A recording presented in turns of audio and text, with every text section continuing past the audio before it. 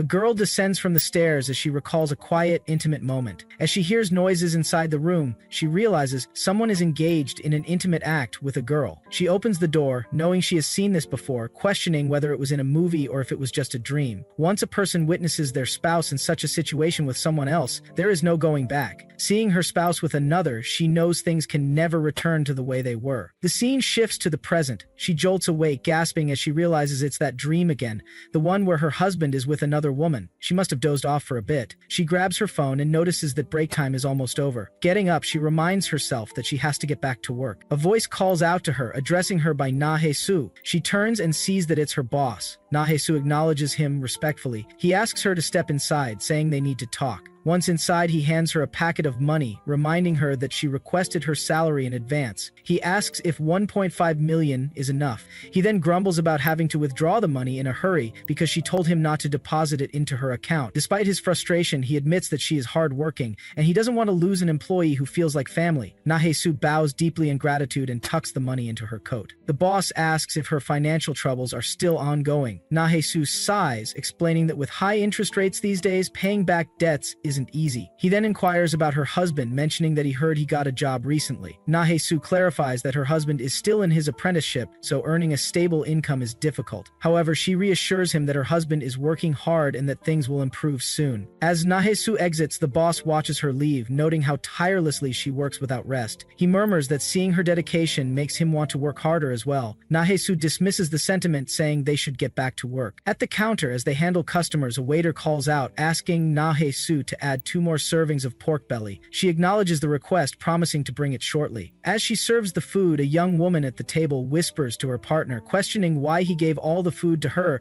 since he hasn't eaten much. The young lad smiles and reassures her, saying that he is taking care of himself and eating well. Watching her eat makes him feel full. Rojong teases him, saying she will feed him. Na-Hae-Soo observes them and thinks that couples in love are beautiful. Whether it's their first romance or their third, their hearts shine as one. Maybe it's because youth itself is beautiful, a time of passionate love and heartbreak. She wonders if this means her lukewarm life has already passed its prime.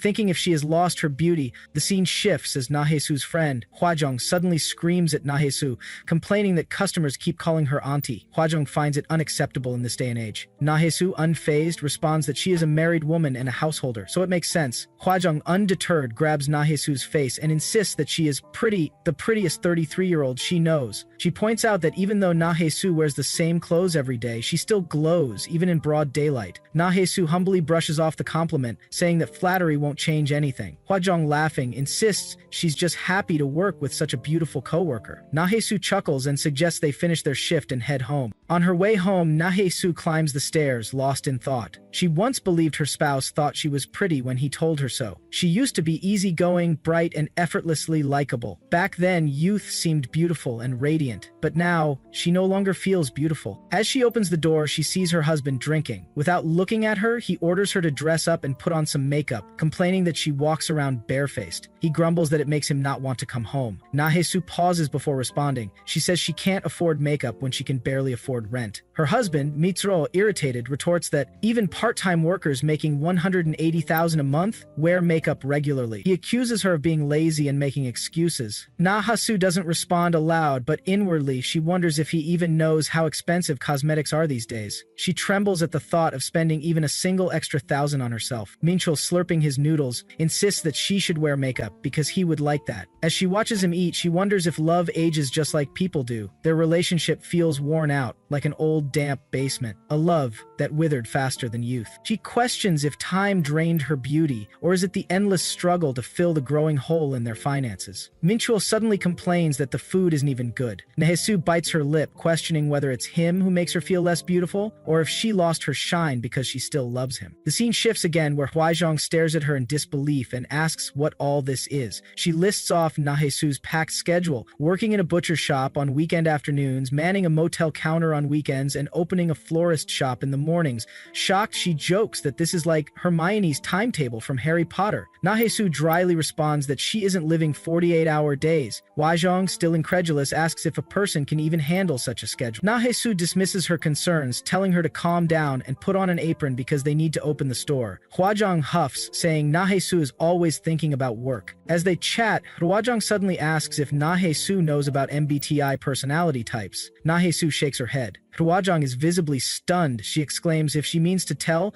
that she doesn't even know about MBTI, to which Na-hae-soo shrugs to deny. Hwa-jong laughs, saying that Na-hae-soo really does nothing but work. Since becoming an adult, she hasn't taken a break, except for the time she went to the ER with the flu at 24. At first, she was busy managing married life at a young age without any help from her parents. Then came the financial burdens. Minchul would apologize, trying to cheer her up, but it never really worked. One day he approached her, looking guilty. She immediately asked how much this time, how much money he had borrowed under her name. Instead of answering, he hugged her and asked if she was willing to forgive him. When faced with debt, she didn't feel particularly sad or depressed. She simply accepted it. She thought if she worked hard enough, she would pay it off someday.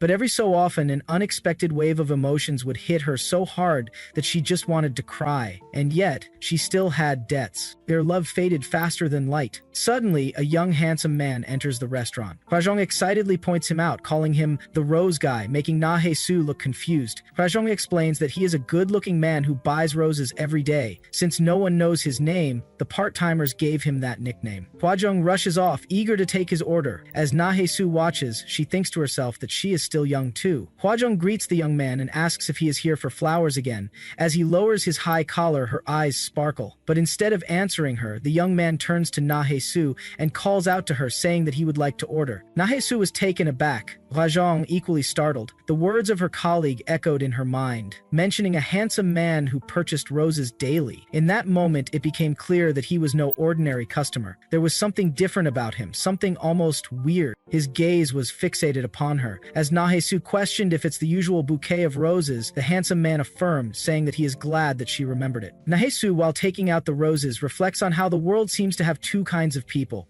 Those who stand at the center of everyone's attention, like the protagonist of a novel or movie, and those who are mere extras in a story no one cares to hear about. Glancing at the man nearby, she assumes he belongs to the former group, while she sees herself as part of the latter. As she picks up the bouquet and hands it to the man, she remarks that he's back with the bouquet he previously offered, thinking that he always seems to take the lead, much to her annoyance. Perhaps that's why this man, who suddenly barged into her life, once indifferent to everything except work and her husband, has left such a deep impression on her. After he leaves, Hwa-jong praises how amazing it was and asks if she noticed how he stood right there but only wanted her to handle the order. Na-hae-soo replies that she suspects the man came because of her, noting that he only appears on weekend mornings when she's around and has never spoken to her boss. To her surprise, Na-hae-soo admits it's her first time truly noticing him, which shocks Hwa-jong. Can't believe Na-hae-soo never saw such a man, considering he's been coming in for several months to buy flowers daily. Na-hae-soo, slightly taken aback, wonders if that's true, recalling that she did seem to prepare a similar bouquet each day. Hwa-jong, checking the schedule, comments that it's understandable given how busy Na-hae-soo stays, but still questions how someone like him could go unnoticed. After all, she still remembers the face of a handsome man she saw on the subway 10 years ago. With a teasing smile, she suggests the man might actually be interested in Na-hae-soo. Na-hae-soo shrugs it off, asking her to stop talking nonsense and get back to work. Hwa-jong insists it's not nonsense, questioning if Na-hae-soo didn't notice how he was looking at her earlier. Na-hae-soo, unimpressed, jokes about whether the young man had taken some strange medicine to fancy an older woman, adding that he looks at least 10 years younger than her. Hwa-jong dismisses the remark, claiming Na-hae-soo knows nothing. After all, dating older women has become a trend, and one never knows. Maybe he's genuinely interested, considering how pretty she is. While Na-hae-soo quietly smiles, smelling the roses, she remarks sarcastically that if she's considered pretty, then all the truly beautiful people must already be dead. Hwa-jong, unfazed, insists it's true, and asks if people don't often tell her that. Na-hae-soo recalls how someone did mention it recently, though she knew it was nothing more than a kind lie meant to comfort a tired woman. It had felt more awkward than flattering, though slightly amusing given how unloved she was by the man at home while hearing such compliments from others. When Hwa-jong playfully suggests they might make a good match, Na-hae-soo cuts her off by revealing that she already has a man. This revelation leaves Hwa-jong stunned, prompting her to question if it's really true. Na-hae-soo nods, affirming her words. Hwa-jong, still in disbelief, remarks that she had no idea idea and scolds Nahesu for not sharing it earlier, expressing surprise that Nahesu has a husband and asking what kind of person he is. The scene shifts to Nahesu's home as Minchul enters, cursing about how tired he is and asking for a glass of water. He grumbles, wondering if there's anything besides plain water. Nahesu informs him that there's barley tea, though it hasn't cooled down yet. He asks her to add some ice, mentioning that he's going to shower. After his shower, he lies down beside Nahesu, clearing his throat as he tentatively reaches out to touch her. Minchul finds it strange that despite not working out, her body still seems the same. Not long ago, one of his friends had boasted about dating a younger woman, though her figure wasn't as good as Nahesu's. Still, he had let it slide, assuming it was because Nahesu often wore baggy clothes. He notices her body, thinking how good it feels in his hand, though it's been a while since they've desired each other. Yet, he can't help but wonder why she doesn't react to his touch. He asks if she's asleep, prompting Nahesu to open her eyes and deny it. Frustrated, he questions why she isn't responding, adding that she's not a wooden doll. He grumbles about wanting things to be enjoyable and expects her to reciprocate. When Nahesu quietly explains that she's just a little tired, he snaps, asking if she thinks she's the only one working. He reminds her that he's juggling several part-time jobs as well. Eventually, he sighs and tells her to forget it, muttering that he shouldn't have expected anything different as he turns away. Nahesu drifts off to sleep and the next day begins. Her weekends start at 6 a.m. The flower shop doesn't open until 8 a.m., but she has to wake up early to prepare breakfast for Minchul. Of course, she must close the door quietly and cook carefully so that Minchul isn't disturbed by the noise. Since Minchul dislikes reheated food and refuses breakfast without fresh soup, Nahesu makes him a new batch every morning, no matter how simple it is. In the end, the one who prepares breakfast often leaves the house on an empty stomach, rushing to work on time. Nahesu sighs, thinking about how quickly time passes. Arriving at the store, she stifles a yawn, thinking she just needs to hold on until lunch, as her hunger is already creeping in. When a customer walks in, she greets him, asking if he's there for flowers. The young man nods, confirming her guess. Nahesu realizes it's that man, the rose guy. She asks if it's the rose bouquet, stating that it's about 10 roses, and the man politely affirms. Now that she looks at him closely, Nahesu notices that not only is his face strikingly handsome, but his voice is equally captivating, a slow, low tone that responds with a courteous yes. For some reason, the sound leaves her ears feeling oddly ticklish. Handing him the receipt, she informs him that there are a few pending orders, so it might take a while. She invites him to sit and wait. The young man lingers near her, lightly touching the receipt beside her. Startled, Nahesu wonders if he heard something just now.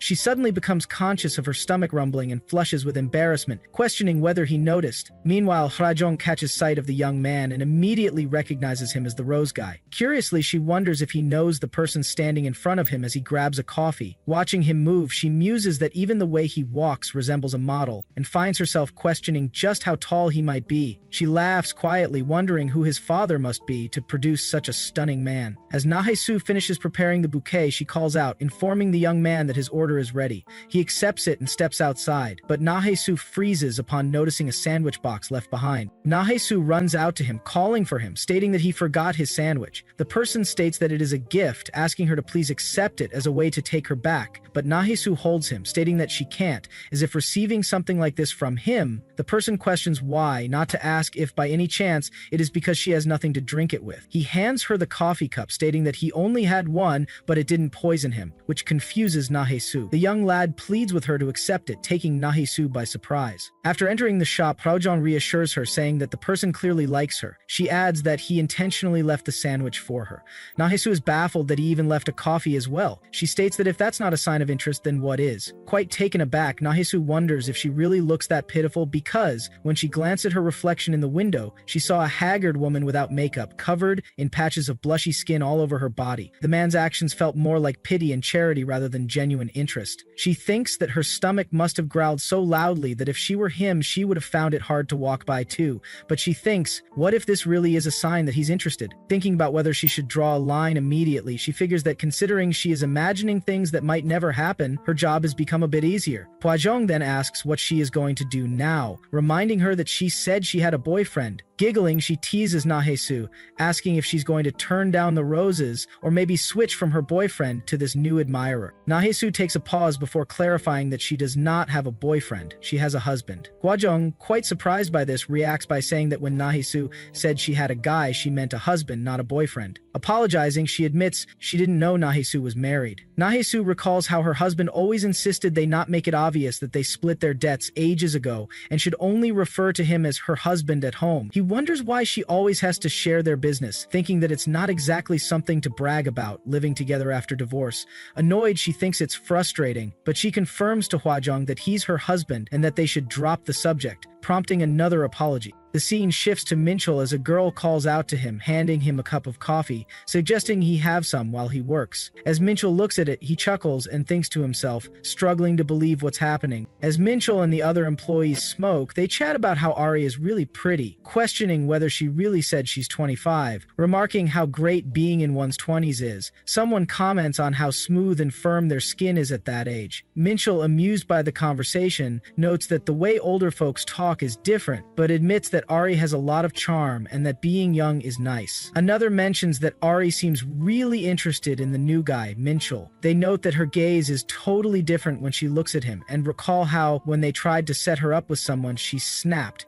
insisting she wasn't interested. Another employee comments that Minchul is good looking and must be around 33, which is the perfect age to meet someone, especially since he's single. As Heiji and her friend walk just beside the alley, Minchul confirms that he indeed is single.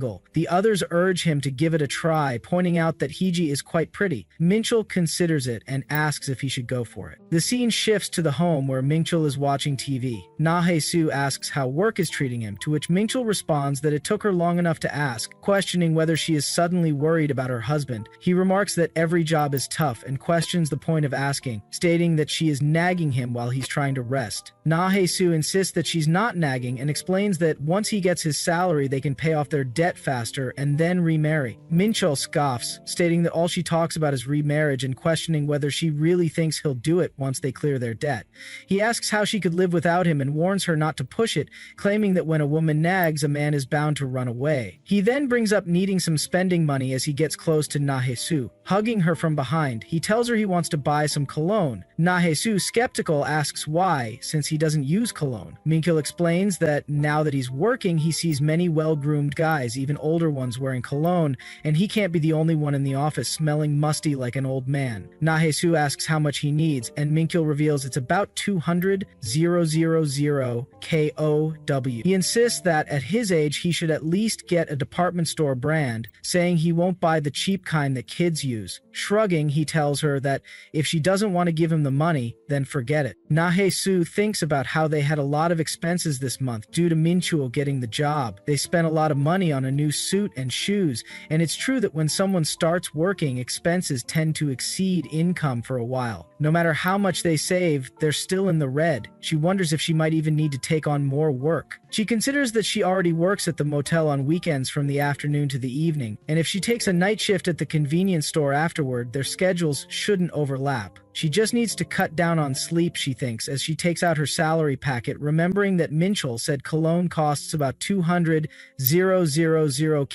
RW. She writes a memo to buy the cologne with money set aside later. To Na-hae-soo, it feels like she's been given 24 hours to solve a puzzle. She divides her day into pieces, filling the remaining time with work, all for their happy family, their happy home. The scene shifts to a couple of friends who question each other about what made one of them suggest dinner today.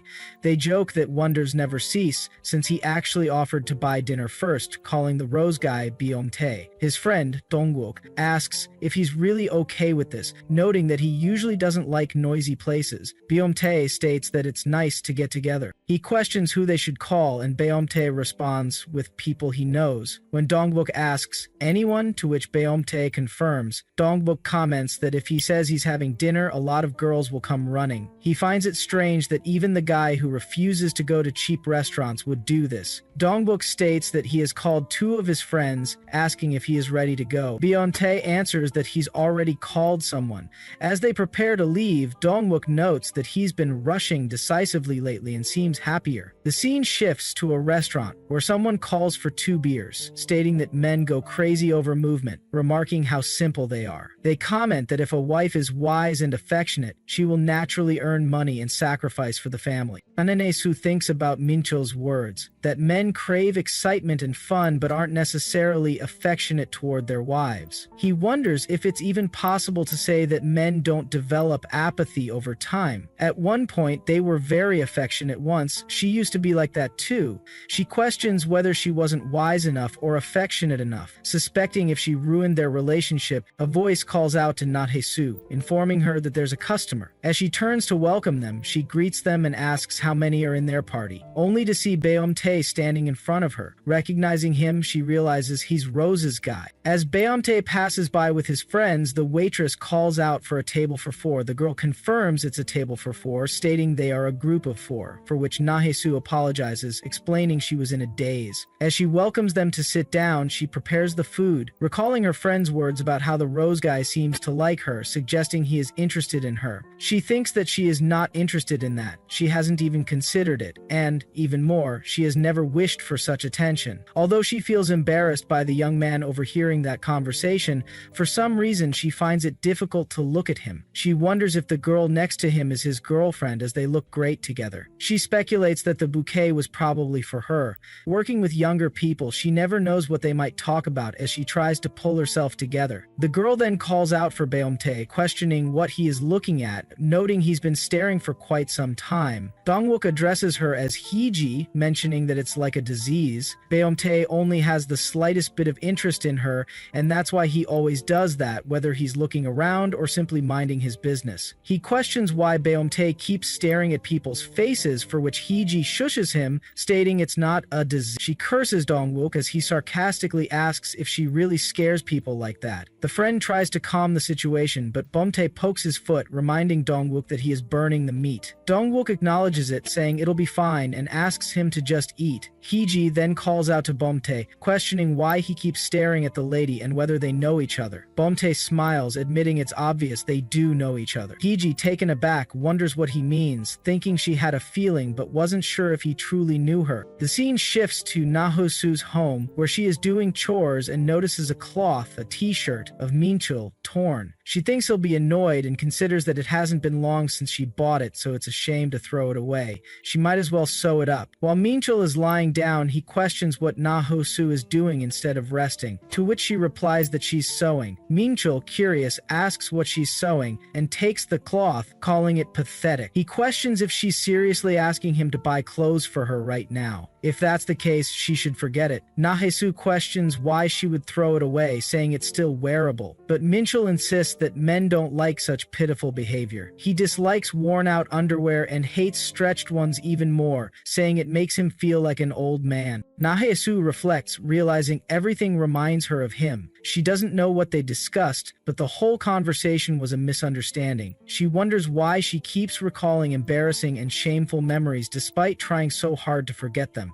Nahesu asks Minchul to give the cloth back, for which he sighs, saying whatever he says always ends up sounding depressing. He pulls her up, stating she has no charm, no mood, and no clue about being a woman. Yet, despite all that, he still wants to live with her, claiming he is the only one for her, to which Nahesu quietly agrees. In winter, a chilling cold pierces through the walls of their semi-basement apartment, stinging their skin. Trapped in a narrow, run-down house, their lives remain strictly ordinary, yet unfortunate. She might hate living like this, but she endures it all because of him. The next day, as Nahesu packs food, the weather report mentions a chance of rain in the afternoon, expected to continue until late at night. Nahesu thinks it will probably rain until evening and decides to take an umbrella with her. She wonders which one is still intact, concluding that one looks fine while the other is tattered. Since the worn one still works, she decides to use it a little longer and let Minchul use the better one. The scene shifts to the office, where Minchul calls out for Ari, asking where she's headed.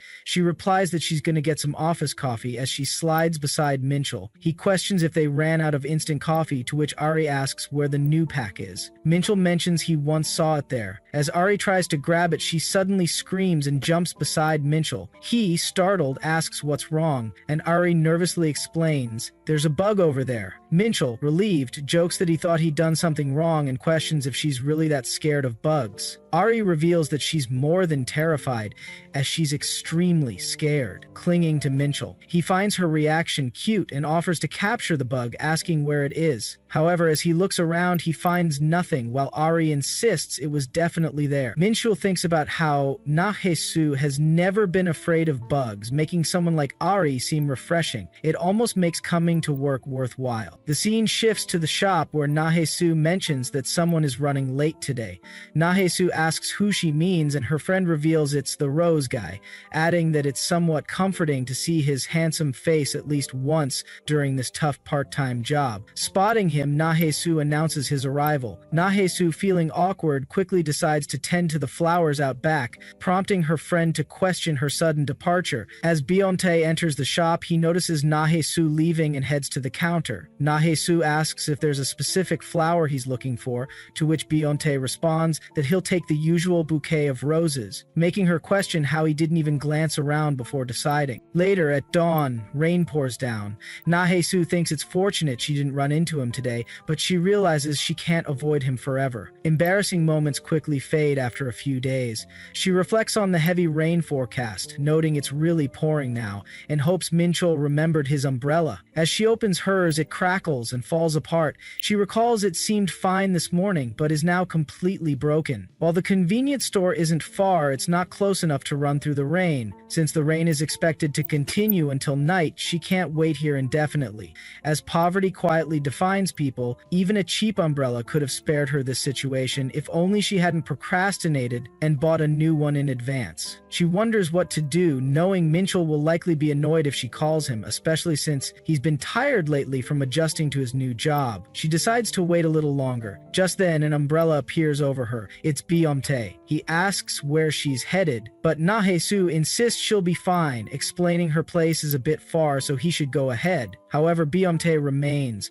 pointing out that the rain is supposed to last until dawn and suggesting they share an umbrella. Hearing this, Nahesu thought it was as if the sky was mocking her for making such a presumptuous mistake. The whole situation made it nearly impossible for her to avoid this man. She believed he had only made a kind offer out of the goodness of his heart. If she had continued to refuse, it would have been strange, as the situation was already a little awkward. But Nahesu thanked him, thinking they might as well share the umbrella. Walking through the rain, Nahesu realized they were on their way home. Contrary to her expectations, the man didn't say a single word. However, thanks to the heavy rain, sharing a one-person umbrella didn't feel as awkward as she had imagined. He walked at an unusually slow pace for someone of his uncommon height. Even Minchel, who was also tall, always lagged behind when they walked together. Perhaps it had become a habit ingrained in him from once being concerned about someone. Nahesu eventually mentioned that his girlfriend might not like this, questioning what would happen if she found out he had shared an umbrella with a stranger. Bionte simply asked who said he had a girlfriend, prompting Nahesu to question if it wasn't the woman she had seen with him at the barbecue restaurant. He clarified that she wasn't his girlfriend, just a friend, making Nahesu wonder if that was truly the case. He moved closer to Nahesu, insisting that it was true and asking her to believe him. Taken aback, Nahesu replied that she did, though the words felt strange to her, as if she couldn't fully grasp the situation. Just then, from behind, a car rushed by, and Bionte quickly pulled Nahesu aside to protect her from the splashing water. Apologizing, he explained that the car had come too fast, and he had been worried she might get hurt. Nahesu reassured him she was fine, though she couldn't help but think how frightening the situation had been. Feeling uneasy, she remarked that he was tall, noting how he had completely shielded her from getting splashed. He simply affirmed it, and Nahesu couldn't shake the thought that this was more than just her imagination. There was no way someone would do such a thing for a complete stranger. Now that she noticed the other side of his coat was completely soaked, while her clothes were barely wet, she wondered if she should ask if he was interested in her. If that was the case, she thought she should draw the line immediately. Nahesu asked why he was being so kind to her, prompting him to smile and admit that she had figured him out, saying he had motives. Nahesu flinched at his words as he clarified that he simply wanted to get to know her. Nahesu dismissed it while Beomte questioned why not. She pointed out that he was young and seemed popular among women, asking why he was trying to date an older woman. In response, he questioned why being younger and popular should stop him from getting along with someone older. Nahesu firmly told him it couldn't happen and asked him to stop, as they had already arrived. Standing at her doorstep, Nahesu thanked him for the day, to which he asked if they would continue being strangers. Nahesu confirmed they should, and the man nodded, saying he had heard her clearly before walking away. Watching him leave, Nahesu thought he would have been more stubborn, but he had accepted her words more easily than expected. The sight of his retreating figure after such an obedient response felt strangely solid and poignant. Descending the stairs, Nahesu wondered how he had ended up interested in someone like her. Perhaps it was because he was still young, and sometimes it was just curiosity. Entering her home, she realized Minchul hadn't taken the umbrella with him. Remembering the words spoken at her shop, she thought someone would have to pick one up in front of the company, and Minchul would probably appreciate it. The scene shifted as Nahesu, carrying the umbrella, arrived at Minchul's office. Standing outside, she rang out for him, but there was no response. It seemed their plans had fallen through, and he hadn't even seen the text she had sent about picking him up, likely because his phone battery had died. She regretted coming all this way without confirming or making any plans and decided to head back home, until she saw Minchul sharing an umbrella with another girl. Approaching them, Nahesu stared intently, prompting the girl, Adi, to question Minchul about the woman watching them. Minchul tried to act casually, asking Nahesu what was going on and whether she had come to pick him up despite the heavy rain. Attempting to smooth things over, Minchul explained that it was just a family matter, prompting Ari to apologize. Minchul quietly whispered that Nahesu was a close friend, almost like a relative, hoping to make Ari leave without further questions. Bidding farewell, Minchul told Ari he would use the umbrella instead, to which she nodded and walked away. Turning to Nahesu, Minchul asked why she had come all the way to pick him up without asking first, noting how unlike her it was to do something so considerate. When Nahesu didn't respond, Minchul pressed further, asking what she was doing and whether they were leaving. Nahesu, still bothered by what she had seen, asked about the girl's identity, referring to the woman from earlier. Minchul clarified that it was Ari, someone he worked with at the same company. Seeing Nahesu's expression, he asked if she really thought everything came down to attraction between men and women. Nahesu tried to deny it, but Minchul urged her to calm down, suggesting that maybe it was because she had few friends or people to contact.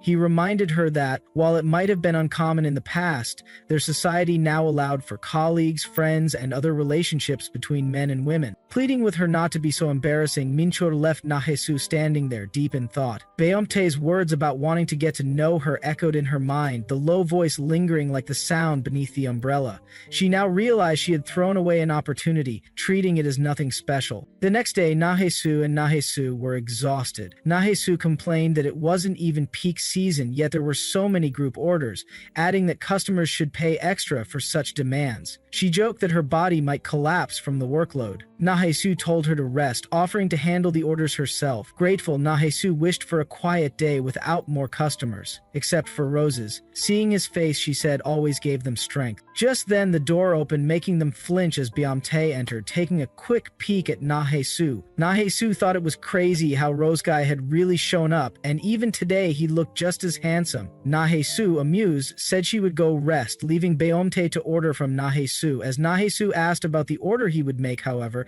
instead of ordering, Beomte ignored Nahesu and quietly walked past her. Afterwards, 2 weeks passed, and Minchul often came home late, working even on weekends because he was busy. Other than that, everything seemed like any other day, until she told the Roses guy that they would never be acquaintances again, and Beomte quickly moved out of her life. Thinking about those words, Nahesu found it odd how obediently he had stepped away, making it seem like his interest in her was nothing more than fleeting curiosity. She thought it was fortunate that it hadn't been a profound feeling. Deep emotions often left scars that couldn't be erased. She fell asleep the night before without even seeing Minchul come in, and hadn't heard from him since, making her wonder if he had gotten to work safely. As a customer called out to order 4 servings of pork belly, Nahesu offered to take care of it. The customer's employee asked how he felt about coming here, suggesting that he must be feeling better after his divorce. The boss agreed, saying he was glad not to hear his ex-wife's annoying nagging anymore. He added that he didn't feel awkward sitting next to a young employee at work, mentioning how the company was growing steadily. They agreed that once business stabilized, they could enjoy their second youth. The boss took a peek at Nahesu, thinking it would be perfect if he could start a new life with someone like her. He had been watching her during company dinners at the restaurant, noticing how hardworking she was,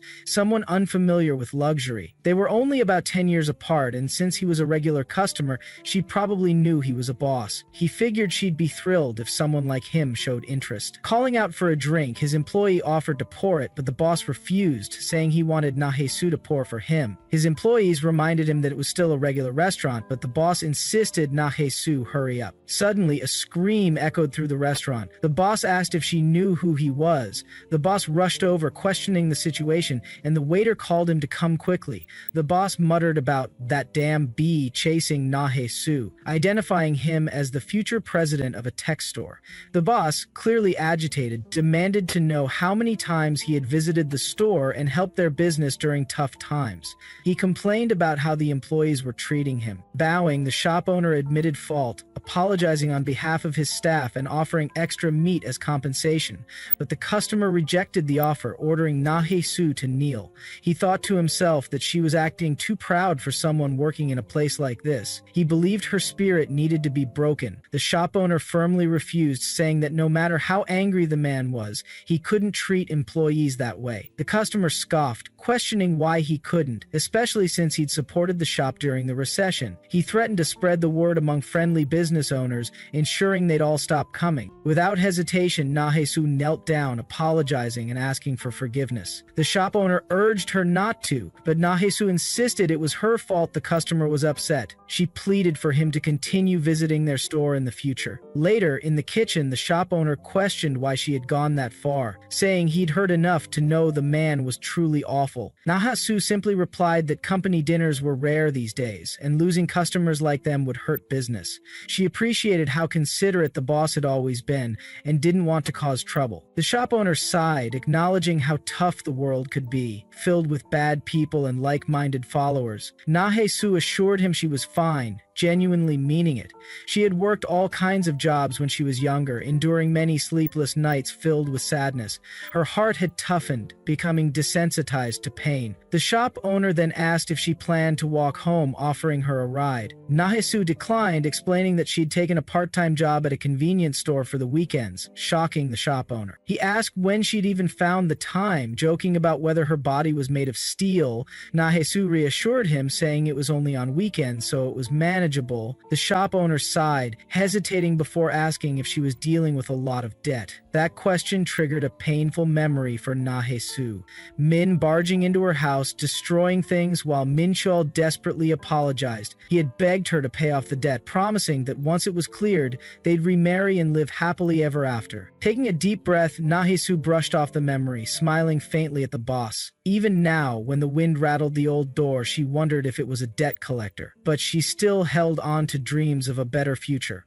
As the unpleasant customer stumbled out, dizzy from drinking, he muttered how refreshing it had been to see her on her knees. If he had spoken nicely, she would have obeyed right away, but she hadn't. He wondered if she even knew who he was, convinced that someone pretty like her shouldn't expect to go unnoticed. He believed he had to break her spirit first, so she'd treat him well later. Now that he'd scolded her, he figured if he acted kind next time, she might fall for his unexpected charm. Chuckling to himself, he didn't notice Bionte quietly following him. The man thought he'd return next week and speak to Nahesu privately. Just then, Bionte kicked him, sending him sprawling. Furious, the man demanded to know who he was and if he had a death wish. Without flinching, Bionte grabbed his head, coldly asking who really wanted to die. The man, shocked by the pain, froze as Bionte demanded he hit back, daring him to try. Cursing, the man barked that Bomtae didn't even know how to respect his elders. He bragged about his boxing days and threw a punch. Bomtae barely flinched, smirking as he asked if that was the best the man could do. Confused and angry, the man snapped, questioning who Bomtae even was. Bomtae simply replied if he doesn't know, as this is his chance to find out, before knocking him down with a flurry of punches. The scene shifted to the convenience store where Nahe-su was working. There was plenty to do at night, but the peace of working alone felt easier. With few customers around, she leaned on the counter, dozing off until someone walked in. She looked up and froze. It was Rose's guy. Seeing him, she wondered if they really lived in the same neighborhood. They'd already run into each other at the flower shop, the restaurant, and now here. Since she was the only one working, there was no avoiding him. Thinking they were supposed to be strangers, Nahe-su resolved to treat him like any other customer. But as she turned to face him fully, she noticed the bandage on his face. As she turned to his face, she was left shocked as she questioned what the hell happened to his face. She was bewildered to see Beomtae's face, realizing that he had bruises and a busted lip. No matter how she looked at it, it was real. She wondered what kind of wicked person would beat a child to such an extent. Troubled, she questioned what she should do, as they were supposed to be strangers. Turning her face away, she mused that this wouldn't do. If he just put a bandage on without applying any medicine, it would only get worse. As there was no response from Beomtae and Nahe-su for a minute, Nahe-su speculated whether he thought she was meddling. It did seem a bit reckless to suddenly intervene when she wasn't supposed to,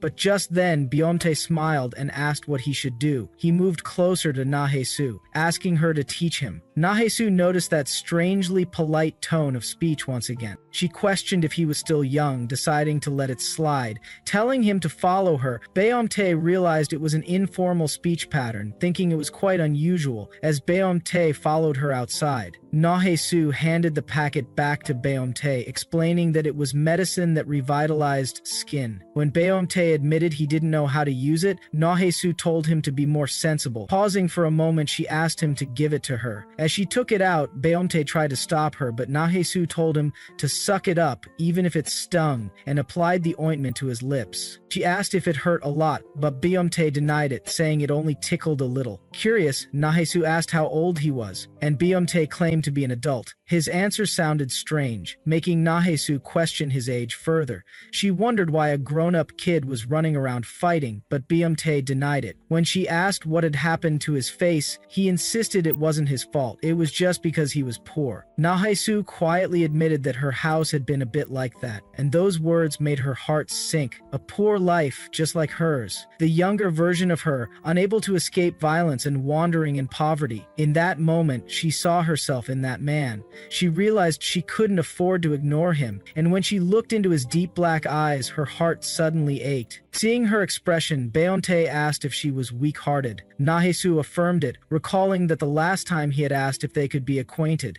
This time she agreed, saying they should get to know each other. Beomtae teased, asking if he could call her Nuna, but Nahe-su firmly denied it, telling him to call her Auntie instead. Beomtae agreed, and then, smiling, he praised God. When Nahe-su asked what that was for, Beomtae turned his face away, thinking it was because he felt sorry for her. The scene shifted to a bar where Minkle was partying with his employees. He was only on his third round, wondering why he would even want to go back to that shitty house. Adi, sitting nearby, was already drunk. When her boss offered her another drink, she hesitated, prompting him to ask if she was refusing his offer. Ari quickly denied it and poured the drink. Minchel knew it was a mix of soju and beer for 5 people, while Ari, feeling lightheaded, realized she had already had so much soju that her complexion was off. She was on her third round because of Minchel, and she wondered why they were all so excited. It was getting annoying. Minchel poured another drink, slid it toward Ari, and took her glass, trying to impress her. He told her to drink, claiming it was just beer. Ari felt butterflies in her stomach, excited by the moment as if she loved it. The employees teased Minchel, asking about his taste in women.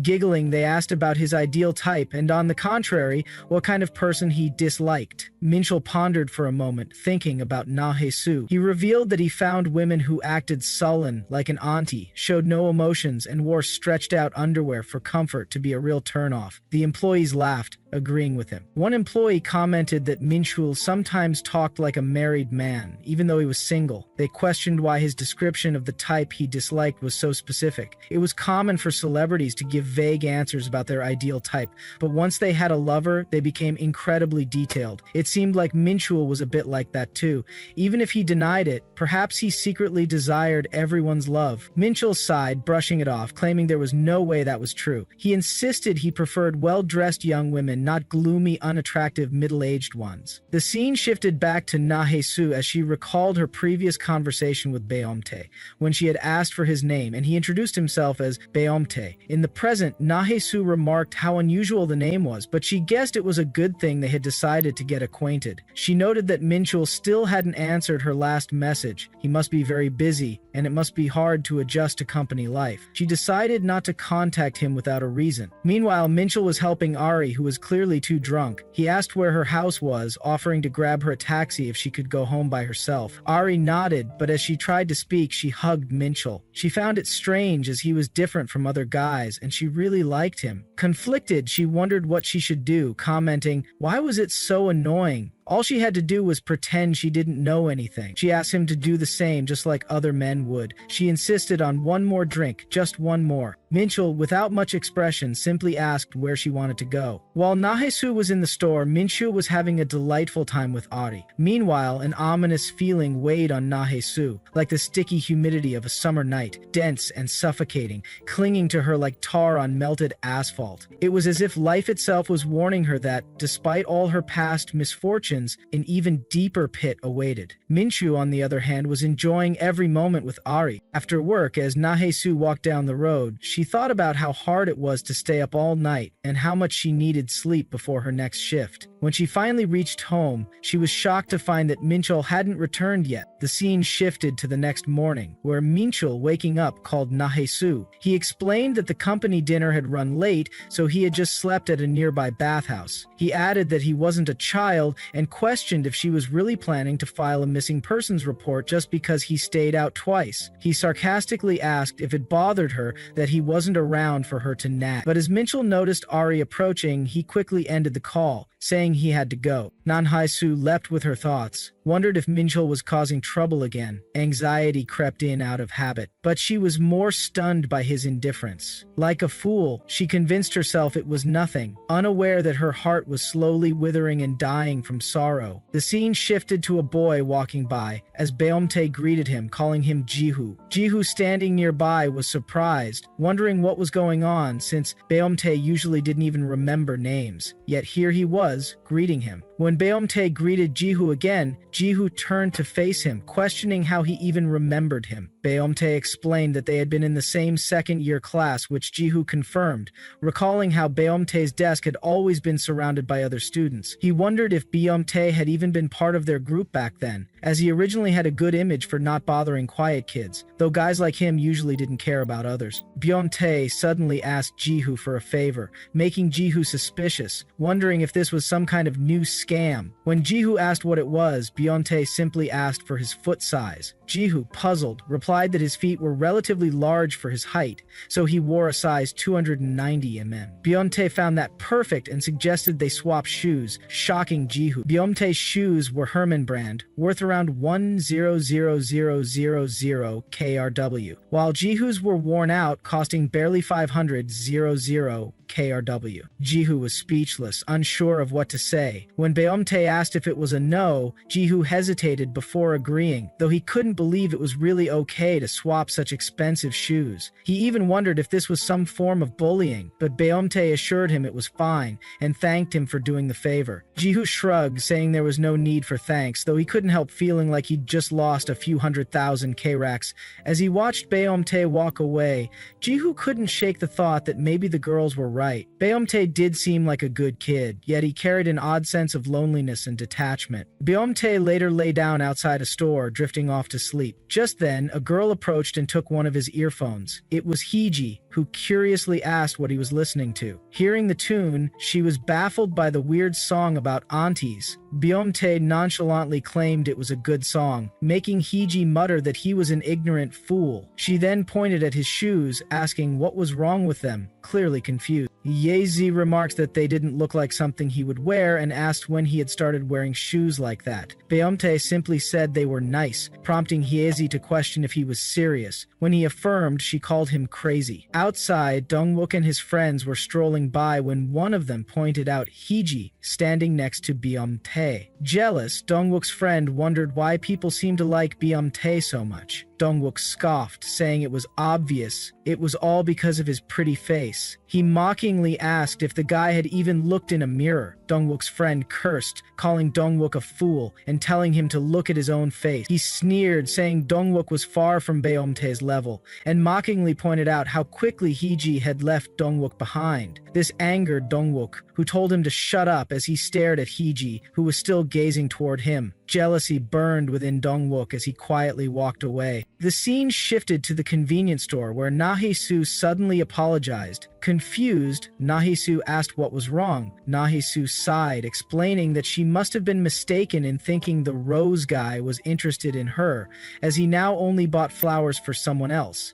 Every time she saw that, it made her feel like she had caused an unnecessary misunderstanding, and she felt a little guilty. Nahesu silently recalled a previous encounter between them and decided not to mention it. After all, Nahesu looked happy, even daydreaming about Beomte, saying his voice was so nice that she couldn't wait for him to visit again. Just then, Beomte entered the shop, smiling. Nahesu froze, shocked to see someone had scratched the face of what she considered a natural treasure. As Beomte approached Nahesu, he casually mentioned that he was there to buy flowers. Nahesu, taken aback, suddenly realized how close he was. She asked what he would like, but Beomte smiled, saying she already knew his order. They knew each other now, after all. Nahesu stood up, saying she'd prepare the rosé bouquet, and asked him to wait. As she stepped outside to get the flowers, Beomte followed her, glancing around before asking if the store had any special deals for acquaintances. Nahesu flatly replied that there weren't any. Beomte then joked about whether there was at least a discount for someone the employee knew. Nahesu, watching the interaction, was frozen in shock, wondering what on earth was happening between the two. Beomte shrugged off the discount and casually asked what Nahesu was doing later, prompting her to warn him that if he kept pushing, he'd definitely get scolded. Inwardly, Beomte couldn't help but smile, almost wishing for that scolding. After work, as Nahesu left the shop, Beomte asked what she was planning to do. She apologized, explaining that she had to return to work and didn't have time to spend with him.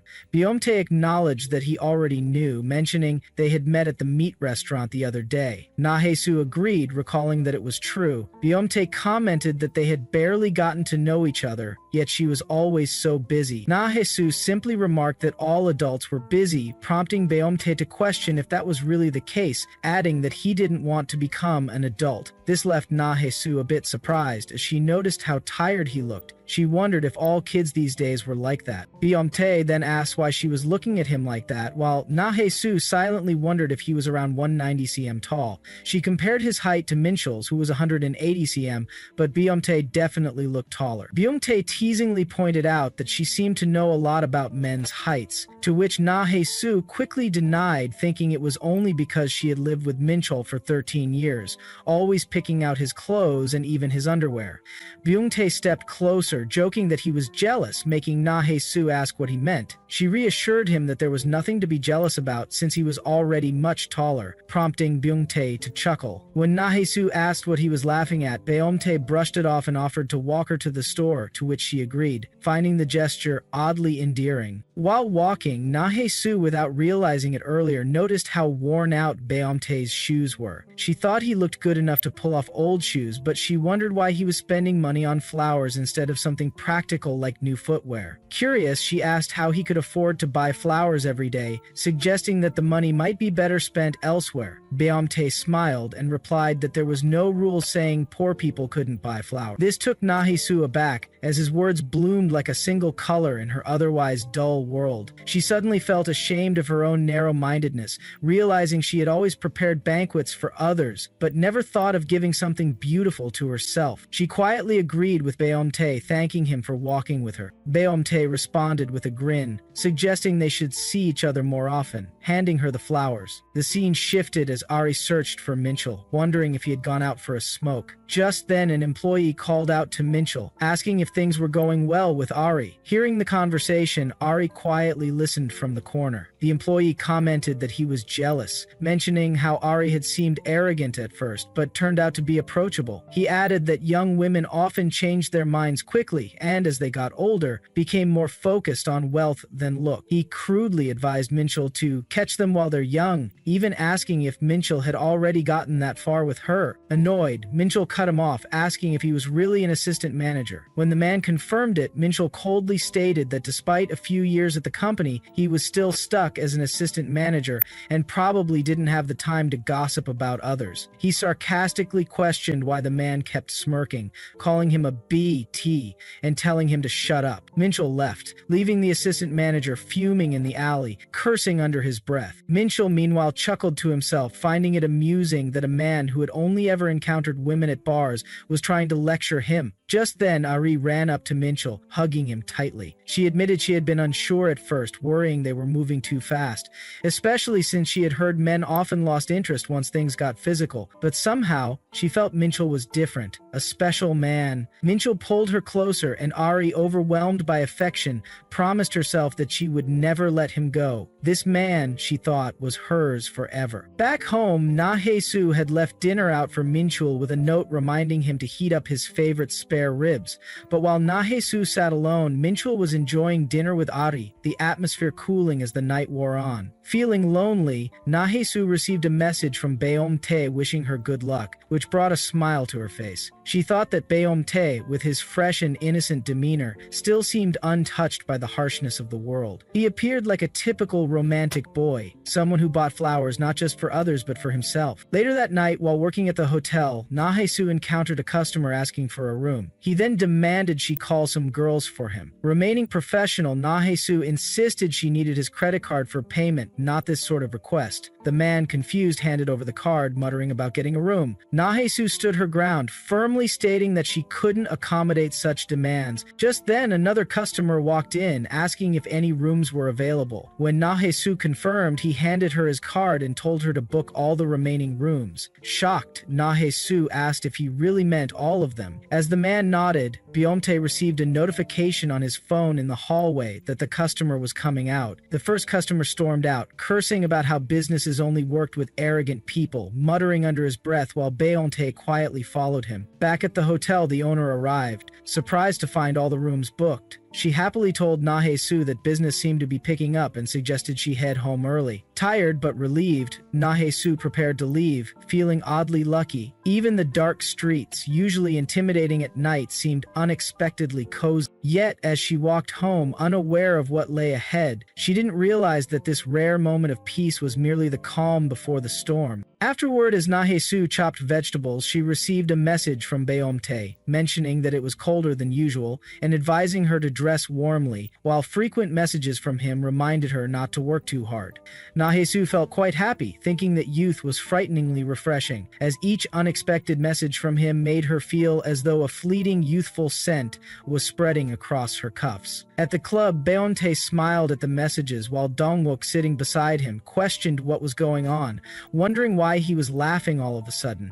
Baeom-tae mentioned that someone was ignoring his calls, a girl, prompting Dongwook to tease him. Dongwook assumed Baeom-tae was in contact with the woman and suspected she was the one ignoring his calls, further questioning if Heiji was aware of the situation. The scene shifted to Na-Hae-Soo's house as Minchul approached from behind to hug her, asking what she was making, to which Na-Hae-Soo replied, seaweed soup. Minchul mentioned he would taste it and asked her to feed him. Na-Hae-Soo warned that it was hot and told him to be careful, but Minchul insisted she blow on it and feed him. As Na-Hae-Soo cooled the soup for him, she asked how it tasted and Minchul replied that it was fine, playfully asking whose wife was a better cook. The reason Minchul spoke in a way he normally wouldn't wasn't due to guilt from spending the past few days with another woman. He simply felt a little melancholy watching Na-Hae-Soo cook for him in their home. Regardless of what he did outside, her life seemed destined to remain the same, always. He wondered if it was true that such dynamics could actually strengthen a couple's relationship. Na-Hae-Soo snapped him back to reality, asking if something had happened, but Minchul denied it, expressing gratitude for the money she had given him him to buy perfume. When Nahesu asked if he had bought it, Minchul admitted he hadn't, explaining that he'd been busy and after seeing how hard she worked to earn that money, felt reluctant to spend it. Nahesu reassured him that it was okay and that he could buy it. Minchul thought, as expected, Nahesu was a kind, boring, and peculiar person who seemed fine with anything. Minchul placed his hand on Nahesu's clothes, making her visibly embarrassed. He couldn't help but compare her to Ari as he leaned closer, suggesting they do it just once. Nahesu, taken aback, questioned if he had lost his mind, to which Minchul denied, asking if he looked like a beast who would get angry over such a thing, before telling her to get back to work. To him, Nahesu resembled a flower he had carelessly picked in his youth, a pretty yet unremarkable flower that couldn't thrive without attention, and one that had forgotten how to display its colors. While lying down, Minchul messaged Ari, claiming it was the weekend and he was simply resting at home. Ari asked if he missed her and suggested they meet up. Minchul pondered whether he should go with her, considering he needed to buy perfume anyway, or if he should go with Nahesu instead. The scene shifted to the past, where Nahesu had been strolling around, examining the tag of a piece of clothing and thinking it was far too expensive. Minchul had approached, asking what she was looking at, but Nahesu had brushed it off and moved toward a purse. When Minchul asked if she liked the bag, Nahesu denied it. Minchul remarked that it was a luxury item, likely worth at least 1,000,000 K-Ruks, leaving Nahesu shocked. She wondered what kind of bag could be that expensive before dismissing the thought and suggesting they leave. Minchul cursed under his breath, suddenly reminded of that moment and realizing that Nahesu knew nothing about brands or luxury goods, which made him question why he would choose to go with her. Without further thought, Minchul messaged Ari, suggesting they meet later. The scene shifted to Beomtae, who was notified about photos of Minchul with Ari. Without hesitation, he burned them to ashes. The next day, Nahesu felt drowsy, thinking her eyes kept closing despite having a shift at the convenience store later. Just then, she received a message from Beomtae, asking if he could see her for a bit after work. Nahesu wondered if something had happened, feeling slightly worried, especially after seeing him walking around with a wound. She thought it was odd to worry about someone who wasn't even nearby, but decided to meet him quickly on her way to the next part-time job, figuring that talking while walking might help her stay awake. As Beomtae waited outside, Nahesu eventually came out. Nahesu commented that he looked a little different that day, to which Beomtae simply agreed, making him smile. Nahesu couldn't help but think that his aura seemed unusually mature. While walking down the alley, Nahesu mentioned that she could only spare a little time, prompting Beomtae to ask if she was heading to work again. He reassured her that it was fine and offered to walk her to the convenience store. Nahesu wondered if she had even mentioned the store, but Beomtae continued, remarking on how dark and dangerous the alley was at night. Nahesu, unfazed, reminded him that she was an adult and not easily scared. In response, Beomtae admitted that he was the one who was scared, leading Nahesu to jokingly comment that given his size, he was like a walking barrier. To make her sigh, he moved behind her, asking if he should follow her like that. Nahesu brushed it off, telling him to just follow quietly. As they continued down the alley, Beomtae suddenly noticed marks on her neck and reached out to stop her. Nahesu questioned what was the matter, to which Beomtae replied that it looked like she had a mosquito bite up there. Nahesu pointed out that it was winter and it didn't hurt. Beomtae asked if it was really a bug bite, but Nahesu insisted there were no bugs during winter. As she recalled Minchul's bite, embarrassment washed over her, and she hastily claimed that it must have been a bug bite. Beomtae stepped closer, saying he knew it and offered to put a band-aid on it. Nahesu paused for a moment before letting him, thinking how kind he was and how embarrassing it would be if someone else saw it, deciding to just leave the band-aid on. While applying the band-aid, Beomtae asked why she hadn't replied to him all this time. Nahesu explained that she had saved his number. Beomtae clarified that he wasn't asking about saving his number but about replying. Nahesu hesitated, questioning what she should have replied. Beomtae mentioned that he had been sore from where he got hit yesterday, making Nahesu wonder if he had tried putting on a band-aid without applying any medicine. Beomtae chuckled, saying he'd get sad if she didn't reply. Recalling his cute message, Nahesu realized it was the first time she had ever received such a sweet message from someone. She hadn't known how to respond, or if it was even the kind of message that needed a reply. But after hearing him say he'd get sad if she didn't respond, she felt she might finally understand that feeling of disappointment after repeatedly sending messages without receiving a reply. Turning to Beomte, she apologized, admitting that she hadn't known what to say and that she wasn't used to this kind of contact. With a shrug, she added that it probably wasn't fun being friends with an older woman like her. For Nahesu, her relationship with this kid was more about keeping herself grounded, a lucky encounter she had embraced because of Minchul, who often complained about her lack of friends or regular contacts. Beomte reassured her that there was no need to apologize. He had reached out because he wanted to, and he had only been throwing a tantrum like a little kid. He emphasized that she didn't need to take responsibility for his one-sided emotions. No apologies, no obligations, just do what she wanted, whether it was to avoid making someone sad or simply because she wished to. The scene transitioned to the next day as Nahesu found herself drawn to some flowers. She called out to the shop owner, asking for a single rose priced at 1,000,000. The owner waved her off, insisting she take it for free since it was just one flower. But Nahesu declined, explaining that it was a gift for herself and she wanted to pay for it. As she headed home, she reflected on Beomte's words and how they had lingered in her mind all day. In the midst of her hazy thoughts, one thing became clear. She wanted to buy a flower for herself. She gazed at the rose, thinking how beautiful it was. Just a single flower, yet it made the house feel warmer and more inviting. She pondered whether she should take a photo and send it, wondering if it was too trivial. But upon seeing Beomte's previous messages, she decided to send the picture anyway. Just then, Minchul entered the house, speaking on the phone. He mentioned that he was just stopping by to change clothes, finding the suit uncomfortable, and would wear something casual before heading out. He casually asked Ari if she wanted to come to his house, but quickly changed his mind, suggesting they go to her place instead. As he noticed Nahesu in the room, he abruptly ended the call and approached her, questioning why she was home at this hour. Nahesu explained that she had just stopped by briefly and asked if he had finished work. Minchul denied it, saying he had to go back and was only changing into more comfortable clothes. While heading to the bedroom, he asked where she usually kept his underwear. Nahesu offered to help find them, but Minchul declined, saying he'd manage on his own. As he passed by, his eyes landed on the flower. Curious, he asked what it was.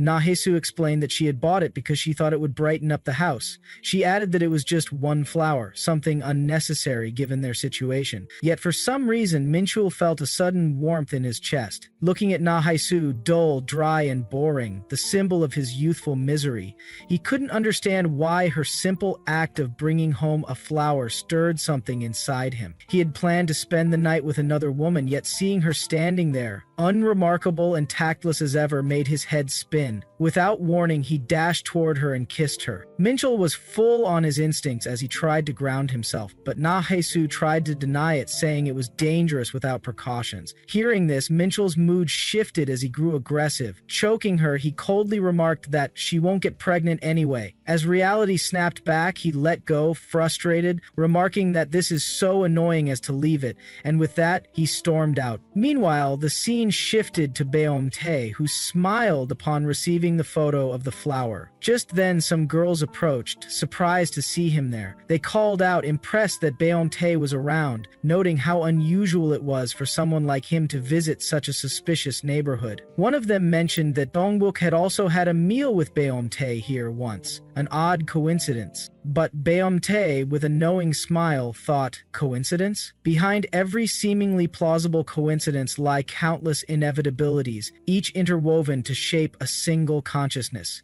He mused that it probably wouldn't be long now. The end of this story had already been decided from the start. It was destined to be a short story, one that would inevitably bring tears. As the scene shifted back to Nahesu, she walked to the washer, only to find lipstick marks on the shirt, leaving her frozen in place. The scene shifts toward Minchul in the parking lot, where Ari comes in to ask what they should have for dinner, while Minchul pulls her into the car, making Ari wonder what they are doing. Since this is her first time experiencing this, she feels embarrassed, and the last time, she was too drunk to see properly. However, she thinks it's hard and big as they get into the act. Ari mentions that today is a safe day, prompting Minchul to go at it harder. The scene shifts to Nahesu, who is worried about the lipstick mark as she stumbles upon the glass, causing it to break. Just in, Nahesu asks if she got hurt, to which Nahesu denies it, saying she's fine and will clean up the mess. Although it was clearly another woman's mark and she herself doesn't wear makeup, it seemed unlikely to be be a big deal. There must have been some unavoidable circumstances or an amusing incident. Perhaps someone failed to see ahead and bumped into Minchul. It couldn't be anything serious, just a trivial thing, as nothing significant had happened. Yet seeing Minchul's scary eyes and hearing his threat not to be anxious made her heart tremble. She muffled the sound of her crying as if to hold back tears that refused to fall. Just in, a customer was berating her friend, claiming that the person had cheated on her. She reminded her friend that she had warned her from the very start, questioning what kind of nonsense it was about not being able to settle down simply because there were no kids. She further argued whether it was their fault that she couldn't have children,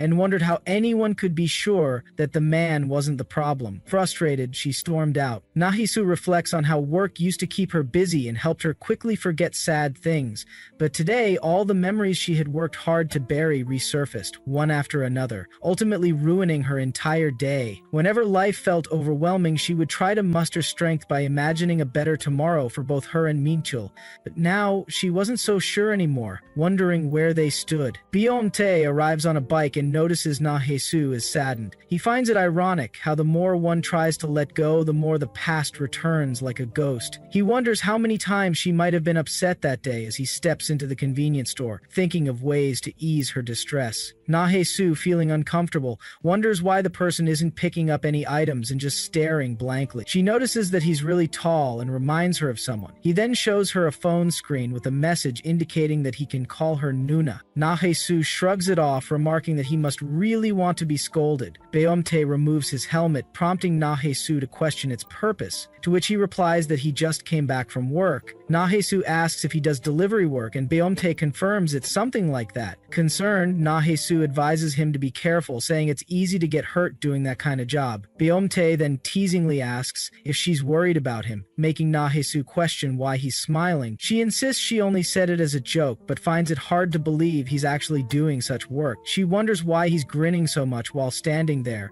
and eventually asks why he's even there. Beomte reveals that he's hungry. Nahesu questions if he hasn't had dinner, and Beomte denies it. She then criticizes the situation, wondering what kind of business leaves a kid hungry, calling it a real joke. Beomte recalls spying on Minchul and witnessing what had happened. He states that he has no choice, moving behind Nahesu and emphasizing how important it is, making her think he must be struggling. After all, he can't afford to take breaks from work, but letting someone go hungry still seems unacceptable for someone like him.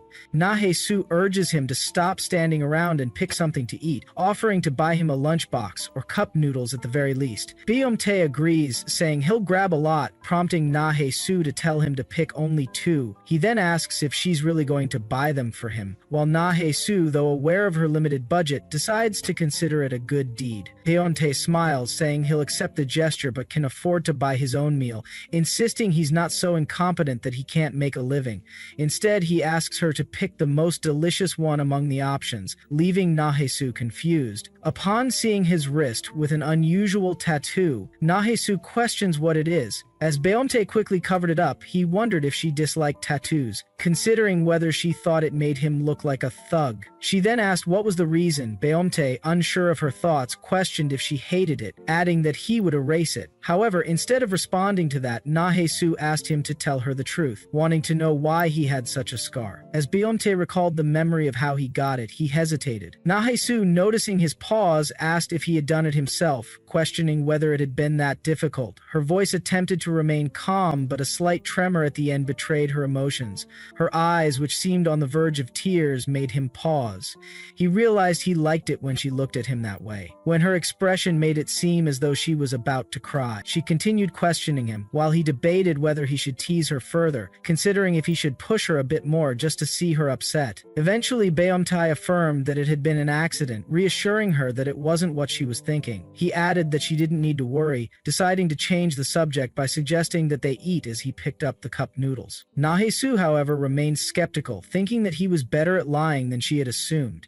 Yet since it was an old scar, she decided to overlook it for now. Instead, she suggested he try another brand, handing him a different box. When he asked why, she explained that it was 300 KOW more expensive and insisted that when an adult offers to buy something, he should simply accept it without complaints. Seeing no reason to argue, Beyonce agreed and took out a table. As he turned to Nahesu, she seemed lost in thought. Even though she had already been exhausted due to the strange kid who had drained all her energy earlier, she couldn't shake off the odd feeling that she didn't entirely dislike the situation. She questioned whether it was because, for a moment, she could forget the gloom she had felt all day because of Minchel's work. Struggling with the thought, she realized that Beyonce was in many ways a strange person, someone covered in scars and wounds, someone whose behavior was peculiar, whose tastes were unusual, and who was, in every sense, truly odd. The scene then shifted toward Minkel as Ari called out to him. Without hesitation, Ari declared that she wanted to marry him, catching him off guard. Noticing his reaction, she questioned why he seemed so shocked. She admitted that she hadn't initially planned on marrying Young, but after meeting him, she had started wanting to. Minkel, still surprised, questioned why she was even bringing up marriage when she was only 25. Ari, unfazed, stated that 25 was the perfect age for marriage, questioning if it wasn't great to have a younger girlfriend early. Amused, Minchel laughed, admitting that she wasn't entirely wrong. Still, he pointed out that while he had always been that way with younger girls, wasn't it somewhat undesirable to spend all of one's best years trying to fit into someone else's life and getting married too early? He suggested that instead of thinking about marriage, she should just enjoy her youth. His words made Ari tear up. In response, she hugged him tightly. Minchel, who had only been trying to have fun, realized that she was far more serious than he had expected. Maybe it was because she was still young and innocent. She had attended a prestigious school, owned a car, and wore nice clothes. Everything about her suggested she came from a wealthy family. At a glance, she gave off the impression of a well-raised daughter. Her hair was soft and smooth, and unlike Nahesu, she always smelled of cosmetics or perfume, which was rather pleasant. After a moment, Ari asked if he had ever thought about marriage. Minchel responded that it would be a lie that he hadn't. Curious, she pressed further, asking how he would like to live if he did get married. He answered that it was nothing special. He would be satisfied with a well-heated apartment that wasn't cold, a car that could fit the whole family, and a cute child who resembled them. Ari, intrigued, asked if he wanted to be a father. Minchel affirmed that he once had, which made her immediately question why he had used the past tense. Laughing, he recalled how Nahesu had once mentioned that due to her weak body, it would be difficult for her to have children. He had found himself frustrated by that at times, but deep down he knew that even if it hadn't been for Nahesu's condition, having a child would have been a luxury for them. Minchel then told Ari that raising a child in today's world wasn't easy, and that was why he had given up on the idea. Feeling a surge of sympathy, Ari hugged him again, assuring him not to give up, believing that his dream would one day come true. The scene then shifted back to Beyonce as he recalled someone asking why his wrist looked the way it did. A peer had commented that it seemed like a tattoo, resembling a Buddhist proverb, which had made Beyonce smile. He questioned how anyone could even notice the white scars beneath the black ink before seeing the ink itself, yet Nahesu had managed to. He thought about how impressive she was. Even without trying to push him, she had already reached his limits. He had wanted to wait as long as possible until the unhappy relationship came to a definite end, but it seemed like it wouldn't work out that way. He took a deep breath, reminding himself that the source of all suffering was attachment. He could already sense the onset of suffering instinctively, and there was no way to resist it. Attachment had already taken root, and only suffering remained. Meanwhile, Nahesu was walking when she recognized someone from before. As the person confronted her, he suddenly seemed to tense up, his body shaking as he caught sight of a shadow near the alley. Overcome with fear, the person abruptly ran off, leaving Nahesu surprised. She questioned what could have made them react like that. Later, when she arrived home, she found that Minchel was already asleep. She wondered if work had been particularly tough, as he used to stay awake at that hour. Considering how busy he had been lately and how rarely he came home, it was no surprise that he was exhausted. Quietly, she sat beside him, thinking that she should go to sleep as well. Just as she was about to slide down, however, Minchel's phone rang. Seeing Ari's name on the screen, she froze in shock. The next day, Nahesu speculated for a long time, wondering whether she should accept the call call or give it a try. A burning emotion welled up within her chest, urging her to move forward. She wanted to ask the caller, the one who was so young and beautiful, the reason for calling at such a late hour. She thought about questioning Minchul, wondering if his relationship with her was really just an acquaintance. There were so many things she wanted to ask but never did. She feared that she might not be able to handle the answers. While she hesitated, the call disconnected. She reassured herself that it was surely a work call, but even so, she couldn't quite get it out of her mind. In the present, Hwajong snapped Nahesu back to reality by showing her a photo and questioning whether the girl in it was pretty. Her sister had sent her a picture from her wedding, and seeing someone close to her get married made her feel emotional to the point of trembling. She hoped that someday she would have the chance to wear a wedding dress. She then added that Nahesu had said that she had gotten married as well. She had heard that preparing for a wedding, including the dress, suit, and makeup, could be incredibly hectic. She questioned where Nahesu had gone for her honeymoon and what design her dress had been. She assumed that Nahesu would have looked beautiful in anything and that her husband must have been thrilled. The scene shifted to the past, where Minchul and Nahesu had submitted a form, which was quickly granted. Nahesu questioned how it had been completed so quickly, thinking it would be more complicated. Minchul admitted that marriage was different from what he had expected, and then asked if they should go out for a meal that day. Nahesu declined, stating there was no need as they had already spent a lot on finding a house and needed to save for a while. Minchul hugged Nahesu from behind, urging her to lighten up and calling her a mood killer. He pleaded with her, saying he was craving meat and that they should go out for a meal. Eventually, Nahesu agreed, suggesting they get some meat. Minchul mentioned that next year or the year after, once things improved, they should have a wedding. She assured him that she would wear a beautiful dress, and for the ring they would get a really expensive one with a huge diamond.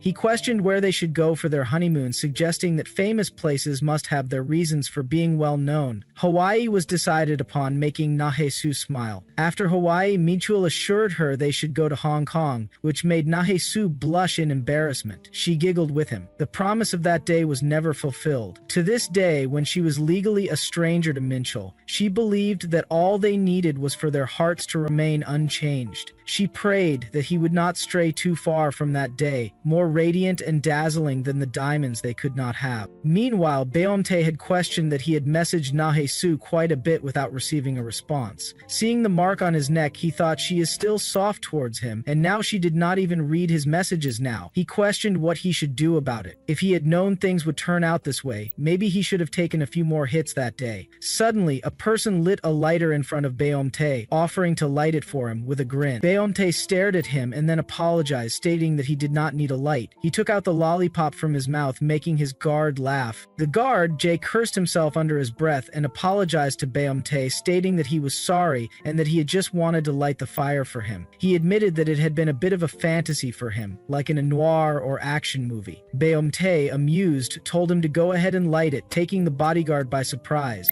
Jay had not expected Beomte to humor his fantasy. Beomte then stated that he could not recognize him, prompting the guard to introduce himself as new. Beomte questioned whether he had ever buried a person before, surprising Jay. Recollecting, Beomte stated that there might soon be a need to bury someone. Jay, startled, admitted that he had not been informed of any such involvement. However, if he handled the aftermath well and was provided with proper compensation, he would manage somehow. But Beomte handed him the lighter, asking him to relax and saying he was just joking. As Beomte walked away, Jay remained taken aback. Jay questioned his companion whether that had really been a joke, stating that from the look on Beomte's face, he did not seem like he was joking. He wondered aloud if they were really going to bury someone. He then laughed nervously, stating that he was not sure. His companion affirmed that he did not know either. Jay pleaded with him, asking him to say it was not true as he felt like his life might be at risk. He then added that, by the way, blood did not lie, and Beomte looked just like him. He admitted that, to be honest, Beomte resembled the chairman so much that it was frightening. The scene then shifted to a restaurant, where a girl was sobbing, questioning how her husband could have done that to her. It seemed that someone who had never looked in a mirror in his whole life had suddenly started buying expensive clothes and even luxurious underwear. Back then, he had not wanted to work and had spent his days unemployed, which she had hated. But now, he was even coming to work on weekends. Her friend, questioning whether she was an office wife, she cursed the husband, making Nahesu shiver and tremble tremble. They discussed how even if one devoted herself to a man, it was of no use. Her friend consoled her, telling her not to shed tears for such a person and to just drink instead. Nahe-soo stated that work had been hard to focus on. Minchul's frequent late nights, decreased contact, and an unsettling sense of discomfort surrounded her. She could not pinpoint exactly what it was. If Minchul were to have another woman in his life, then Nahe-soo, in utter despair and disbelief, questioned what would happen to her. She tried to calm herself down, thinking that her anxiety was turning into tangible pain, pressing down on her chest so much that even breathing felt burdensome. Nahe-soo called for her boss, as the restaurant owner noticed her distress and asked if she was feeling unwell, questioning whether she needed to leave early. Nahe-soo apologized, stating that she was not feeling well. The owner affirmed that her face looked very pale and questioned whether she needed to go to the hospital. Nahe-soo affirmed to it, assuring him that she was fine. The restaurant owner told her not to worry about work and to get some rest, urging her to hurry home. Nahe-soo thanked him and dashed out while tears welled up in her eyes. She did not know why, but Beomtai's voice popped into her head at that moment, telling her to do what she wanted to do. She ran, wondering what had compelled her, someone who never spent her money impulsively, to boldly go all the way to Minchul's company. Questioning, was it that slow voice in her head? Nahe-soo arrived at Minchul's office, questioning whether she was supposed to enter. She had never been inside, so she did not know. She assumed he must be there since he had mentioned working late. From behind, an employee approached her, questioning where she had come from and whether she was there for work, as outsiders were not supposed to be there. Nahe-soo stated that she was there for something, that she needed to check if someone was around for a moment. The employee asked whom she was looking for, to which Nahe-soo answered that it was an employee named Kang Min-chul. The employee then asked about her relationship with Min-chul. Trembling, Nahe-soo hesitated before stating that she was a family member. The employee observed that she did not look quite similar to him. Nahe-soo then questioned whether Min-chul was working late that day. Nahe-soo repeated the question, only to have the employee deny it, stating that he did not think so. Since she was family, he decided to let her in just this once. Opening the door, he called out to Min-chul, stating that someone had come to see him. On the way, Nahe-soo was thinking that it seemed as if people's voices were speaking to her, reminding her that affairs were always bound to be revealed.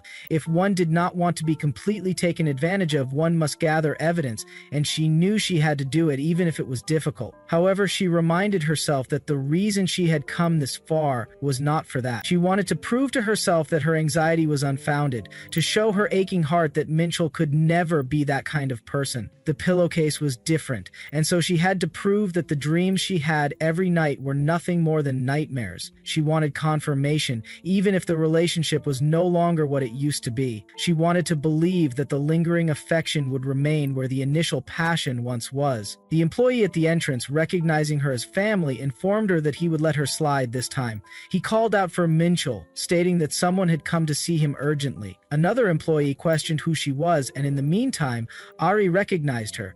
Minchul, upon hearing the commotion, denied having anyone waiting for him. However, when he saw Nahe-soo standing before him, the employee insisted that she had claimed to be family, and questioned if that was not true. Minchul denied it, stating that she was, and informed them that he would step out for a moment. As he moved outside, he grabbed Nahe-soo and threatened her, demanding that she follow him. Once they were outside, Nahe-soo asked Minchul to calm down, mentioning that her arm hurt. Instead of responding gently, he slammed her against the wall and demanded to know what she was doing. He questioned why she had come to his workplace and caused such a fuss when nothing was wrong, asking if she had lost her mind. Nahe-soo was unable to say anything, but Minchul shouted at her to stop stuttering and speak clearly. Struggling to find the right words, she asked him not to be angry, stating that he was scaring her. Minchul, getting closer to her, threatened her again, asking if she was truly scared of him. Nahe-soo denied it, explaining that it was not him she feared, but the memories it brought back. Minchul, frustrated, reminded her that he had told her to stop bringing up the past and demanded to know how long she intended to hold on to it. Nahe-soo had not meant to hold on to it for so long, but her body tensed up whenever she heard loud noises.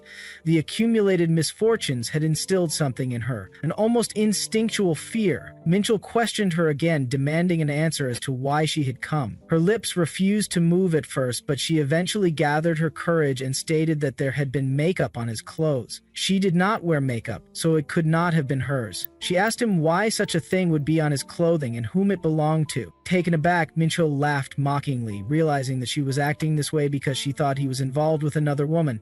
He taunted her, asking if she was jealous. Na-hee-soo, with a trembling voice, denied it, insisting that she was not jealous. Minchul, however, dismissed her denial, stating that coming all the way to his workplace just because of a stain on his clothes was irrational unless she was crazy. He added that perhaps it had gotten there from bumping into someone or for some other trivial reason. He then questioned whether she was seriously ill, calling the situation annoying. Announcing that he was done, he turned to leave, ordering her never to come there again. Na-hee-soo walked away soullessly, lost in thought, when she stumbled into someone. The person she bumped into questioned her roughly, asking what she was doing. Na-hee-soo did immediately apologize. The man's girlfriend remarked that she seemed a bit strange. However, before anything else could be said, another figure intentionally bumped into the man, catching him off guard. The young man, feeling the impact, questioned whether he had just run into a telephone pole or something. The figure, none other than Beomtae, called out to the young man, threatening him to watch where he was going. The scene shifted as Beomtae followed Na-hee-soo. He counted the distance between them. At first, it was 100 feet. Then it was 10 feet. By now, he should have been caught, but even if he had been 3 feet away instead of 10, she still would not have noticed him. Her attention was directed elsewhere, as if she was lost in thought. Though Beomtae pretended to be good, it was all deceitful. He tried hard to hide his true intentions, but in reality, he wanted to be caught. Circling around her like a habit, he suddenly longed to be noticed. He wanted his wicked intentions to be exposed, but Na-hee-soo, covered in her own world, did not even notice the first snowfall. She simply gazed at someone's back, missing the season, missing her youth. The falling snow would soon turn to rain, and once work was over, she would head home quickly. Beomtae sent her a message, but she did not immediately respond. As she recalled Minchul's threatening gaze, tears fell from her eyes. She cried heartily, overwhelmed by emotions. Seeing this, Beomtae threw his umbrella aside, realizing that she was struggling. It was hard to hold back because he had spent so long pretending to be a good person. He recalled a past conversation with Na-hee-soo, in which he had told him that despite his hardships at home, he had not gone down the wrong path or become twisted. Life was tough, she had said, but if he continued to push forward, things would eventually get better. However, as Beomtae recalled those words, he thought she had been wrong. He was not a good person, just a fool. He had foolishly believed that everything would eventually fall into place, but now he could only look at her crying back, knowing that today was the last time. Next morning, the scene shifted to Thurflower's shop, where Hwajung noticed Na-hee-soo's puffy eyes and questioned her about them. Na-hee-soo excused herself, saying she had eaten ramen the night before. Hwajung, unconvinced, asked if she had eaten ramen that came from hell. Na-hee-soo changed the topic, mentioning that only 10 minutes remained until opening. As she called out to Hwajung, she excused herself for a moment. As Na-hee-soo walked away, she thought about how Minchul had not come home the previous night. She had waited to reconcile with him, but it seemed that might be difficult for a while. Their wedding anniversary was approaching, and she planned to apologize while sharing a small meal outside. She considered taking some time off work for the occasion, wondering how she should adjust her schedule. Just then, the cold sensation of a coffee cup pressed against her cheek. Beomtae greeted her, stating that she was slacking off. As Beomtae touched Na-hee-soo's puffed eyes, she stated that she was not slacking off and that they had not opened yet. Beomtae questioned whether that was really the case as he offered her coffee, suggesting that she drink it while it was still warm, for which Na-hee-soo thanked him. He then asked if she was not going to say anything, prompting Na-hee-soo to question what he meant. Beomtae stated that he had thought she would scold him for showing up without contacting her first. Na-hee-soo remarked that he did seem to know he would get a scolding, to which Beomtae playfully asked if he should be punished again. Na-hee-soo quickly dismissed the idea, telling him to forget it. When she questioned if he was into that sort of thing, Beomtae asked what she meant by that. Na-hee-soo remarked that he seemed to know about things like getting scolded and all that. Beomtae barely managed to hold back his laughter as Na-hee-soo told him not to laugh, insisting that she was being serious. He then stated that he was not into that sort of thing, but in a way he was okay with anything from her. He added that he would just start picking her up without asking for permission from now on, to which Na-hee-soo told him to do as he pleased, but not to come this Friday. When Beomtae questioned why, Na-hee-soo revealed that it was her wedding anniversary. Though taken aback, Beomtae did not let it show on his face, assuming that she was talking about her wedding anniversary with her husband. Na-hee-soo stated that she would be busy spending time with him and asked if Beomtae knew she was married, mentioning that she did not recall telling him. Beomte was aware of it but also knew that she was divorced. He briefly imagined what kind of expression she might make if he told her that. Beomte touched a stray strand of her hair, stating that he had kind of guessed it, though he was a bit confused. He mentioned that if it were him, he would have hated it. He elaborated that if she were talking to someone else, if someone else picked her up, held an umbrella for her, or bought her coffee, he would have hated it. If he were her husband, he would have been the only one allowed to do those things for her and would have ordered the man to stop. He then asked if her husband had not said anything about it. Nahesu argued that he was still young and did not understand yet, explaining that in social life it was common for colleagues or friends to do such things sometimes. Beomte, unimpressed, inwardly called her stupid, thinking that her husband was secretly seeing a younger woman while she worried about him out of kindness. He agreed not to contact her that day and figured he should not pick her up at all that week, but Nahesu replied that it was not necessary. Beomte then wished her a good time, telling her to eat something delicious, have fun, and enjoy her time with her husband before he left. The scene then shifted to Ari's home, where she remained skeptical about her earlier conversation with her friend.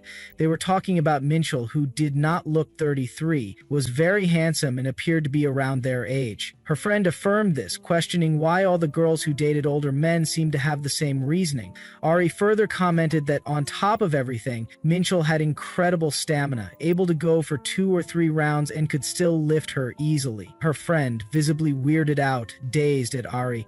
She added to question if it was not strange for a man of his caliber to be single and not have a woman until he was 30. Still doubtful, Ari called out to Minchul, stating that she wanted to go to his house instead of her own or a motel, directly asking if she could visit his place. Minchul, clearly frustrated, muttered that she was at it again, questioning why she was so eager to go to his house. He asked why she would want to go there when her own house was nice, a place that could not be obtained with an entry-level salary. He briefly considered that an office-tel, a mix of an office and a hotel, was designed to be a self-contained space where occupants could live and work in the same building, minimizing commute time. He then thought about Nahesu, acknowledging that even if he left her behind, she would still be there, waiting for him to return to that tiny, rundown place. Even though Nahesu never expressed it, he knew she loved him, but he wondered if she really did. To him, she was like a wooden plank, always stiff, showing no confidence or affection. It frustrated him how, no matter what he did, she remained emotionless, like a doll. He recalled Nahesu's words when she had questioned why he had something like that in his shirt and who it belonged to. Smiling slightly, he dismissed the thought. Ari, noticing his sudden expression, asked why he was laughing, but Minchul denied that he was. Although he was annoyed, he found himself somewhat enjoying her reaction. Ari questioned what was so funny, irritated, but before she could say more, Minchul pulled her in and kissed her. He thought that an affair was like a diversion, something he should not get caught in but could not stop. The morbid pleasure of the possibility of being caught was irresistible. Minchul later thought that he could not continue living like that, mentioning that he was living off a family member because he was broke. He speculated that if Ari saw his house, she would probably want to run away. However, Ari insisted that she did not care. Minchul, almost as if testing her, admitted that he had no parents, was uneducated, and had nothing, as there was no response from Ari, making Minchul think that most people would distance themselves after such a confession, but Ari instead hugged him, affirming that it was okay. No matter what kind of person he was, she assured him that she was fine with it. Minchul then asked if she could come over to his house, to which she remained silent. The scene shifted to home, where Nahesu asked Minchul if he was awake, noting that he had gotten up early. Minchul responded that he needed to head to the office quickly. She asked if he was busy that day, but Minchul replied that he was not sure and would find out once he got there. As he went to wash up, Nahesu assumed that he had taken his workload seriously and decided to ask him again later. She hurried through her tasks at work, thinking that she had asked Minchul to contact her earlier, wondering if he would actually reply. When she checked her phone, she saw that he had messaged her, stating that he had to work overtime. Since she was also working late, he reassured her that it was fine. Smiling, Nahesu affirmed that she too would be working late and told him not to worry. Deep down, she had hoped he would remember that it was a special day. However, she knew that living without expectations was best. Meanwhile, Jay thought to himself that he should contact his boss and head to his part-time job. The scene then shifted back to Ari, who commented that she had enjoyed the night and had not expected to be taken to his home so soon. She had assumed that since he always seemed uninterested, it would not happen this time either. Minchul asked if she really liked it that much, to which Ari affirmed, stating that going to his home made their relationship feel more serious and mature compared to the kind of dating she had experienced when she was younger. Since it was him, she felt it was even better. Minchul then mentioned that the heating in his house did not work well, warning that it would be cold. Ari reassured him that it was fine and that she would simply cuddle with him, adding that she liked how warm his hands were. Minchul then stated that if she wanted him to hug her, he would. If she wanted to hold hands, they would. He would do whatever she wanted. Arie laughed while Minchul thought about how some women willingly walked into their own version of hell, like Nahe-su, who had waited in vain for 10 years, while Byomtae, seeing all of this, called out to Jae, stating that he was going to change clothes, deciding that the sooner he left the better, as he was in a bit of a hurry. In the house, Minchul asked Ari if he had told her that the place was old, and that she should not look too closely at it since it was embarrassing. Ari stated that it was spotless, but mentioned that their mother always said that no matter how much one cleaned an old house, it never truly looked clean. She added that it must have taken a lot of effort to maintain it in such a condition. Praising him, he remarked that Minchul was truly amazing, while Minchul internally knows that it was all thanks to Nahe-su.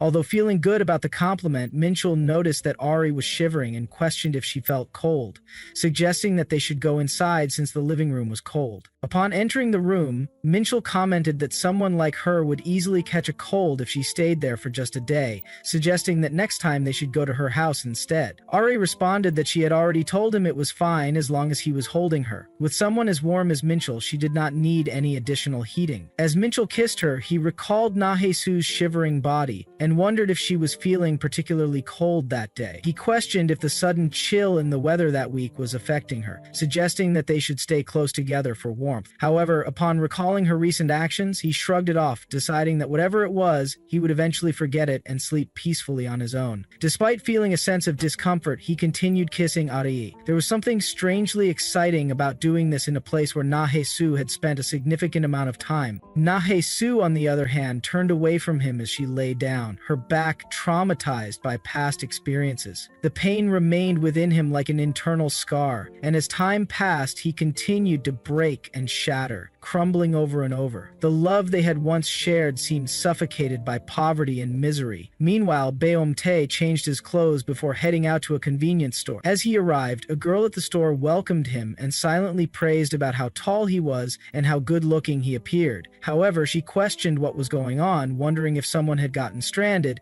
considering the amount of food he was purchasing. When asked to calculate the cost, the girl was taken aback by the sheer quantity of items, questioning what he planned to do with so many hot packs. She guessed that he might be going on a hiking trip, but he denied it, explaining that he needed them for a specific reason. As the scene shifted, a girl was seen smoking outside. Beomtae approached her, apologizing and asking if she could call Nahe-su for him. The owner of the restaurant got inside to call out for Nahe-su, noting that her face appeared slightly flushed, and asking if she was feeling unwell. Nahe-su stated that she had a mild cold and a slight fever, but reassured them that she was fine. She then questioned why she had been called. The owner explained that someone had come looking for her outside. Upon hearing this, Nahe-su immediately wondered if it was Minchul. Despite trying not to get her hopes up, she could not help but let her expectations rise. The owner further stated that since there were no customers at the moment, Nahe-su could go and check it out quickly. Nahe-su thought that perhaps Minchul had pretended to forget their wedding anniversary, but was secretly planning a surprise. The mere thought of it made her heart race. As she stepped outside, she called out for Minchul but found no one there. She then questioned if it had just been a prank. Before she could think further, she suddenly felt arms wrap around her from behind. Beomtae hugged her and called her Nuna. Nahe-su immediately scolded him, reminding him that she had told him not to call her that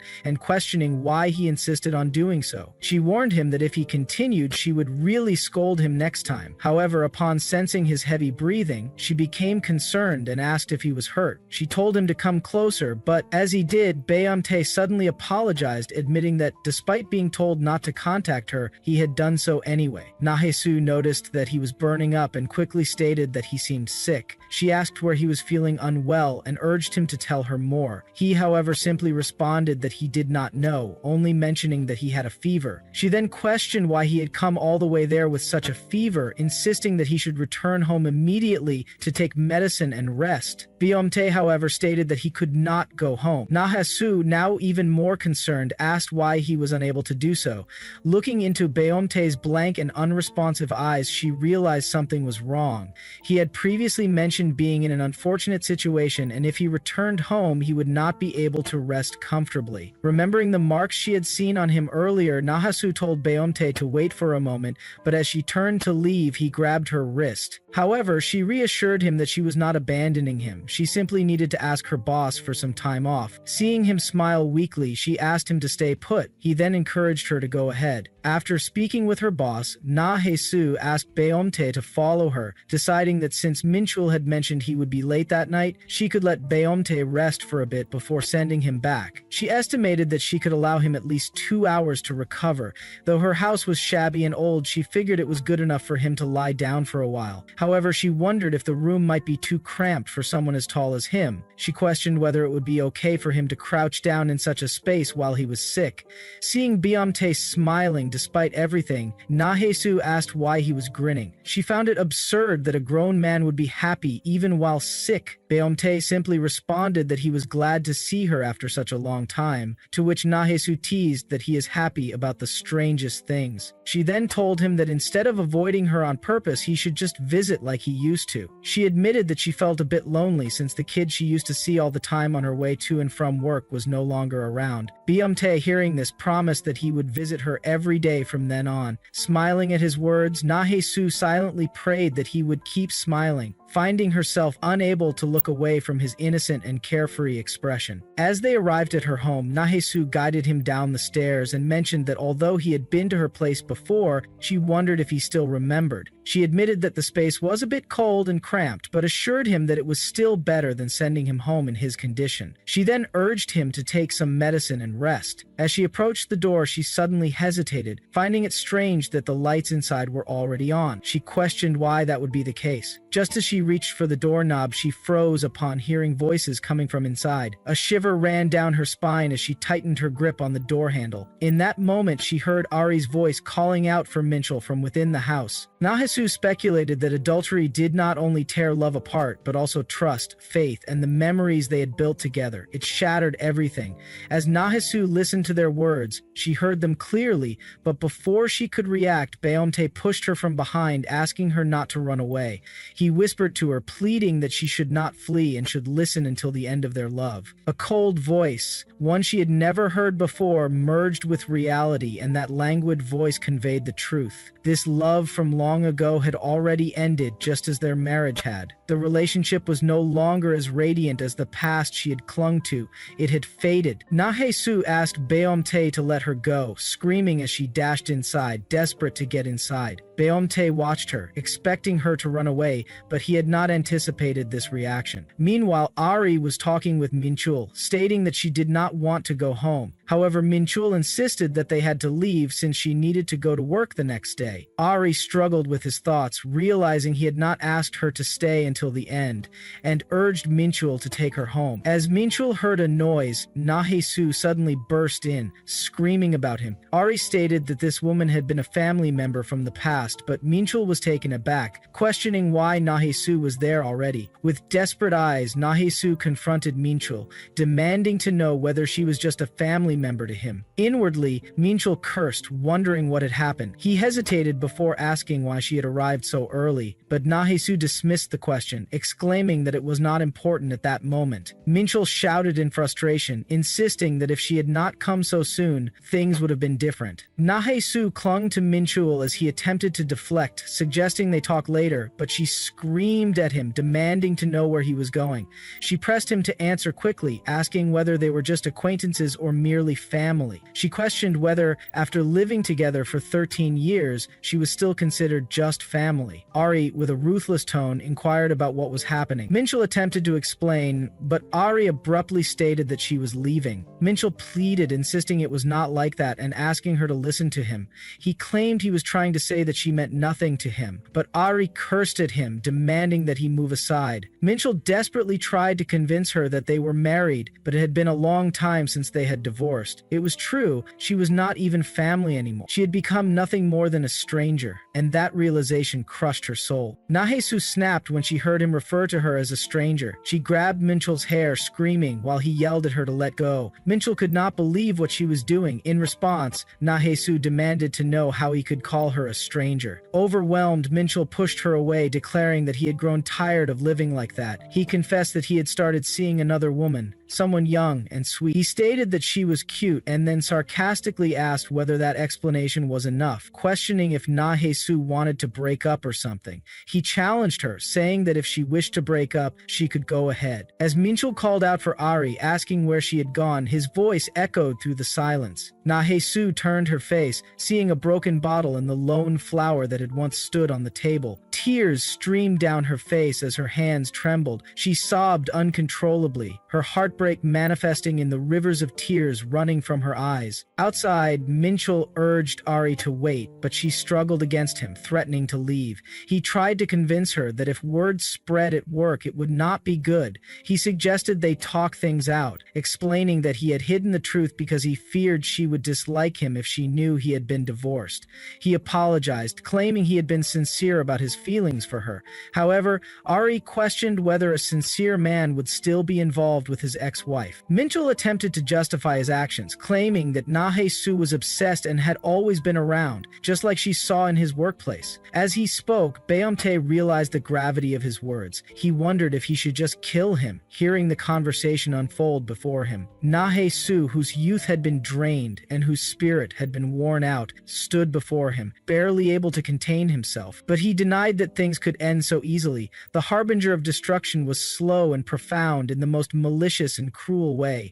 He did not know how much love had once filled his heart as he walked the path he had chosen. He had always been running away, but now she had discovered his dirty and disgusting secret. Only now, at last, had she learned the truth. She would abandon him. Yet his heart ached. It was the downfall of the relationship he had once longed for, but seeing her collapse made it feel like his heart was bruised all over. He wanted to shut it out, but the sound of her crying pierced his ears. He questioned what she truly wanted. If it was her wish, he would listen to anything she asked. As he entered the house, he thought that if she desired something, he would give it to her. If she wished to do something, he would do it with her. If there was a place she wanted to go, he would go there with her. If she asked him to kill, he would do it. But she would not ask for that. She would never wish to hate or curse the one who had made her this way. She, who had burned from the inside out with no love left unscathed, desired nothing from him. As he watched her, staring at his back, he found himself unable to do anything. Beonte contemplated affection, realizing that being bound and dragged around by emotions was his first love. He questioned what made it so special despite the pain it had brought. He consoled Nahesu, telling her to stop crying,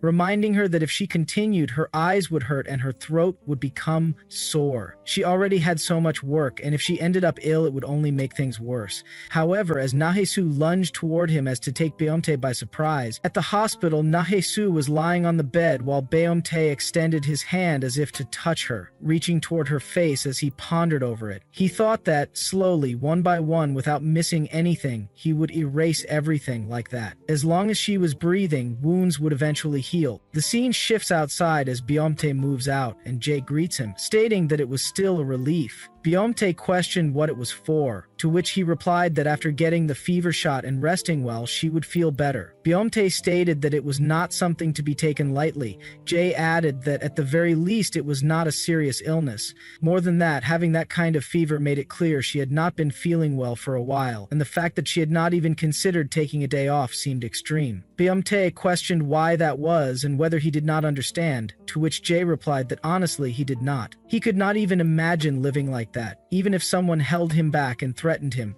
and he was surprised that a person could be so. Jay questioned if he had thought about what he had really asked earlier, to which Beomtae chuckled and smiled.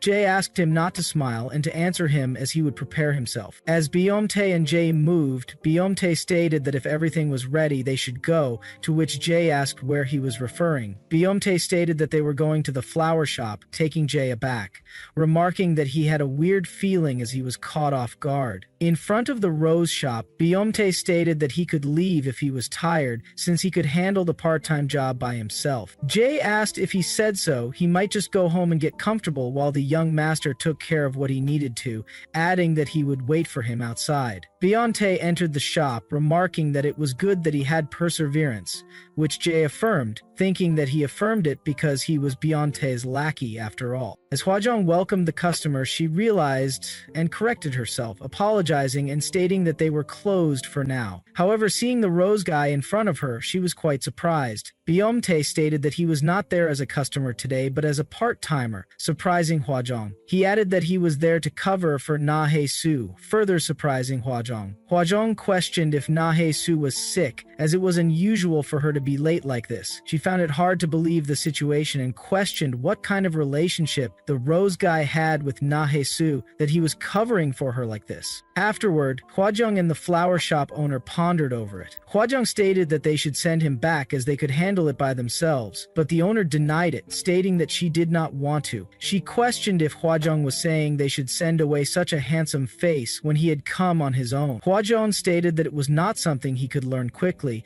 to which the owner agreed but got an idea, suggesting that they would just have to have him stand outside and attract customers. Hwajong got angry, questioning if the owner was crazy for wanting him in a mascot costume.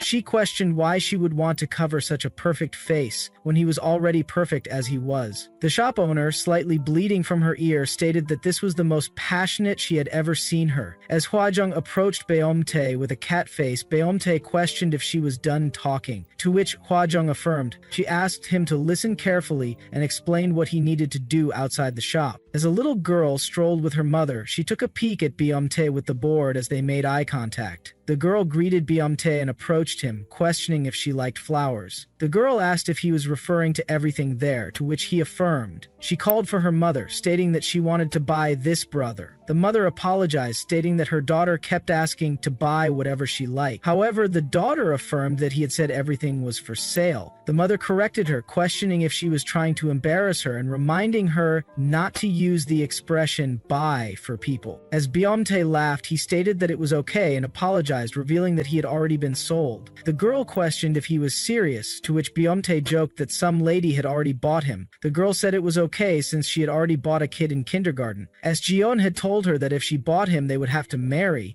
Beomtae laughed as they continued their conversation. Jay, overlooking this, pondered over a fact as he recalled his conversation with the chairman. The chairman had questioned if he knew why he had called for him, to which Jay replied that he did not. The chairman stated that it was nothing special, as his son sometimes acted in ways that were very hard to understand. That was why he assured Jay to just let him know when he acted strangely and asked if he understood, to which Jay abided. In the present, Jay thought about how he had been told to report whenever Beomtae acted strangely, but everything he did seemed strange. He questioned what exactly he should be reporting as he felt like he was losing his mind. The scene shifted toward the hospital, where Na Ha-soo was huffing. She called out for Min-yeol, pleading for him not to go, but suddenly she opened her eyes and realized she was in the hospital. She questioned how she had gotten there and what time it was. Realizing it was 4:14 in the evening, she called her boss, apologizing for missing work without prior notice. She cried out that something had come up, recalling the horrifying scene from yesterday. However, the boss revealed that there was nothing to be done when she was sick and her substitute was doing a fantastic job. Na Hae-soo was quite surprised about the substitute, questioning what she meant. The owner affirmed that there were too many customers at the moment, so she could not stay on the phone for long.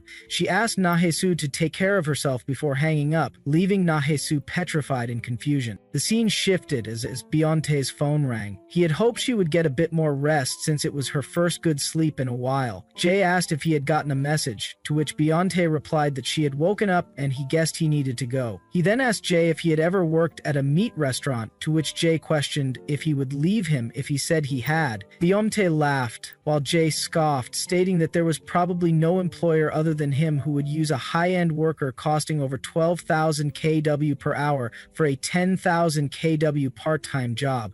Beomtae asked him to do him this favor, to which Jae demanded a night shift bonus as well, to which Beomtae agreed. Jae wondered whether it was out of curiosity or for fun, but he just could not figure it out. At the hospital, as Na-hae-soo dressed up, she recalled the horrifying scene involving Minchul and Ari.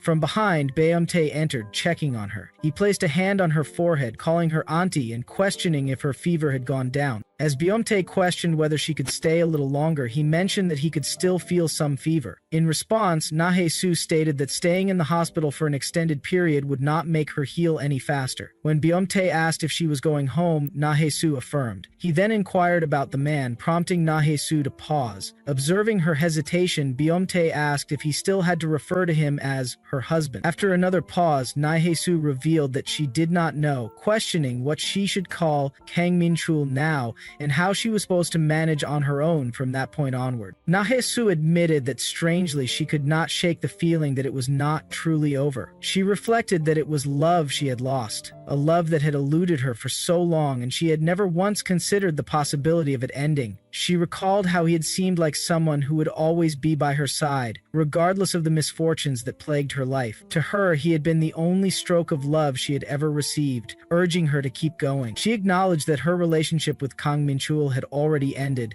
and that the remnants of their shattered emotions were all too clear. She understood that they could never piece them back together again, yet she still found herself almost expecting him to return. Na-hae-soo questioned whether she should be angry and to what extent she should express that anger before forgiving. She found herself stuck in such thoughts, which she deemed foolish, pathetic, and ridiculous. However, despite recognizing this, she admitted she still did not know what to do. Turning to Beomtae, she stated that it must sound ridiculous to him, remarking that she must seem pathetic. Beomtae, however, denied this, stating that it was not ridiculous. As he touched Na-hae-soo, he remarked that if it were an emotion that could be severed so easily, then it might not have been love in the first place. Hearing this, Na-hae-soo was touched, commenting that he truly was a strange kid. When Beomtae asked if that was really the case, Na-hae-soo affirmed. Na-hae-soo then thought about how strange it was that in moments like these, Na-hae-soo realized that the one who spoke the words she needed to hear most was the odd kid standing in front of her. Na-hae-soo questioned what he was doing, as Beomtae pointed out that her hair was sticking out. Na-hae-soo mentioned that it was because she had tied her hair without looking in the mirror. Laughing at her reaction, he was interrupted as his phone rang. It was Hiji. Na-hae-soo, realizing it was a girl's name, questioned whether he was going to answer. Beomtae denied it, stating that it was not important. However, Na-hae-soo insisted that she did not believe that was the case. Sitting beside Beomtae, she reflected on how she had only ever received calls from debt collectors. Recently, however, she had experienced something different, a call that was not out of necessity, but because someone simply wanted to hear the voice. This sensation of anticipation was unfamiliar to her.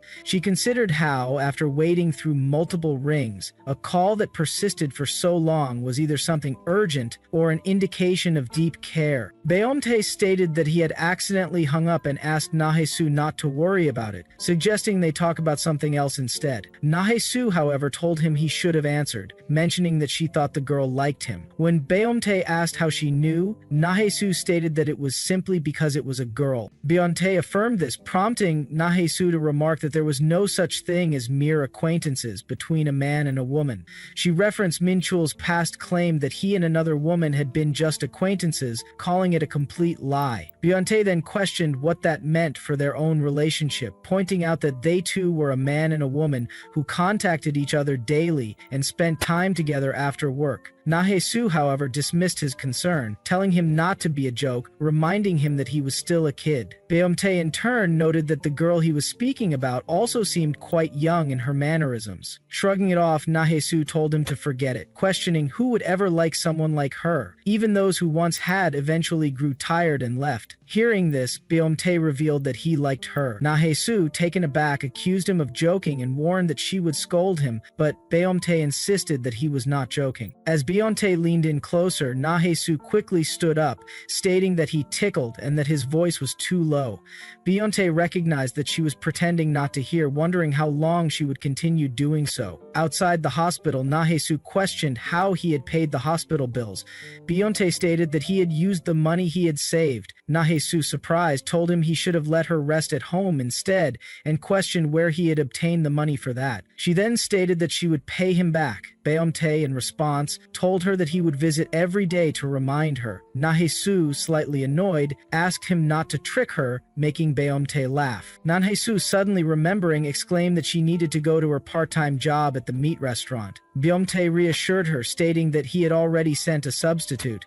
He explained that it was someone he knew from the shop. Meanwhile, Jay was having a great time doing the job, receiving praise from customers for his excellent grilling skills. They complimented the way the meat melted in their mouths. The owner, however, was too shocked to see him finish cleaning up. Noticing Jay taking down bottles in one go, a customer made a noise, but Jay, with a menacing smile, threatened him, telling him to eat quietly. The customer, intimidated, affirmed. In the kitchen, Jay questioned himself about what he was doing. Elsewhere in an alley, Dongwook called out to Hiji, questioning why she had that expression. Laughing, he asked if Beomte was not answering, advising her to give up. Dongwook mentioned how many girls Beomte had been involved with, and noted that some women mistook his friendliness for something more. Hiji, however, snapped back, asking if Beomte was like him. Taken aback, Dongwook questioned what she meant by that. Hiji accused him of always smiling at every girl and getting excited when they spoke to him. Dongwook, shocked, asked when he had ever done that. Hiji ignored him and walked away, leaving Dongwook screaming after her, demanding an answer. Hiji, frustrated, muttered that it was annoying as she continued messaging out for Beomte. Meanwhile, Minchul repeatedly called out for Ari but received no response. Cursing, he questioned why he could not reach her, wondering if she was really breaking up with him. He feared that she would spread rumors at work. Desperate, he sent a voicemail pleading for her to pick up, thinking he had nowhere to go until Nahesu calmed down. The uncertainty was driving him crazy. Just then, someone from behind threw something at him. Back with Beomte, he was dealing with debt collectors while messaging Nahesu, telling her that he missed her. Nahesu replied, telling him to hang in there until tomorrow. Jay then stated that he had something urgent to say.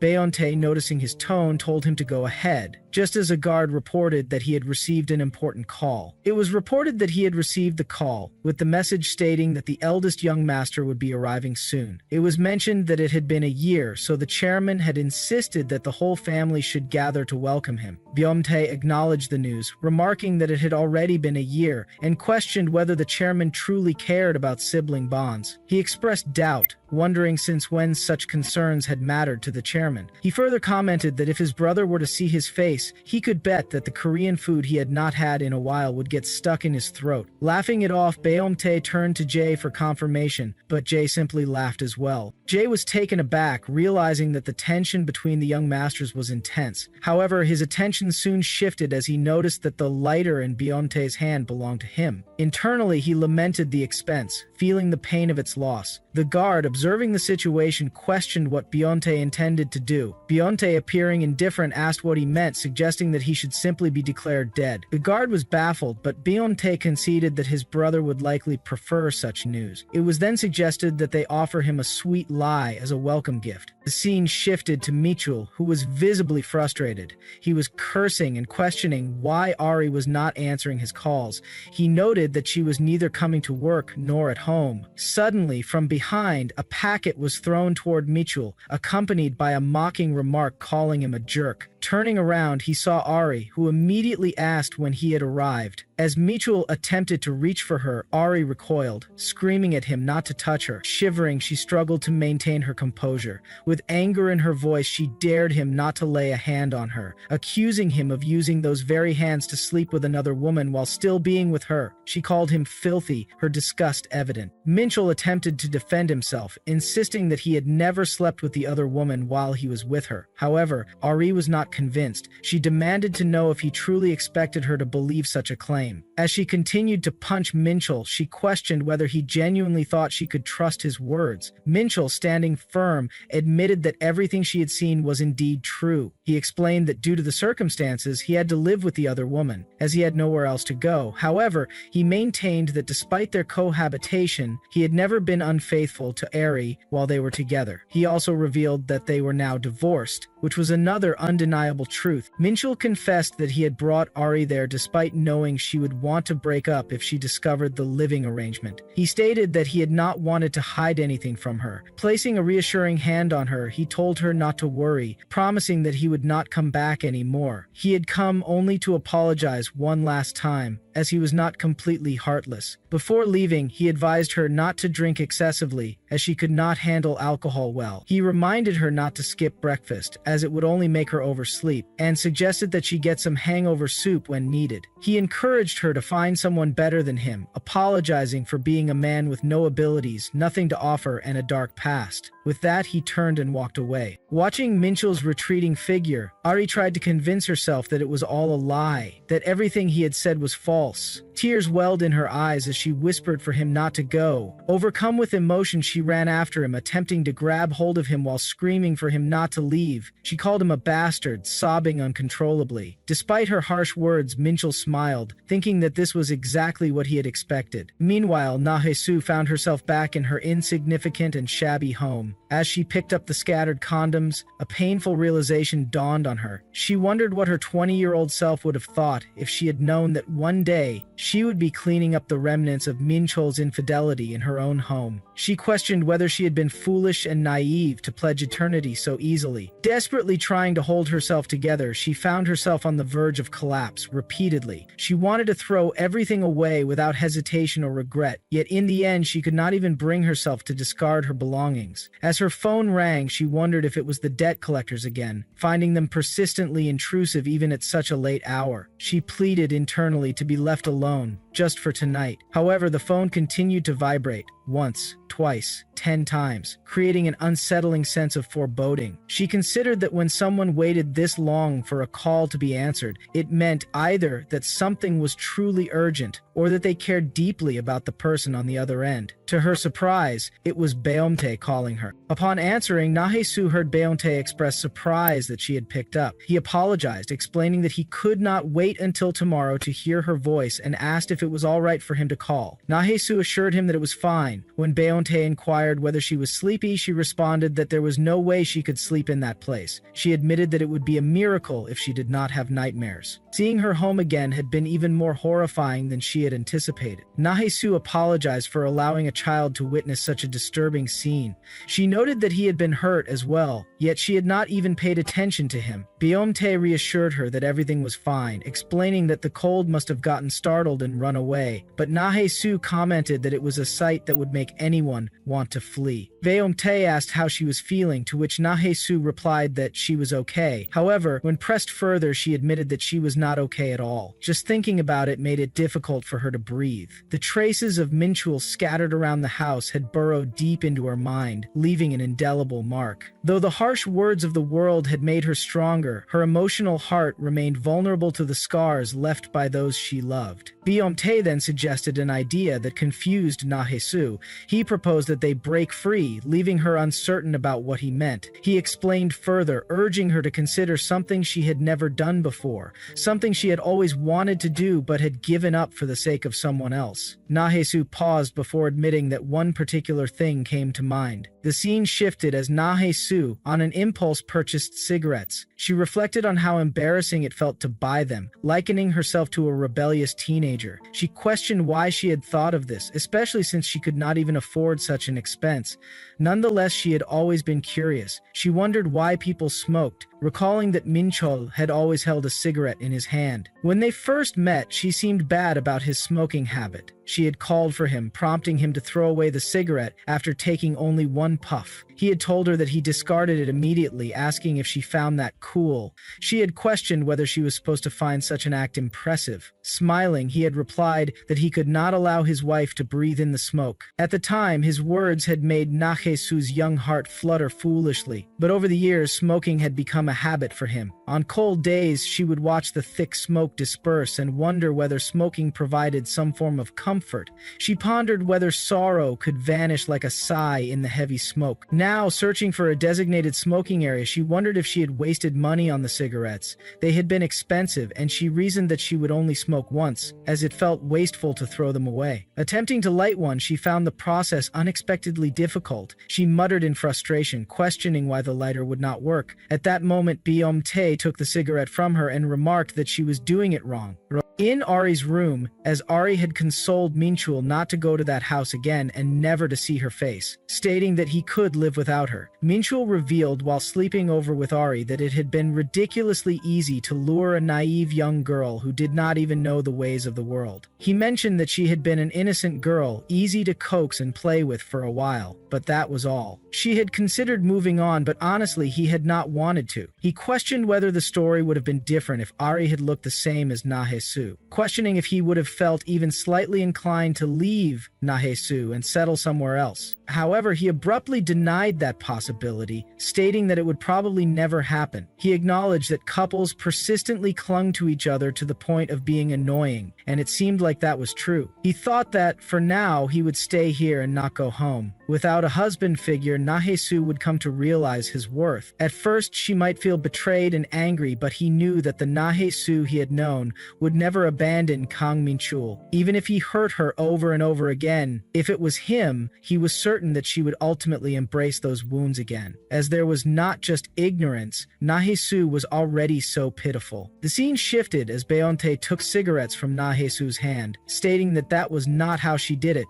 Nahesu questioned why he had stalled her inquiry about how he knew where she had been. Beonte explained that he had overheard her saying she was going to the convenience store earlier, and this was the closest one to her house. He opened the lighter, demonstrating how it was done, questioning whether she wanted to try again, as he would light it for her. Nahesu assumed a posture, finding it strange as she had never smelled anything like that before. She asked if he smoked since he had a lighter. Beonte stated that he did not smoke. When she inquired about the lighter, he responded that it belonged to his friend, affirming that as the truth. Nahesu remarked that an adult who only did things like this when told to rebel was a bit off, stating that people said men did not like women who smoked. Byomte denied that, saying it was not true, or rather, it was kind of true. He found it sad that she was doing this even though she did not know how to smoke. Whether she smoked or not did not matter to him. As with Nahesu, anything was fine. That was the problem. Byomte stated that if her reason was because of that person, then he did not like it. He told her that he would teach her and instructed her to ask him again. Nahesu took the cigarette and Byomte attempted to light it up quietly, but there was no response. Nahesu chuckled, pointing out that it was not working, to which Byomte laughed. Nahesu told him not to laugh, but he continued. Byomte took out the cigarette again, asking her to watch closely. He instructed her to hold it in her mouth and, while the flame was there, take a breath. He explained that she needed to inhale for it to catch fire, stating that it was not difficult. Observing him, Nahesu told him never to smoke, as he looked like a delinquent. Byomte laughed, stating that her words made him sad. Nahesu resolved to try again, holding the cigarette in her mouth and inhaling while bringing it to the lighter.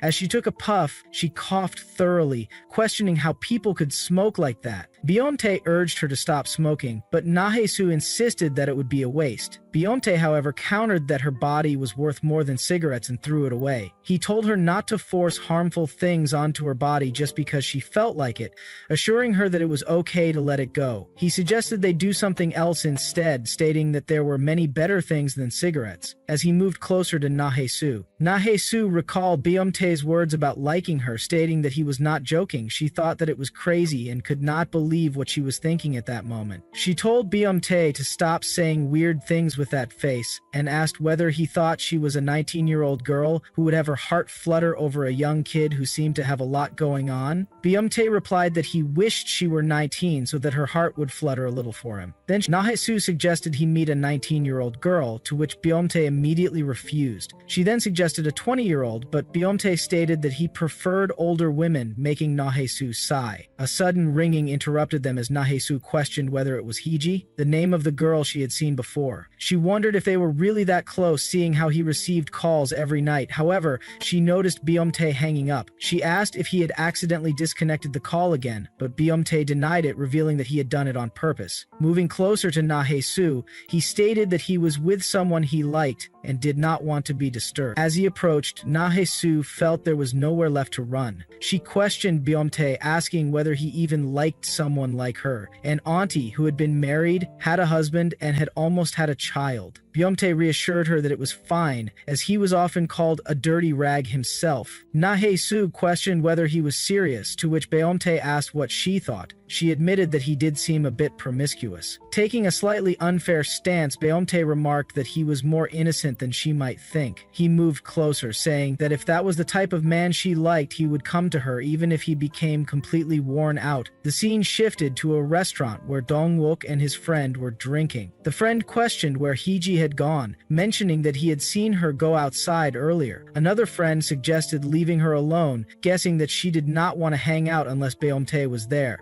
They remarked on how hilarious it was that she had chased after him so persistently, only to end up not even dating him and ultimately getting rejected. The girl admitted that she had thought Hiji and Byomtae would end up together, as Byomtae had always seemed especially nice to Hiji back in the day. Another friend suggested that it was simply because Hiji was pretty, so Byomtae had been trying to impress her. They commented that he acted high class despite being a player. Another chimed in, stating that someone worse than a bad guy was the one who continuously played around like that. They acknowledged that Byomtae had not exactly given Hieji mixed signals. He was good looking and, on top of that, nice, which made girls confused. He probably just knew how to handle women. Another entered the conversation, stating that among men they could tell right away. He asserted that Byomtae probably slept with a ton of girls who had liked him behind the scenes. He remarked that this is why Byomtae was the real deal. Shrugging off their comments, Dongwook cursed, calling them trash and stating that they were the dirty rags, not Byomtae. The others cursed back, questioning why Dongwook was reacting so strongly. He walked off, muttering that those who could not even speak a word in front of Byomtae were the ones talking the loudest. His friends gossiped about his behavior, wondering why he was acting like that. They speculated that he must have been drunk. Meanwhile, Dongwook encountered Hiji outside, questioning what she was doing. Noting the cold weather, he asked if she was still sending messages that were not even being answered. Hiji dismissed him, saying that it did not matter. Dongwook, however, expressed pity, stating that he felt sorry for her getting ignored. Hiji retorted that whether she was ignored or not was none of his business. Dongwook called out to her, asserting that he already knew everything.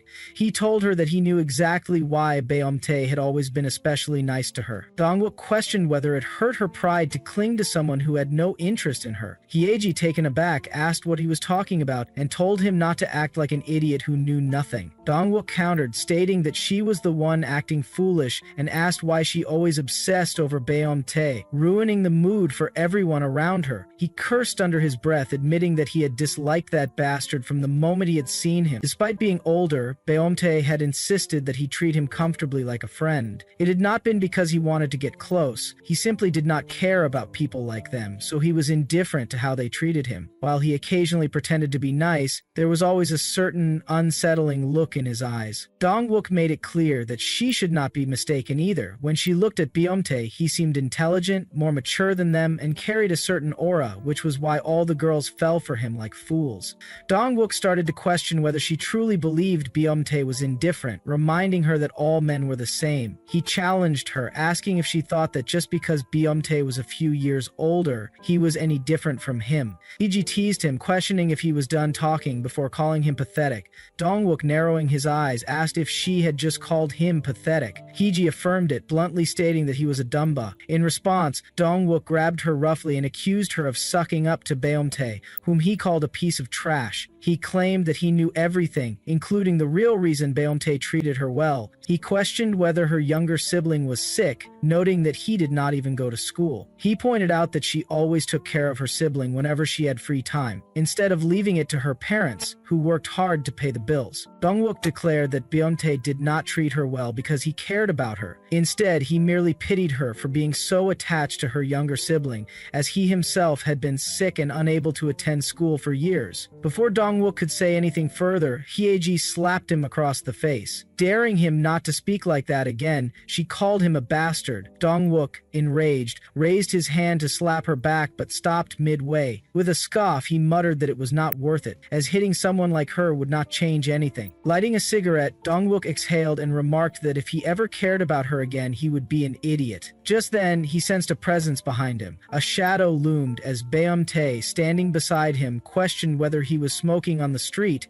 commenting that he looked like a delinquent. He waited for a response, but when Dongwook remained silent, Beomtae pointed out that there was no ashtray there. If there was none, the person smoking should put it out. Without hesitation, Beomtae took the cigarette from Dongwook's hand and pressed it against his palm, causing him to cry out in pain. Beomtae walked away, and from behind, Hyeji called out to him, but he ignored her. Frustrated, she yelled at him not to ignore her, insisting that she had called him. Beomtae turned to ask her what she wanted, and Hyeji suddenly questioned whether he had a girlfriend. Without hesitation, Beomtae affirmed that he did, stating that he truly liked someone. He then requested that she refrain from contacting him from that point forward. Later, as Beomtae checked his phone, he saw a message from Nahae-su. She reminded him that he had said he did not smoke and asked him not to do it anymore. Reading her message, he smiled and replied, promising her that he would never smoke in his life. The next morning at the flower shop, Hwajong curiously questioned Nahasu. When Nahasu asked what it was, Hwajong hesitated before saying that she had been meaning to ask something for a while. She wondered about Nahasu's relationship with the Rose guy, mentioning that when Nahasu had been sick, he had covered her shift, and now he always came to pick her up after work. Hwajong noted that people who were just acquaintances would not go that far. She then speculated whether he might actually like her. Nahayesu laughed it off, insisting that there was no way he liked her. However, Hwajong observed her reaction and smirked, remarking that it was quite the joke. She stated that it made no sense for someone like the Rose guy to genuinely like her. She recalled previous comments she had mentioned about their age difference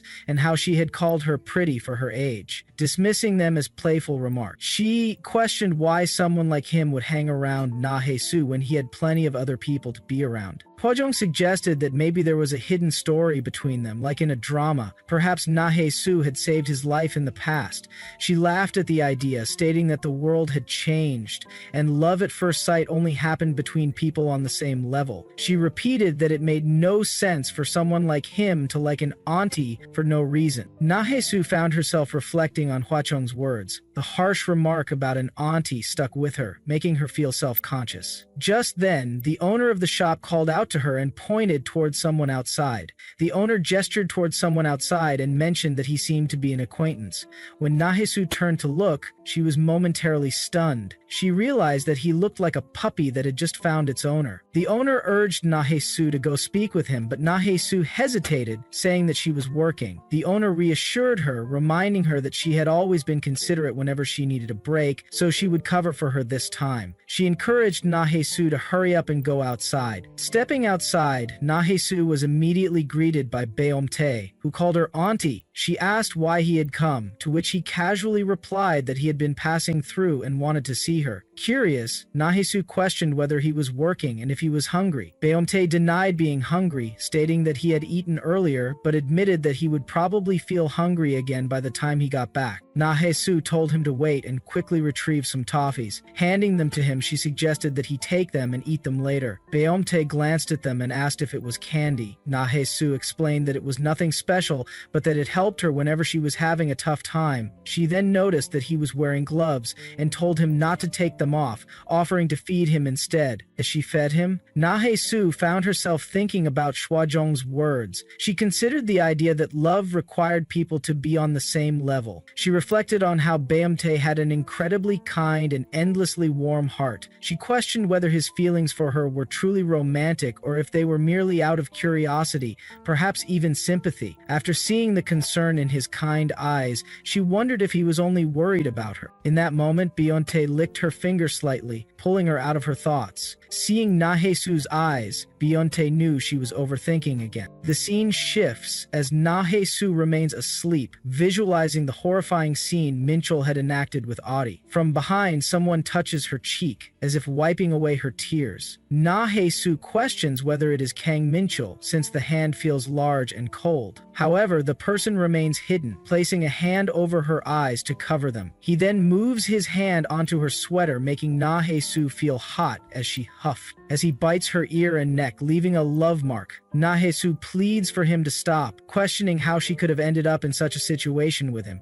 She denies it, muttering as she breathes heavily. As she notices the tattoo on his hand, as she looks closely, she sees Beyonce lying with her, staring at her. At that moment, Nahesu wakes up with a flushed, bright red face. She questions what on earth she had just dreamed about. She wonders if she has completely lost her mind, unable to comprehend why such a bizarre dream would even occur. Even if he had done something like that, how could she have imagined something so ridiculous? She blames him, convinced that it is entirely his fault. His behavior has been too reckless, making her wonder if young boys are always this straightforward. He had carelessly stated that he liked older women, showing no hesitation, and she found it absurd. She knows that it feels like the right moment to blame a younger person for his boldness. She wonders if it is because she has not been involved with anyone for so long. Even before things ended with Minchul, their intimate moments had been scarce, always with some pathetic excuse to justify it. A sense of guilt washes over her as she realizes she has become an immature adult. The past few nights, when she had dreamed of Minchul leaving her, had seemed far better in comparison. Yet she refuses to accept that truth, telling herself it is all a lie,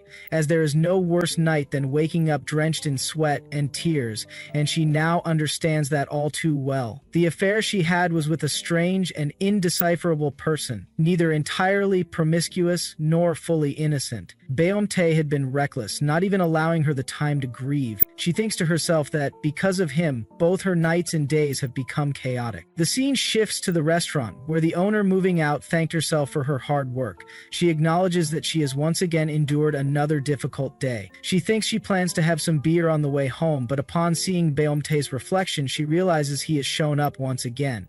The owner calls out to Nahesu, pointing out that the guy has been coming to pick her up every day. Nahesu admits that it does make her feel a bit safer, considering the area is filled with entertainment districts. The owner agrees, mentioning that since she works late, the streets around her house can be quite dark. As Nahesu prepares to leave, she casually comments that walking alone at night is scary for him, leaving the owner confused by her words. She then states that she will head out first, leaving the owner frozen in place at the spot. Outside the shop, Beyonce waits for Nahesu and asks if she is done, to which she nods. He tells her that he had been waiting for her, making Nahesu question why he is suddenly extending his hand toward her. Beyonce then admits that he had a terrifying dream last night and suggests that they should hold hands while walking. Nahesu is instantly reminded of her own dream, causing shivers to run down her body. She quickly tells him to stay a little farther away and not come too close. However, Beyonce insists that he wants to walk beside her, pleading with her to let him stay close. Nahesu firmly refuses, telling him to walk on the other side. Beyonce then tries to justify himself, stating that he had a nightmare the previous night. Nahesu responds that this is precisely why she is here with him. Beyonce, however, insists that he is still young and feels scared walking alone at night. As Beyonce glances at Nahesu, he notices her ears appear red. He confirms that he will follow her from behind, but asks if he can at least hold her hand. He carefully takes her finger and questions whether this is acceptable. Nahesu hesitates for a moment, but eventually tells him to come over and walk beside her. She then asks him to hold her hand, to which Beyonce immediately agrees. Nahesu questions if he is no longer scared, and Beyonce nods in confirmation. She comments on how amusing it is for a growing boy like him to cry about a nightmare. Beyonce suddenly changes the subject, casually asking if it is colder than usual. Nahesu immediately catches on and asks if he is trying to change the topic out of embarrassment. When Beyonce hesitates, he affirms that he has caught him. He laughs to himself, thinking that, strangely enough, Nahesu's face had looked red. The scene shifts as the chairman receives a report regarding the recent events. Meanwhile, Meanwhile, another figure resembling Beomtae, young Master Tom, appears the next morning, greeting the guy and welcoming him. He comments that it has been a while since he has returned, questioning why it is so cold in Korea upon his arrival. Disappointed, he states that it seems the chairman will live longer than him, so there should not be a problem. He then sarcastically asks whether his dear younger brother is doing well. The guard overseeing the situation questions if he is actually curious, to which Tae-hee scoffs, denying any interest. He states that except for his brother's obituary, he has no desire to hear any news about that damn bastard. As the guard revealed that he was dead, it took Tae-hee by surprise. He questioned if it was him who instructed him to say so, to which the guard affirmed. Tae-hee remarked that his younger brother had grown a bit cheeky while he had been away, stating that there was no way he could have died, even after all the times he had wished for it. He had always stubbornly clung to life, and there was no way he would simply die like that, as he had no intention of letting him go peacefully. Brushing it off, he stated that he was exhausted and suggested they go to the hotel. The guard then questioned whether he was not going to the family house, to which Tae-hee sarcastically asked if he really thought he would be able to sleep there. However, he soon realized he was hanging onto the air without a bag. Tae-hee then stated that there was nothing to touch, nothing at all, and told the guard to forget it. Blaming jet lag, he suggested they should go out and meet some women. The guard questioned whether he was including him as well, to which Tae-hee affirmed, asking him to show him around. The scene then shifted to Beomtae's home. Beomtae was dreaming of a rather spooky setting, a red background in front of a mirror while he appeared injured. A clock was seen hanging, ticking ominously. As he woke up, he shrugged off the dream but soon sensed a noise coming from another room of the house. Jay was seen inspecting various things. He observed that there was an unlit cigarette, a cheap lighter, and an empty bandage box. These were all very ordinary and mundane items, yet they gave off a fundamentally different, almost alien feeling in that place. He thought that perhaps his instincts were telling him that the woman had made a serious mistake. However, as he turned his head, he found Beomtae glaring at him. Beomtae greeted him, to which Jay questioned whether he was feeling well, and Beomtae affirmed. Beomtae commented that it was nice to see him home, while Jay cursed himself internally, thinking he was supposed to be asleep. Jay then asked how Beomtae knew he was there, pointing out that he was quite skilled at staying unnoticed, almost like a ghost. Beomtae stated that it was because everything was scattered. Jay soon realized that Beomtae was referring to the roses, and questioned whether he was crazy. Beomtae inquired about the situation. Jay stated that he had come to inform him that the eldest son had just arrived in the country, though he was unsure if he should have woken him up since he had been sleeping. Beomtae, pondering, questioned whether that was the case. He then recalled the disturbing nightmares he had experienced. Beomtae then questioned whether the matter was urgent enough for Jay to barge into his house, to which Jay affirmed with a smile, stating that he thought Beomtae would want to hear about it right away, as he had seemed concerned about the eldest son's arrival. Jay then questioned whether he had been wrong about that assumption. Beomtae, walking out, stated that it was all right, and that was why he had given him the password in the first place. Thanking him, he expressed that he looked forward to his continued support. The scene then shifted to Nahe-soo. She woke up in the morning thinking about how she had recently started waking up a little later. Since Minchul was no longer around,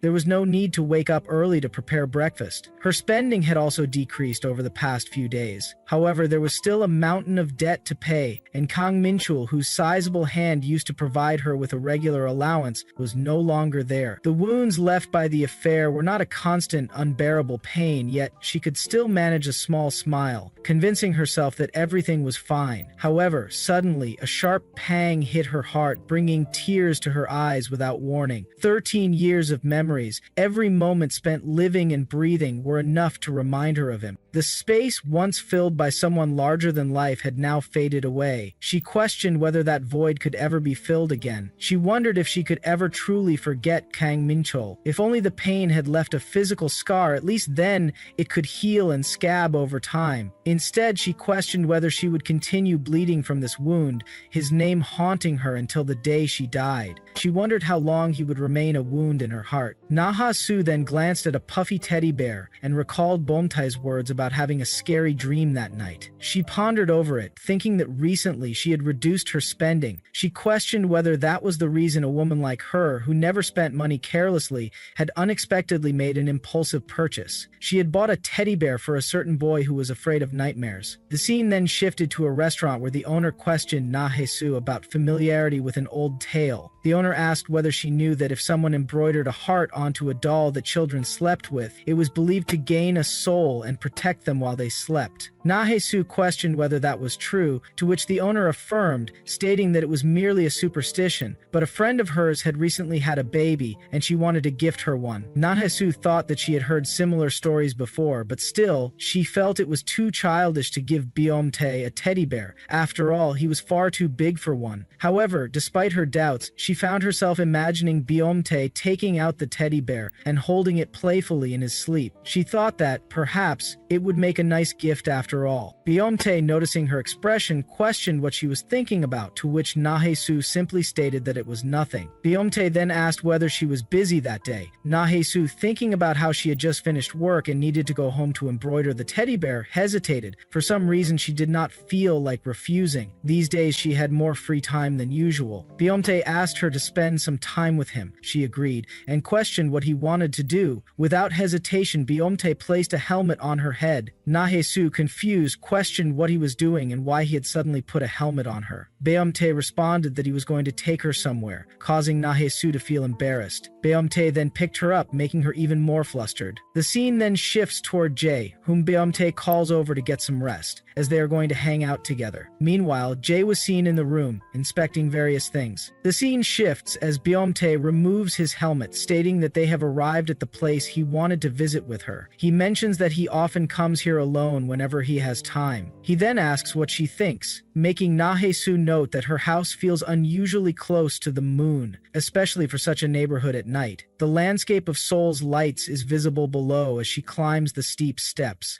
The flickering lights reflect against her eyes, brightening her vision with every turn. She has always been aware that her home is positioned at such a height, yet she has never taken the time to turn around and take in the view. After a long pause, she wonders aloud whether she has ever truly appreciated the beauty of the place she has lived in for so long. Beomtae then asks if she has anything she wants to say. Na-Hae-soo hesitates before questioning his intentions, to which Beomtae reassures her that there is no one around. He encourages her to yell as much as she wants, insisting that it will help her feel relieved. Urged by his words, Na-Hae-soo contemplates venting her emotions. She takes a moment before screaming out Kang Min-chul's name, cursing him. She calls him a hopeless piece of trash, questioning whether he really considers himself so great. She demands that he enjoy his life without her, declaring that she no longer has feelings for him. Even if he regrets it later, she makes it clear that she will never forgive him no matter what. Taking another pause, she sighs. Beomtae then asks if she feels relieved, to which she responds affirmatively. He follows up by asking if she feels revived, and she nods again. However, when he questions whether she has truly gotten everything off her chest, she shakes her head, offering him a small smile and thanking him. Na-Hae-soo then reflects, wondering how he knew that she had been feeling slightly melancholic without even realizing it herself. Na-Hae-soo in turn questions how he always seems to know exactly how she feels. She asks why he always acts this way and how much worse he intends to make her feel. Beomtae responds, asking if she has any idea what goes through his mind when he hears such words from someone he likes. Na-Hae-soo, puzzled, asks what he is thinking. Without hesitation, Beomtae lifts her up, stating that his thoughts are rather unwholesome. Na-Hae-soo, surprised, questions what he means by that. Beomtae playfully asks if it would be alright to share, but Na-Hae-soo quickly refuses. He then teases her, pointing out that her face is turning red. Embarrassed, Na-Hae-soo insists that it is because of the cold. Beomtae announces that it is time to leave and that he will take her home. He instructs her to board the bike and warns her that it will be dangerous, urging her to hold on tighter than before. Na-Hae-soo affirms, wrapping her arms around him more securely. As they ride, she finds herself thinking about how unusual he is. His broad back, shaped by hardships, exudes a quiet strength. She wishes she could embrace those shoulders, which have borne the weight of the world's pain in a more mature manner. Instead, she simply leans on him, letting out a quiet sigh. The scene shifts to Beomtae's home, where Jae is deep in thought. He understands that Chairman Beomtae-ju is not a man to be disobeyed. The chairman had given him clear instructions to report any peculiar behaviors exhibited by his son. When Jay first received this order,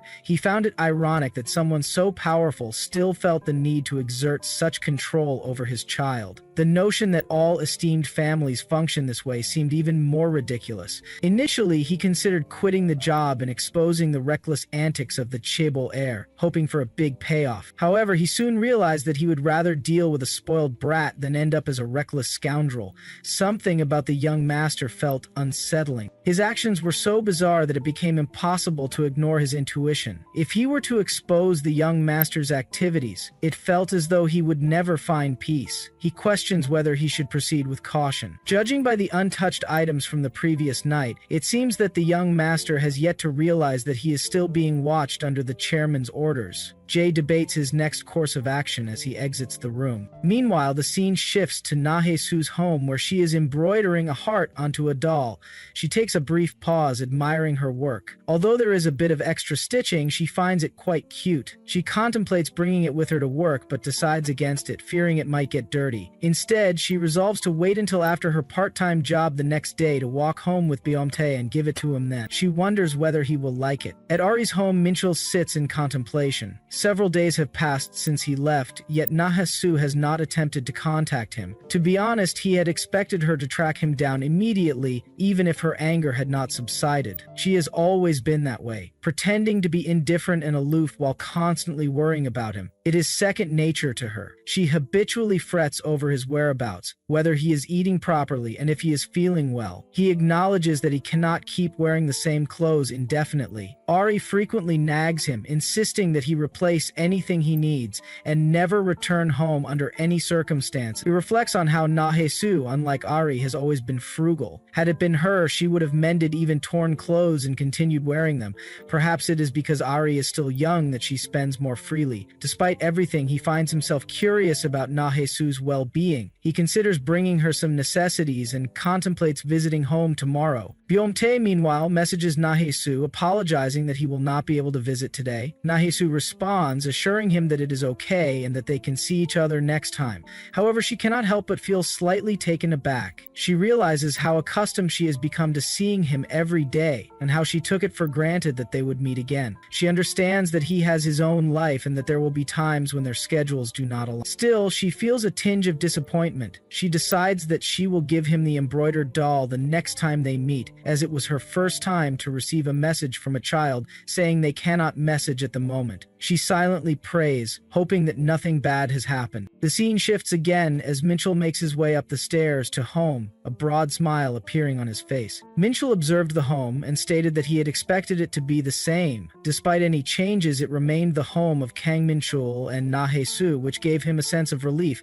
No matter how much it had been cleaned, the house still appeared shabby. However, Na-Hae-Soo had made a few adjustments the previous night during his absence. It was usual for Na-Hae-Soo to be in a place like this. He then noticed a doll he had never seen before and questioned its presence. He wondered if Na-Hae-Soo liked dolls, expressing amusement at the thought. He remarked that she must have been lonely without her husband, and that she should have treated him well when he was around. He then mused about taking some underwear with him, chuckling to himself. The scene shifted to Byom-tae as he walked the stairs. Tom, seeing him, responded by throwing a glass, shattering it. The siblings faced each other as Tae-hee remarked that it had been a while. He inquired about how he had been. He noted that his younger brother looked stiff even in his presence, adding that there was nothing endearing about him. He then questioned whether his brother had grown taller since the last time they met. He asked him to lower his knees so their eye levels would match before he decided to cut his legs off. Byom-tae responded by sarcastically suggesting that he could simply grow taller instead, which irritated Tom. Tom, now angered, pointed out that he was already 27 and questioned if he truly believed he would still grow. Byom-tae then asked if he had ever wondered why he never grew taller, mentioning that he had suffered from severe growing pains in the past. He recalled hearing him cry every night, complaining about his legs hurting so much that it had scared him. He then mockingly asked if he still cried at night. This angered Tom, who cursed at him and stated that he must have been itching for a beating since he had not been hit recently. Jay was barely able to stop him as Tae-hee warned that one day he would definitely kill him, just as he had done with his mother. Byom-tae smirked, stating that he would be looking forward to it. At that moment, a guard arrived and reported that the chairman had arrived. That Tae-hee reacted with frustration as he saw Jae and ordered him to let go. He then questioned if Jae had any idea how valuable the item was that he had just touched. He warned him that he would remember his face and suggested that he should be careful on his way home. Baeom-tae patted Jae and remarked that this situation was bad, as his brother was truly frightening. Jae then asked if Baeom-tae would protect him, to which Baeom-tae responded that since he was hired to protect him, it was not his responsibility to provide protection in return. At the dining table, the chairman called out for Tae-hee and inquired about Melissa. Tae-hee appeared confused, questioning how the chairman even knew the name of that woman from the other side of the world. He expressed frustration that the chairman was investigating his children who had already gone abroad. The chairman paused to stare at him. Tom, seemingly agitated, stated that he had no idea what Melissa had been claiming, but insisted that it had nothing to do with him. He dismissed her as a delusional woman seeking money, despite already living with someone else. The chairman silently observed him. Tom, growing more frustrated, cursed under his breath before apologizing. He assured the chairman that from now on he would be more cautious and lay low in Korea to avoid such issues. The chairman then turned his attention to Baeom-tae, questioning if he had any problems. Baeom-tae hesitated briefly, recalling Na-hae-soo, but ultimately denied having any issues, stating that everything was fine. The scene then shifted to Na-hae-soo as she stepped inside her home. She froze in shock upon realizing that Kang Minchul was there. She stood still before addressing him, demanding that he come out immediately. She screamed at him, questioning his sanity and asking who he thought he was to show up there. Minchul smirked and commented that her reaction was rather dull.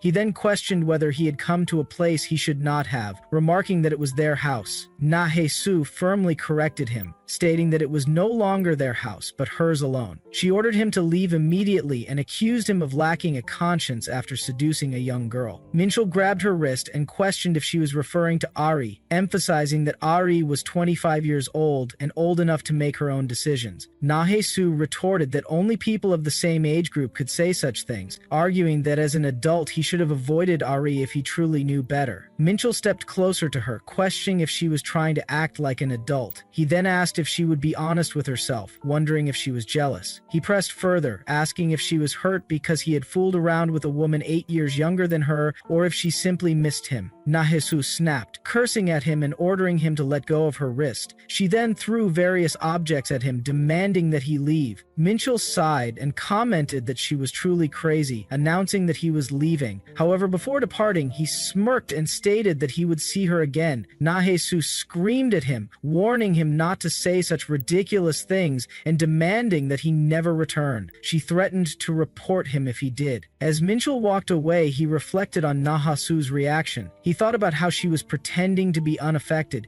yet she was unable to let go of the past. He felt a strange sense of satisfaction seeing her anger and near tears. He found it easier to breathe witnessing her act this way rather than seeing her cold and emotionless like a wooden doll. To him, it was better to see her expressing emotions like a normal person. Meanwhile, inside the house, Na-hae-soo was trembling. She collapsed onto the floor, feeling strange. At that moment, there was only one person who came to her mind: Baeom-tae. In her distress, she called out his name to call him, and Baeom-tae answered the call. As Baeom-tae answered the call, he pondered that, as expected, he should have just killed the person. Just in, Jae called for him, wondering if he needed to change jobs today, questioning whether he now had plans to bury someone. Baeom-tae smiled as he denied it, thinking that he could not, at least not yet. If he were to say it more definitively, his downfall would be even more devastating. Meanwhile, Tae-hee washed his face, thinking about his inability to do so, as the guard questioned whether he was okay. Tae-hee responded by asking if he looked okay, stating that the atmosphere was awful. He couldn't even tell if he was supposed to eat the food or vomit it.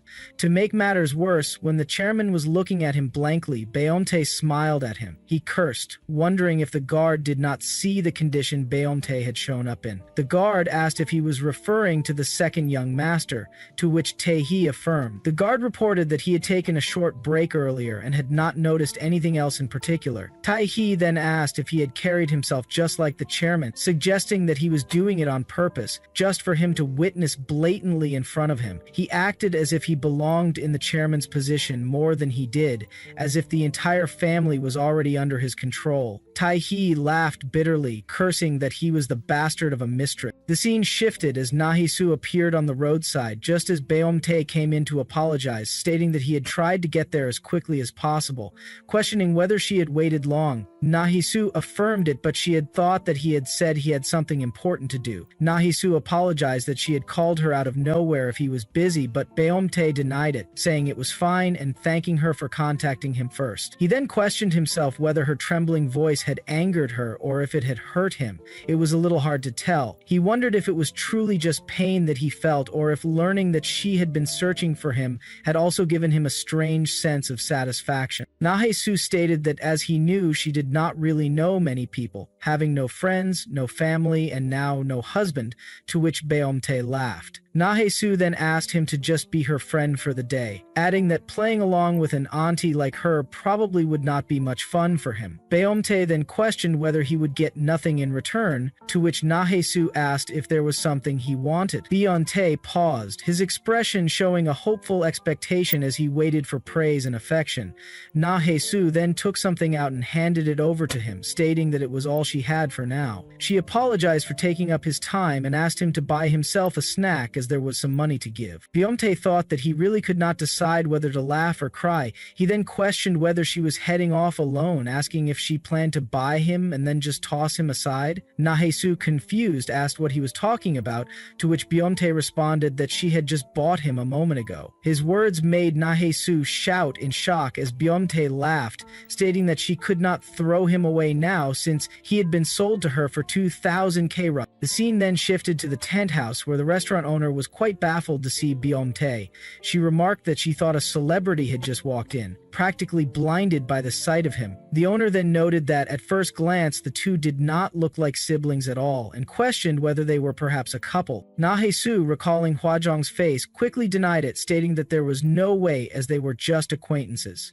Beom-tae confirmed her statement, adding that they were not a couple but that he was deeply in love with her, so he was the one chasing after her, calling her Nuna. The owner was amused by this. Na-hee-soo blushed with these comments as they continued picking at their food at the table. She then took out the alcohol, recalling that Minchul often drank soju without any snacks whenever life became unbearable for them. 13 years had felt like a lifetime of hardship for both of them, but even in moments like this, she still thought of him. Beom-tae questioned why, last time, it had been cigarettes and now, today, it was alcohol. He remembered that Na-hee-soo had been on the verge of tears back then, but today, all he could see in her eyes was anger, pure anger. And as he watched all the way to the funeral home, the idea of Beom-tae feuds of the past snapped through his mind. Pure anger. Na-hee-soo noted that he had said there were a lot of good things, so she was giving them right to him. However, Beom-tae stated that the good things he was referring to were not these. Na-hee-soo then asked what he meant, to which Beom-tae paused, stating that if she kept asking, he might just want to tell her, as he leaned in closer. Na-hee-soo admitted that when she looked at him, she could not help but be reminded of Minchul from the old days. Beom-tae questioned whether that was an insult, causing Na-hee-soo to laugh. She affirmed that she supposed it was an insult now, but back then that had not been the case. They had their own moments of brilliance, their own glorious days as well. As the scene shifted to the past, Minchul had greeted Na-hee-soo. Na-hee-soo questioned him, to which Minchul asked if she did not know him. He introduced himself as Kang Minchul and mentioned that he lived nearby, assuming that she should know him. Na-hee-soo asked how he knew about her, to which he responded that there was always a way to know everything. He stated that he would give her the bread specially, which surprised Na-hee-soo. He then mentioned that he would leave first to surprise her, making Na-hee-soo reflect on the past. She realized that there had been a time when not knowing him would have been even stranger. Minchul was the boy who lived alone at the top of the hillside neighborhood in the house with the blue door. He had no parents, and his grandmother, who had lived with him, had passed away earlier. He often spent time with delinquent students, smoking cigarettes in secluded corners of the neighborhood at night. He seemed to know many people, both girls and boys alike, and despite looking like a delinquent, he helped the elderly. He was kind-hearted kind-hearted and had a charming nature, which always earned him affection from adults. He was said to be the most handsome boy in the neighborhood. After that, he kept talking to Nahesu every morning and always handed her something. Sometimes it was banana milk, other times it was cup noodles. He once asked if she was curious about anything regarding him, adding that he had been waiting for her to ask. He pointed out that she had not asked anything in over a month. He then handed his phone to her, asking for her number, stating that if she did not want to give it, she could simply refuse. Nahesu explained that it was not about her not wanting to give her number, but rather that she did not own a phone. Minchul was taken aback and remarked that he supposed that could happen. Nahesu apologized, but Minchul told her not to, questioning why she was apologizing and assuring her that it was fine. He then asked her to wait for a month. Minchul, determined to take care of everything, took a part-time job at a construction site and bought a new phone. He gave it to her, mentioning that although it was not something extravagant, it was still good, asking her to use it well. Nahesu questioned why he was giving it to her, to which Minchul stated that they needed to text each other. He then guided her to save his number in the phone and write his name there. Minchul hesitated, questioning why she wanted him to write Kang Minchul, finding it a bit bold. He suggested simply saving it as Minchul, but he insisted that she should not change it when she got home. As the scene shifted, Nahesu's father was causing a commotion. Nahesu hid under her blanket, covering her ears. Amidst the chaos, she received a text message from Minchul, which made her laugh. Tears welled up in her eyes, but she smiled at the messages, realizing how foolish she had been. Later at school, Minchul was questioned about why he had been arriving late. Someone asked if his leg was okay, to which he denied any issues, remarking that he felt like an idiot. Since his school started 30 minutes later than his wifey's, he thought that even if he got hit, he should still see her first. His friends teased him, asking if he had a girlfriend. Minchul denied it, but confidently stated that he was about to get one soon. His friend then asked what he thought of Sang Minunna. Minchul dismissed the question, saying he did not even know if she was Sang Minunna or whoever they were talking about.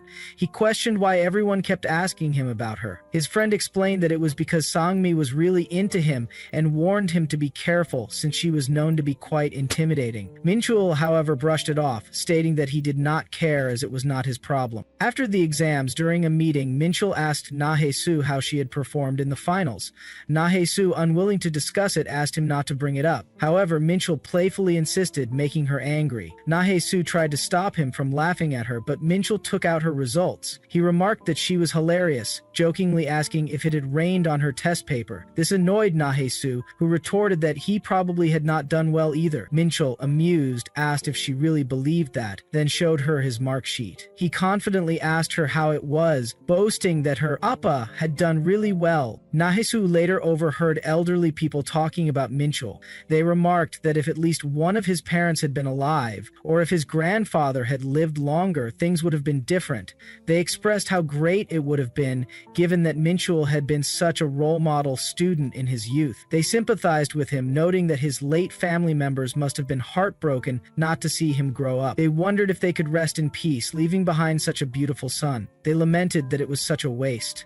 Nahesu realized then that Minchul had been gentle, kind, and intelligent. Everyone praised him unanimously, saying there was nothing more to wish for when it came to how well he had been raised. That was who Kang Minchul was, someone everyone felt sorry for. Just then, Nahesu took a peek at him. Minchul called out to her, addressing her as wifey. His friends cheered for him, playfully cheering them on. Minchul then asked them to greet their sister-in-law, making them greet Nahesu in person. This embarrassed Nahesu, who found it amusing even though they were not in a relationship yet. As she walked home, a girl called out to her from behind, questioning if she was Nahesu. A friend of Minchul took a peek at them, noticing that Nahesu was surrounded by a group of girls. Later, the incident was reported to Minchul, informing him that his girlfriend, or soon-to-be girlfriend, had been seen with them. Minchul was surprised, and his friend asked if she was close with the girls from Songyan High School. Minchul denied that possibility, as his friend stated that something about the situation seemed odd. He mentioned that he had seen Nahesu going somewhere with them earlier, which struck Minchul with unease. As the girls bullied Nahesu, she mocked her, pointing at her skirt and calling her a total loser. She questioned Nahesu about Kang Minchul, insisting that there was nothing between them. The girl then threatened Nahesu, demanding that she take off her clothes while her friends whispered among themselves, suggesting that they should mess up her face so she wouldn't be able to flirt. However, another girl cautioned that if they got caught again, they would be expelled. Just as the situation escalated, the girl called out to her friend, questioning if she was keeping watch properly. The friend dismissively responded, wondering who would even come there to check. At that moment, Minchul arrived just in time, banging the door open. He shrugged off the girl and turned his attention to Nahesu, who was completely exhausted, her clothes tattered. Seeing her in that state, Minchul questioned if stripping kids like this was their style. He sarcastically asked what kind of taste they had, commenting that they were seriously messed up. Covering Nahesu with his shirt, he told her to hold on to him. Sangmi, feeling threatened, warned Minchul to leave and questioned if he was crazy.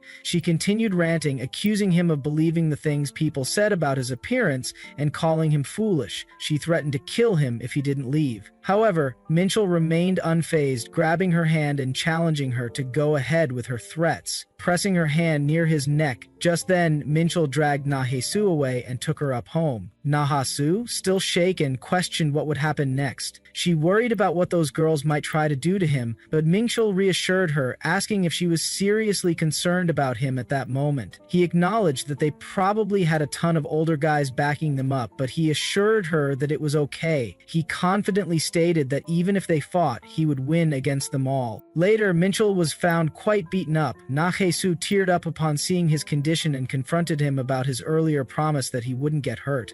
As she tried to express her emotions, she reminded him that he had confidently claimed he would win every fight. Minchul explained that he had been overwhelmed because they all attacked at once. Realizing that she was crying, he tried to lighten the mood, apologizing and promising that next time he wouldn't get hit at all. He jokingly claimed that he would just beat them up like crazy without taking a single hit. Then, in an attempt to comfort her, he asked if she wanted to hit him instead, and told her not to cry, saying she could hit him free of charge.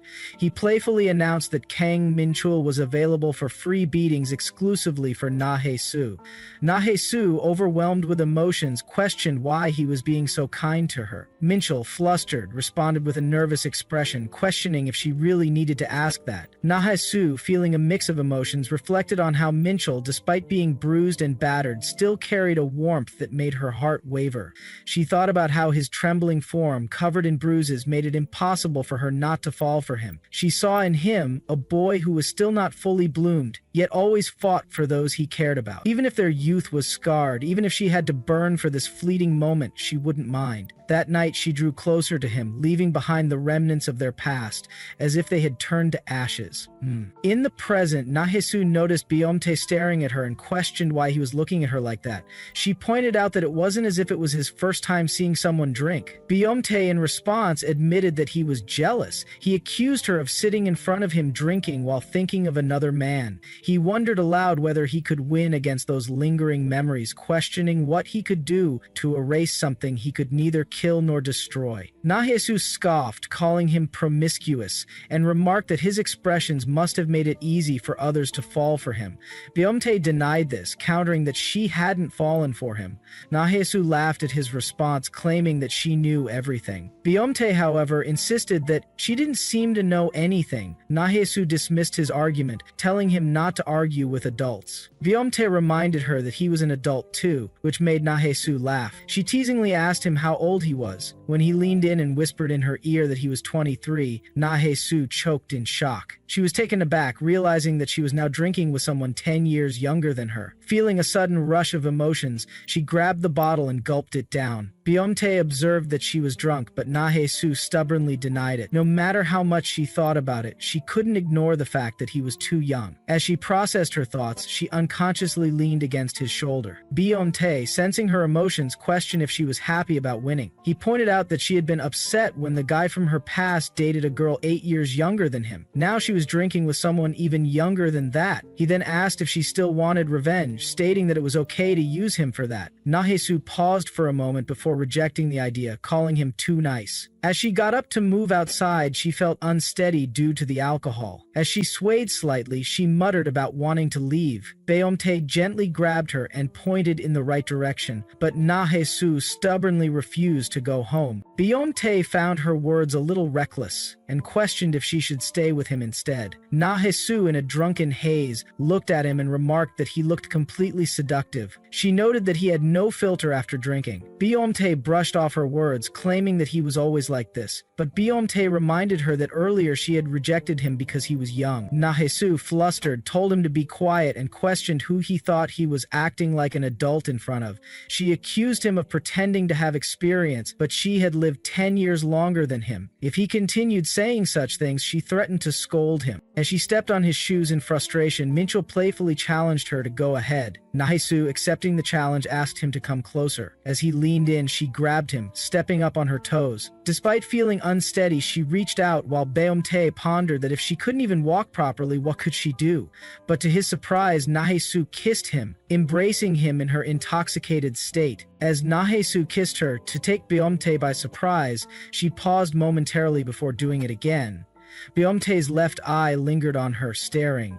Na-hee-soo stuttered that she could go through with it, and warned Beomtae not to underestimate, insisting that he knew more than she did. However, before she could process the moment, Beomtae grabbed her and kissed her again, sharing an intimate moment. Na-hee-soo hesitated as she stumbled back, but Beomtae held onto her firmly. After some time as they moved apart, Na-hee-soo murmured to Beomtae, asking him to stop, stating that she couldn't breathe. She covered her face with Beomtae's jacket, complaining that he was making it impossible for her to think straight. Beomtae embraced her, questioning himself, wondering if he should really just do that. The scene shifted as Beomtae took Na-hee-soo to a hotel. When he approached the receptionist seemed uneasy. One of the waiters noticed and questioned the manager about what he was staring at, to which the manager directed his attention towards a particular guest, asking if he didn't find him familiar.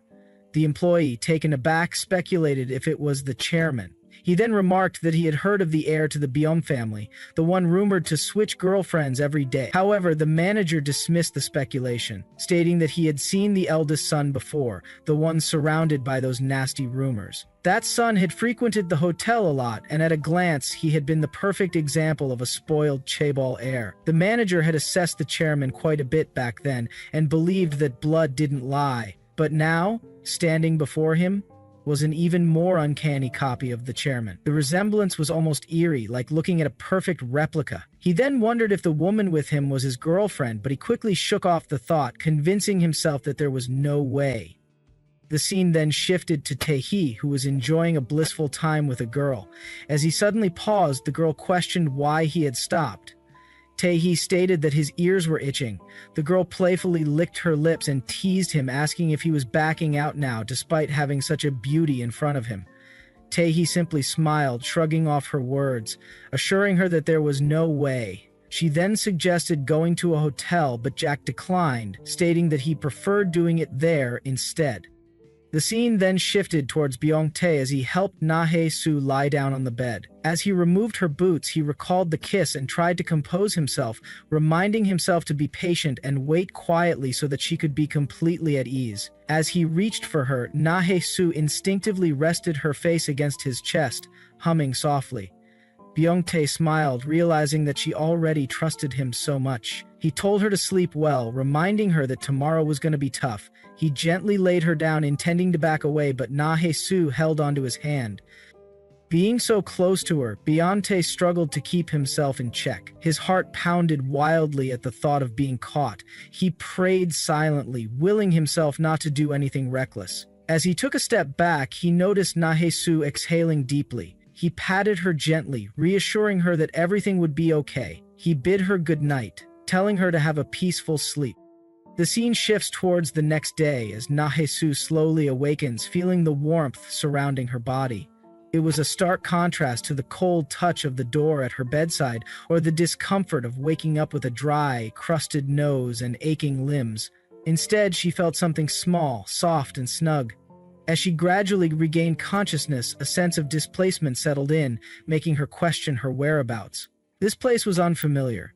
As she recalled the events of the previous night, she remembered drinking, and then, as her memory reached the moment she kissed the Beomte, everything went blank. A jittery sensation coursed through her body as she sat up abruptly, denying the possibility that this was reality. It had to be another strange dream, similar to the ones she had before, dreams she often experienced because of that man and his peculiar words. But as her gaze shifted towards her shoes, doubt began to creep in. Everything was neatly arranged, her shoes placed tidily, her coat carefully hung, and her bag positioned just right. It was the slow, deliberate touch of someone who had taken care of her while she was intoxicated. As she touched and inspected her chest, the realization dawned upon her that fortunately, nothing beyond that had happened. A sigh of embarrassment escaped her lips as she questioned what exactly was fortunate about causing such a mess. Her thoughts turned towards regret. This wasn't the time to dwell on such things. Crossing the line had been reckless, and yet, her own gesture had been an invitation to do so. The memory of the moment made her skin tingle unbearably, and that infuriatingly calm expression on his face had been so smug that she felt as though she wouldn't be able to stand it unless she bit him hard enough to make him feel the pain. She tried to brush off her thoughts, convincing herself not to overthink the situation. After all, it wasn't as if they had slept together. Perhaps it didn't have to mean much. It wasn't his first time either. With a face like his, it would be strange if he didn't have a history. Besides, she couldn't help but admit that he was skilled at it. Embarrassed, she berated herself for being a terrible adult. She needed to contact him and apologize. As she dressed, her fingers brushed against a note tucked inside her coat. It was from the Beomte. He had written that he was leaving this note because he thought she might be startled, but rather because she had been too drunk to make it home. He hoped she would understand and reassured her not to worry about the hotel bill, as he had used a free voucher he had planned to save for when he had a girlfriend. Meanwhile, the scene shifted to Jay, who was smiling at Beomte with curiosity. He questioned whether there was any reason for Beomte to feel threatened at home, wondering if someone might break through the window of a high-rise building in the middle of Seoul and stab him with a knife. Beomte laughed it off, asking Jay to entertain him instead. Jay, amused, suggested playing Jenga with flower petals before asking if Beomte had any intention of meeting that girl. However, Beomte denied it, stating that he wouldn't be the first to contact her today. He thought that the depth of their interaction had increased, and if she contacted him first, he might consider letting it slide. Jay, surprised, questioned what Beomte was talking about, admitting that he couldn't understand his thought process anymore. It was impossible to tell whether he was trying to avoid getting caught or if he was desperate to be found out by both that woman and the chairman. Elsewhere, Minchul was scrolling through his phone when Ari commented on how unfair it was. Minchul, puzzled, asked what had brought that up so suddenly. Ari chimed in, questioning why he was good at everything. She pointed out that he had met many women, gotten married, and even had an ex-wife, one who was still obsessed with him. She wondered aloud if his skill had something to do with it, prompting Minchul to laugh it off. Ari continued, speculating that he must have been skilled from his very first time.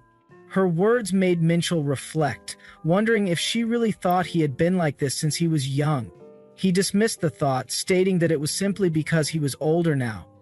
Ari, intrigued, questioned if getting older automatically made someone like that. Minchul denied it, clarifying that while age didn't necessarily bring skill, at the very least he was no longer as clueless as he had been in his youth.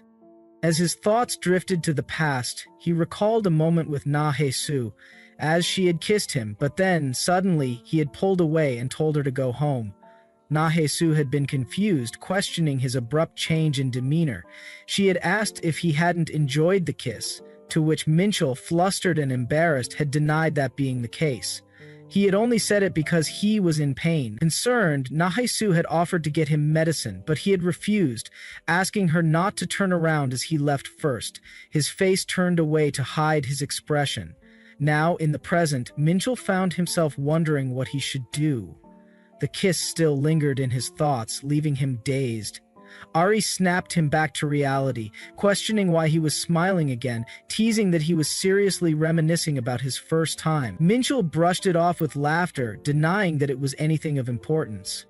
At Na-Hae-Soo's home, she busied herself with organizing her belongings. She had decided to clean up, knowing they could no longer be together. Carefully, she disposed of things that no longer belonged to her. Some things were easy to throw away, but others held memories she had once shared with Minchul. Even so, she didn't cry. She had decided long ago not to shed tears over him anymore. The memories they had built together, the moments they would never relive, it was all over. It was just a few things she had to discard, yet it felt as if she had moved out completely. She thought about how people often ate jjajangmyeon on moving day. Minchul had once taught her that tradition. Now, there was no one to eat with, and the emptiness of the house weighed on her. The space she had once filled in this small home now felt even smaller. She discarded her old underwear, thinking about how, whether someone was there or not, the hardship of 13 years would still leave her financially struggling. But she resolved to buy new ones, not just to replace the old, but to fill the emptiness in her heart. Her gaze fell upon a teddy bear, and she wondered whether she should call Byomtae and ask him to have jjajangmyeon with her. Meanwhile, Byomtae sat with Jae, staring at his phone, desperately waiting for Nahae-soo's message. The scene shifted towards the shop where Nahae-soo had gone for shopping, thinking about how she had never owned anything new in her life. Everything she received had always been worn out or discarded items left behind by others. Even if she owned just one thing, she would become attached to it because everything felt precious. The most dazzling thing she had ever possessed was the memory of the time when she had written Kang Minchul's name on the wall. Minchul had written it down afterwards, stating that it belonged to Nahae-soo, making her smile at the thought. Nahae-soo, however, believed that he had disappeared like it was nothing, as if he had never been a part of her life from the beginning. As a shopkeeper noticed Nahae-soo standing outside, she asked her what she was looking for and invited her to come inside and take a look, mentioning that it was a specialty shop. Nahae-soo simply replied that she was looking for some underwear. The shopkeeper assured her that they had everything in stock and asked what design she preferred. Nahae-soo responded that she just needed something basic and comfortable. When the shopkeeper asked about the size, she took a glance at her and commented that even though she didn't know her measurements, she was certain it must be a nice fit. This made Nahae-soo feel quite embarrassed. The shopkeeper then remarked that there weren't many options in her size, but assured her that it was available somewhere. She pulled out a rather nice pair, asking if she would be interested in it. Nahae-soo was taken by surprise and flinched with embarrassment as she refused, requesting something else instead. The shopkeeper asked why she didn't like it and teasingly remarked that the young bride was being shy. She then insisted that among the options available, this one was the safest choice. Eventually, Nahae-soo agreed to go with it. The shopkeeper observed Nahae-soo carefully and remarked that she seemed like a young wife, asking if she was married. Nahae-soo hesitated before denying it and stated that she was single. A moment later, the shopkeeper pulled out another unusual dress, causing Nahae-soo to become even more embarrassed.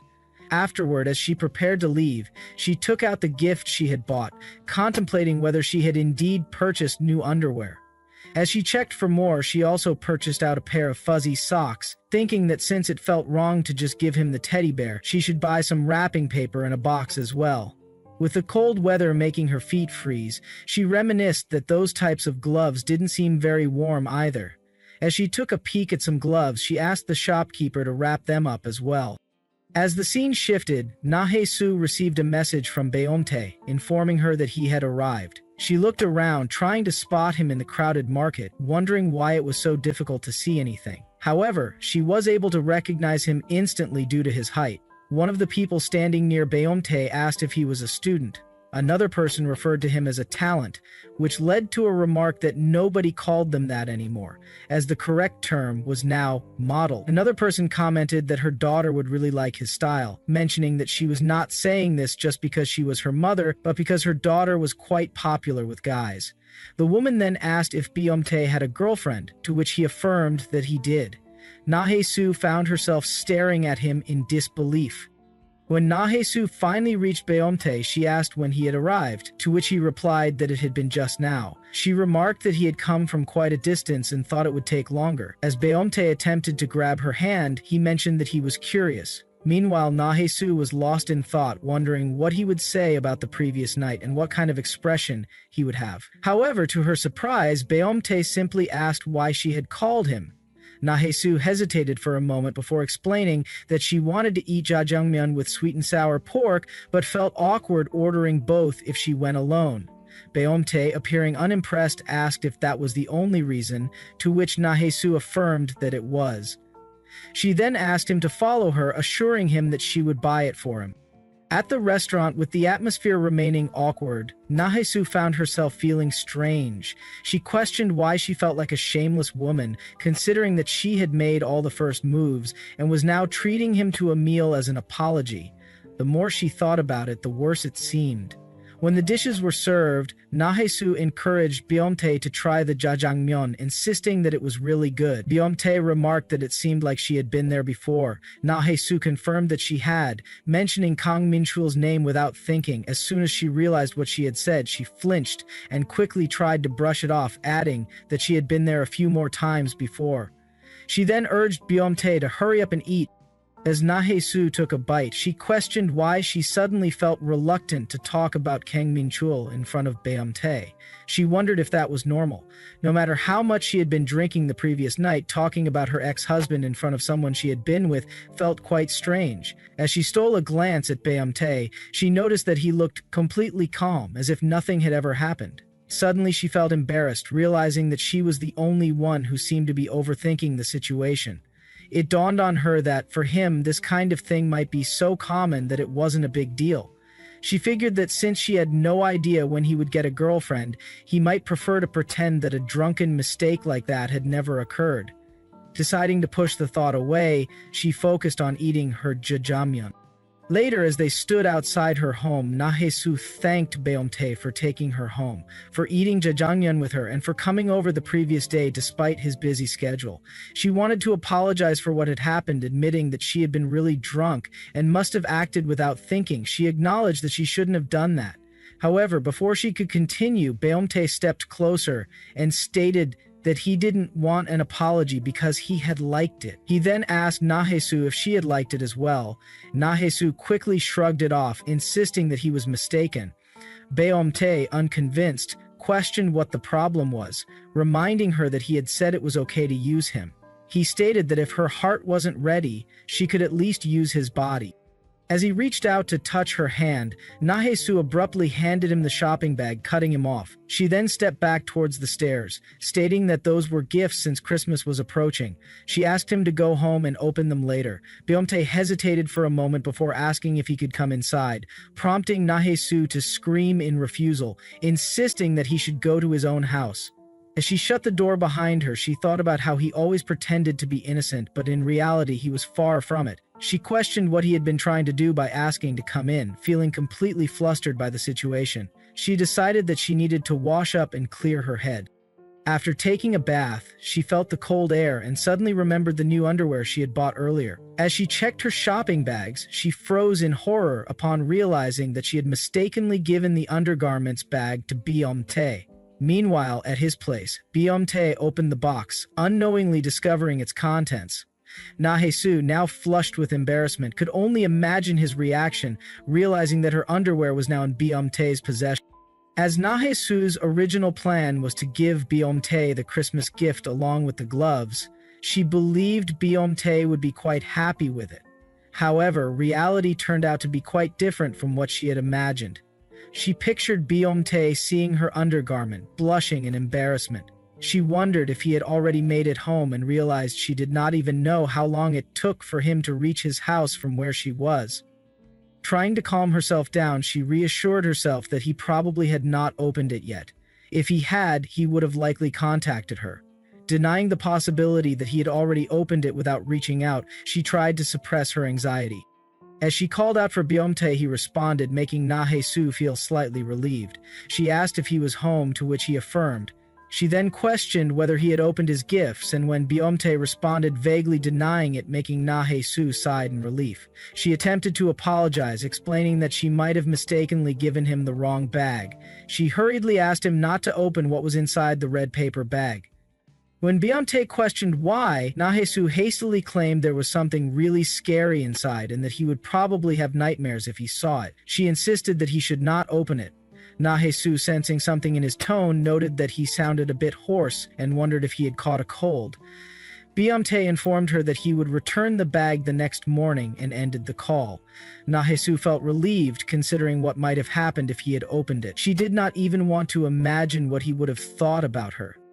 Meanwhile, Beomtae took a deep breath as the scene then shifted. Beomtae was experiencing a rather vivid moment with Nahesu, biting gently and leaving love marks as he slid off her garments, making her lie down on the bed. Just as things escalated, Nahesu suddenly snapped back to reality, waking up from her dream. Realizing what she had been thinking about, she punched herself hard, convinced that she was going crazy. On the other hand, Beomtae found himself huffing slightly. In the end, Nahesu could not get any proper sleep, feeling as though she had not rested at all. Although it was still a bit early, she decided to wash up and head to work. However, just as she was about to go, she heard the doorbell ring. Recalling that Beomtae had mentioned he would return the bag in the morning, she stepped out of her room and took the red bag from him. Nahesu thanked him, handing him the actual gift she had planned to give him, apologizing for the trouble. Beomtae, however, assured her that it was no trouble at all. As Nahesu observed Beomtae's face, she found it strange. He was smiling, yet something seemed off about him that day. She asked if he was feeling unwell, but Beomtae denied it. She then questioned whether he was tired, to which Beomtae admitted that he had not slept well. Nahesu acknowledged this, mentioning that she had not either, as it was winter and quite cold. A certain awkwardness lingered between them. Nahesu eventually stated that she needed to head inside as she had work to attend to. However, just as she was about to leave, Beomtae stopped her, asking her to wait. He told her he had brought her a gift as well, and handed her a bag, instructing her to open it later when she was inside. When Nahesu took out the pink sweater, she was quite impressed. Her eyes glittered with excitement as she tried it on, finding it amazing. She realized that it fit perfectly, even though he probably did not know her size. She noticed that the material was thick and of high quality, assuming it must have cost him quite a bit, likely over 50,000 KOW. Despite this, she felt warm and happy. She decided that she should thank him properly when they met later. Upon arriving at the rose shop, Nahesu greeted and Huazhong greeted her back. Noticing Nahesu's attire, Huazhong asked if she had gotten new clothes, commenting on how pretty they looked. Nahesu affirmed, stating that it was a gift. Huazhong, curious, remarked that she did not know who had given it to her, but they certainly had good taste. She mentioned that clothes could make a person stand out and that Nahesu looked exceptionally pretty. However, Huazhong also pointed out, joking lightheartedly, that Nahesu had been wearing the same two outfits repeatedly, making her appear somewhat shabby. This made Nahesu smile awkwardly, leading her to consider whether Beomtae had given her the sweater because he thought she looked pitiful. Huazhong then playfully questioned if her husband had bought it for her, stating that since Nahesu had mentioned receiving it as a gift, it was obvious who had given it to her. However, Nahesu paused for a moment before revealing to Huazhong that she was divorced. Taken aback, Huazhong asked if it had happened suddenly, to which Nahesu confirmed. Huazhong expressed her surprise, mentioning that Nahesu had never brought it up before. Nahesu simply responded that this was just how things were, leaving Huazhong puzzled and wondering aloud what had happened. She found it strange that Nahesu had mentioned having a husband before, but was now suddenly saying she was divorced. Later, as Beomtae entered the shop, he was engaged in a pleasant conversation with Nahesu. Seeing him, Nahesu handed him a bouquet of roses, asking him to leave since he had received them. However, Beomtae insisted on buying one more and asked for another bouquet. Huazhong, observing their interaction, found it hard to believe what she was witnessing. No matter how she looked at it, they seemed far too close, and on top of that, there was a noticeable age difference between them. Whether the divorce was true or not, the situation appeared unusual to her. As Beomtae tried to reach out and touch Nahesu, Huazhong was taken aback. Finding the situation unbelievable, she suddenly grabbed Beomtae and pulled him aside, insisting that he look at her for a moment as she addressed him seriously. She asked him to have a talk for a moment, intending to take Nahesu by surprise. As Nahesu tried to excuse herself, stating that she needed to get back to work and that they could continue their conversation outside the shop, she turned her face away. Outside the shop, Huazhong insisted on asking something first. She questioned him about his relationship with Nahesu, prompting him to ask for her reason. In response, Huazhong stated that if he did not want to answer, he could forget about it as it was obvious anyway. She acknowledged that he had romantic feelings for Nahesu, but urged him to stop as there was something he did not know. As their conversation continued inside the shop, Nahesu, who was staring at them, felt increasingly uneasy. Hwajong admitted that she had not expected it to be this way, questioning whether it was because of Nahesu's age. However, she quickly dismissed the idea, stating that the issue was not just the age difference. She asked him not to be shocked by what she was about to reveal, eventually disclosing that Nahesu was married. Biting her nail, she confessed that although Nahesu had claimed to be divorced, she was unsure whether it was true.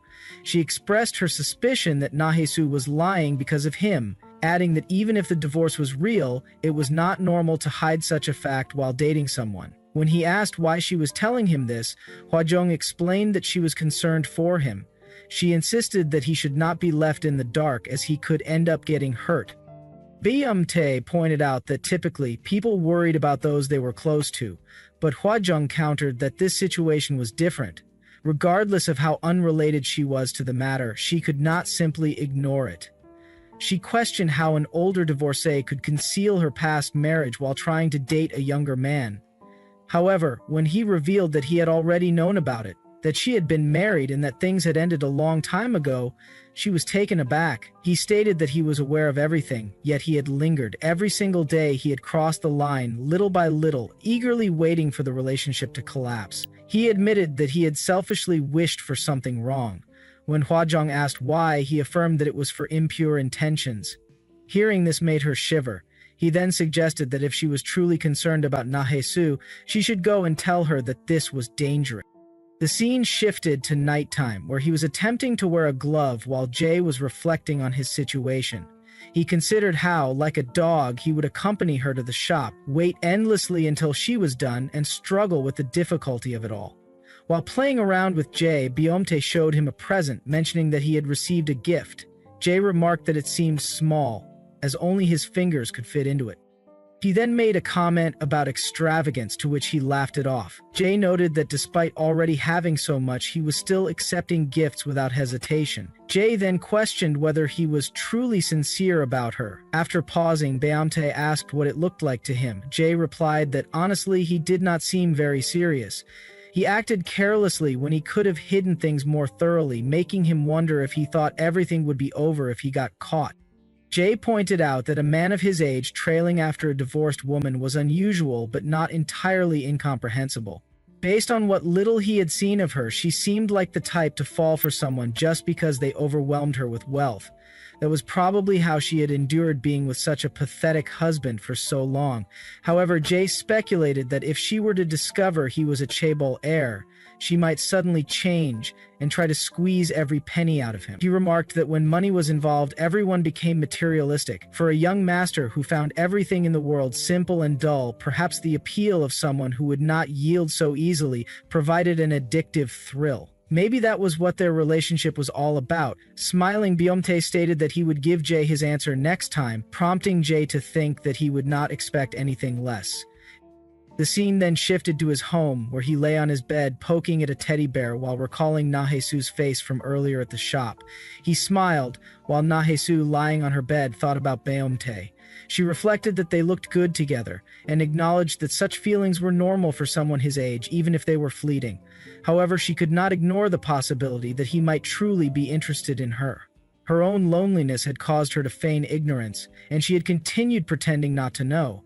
She had thought that perhaps she could stay by his side just a little longer, but now the time to acknowledge the situation had come suddenly and without warning.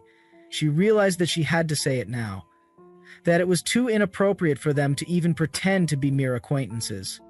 The scene then shifted to the next day outside her home, where Byung-tae followed her. He told her that it was cold and urged her to hurry inside, promising to call her when he got home. However, Nahesu grabbed him, stating that she had something to say and asking him to come with her for a moment. He remarked that it felt exciting, but she immediately clarified that it was not going to be an exciting conversation. Boarding down, she told him that she was going to hurt him. He asked how, and she inquired whether he knew Hua Yong, the girl she worked with at the flower shop. At that moment, he understood her meaning. He teasingly asked if she was jealous whenever he talked to Hua Yong, but Na-Hee-Soo unexpectedly asked if he wanted her to introduce him to her. The question took him by surprise, causing him to freeze.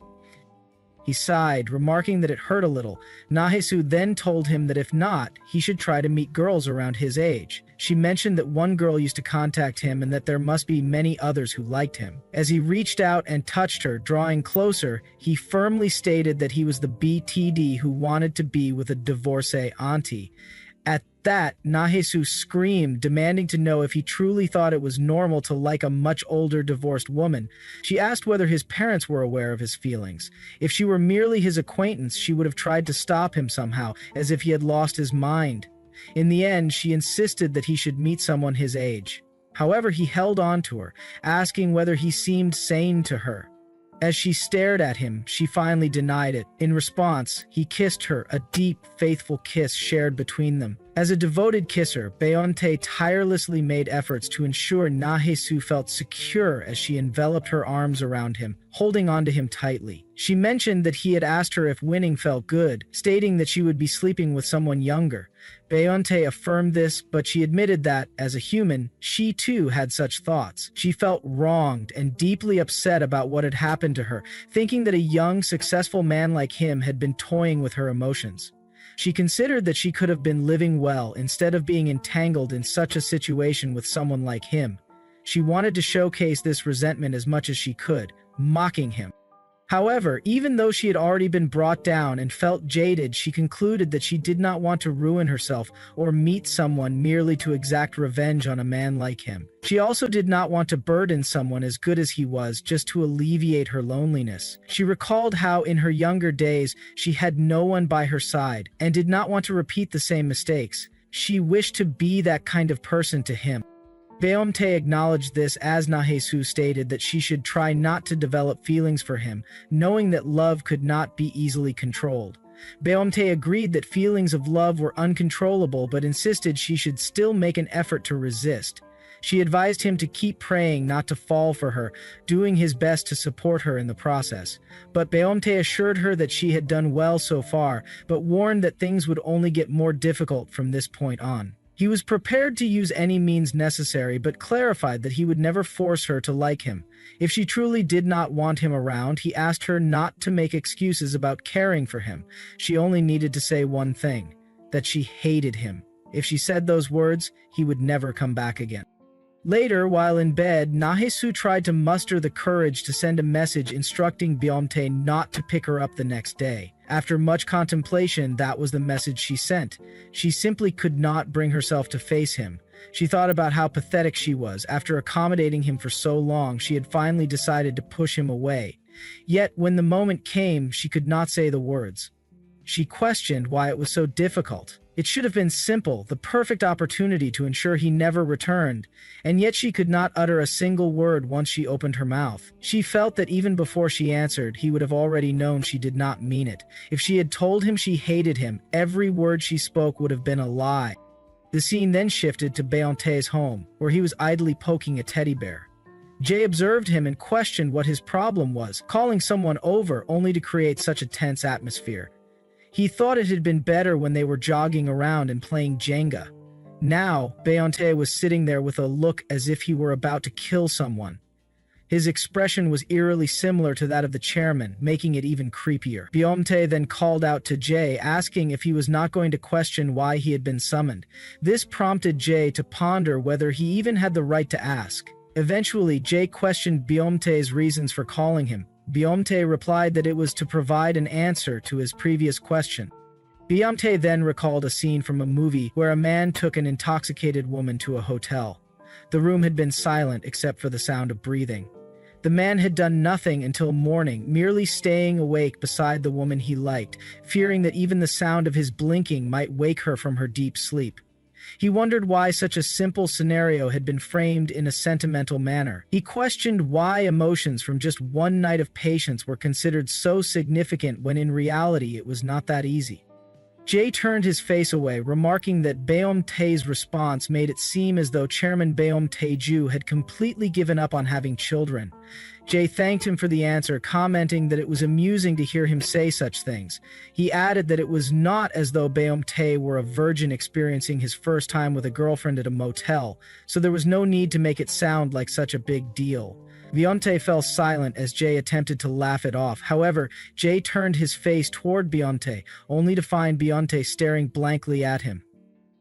Jay could not believe what he was hearing, questioning if this was for real. The scene shifted again to the restaurant, where the owner noticed Nahasu seemed distracted. She questioned Nahasu about what had happened the previous day, stating that her mind appeared to be elsewhere, leading her to make mistakes she normally would not. Nahasu apologized, saying it was nothing, that she had simply been lost in thought for a moment. The conversation took a more serious turn as Nahasu hesitated to speak, but eventually confided in the restaurant owner. Nahasu asked if there was a way to make someone lose interest in her, insisting that the question was not about herself but about someone she knew. The restaurant owner, however, saw through her words. She jokingly suggested asking a certain person who frequently visited the restaurant, noting that he likely had the physical strength to knock someone out. If not, then perhaps a mother's intervention would be the best course of action. As Nahasu walked home, she reflected on the restaurant owner's words. The owner had mentioned that the best way to sever all relationships, whether they be with men, family, friends, or relatives, was to ask for money. Just requesting to borrow a large sum right away would do the trick. Nahasu contemplated this, realizing that youthful love was passionate yet fleeting. Even though the feelings they called love might pass, the injustice she felt would not. As she recalled Minchel's reassuring expression and his assurance not to worry, she wondered if a person driven by youthful impulses might even ruin his life for money. This thought frightened her. To test her theory, she decided to ask for an unreasonable amount, a sum so large that it would be impossible for him to obtain, something that could completely ruin an unfortunate life. Beyonce soon received a notification from Nahasu. She had sent a message asking to borrow money, specifically requesting 100 million KAW. Upon seeing the message, Beyonce smiled with amusement. The next morning at the rose shop, Nahasu contemplated that weeks had passed without any word from Beyonce. Their conversations, which had always been initiated by him, had completely stopped. The last message she had sent remained unanswered, and her phone calls went straight to voicemail. She wondered why this absence felt so unsettling. As she recalled her own words telling Baeom Tae that if he had someone in his life, he should meet people his age, she realized that deep down, she had assumed he would still cling to her selfishly. It had taken her 2 weeks to fully accept his absence, and now she questioned whether he would ever walk through that door again. As she was lost in thought, a customer grew irritated, demanding to know why she was staring off into space instead of focusing on work. She quickly apologized, but deep inside she found herself wondering about Baeom Tae. She questioned how he was doing, whether he was still having nightmares, and if he was staying safe. She hoped the gloves she had given him were keeping him warm, and she wondered if he was still wandering through his days alone. She recalled Baeom Tae's words about coming to that place whenever his thoughts became overwhelming, and began to question whether she had been too caught up in her own emotions to truly understand what he had been going through. She realized she had never fully grasped the depth of his emotions, nor the weight of the burdens he had been carrying. She questioned how many times his legs had led him back to that place, and what pain he had been trying to cast away by staring at all those countless lights. It became clear to her that she had known almost nothing about him, and that thought brought her a strange sense of relief. If there was nothing to remind her of him, then perhaps it would be easier to let go. But as she glanced at the shop where she had bought him gifts, she felt a lingering regret. There had been something she never got to tell him. If she had kept that teddy bear beside him, perhaps it would have protected him from nightmares. She should have told him that. To the one who had always seemed deeply troubled, she had been a selfish and terrible adult until the very end. The words she had been unable to say lingered in her mind for a long, long time, and the weight of them hurt her heart. The scene shifted to an alley where Jay was dealing with a drunk man, questioning why he didn't just go home and sleep if he had been drinking. Jay was feeling increasingly tense, as if he were standing on edge, ready to lash out at the next person who crossed him. Byung-tae suddenly called out to Jay, asking if he was good at fighting. Jay with confidence affirmed that he was. In response, Byung-tae asked him to hit him somewhere visible. Jay took a step back, pleading with him not to say things like that. He asked Byung-tae to think about what it felt like to hear such words from someone built like a door. But Byung-tae dismissed his concern and asked if he was done with work for the day. Jay, confused, asked if Byung-tae was heading home. Byung-tae denied it, saying he had somewhere to stop by. When Jay questioned where he could possibly be going in that state, Byung-tae simply messaged Na-hae-soo, informing her that he was in front of her house. Standing outside, Byung-tae waited until Na-hae-soo stepped out of her home. As she saw him standing there, his neck covered with bruises, his clothes slightly disheveled, and a bag hanging from his hand, she immediately questioned why he was there. Before he could fully explain, she interrupted, stating that if he hadn't brought what she had asked for, then there was no reason for her to see him. She would appreciate it if he left. However, as she truly took in the sight of him, she hesitated, stepping closer. Her hands instinctively reached out to unveil the mask he was wearing, her eyes widening at the state of his face. She demanded to know what had happened, asking if he had gotten into a fight like some street thug. Frustrated, she yelled at him, reminding him that he was an adult and should have avoided any confrontation. She questioned why he was still acting like a childish fool, asking him if he was in pain after getting hurt like that. Na-hae-soo found herself thinking that Byung-tae always seemed to uncover the vulnerable parts of her, something she had not recognized before. Or perhaps she had, but had chosen to ignore it. She stated that this would be the last time, insisting that she would just apply some medicine before sending him on his way. However, as she tended to his wounds inside her home, she found herself growing softer toward him once again. After finishing, she warned him to be careful and told him that if he ever showed up looking worse than this, she would refuse to see him again. She tried to turn away to distance herself, but Byung-tae grabbed her wrist, revealing that he had brought what she had asked for. He pleaded with her to let him stay a little longer. Taken aback, Na-hae-soo questioned his words, unable to believe that he had actually come with the money. She found it impossible. There was no way he could have gotten that much money in just a few weeks. Certain that he was lying, she reached for the bag, her hands trembling as she opened it. Seeing the large sum of money inside, she was shocked. She demanded to know where he had gotten it from, insisting that he answer her.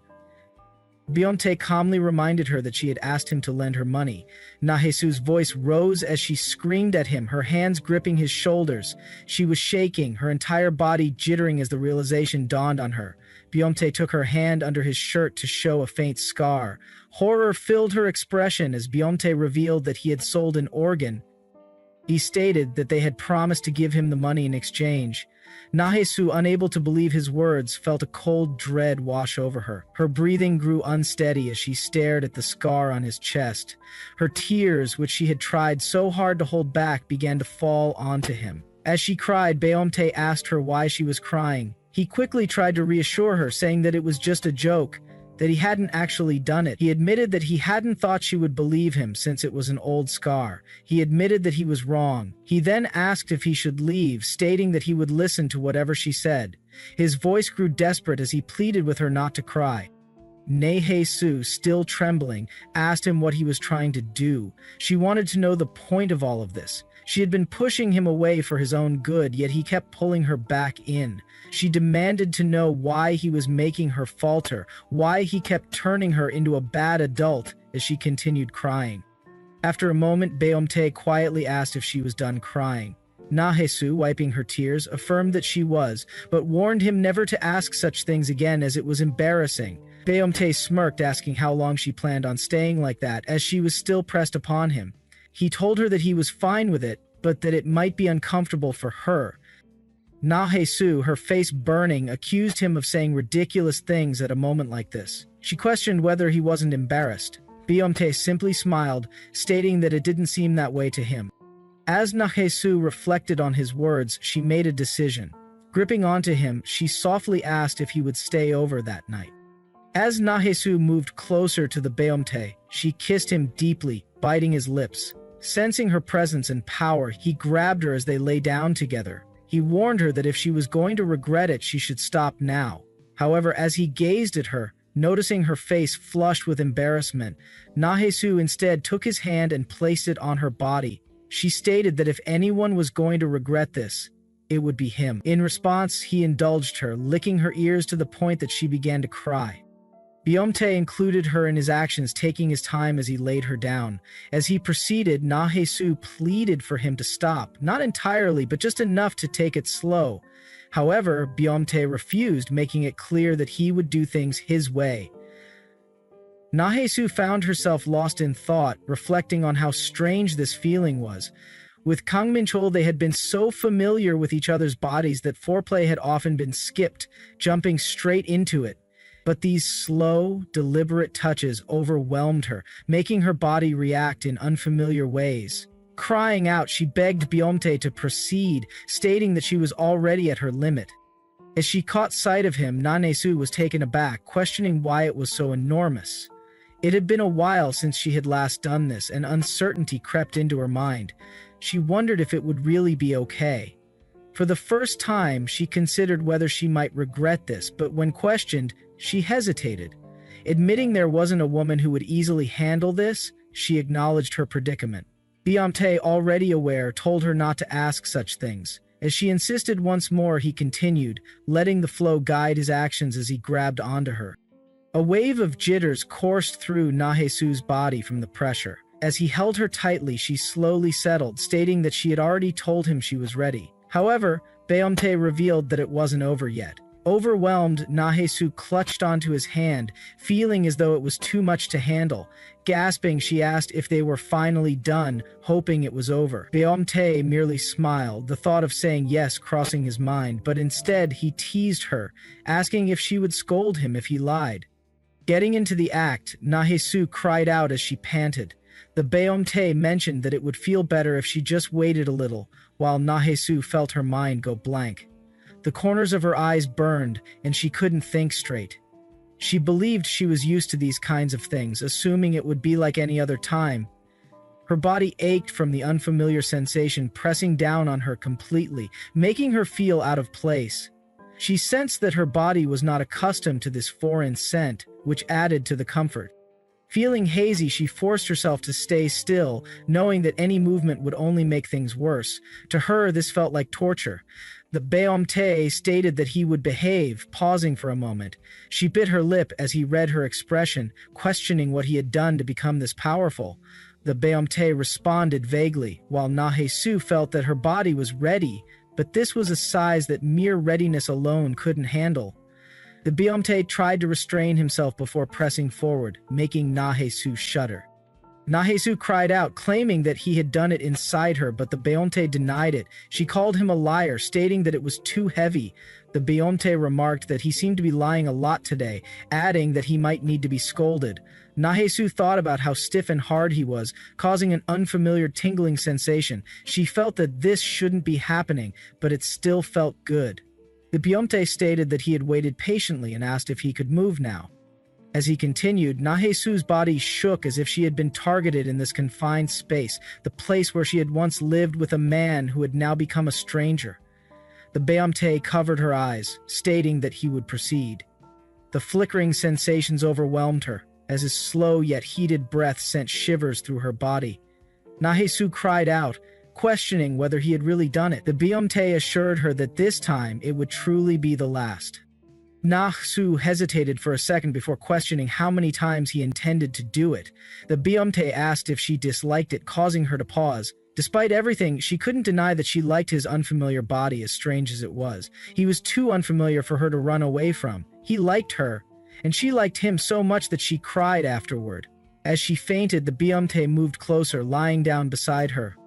As dawn broke, the soft glow of morning light enveloped the room. Nahesu slowly stirred, feeling an unexpected warmth surrounding her. Rather than the simple comfort of a blanket, the warmth felt firm, almost secure. As she woke, a realization dawned upon her. She must have fallen asleep without even noticing. She wondered if the weather had gotten warmer, as she had slept so soundly, completely unaware of her surroundings. Remembering that she needed to hurry and wash up for her part-time job, she attempted to move. However, as she felt a strong arm beside her, curiosity led her to take a peek. The sight of Beomte sleeping beside her made embarrassment rush through her, causing her to quickly lie back down. She tried to calm herself, reminding herself that she had known this would happen. Half of her actions had been impulsive, while the other half had been based on the thought that this was nothing out of the ordinary. Spending the night like this shouldn't be a big deal for a grown man, so there was no reason to make a fuss. She reassured herself that people these days even did such things with strangers they had just met. After all, she had seen cases like that on TV, where people acted on impulse after drinking. Yet, despite all her rationalization, the thoughts kept bothering her. She had cried so much that she didn't even remember everything clearly, but what remained vivid was the feeling of his touch. At first it had felt strangely clumsy, but soon it had become so effortlessly skilled that it was almost jarring. She took another look at him, convinced that someone with such experience wouldn't find last night particularly special. She was certain it hadn't meant anything significant to him. Feeling restless, she decided she needed to put on some clothes. As she tried to move his arm away, she found that she couldn't budge it.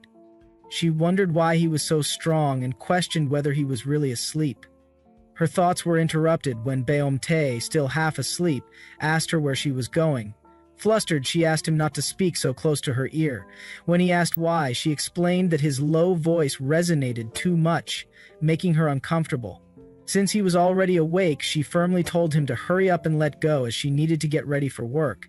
However, Beomte casually remarked that she couldn't go because he was still hurt.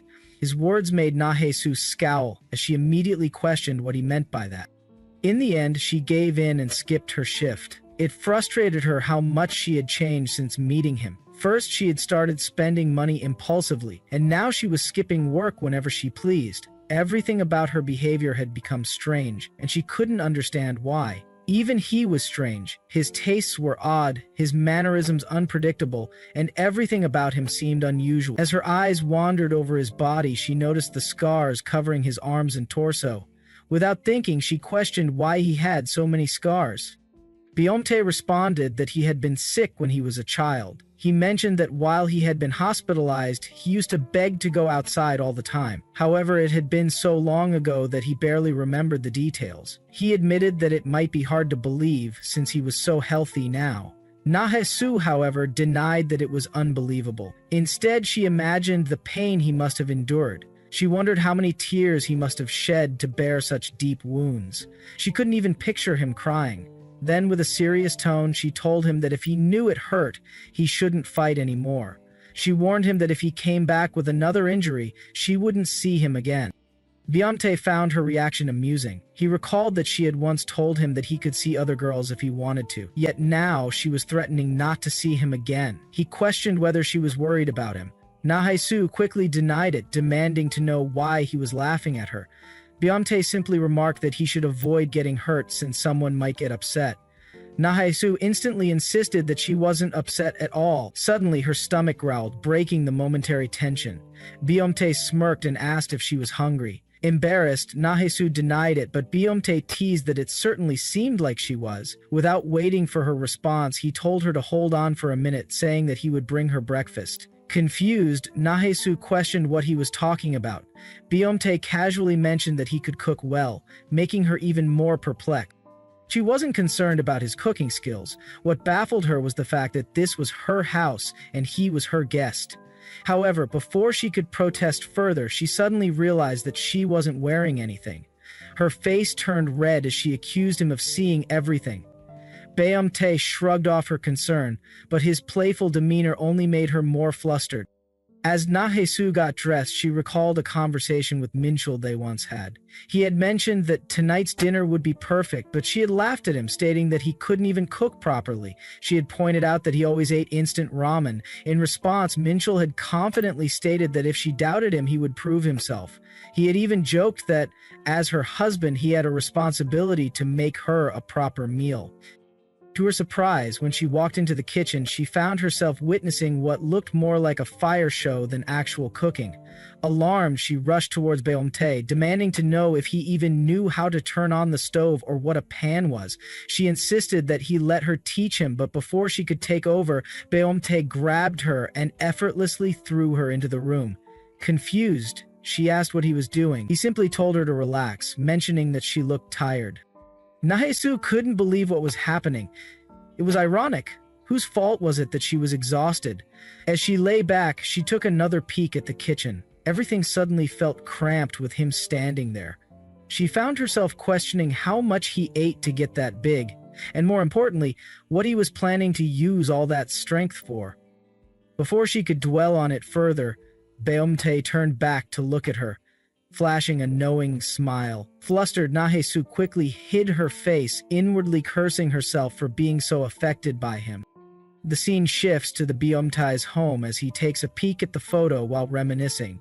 Nahesu moves toward the bathroom, stating that she would wash up and asking the Beomtae not to go anywhere but to wait there quietly.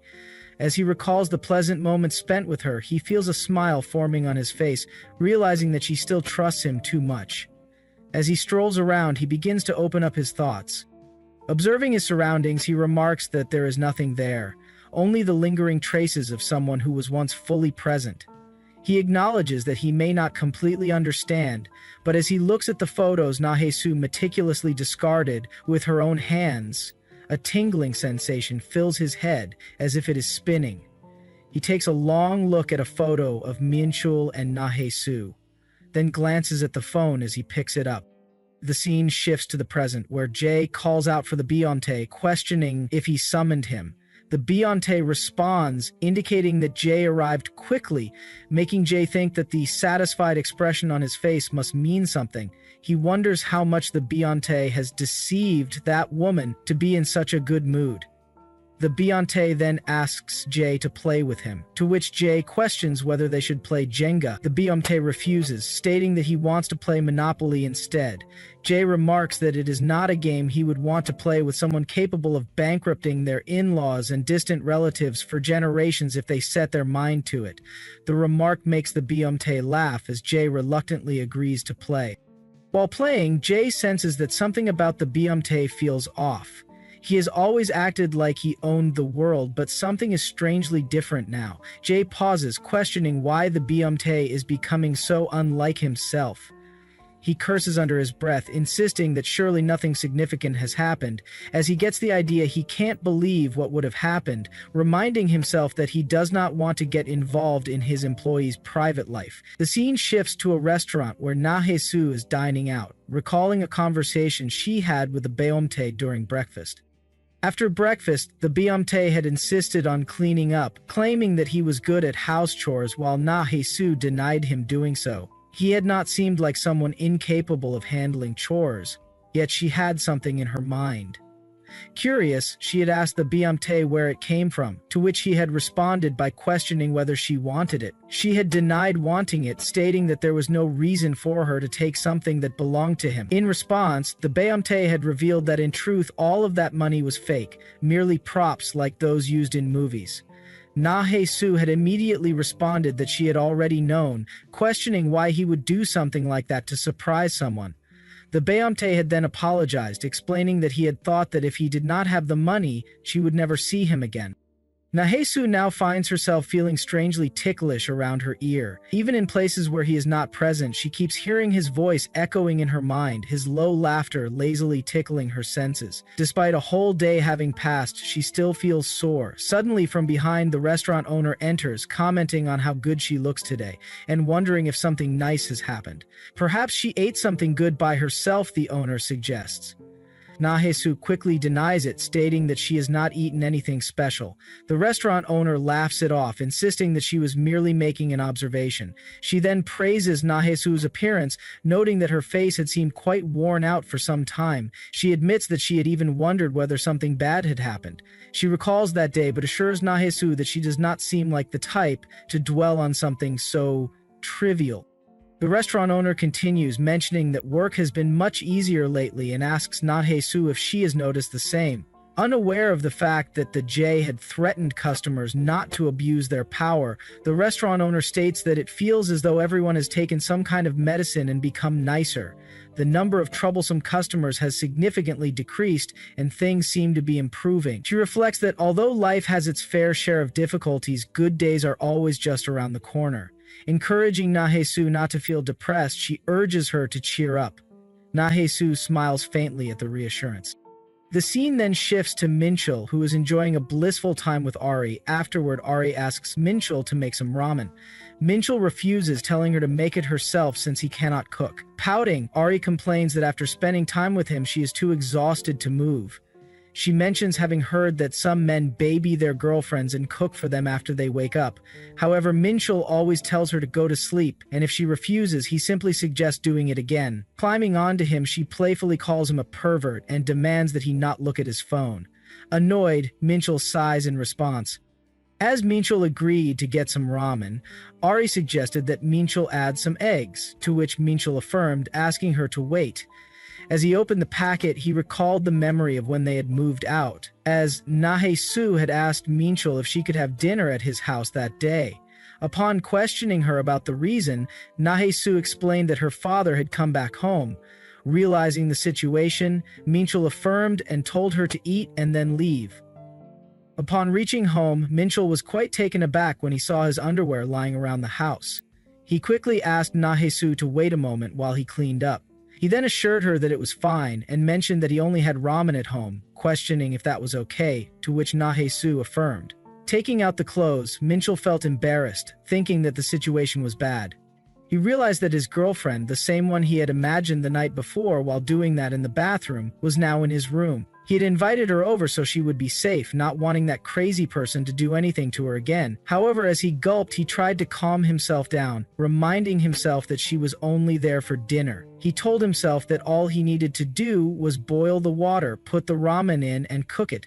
He repeated this process in his mind to keep himself distracted. As Nahesu got closer to Minchul, she questioned if she should make it instead, causing Minchul to panic and move away, denying her offer by stating that he would handle it. After making the ramen and serving it to Nahesu, she thanked him and questioned if he wasn't going to have some himself.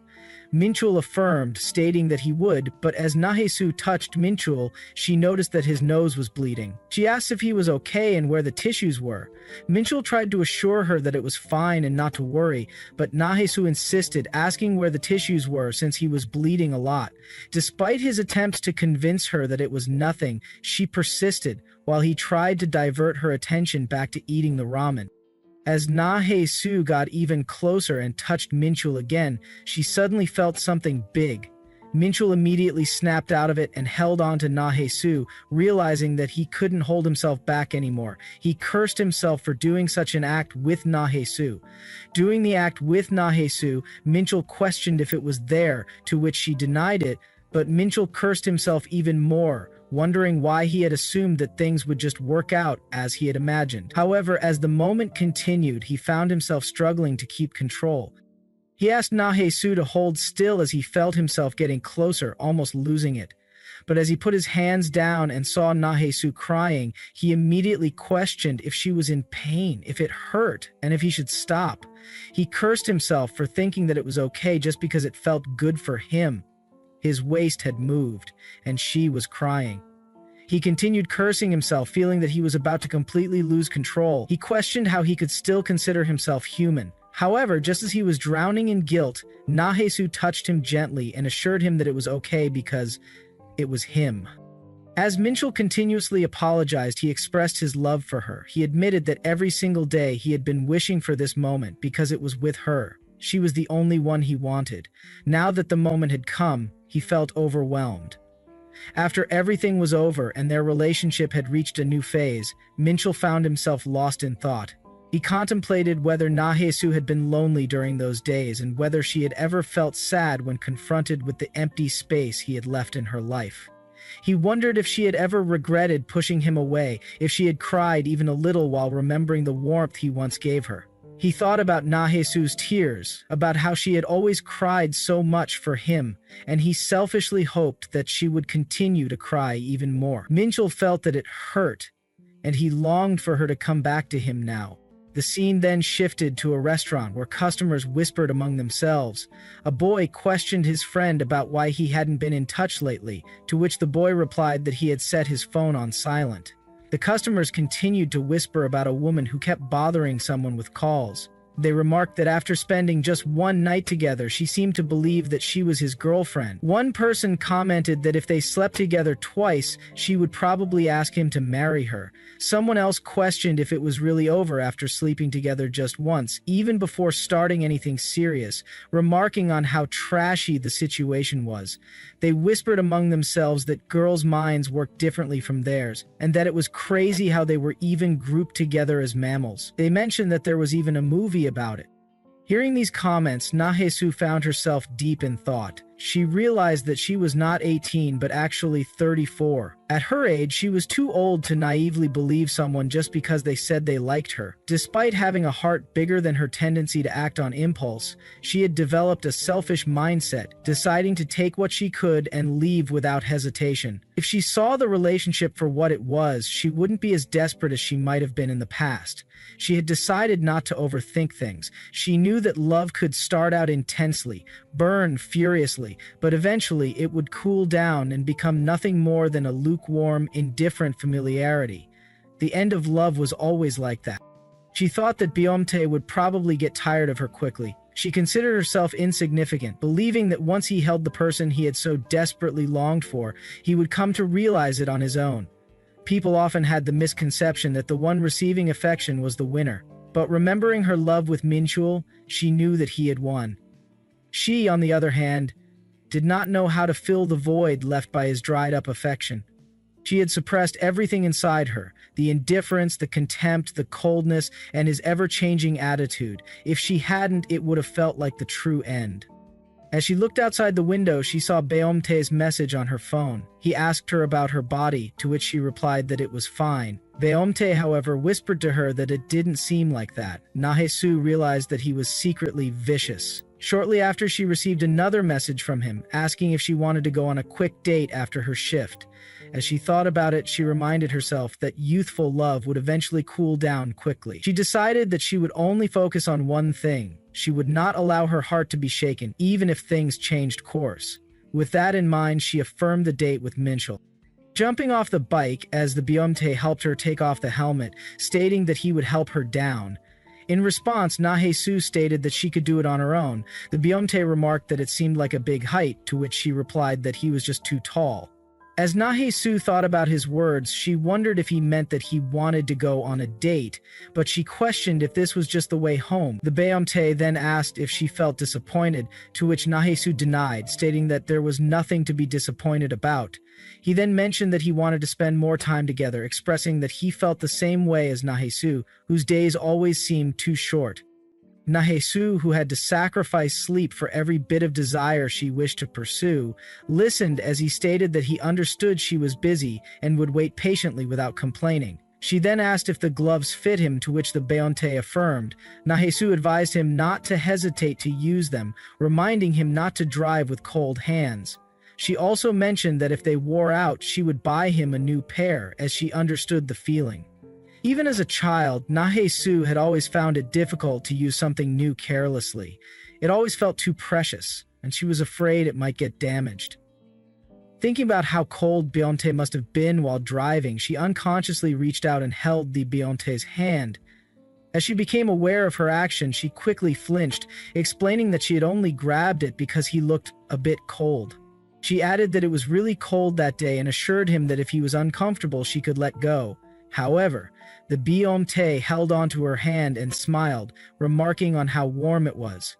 Nahesu thought that usually when people went as far as sleeping together, physical touch started to feel familiar. She had never thought much of it before, but she questioned why just holding hands made her feel so self-conscious.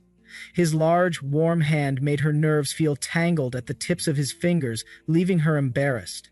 As they neared their destination, Nahesu suddenly spoke up to clarify any misunderstanding, firmly stating that they were not in a serious relationship. The Beomte acknowledged her words. Nahesu pointed out that she had said it herself. If her heart wasn't ready yet, she could use his body, and that was as far as their relationship would go. The Beomte, smiling blankly, affirmed her statement. As Nahe-su processed his response, she questioned what exactly that meant and wondered if everything was really just about the physical aspect. From the way he carried himself, she could tell that he had experience from the beginning. Feeling annoyed, she hurried inside, telling him not to wander off and get into trouble again as the Beomte followed her towards the stairs. Inside, he winced, mentioning that it still stung, and asked if she could apply the medicine again. Nahe-su responded that he could do it himself, noting that the way he spoke made it sound as if he had ulterior motives. The Beomte affirmed, adding that since their relationship was purely physical, he thought he would try something playful. As his breath lingered close, Nahe-su felt overwhelmed. She warned him that she would scold him and questioned if he was aware that adults could be scary. The Beomte nodded, hugging her instead and asking for just one hug before he left. Resting his head on her shoulder, Nahe-su felt a ticklish sensation as his soft hair brushed against her. A cool, pleasant scent wafted from him. As the Beomte's lips pressed against her neck, he inched closer, as if about to kiss her. But he suddenly pulled away, stating that he would be leaving. Watching him walk away, Nahe-su felt flustered, realizing that she had almost casually told him to come inside. Cursing herself, she wondered what was wrong with her and swore that she wasn't like this before. The scene shifted to the chairman, who noted that it had been a while since he had seen him. His aide mentioned that he would contact him, but the chairman stopped him, stating that he would handle it himself. Meanwhile, at the Beomte's home, Jay smiled, unable to tell whether the young master was feeling good, bad, angry, or just annoyed. Taking care of him was proving to be difficult. He questioned why the heater wasn't on and if the Beomte was trying to freeze himself to death. He then sarcastically asked if the Beomte was holding some kind of ritual to catch a cold, to which the Beomte affirmed, hoping that it was the flu. Jay, annoyed, asked if getting beaten up hadn't been enough for him. Seeing the bruises all over his expensive face, Jay pointed out that instead of sulking, he should be grateful. The Beomte, however, affirmed that he had given away his first love and his first time, yet it still wasn't enough. Jay speculated that perhaps the Beomte wasn't her type. Observing her ex-husband, he noted that the man seemed quite different from the Beomte. He reassured him not to be heartbroken, reminding him that life wasn't a board game. Things wouldn't always go his way. Sometimes people were used and tossed aside, and that was just how life worked. The Beomte then called out to Jay, telling him not to come tomorrow. Jay, confused, asked if he was being fired or if it was a vacation. The Beomte clarified that it was a vacation, stating that tomorrow night he would not be coming home. While Taehi was having a great time at the bar with a girl, he mentioned that if she knew what his younger brother had been up to.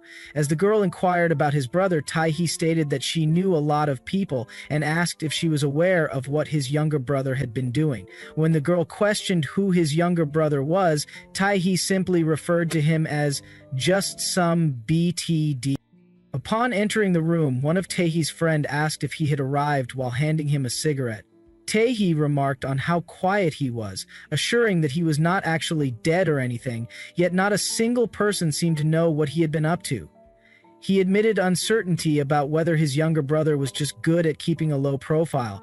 His friend, curious, asked who he was referring to. Tice questioned how that even made sense. A guy who possessed all the right qualities but had not been seen meeting a single woman. When his friend asked again who he was talking about, Tice clarified that he meant his younger brother. Recognizing the description, the friend recalled the Beomte and remarked that he must be referring to that pale-faced, tiny kid he used to beat up every day. Taehi sighed, cursing that his younger brother was now at least a head taller than him. His friend, skeptical, asked him to stop lying, but Taehi insisted it was the truth. His friend then mentioned that since he is a young master, there was no way he did not have a woman. He speculated that maybe his brother had different tastes, making it difficult to find someone. He even suggested that his preferences might lean towards someone significantly older. Taehi quickly dismissed the idea, stating that he could not stand women older than him. When asked why, he explained that their condescending expressions, as if they were always trying to teach him something, irritated him. His friend, amused, pointed out that that was precisely what made it attractive to some. He added that if there were 100 men, there would be 100 different tastes. As men's preferences varied widely, Tae-hee sighed, acknowledging the point, before expressing boredom with Korea. His friend suggested he go back, but Tae-hee refused, stating that the chairman would soon be making up his mind. He was certain there was no way he would allow even a single penny to go to the legitimate heirs, as everything was meant for him. The scene shifted to the Beomtae, who was fading his consciousness in a room. Someone from behind covered his eyes, pleading with him to let go and to allow his feelings to be discovered. As he snapped into reality, he sensed the presence of his teddy bear beside him. Smiling, he thought about how nice it felt and hugged the teddy, recognizing it carried Na-hae-soo's scent. The scene then shifted to Na-hae-soo's home, where she contemplated the large void left by Kang Min-chul's absence. It was not just the empty house or the colder bed that made it evident. Despite spending more money than usual, she felt more at ease than she had a few months ago. She found relief in knowing she would soon be able to repay some of her debt, along with the interest. However, she was aware that the remnants of her youth still existed as a debt she must settle, even without Kang Min-chul. She reminded herself that she needed to live diligently and fiercely, yet recalling the Beomtae's words, she wondered, if even just a little, whether she deserved to breathe a bit easier and to allow herself to be slightly greedy. That, after all, was part of her life. Outside her home, the Beomtae waited for Na-hae-soo. Upon seeing him, she greeted him and asked if he was busy for the day, to which he denied having any plans. She then suggested they hang out. Surprised by her invitation, he questioned what she meant, and she explained that she had taken the day off and had some things she wanted to buy while checking on a few errands. Noticing his flushed face, she asked if he was feeling unwell and suggested resting if he was sick. He denied it, insisting he was perfectly fine. However, as she touched his face, she remarked that he felt really hot. He brushed it off, claiming it was simply because he was healthy and had a lot of body heat. She remained skeptical, but chose to let it go.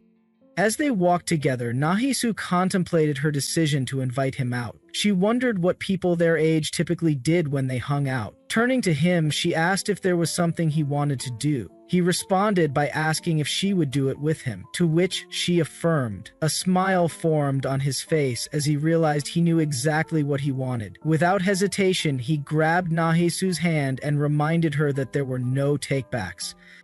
As they entered a shop, several girls nearby were trying on different styles. A looming shadow fell over them as they took notice of the Beomtae. Embarrassed, they whispered among themselves, questioning if they had really just seen someone that handsome. One girl urged her friend to hurry up and ask for his number. However, her friend hesitated upon realizing that he was accompanied by a woman. Upon reaching the room, Na-hae-soo questioned the purpose of their visit, to which Beomtae responded that it was similar to taking a sticker photo. Na-hae-soo, feeling quite confused, inquired about the kind of photo he was referring to. She added that such activities were meant to be done with friends and admitted that she was unfamiliar with this type of thing. She mentioned that she hadn't even put on makeup and would probably not look great. However, Beomtae held on to her, expressing doubt over whether they really couldn't do it, as he genuinely wanted to take one with her. Noticing the slight sadness in his tone, Na-hae-soo reassured him, stating that they should go ahead with it. This made Beomtae giggle. He playfully poked her, remarking that the aunt was sulking and how much she was pouting, making fun of her puffed-up cheeks. This prompted Na-hae-soo to warn him not to poke. Beomtae continued teasing, urging her to look at the camera while making fun of her, pointing out that she wasn't even looking at it, nor was she looking at him. Na-hae-soo questioned whether she wasn't allowed to which Beomtae clarified that this wasn't what he meant.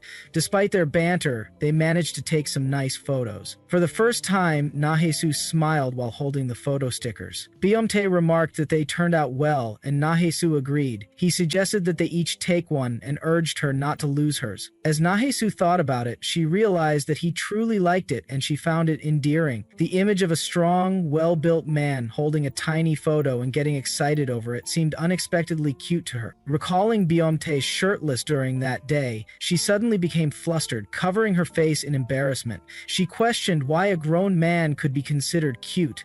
Beomtae, noticing her reaction, pulled Na-hae-soo close and wrapped her with the muffler, stating that since they had taken their photo, it was time to move on to the next activity. Upon entering a clothing store, the shopkeeper welcomed them and encouraged them to take their time browsing. Na-hae-soo questioned whether Beomtae intended to buy clothes, to which he affirmed. She wondered if he wanted her help in picking something, but admitted to herself that she wasn't particularly good at choosing clothes. As she glanced at the fancy outfits, she thought that everything in the store seemed too extravagant for her to wear. Byomtae pulled out some shirts and asked what kind of clothing she liked, admitting that he didn't know much about women's fashion. Na-hae-soo, slightly surprised, asked whether he was buying the clothes as a gift for someone, to which he confirmed. When she inquired if the gift was for her, he affirmed again. Turning away, Na-ha-soo insisted that it wasn't necessary, reminding him that he had already bought her clothes before. She suggested that he should use the money for something delicious instead, adding that clothes were expensive these days. However, Byomtae assured her that he was fine, mentioning that he had some money saved up. Remembering something Minchul had said previously, Na-ha-soo felt a little sad. At that moment, the shopkeeper approached them, commenting on how cute they looked as a couple. She asked Byomtae if he was looking for something for his girlfriend, to which he affirmed. The shopkeeper then remarked that she was jealous, explaining that her husband never thought about buying clothes for her and only ever asked her to purchase things for him. She laughed, stating that with Na-hae-soo's fair skin, the color of the dress would suit her perfectly. She enthusiastically picked out several dresses, while Na-hae-soo, feeling uneasy and out of place, she signaled to Byomtae that he didn't need to buy anything. While the keeper takes a peek, she remarks that the price is very good, mentioning that they are having a special discount. Na-hae-soo questions this, to which the keeper confirms that everything here is super cheap if she buys it today. She adds that this one is 12,900 KOW and that one is 9,900 KOW. Na-hae-soo finds it crazy as the quality looks great, yet the prices are so low. She then asks how long the discount will last, to which the keeper giggles and replies that unfortunately it's just for today. She then urges Na-hae-soo to let her spoil her a little today. After purchasing a couple of items, Na-hae-soo felt a little overwhelmed. She wondered if she should have tried harder to stop him from spending so much. No matter how affordable the prices were, buying so many things at once still felt burdensome. She worried that while Byomtae might feel happy about being able to spend his money freely, he could end up regretting it later. As she glanced at him and saw his smiling face, she felt uneasy. Sometimes his kindness unsettled her. Even though this was just a fleeting connection, she feared that one day he might regret getting involved with her. She then declared that once she received her paycheck next month, she would definitely buy him something in return. Byomtae responded that it wasn't necessary, but Na-hae-soo insisted, arguing that it didn't feel right to only be on the receiving end. She promised to pay him back, urging him to just wait a little longer. After a brief pause, Byomtae agreed. Watching Na-hae-soo walk ahead, he reflected on how things would be easier if she were the kind of person who could simply be happy with receiving. Even if he sought answers, there wouldn't be an easy solution. As they walked together, Byomtae lightly touched Na-hae-soo's hand. Na-hae-soo asked where they were headed, pointing out that they still had plenty of time.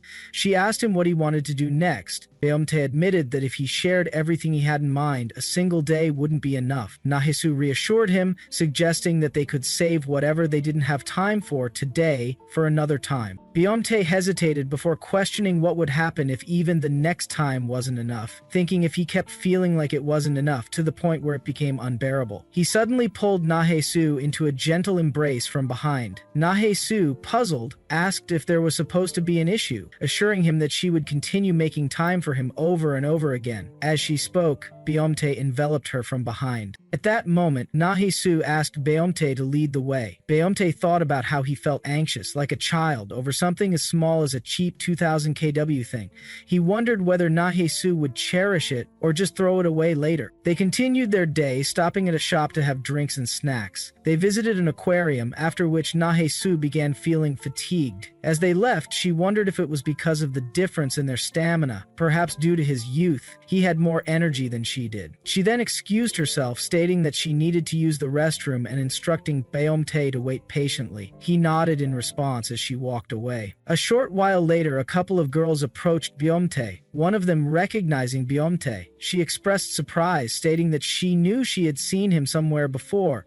She then asked if he remembered her. By the time Na-hae-soo returned, she found Byomtae smiling and conversing with the unfamiliar girl. Seeing this, Na-hae-soo suddenly felt out of place, a strange feeling creeping up on her as she observed observed the scene before her. Nahesu noticed the girls moving around Beomtae, giggling as they interacted with him before moving out. As she approached him, he inquired if she was done, leaving Nahesu questioning the identity of the girls. Beomtae simply stated that the girl was just someone he did not know. Though she had expected this, Nahesu still felt a wave of sadness, knowing that many women would inevitably be interested in him. People's tastes were not that different, and it would be even more unusual if they did not end up falling for him. A sudden sadness washed over Nahesu. More than the dazzling presence of those passing by her, his indifference made her feel even smaller. However, Beomtae took Nahesu's hand and held it. Observing this, Nahesu questioned whether he had feelings for her, which Beomtae denied. She continued to probe, wondering if she was overstepping. She speculated whether it was strange for her to be curious about this when they had already established that their relationship was purely physical. As Beomtae moved closer to Nahesu, he remarked that she had a talent for physiognomy.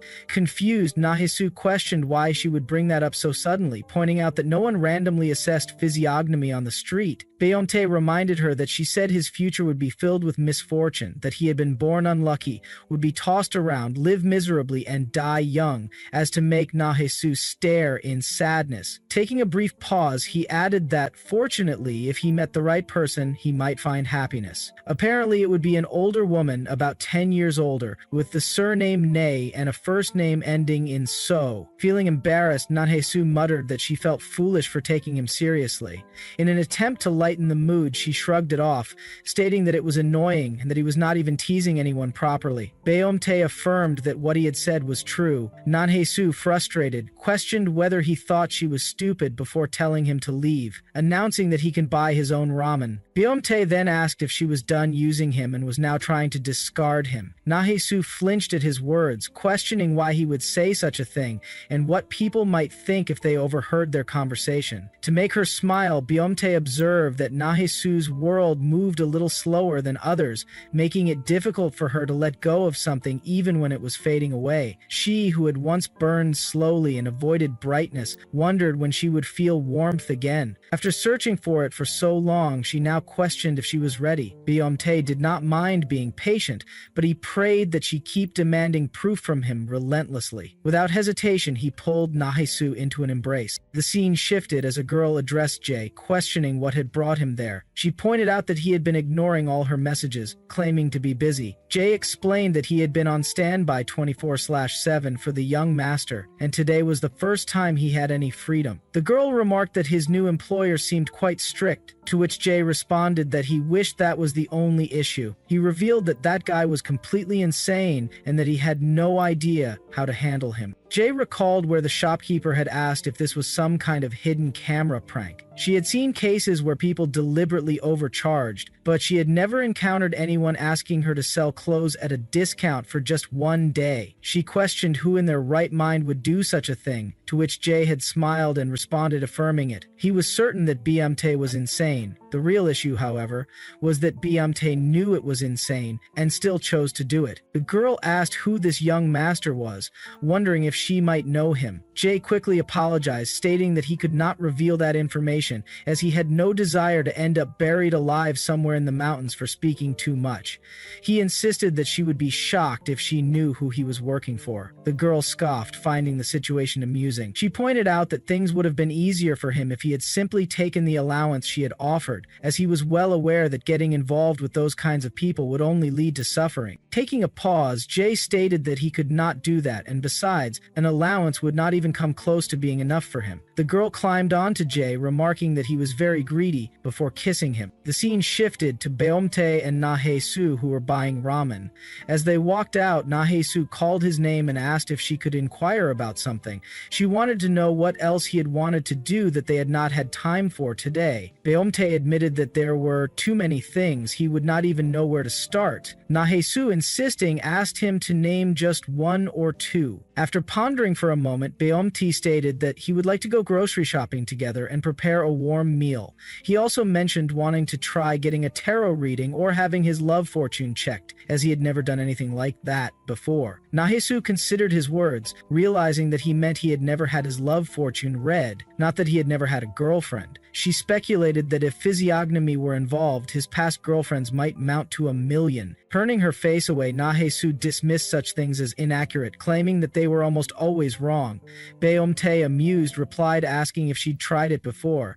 Nahesu confirmed that she had, although not recently, but a long time ago. She recalled a moment when a shaman had glared Minchul and instructed him to treat her well. The shaman had pointed at him and insisted that he must take good care of the girl next to him. Beomte, seemingly innocent, stated that he did treat Nahesu well, to which she nodded. However, the shaman had clarified that she was telling him to continue treating Nahesu well so that he would not feel ashamed in front of his future self, who was doing great. Taking a peek at Nahesu, she mentioned that she was the older one, to which Minchul corrected that his birthday was actually earlier than hers. Smirking, the shaman remarked that it was strange, as she had been sure that the man was supposed to be younger. Scoffing, Minchul took Nahesu's hand and suggested that they should leave, stating that they had just wasted their time with the shaman. As they walked away, the shaman rang a handbell, warning Nahesu to be cautious of men and of a pitch-black force clinging to Minchul, something that would strip her down to the bone. Just in time, Minchul moved away, covering Nahesu's ears. In the present, Nahesu pondered that what they had experienced had not been a love fortune or a tarot card reading, yet something about it felt unsettling. Meanwhile, Beomte pointed out that their timing was perfect, as the sun was setting. He asked if she found it beautiful. Turning her face towards the sunset, Nahesu found herself mesmerized by the view. She admitted that eating ramen by the Han River had just been an excuse and sincerely thanked Beomte, acknowledging how truly beautiful the moment was. She now understood that even a love that seemed destined to last forever could still end. With a hint of fear, she recognized that at the conclusion of every love, only remnants remained. The heart, already wounded, found itself unable to repeat a cycle it had once endured. Beomte knew that Nahesu was not naive enough to believe in an idealized first love. Beomte then questioned if she would listen for a moment.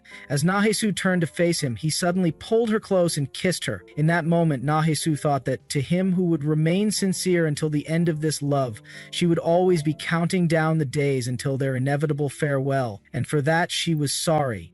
About an hour before the supermarket was scheduled to close, Nahesu and Beomte were strolling through the items. Nahesu, showing noticeable excitement about the sale of the items, had hurried toward the discounted items, seemingly worried that the place would soon be packed with people. She had reminded Beomte not to stray too far and to stay nearby, while she had wandered off, contemplating what she might prepare for breakfast the following day. While Beomte had found himself reflecting on her earlier words, she said they only had a physical relationship, but moments like this made it feel like they were already living together. The scene then shifted to Minchul, who was waiting in the parking lot as Ari got in the car. She had mentioned that the job had been completed. Minchul reminded her to buckle her seatbelt, to which Ari, sounding exhausted, said she felt too tired and asked him to fasten it for her. When Minchul had leaned over to help, the closeness had moved Ari. She softly mentioned his name, then casually asked whether she should consider changing the car. Minchul replied that the car was perfectly fine, and wondered aloud why she would bring that up. Ari confessed that she only thought about it because he had been the one driving it lately, and something cooler might suit him better. Though Minchul silently thought that cars weren't something to swap out on a whim, he still asked if she had suddenly come into money. He pointed out that their salaries weren't exactly extravagant. Ari agreed, but then jokingly remarked that if she crashed the car somewhere, her father would likely replace it without much concern. Turning his face away, Minchul questioned whether she had completely resigned herself to such irresponsibility. He silently admitted to himself that he often found himself attracted to people like her, those who had lived differently from him. Her casual remarks, her confidence in having parents who would always support her, had offered a kind of refreshing innocence, but it had also become slightly suffocating at times. Ari then pleaded with Minchul, saying that instead of heading straight home, they should go on a date. She had grown tired of the repetitive routine, work, home, work, and so on. Minchul, however, declined the request, stating that he was tired, and suggested they go on a date when they had a day off. Ari scoffed, accusing him of always being tired, and jokingly said that he sounded like an old man. Minchul admitted after a short pause that he indeed was an old man. Ari, trying to keep the mood light, then brought up marriage. Minchul, confused, asked her what she meant by that. Ari clarified that she was being serious. She thought they should get married. Minchul reacted with concern, asking her to treat such matters more seriously. Ari, visibly upset, insisted that she had given it a lot of thought.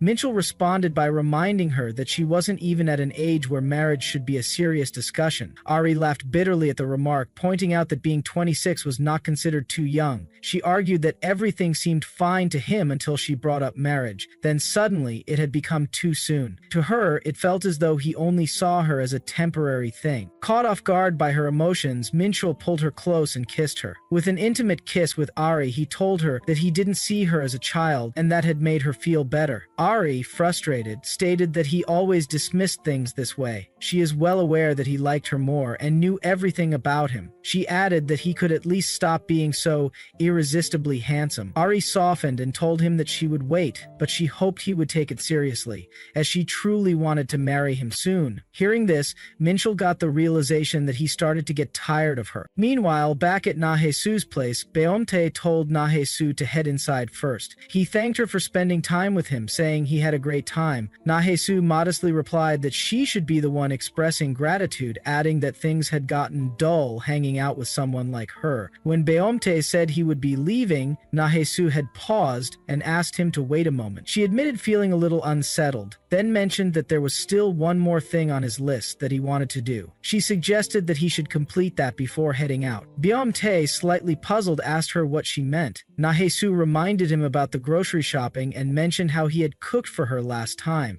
She offered to make breakfast the next day and invited him to have breakfast with her before leaving. Turning away shyly, she tried to mask her embarrassment. Beomte, getting close to Nahesu, stated how one auntie used to warn him about being too trusting with adults, saying that it could land him in trouble. Nahesu seriously brushed off the seriousness of the situation, saying that if he wasn't interested, he could forget it. When she reached for the door to open it, Beomte blocked it with his foot, saying he never said he didn't want to. Nahesu asked if he would really go along with it, to which Beomte had responded by asking whether she would behave herself. She had been startled by the question and reassured him, asking what kind of person he thought she was. Beomte smiled and said that he trusted her. He noted that it would be cold outside, so they should head in and shut the door behind them. Once inside, Nahesu looked around at all the clothes and decided to tidy up while she still had time.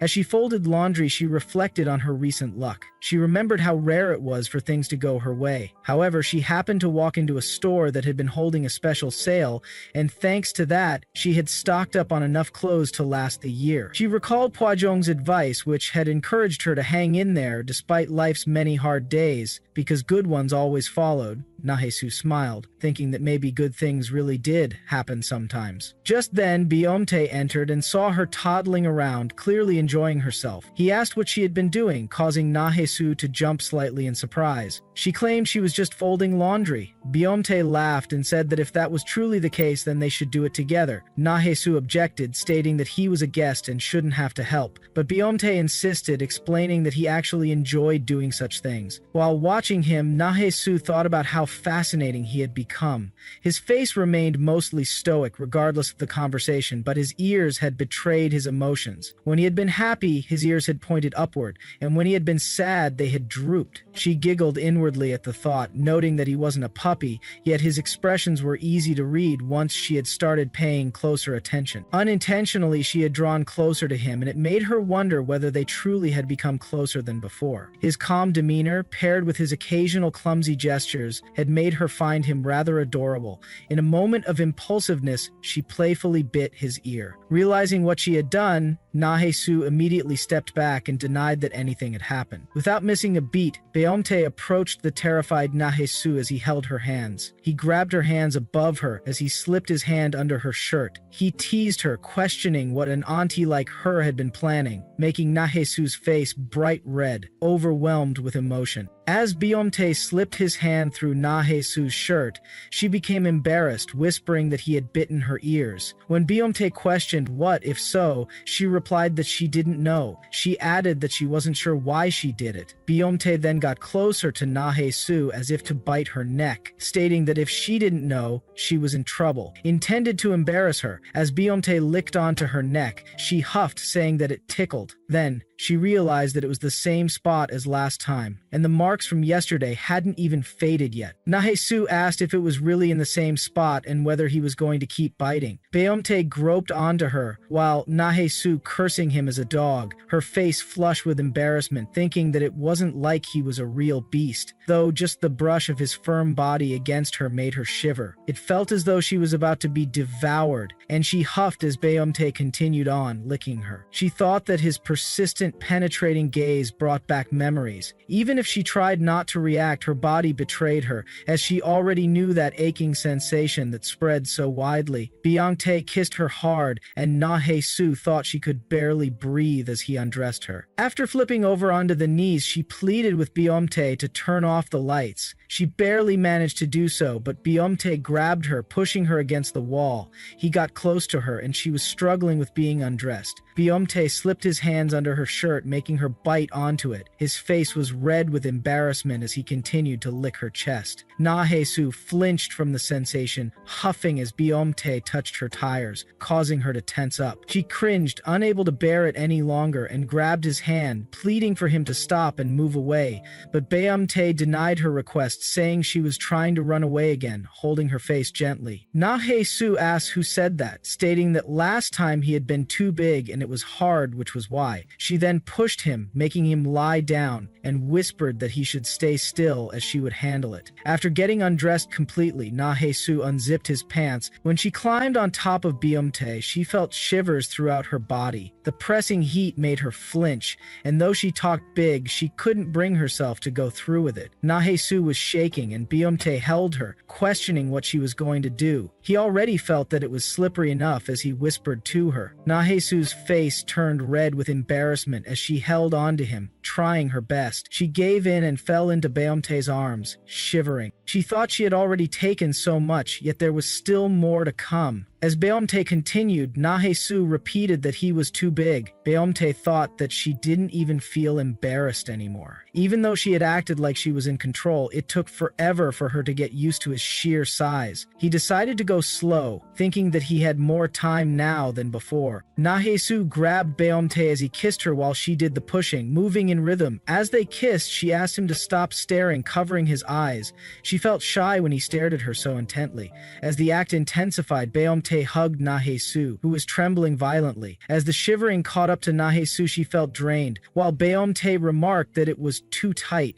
and asked if she had finished already. Nahe-su stopped, and Beomte wondered what he was supposed to do when things were already like this, as he hadn't even fully started yet, but Nahe-su held him tightly, clinging to him. Beomte got close to Nahe-su, thinking what he was supposed to do when she was already like this, even though he hadn't even started yet. Nahe-su jiggled out, trying to grasp something. Meanwhile, Beomte grabbed her from back. Nahe-su rose up to move as her body is shivering. While Nahe-su inwardly admitted she had been wrong to think like that, even though she had tried to restrain herself, but this position went even deeper, and she was huffing as it pushed in all at once. Her insides felt stretched open. Her body kept trembling with each moment as she whispered to Beomte, questioning why he wouldn't listen, when she had already said she would do it. Beomte replied calmly, saying he was staying still and maybe someone had just slipped on their own. He then asked Nahe-su if he should stop. They paused for a moment. Nahe-su froze for a second, red with embarrassment. She took a deep breath, turned her face away, still huffing, still shivering.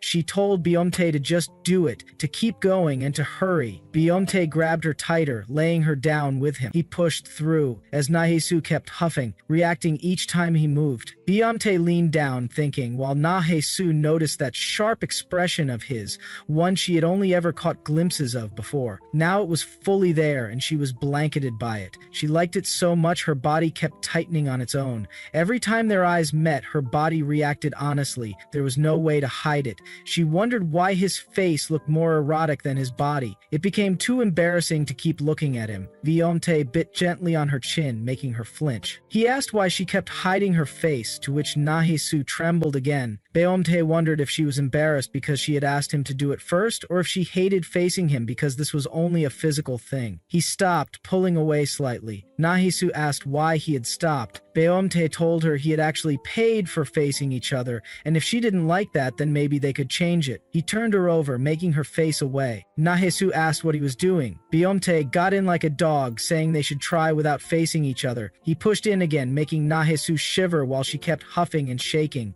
Beomtae remarked that maybe this position felt better. He was huffing too, holding her firmly. Nahesu thought the sensation was tight, like it pressed so deep even when she was already shaken senseless. She couldn't help but imagine what kind of expression he was making now that he was being rougher than before. Beomtae kept going, and Nahesu suddenly said she was already full. Beomtae grabbed her face, and she thought she couldn't deny it anymore. Without realizing, she had been thinking about that night too often. As Beomtae kissed her, Nahesu thought about how before today she wasn't sure, but now she wanted to stay like this. She tried to speak, to tell Beomtae to wait, as she felt it coming again. Then, suddenly, she shuddered and trembled, her body giving in. Beomtae watched, seeing everything, while Nahesu tried to speak. He asked if they should stop. Nahesu, still catching her breath, said not to pull out, to which Beomtae affirmed gently. Nahesu admitted she liked it very much. That made Beomtae smile as he replied that he liked her too. While Ari, who was snorting off with Minchul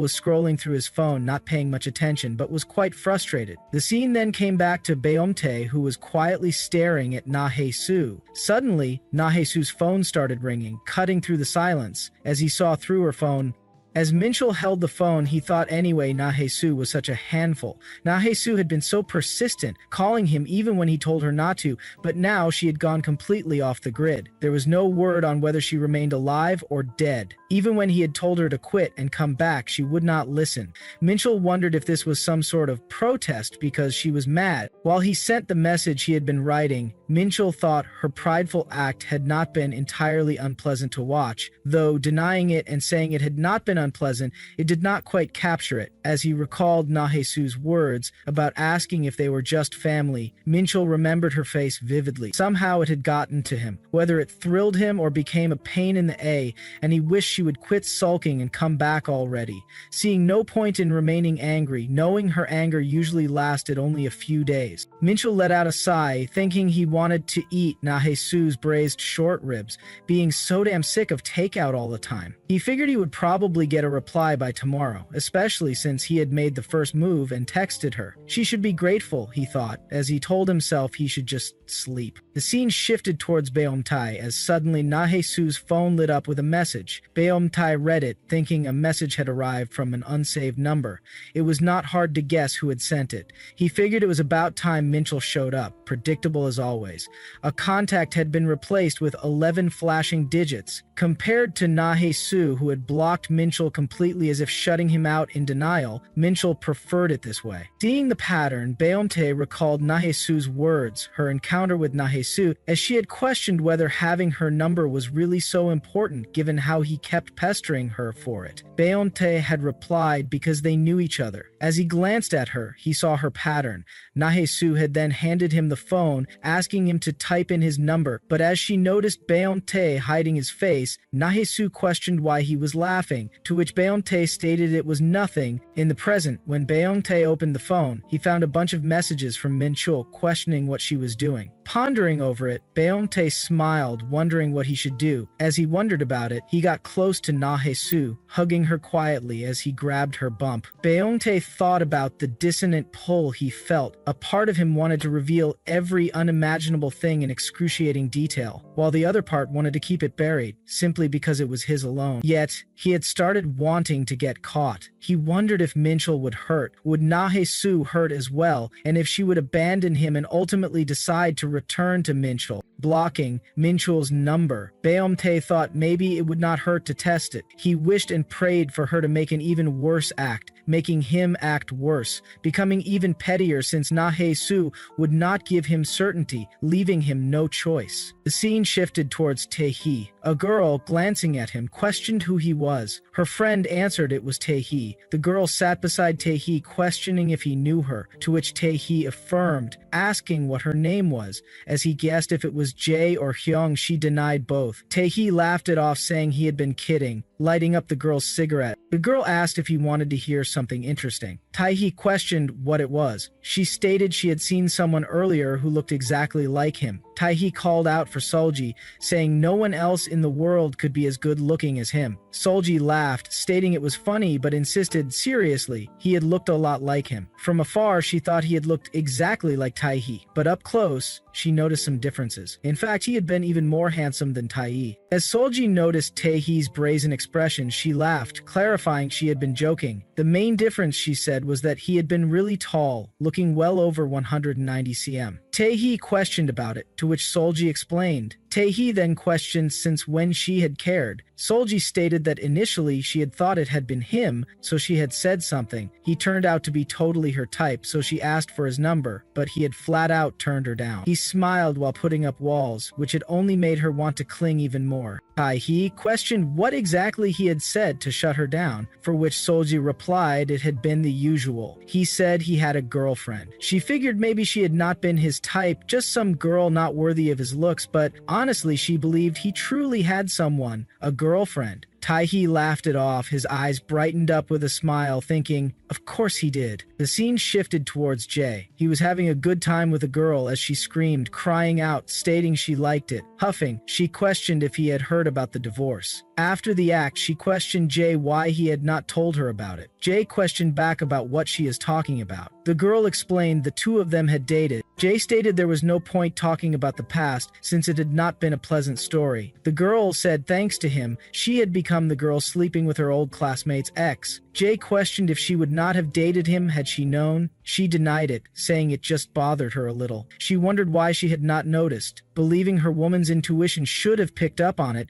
given how he had exactly her type, his face, his personality, and his body. As Jae got up on her, he stated if she had enough strength to talk, they might as well go another round. She laughed, questioning if he ever got tired. She said she was getting older and found it tiring, but just then Jae's phone rang. The girl questioned if he should turn his phone off in the bedroom, calling it basic manners. Jae stated he had told her he was on 24-hour standby. Getting onto the phone, Jae sighed, thinking, so much for a vacation. He questioned what it could be at this hour. Seeing the number, Jae became terrified. The chairman called for Jae, questioning if he was with his son, stating since he had not heard from him in a while, he thought he would drop by to see his face, so he was heading over now. Chairman was seen making a call, informing Jae that he was heading over. Jae responded with a polite smile, informing the chairman that the young master had plans with a friend and wouldn't be home tonight. He suggested it would be better to come another time. The chairman, however, expressed his discomfort. As a father, it troubled him that he didn't even know how his own son was living. Their bond had never been close. Since his son wasn't home, he decided he might as well take a look around. After the call ended, Jae muttered to himself in frustration. He was completely screwed. Jae got ready to leave, lost in thought about someone like him being in a place like this.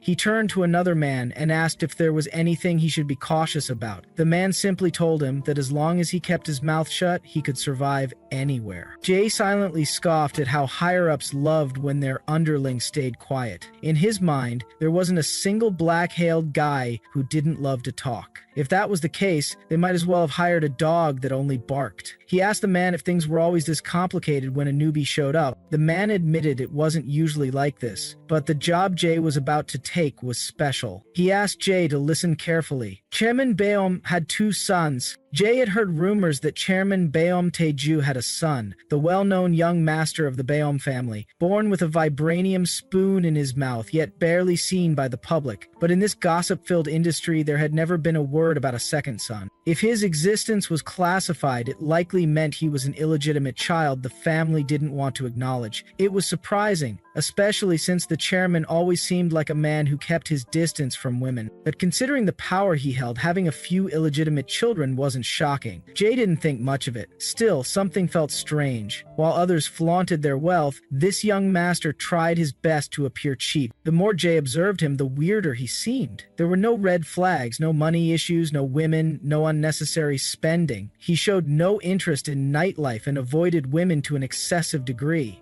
Elsewhere, Nahaisu confessed to Beomteha that she liked him back in high school, though many did. She regretted not getting his number and asked if she could have it now. Jay wondered if the young master was simply tired of having too much of everything. Even after setting the stage in broad daylight to crush anyone with ambition, he didn't glance at the woman who so clearly desired him.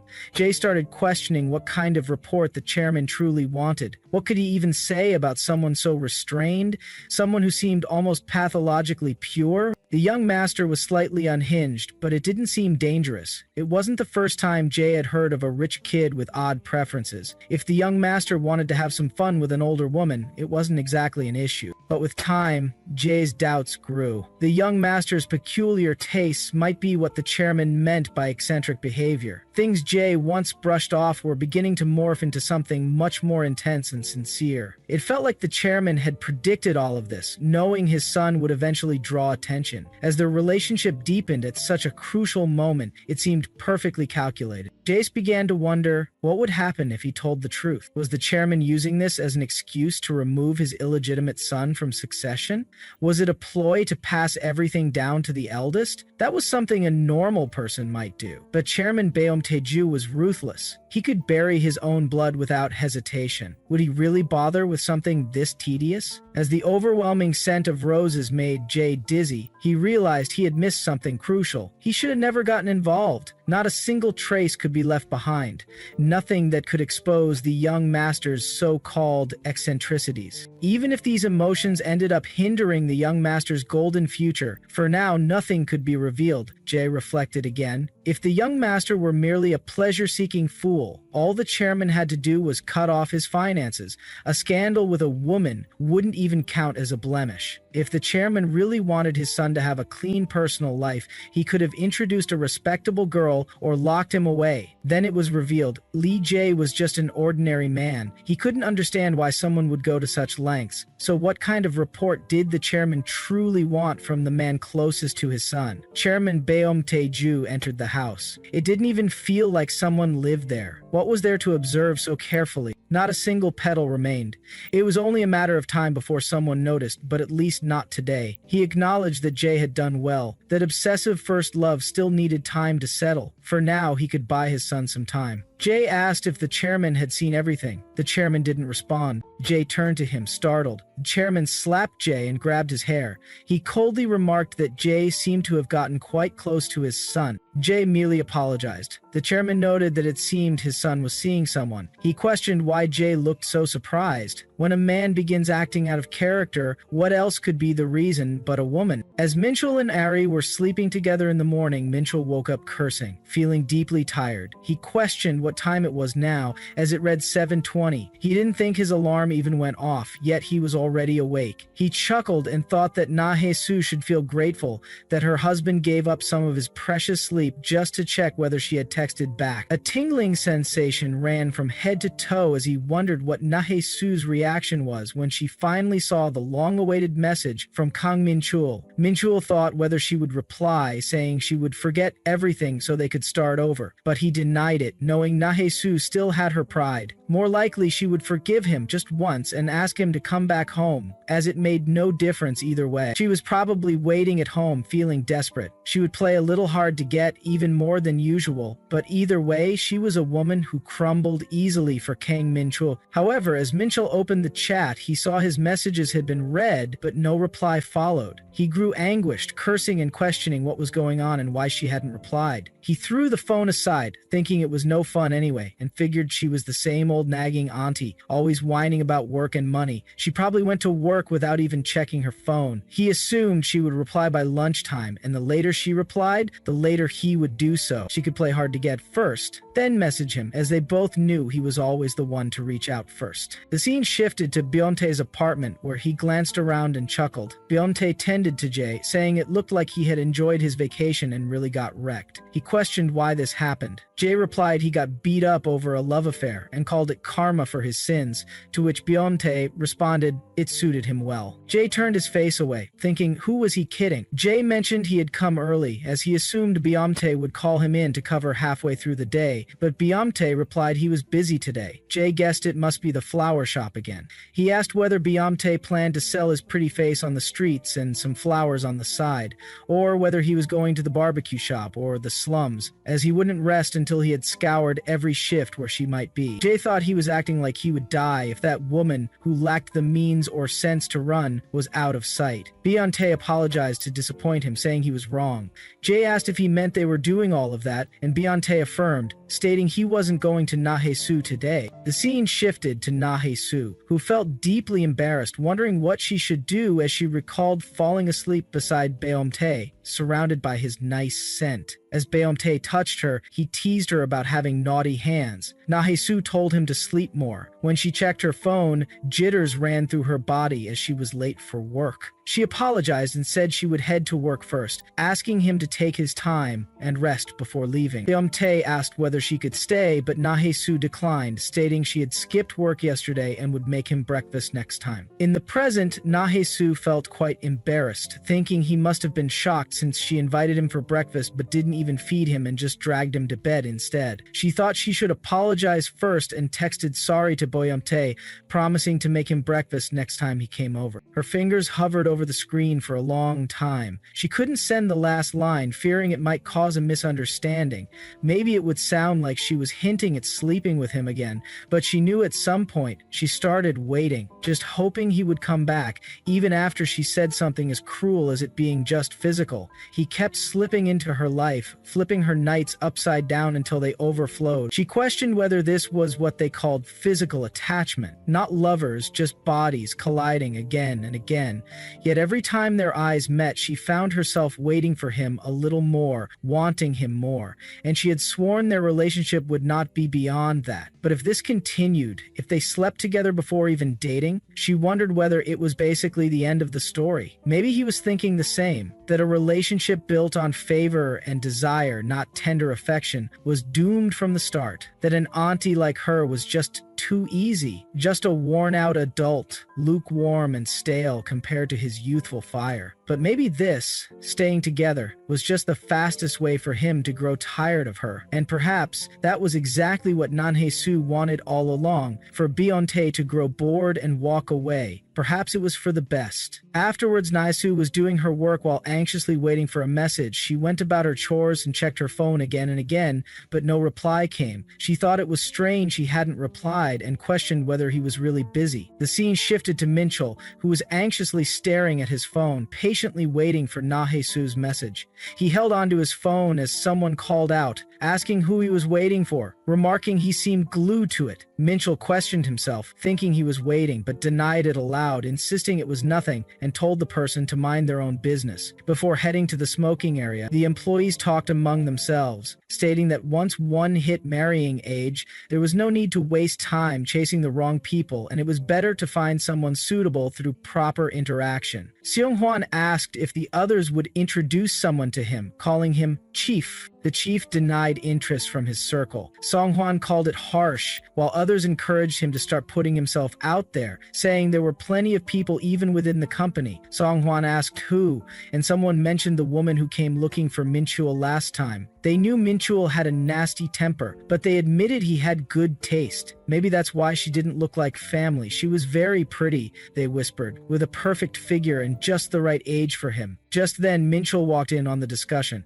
One person asked if he remembered the woman who came to the office last time. Minchul asked which person they meant, and the man said the one who claimed to be family, that pretty lady. He asked what she did, and if she was available, they should introduce her to Song-hwan, saying she was so stunning he couldn't take his eyes off her. Song-hwan questioned when he ever said that and laughed it off. Minchul, however, thought thought with a face like hers, she could have just found some rich old guy and lived comfortably, while Minchul continued to grow quite furious at the remark. Minchul snapped off, throwing his cigarette, questioning if living this kind of life was fun for him, as he didn't work. He was old, and the only thing he did was drool over every new female employee, trying to shoot his shot. Sang-hwan got angry, stating this bastard believed he could say whatever he wanted, but Minchul grabbed his collar to push him against the wall, while Sang-hwan pleaded to let him go. From behind, the managers asked Minchul to stop, questioning what was going on, and told him to calm down. As Minchul revealed he was asking for an introduction to a married woman he believed his standards weren't very high. Minchul thought she was extremely pitiful, always wore stretched out underwear, had no charm, and her personality was dry. Minchul questioned what the hell could be attractive about such a woman. As Sang-hwan tried to say he didn't know she was married and apologized, Minchul threw him down, making him snort in pain.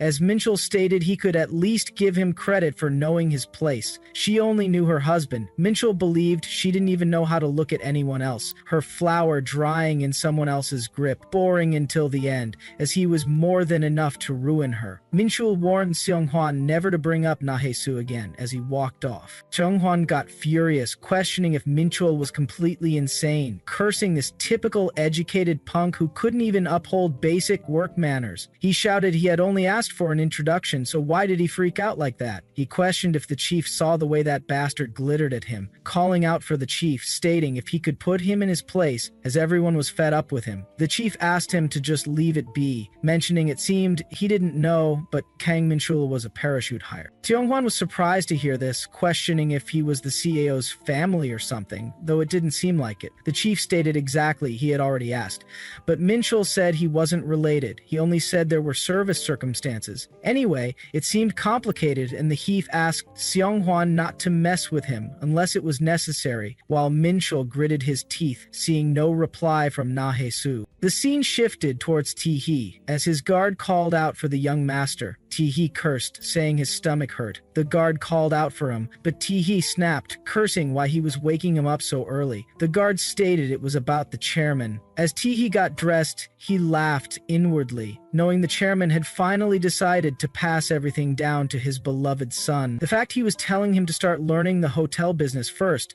when he had never let him lift a finger in management before, meant there was no more time to delay. Although he didn't particularly like the idea of working his way up from the bottom to claim what was rightfully his. He believed his father was ruthless even to his own child. He cursed the tough luck for his little brother. Then again, he questioned what an illegitimate bastard like him expected after struggling for so long. That was the difference between their classes. Tee-hee told him not to worry, as once his big brother inherited everything, the first head to roll would be his. He just had to sit tight and polish his neck in the meantime. But to his surprise, Beomtae, dressed up, got into the elevator with a secretary. As the elevator halted, Tae-hee questioned, "Look who it is," asking why Beomtae was there. He dared Beomtae to answer, while Beomtae remained calm and questioned the question, stating if Tae-hee was that happy to see him there. Tae-hee snapped, grabbing the lady's hand, demanding an answer, questioning if the chairman had really ordered this. He asked if he was supposed to stick with this bastard and learn the ropes. As Beomtae grabbed Tae-hee's hand, he stated he should have done a better job then. It seemed even the chairman didn't trust him enough, and thanks to that, the opportunity was extended to him as well. Hearing this, Tae-hee laughed it off, cursing how hilarious it was, as this crazy bus didn't know his place and acted like he was some precious figure. He called out to his little brother, stating he would regret this, as the elevator closed while Beomtae left him with a bright smile. As Tae-hee recalled the conversation with the girl about Nahae-soo, he turned his face with a heinous idea. The scene shifted to Nahae-soo as she thought about Beomtae at home. She had waited all day, but there was no reply from him. At first, she thought he might really be busy. Then she wondered if something had happened. She is worried maybe, just maybe, he had gotten hurt again and decided to suffer without telling her. Just one day without his message, and she was already this shaken. She found it a bit pathetic. Suddenly, her phone glowed with a message. Nahae-soo woke up, thinking it was from Beomtae. She believed he had worked until now because he had spent the whole day yesterday with her, but she got a spam message. Nahae-soo felt disappointed that it was just spam. Just another ordinary day like the countless others she had grown used, days without Beomtae, and yet this one day felt unfamiliar and awkward. She recalled her conversation with Minchul. Minchul had questioned why Nahae-soo had texted him all day and night. Nahae-soo had stated stated she just wanted to know if he ate. Minchel asked if he was her child, as it wasn't like he couldn't eat by himself. He warned Nahesu to cut it out, as they saw each other every day when he got home, and told her not to make him even more sick of her. In the present, Nahesu closed her eyes, thinking it was strange. Constantly checking her phone when she knew no one would call was never a habit of anxiety. It shouldn't have been. Suddenly, Nahesu got a message from Bionte, asking if she was awake and if she could come for a bit, as he was in front of her place. Seeing the message, Nahesu ran off, thinking her heart had started racing violently fast. She felt she was falling apart for him, even though she knew it would end in tears. She called out for Bionte as she opened the door. An unfamiliar scent was there, as a person grabbed Nahesu and pulled her in for a kiss. Nahesu felt the warmth of his lips press against hers, a soft sensation that deepened as he moved slightly, drawing her into the kiss. Her breath came out in short huffs through the kiss, while Beomte leaned in further, his mouth brushing lower to nip gently at her neck, leaving a faint love bite behind. In that moment, Nahesu noticed how he seemed like someone barely managing to keep himself composed. She asked if he had truly been that busy lately, wondering if he had been caught up in work. He confirmed it with a nod, but the tone in her voice shifted when she questioned herself whether it had only been work. Those longings she had buried inside, urges to tear through boundaries, to be consumed by chaos again and again, kept resurfacing no matter how desperately she had tried to keep them under control. In the end, restraint had failed her. Beomte leaned in again, his lips grazing her neck. Nahesu, with a flicker of hesitation, asked if he was all right with everything, if he might want to come inside for a bit. She even suggested they could share breakfast together, offering the moment as a quiet invitation. To her surprise, he declined, offering only a simple promise to see her later. Turning her face aside, she muttered that if he was busy, then of course he should go. Inside, she wrestled with the emotion rising in her chest. What exactly was this feeling? Was it confusion or something closer to heartbreak? The word he used, later, lingered oddly in her thoughts. It wasn't even tomorrow. That vague uncertainty felt foreign. He had never spoken with such detachment before. More than that, he had never been the one to pull away first, before he could leave entirely. She called after him, stepping forward and grabbing his collar. Her sudden move drew him close again, just in time for her to press her lips to his neck, biting gently and leaving a mark of her own. The gesture startled him, but he didn't resist. Nahesu's breath came out in a soft sigh as she stepped back and whispered her goodbye, saying she'd see him the following day. As he turned to go, Nahesu couldn't shake the sense that something had shifted. From the crisp whiteness of his shirt, always so clean and cold, there now clung a subtle scent. A perfume she didn't recognize, something elegant and unfamiliar. Outside, Jay's voice rang out as he questioned the state of Beomte's clothes. He wondered if a wild kitten had gotten to them. Jay approached, asking if it was time to depart, but Beomte held up a hand, requesting a bit more rest before moving on. Jay, observing from the side, couldn't help but feel how distant Beomte suddenly seemed. It was as though someone had packed every bit of misfortune into a flawless shell, dressing him up as a chaebol heir who no longer looked like the man they knew. In this narrow alleyway filled with wear and grit, Beomte's refined presence stuck out like a misplaced artifact. Too perfect, too sterile. Beomte turned to Jay, giving him a new directive. Beginning the next day, he would be handling field duty. Jay blinked in surprise, asking where to. Meanwhile, Nahesu found herself preparing to leave her job. Her manager, the keeper, looked genuinely regretful. She admitted she would truly miss her. Since she had arrived, she hadn't needed to worry about a single thing. Nahesu humbly doubted she had done that well, but the keeper quickly insisted otherwise. She explained how chaotic their night shifts used to be, full of drunks, troublemakers, and stress. People had come and gone quickly, unable to deal with the madness. Yet ever since Nahesu's arrival, not once had they faced such trouble. He believed it said something about her, about the goodness within her. She wished her well, saying he hoped fate would bring them together again someday. Nahesu stepped away, knowing full well that quitting wasn't something she could afford to do. A single misstep into debt, and even the interest would be enough to bury her. The harder she worked, the more she felt weighed down by life. Yet she had walked away from the job, not out of necessity, but because of her selfish desire. She had simply wanted more time with Beomte,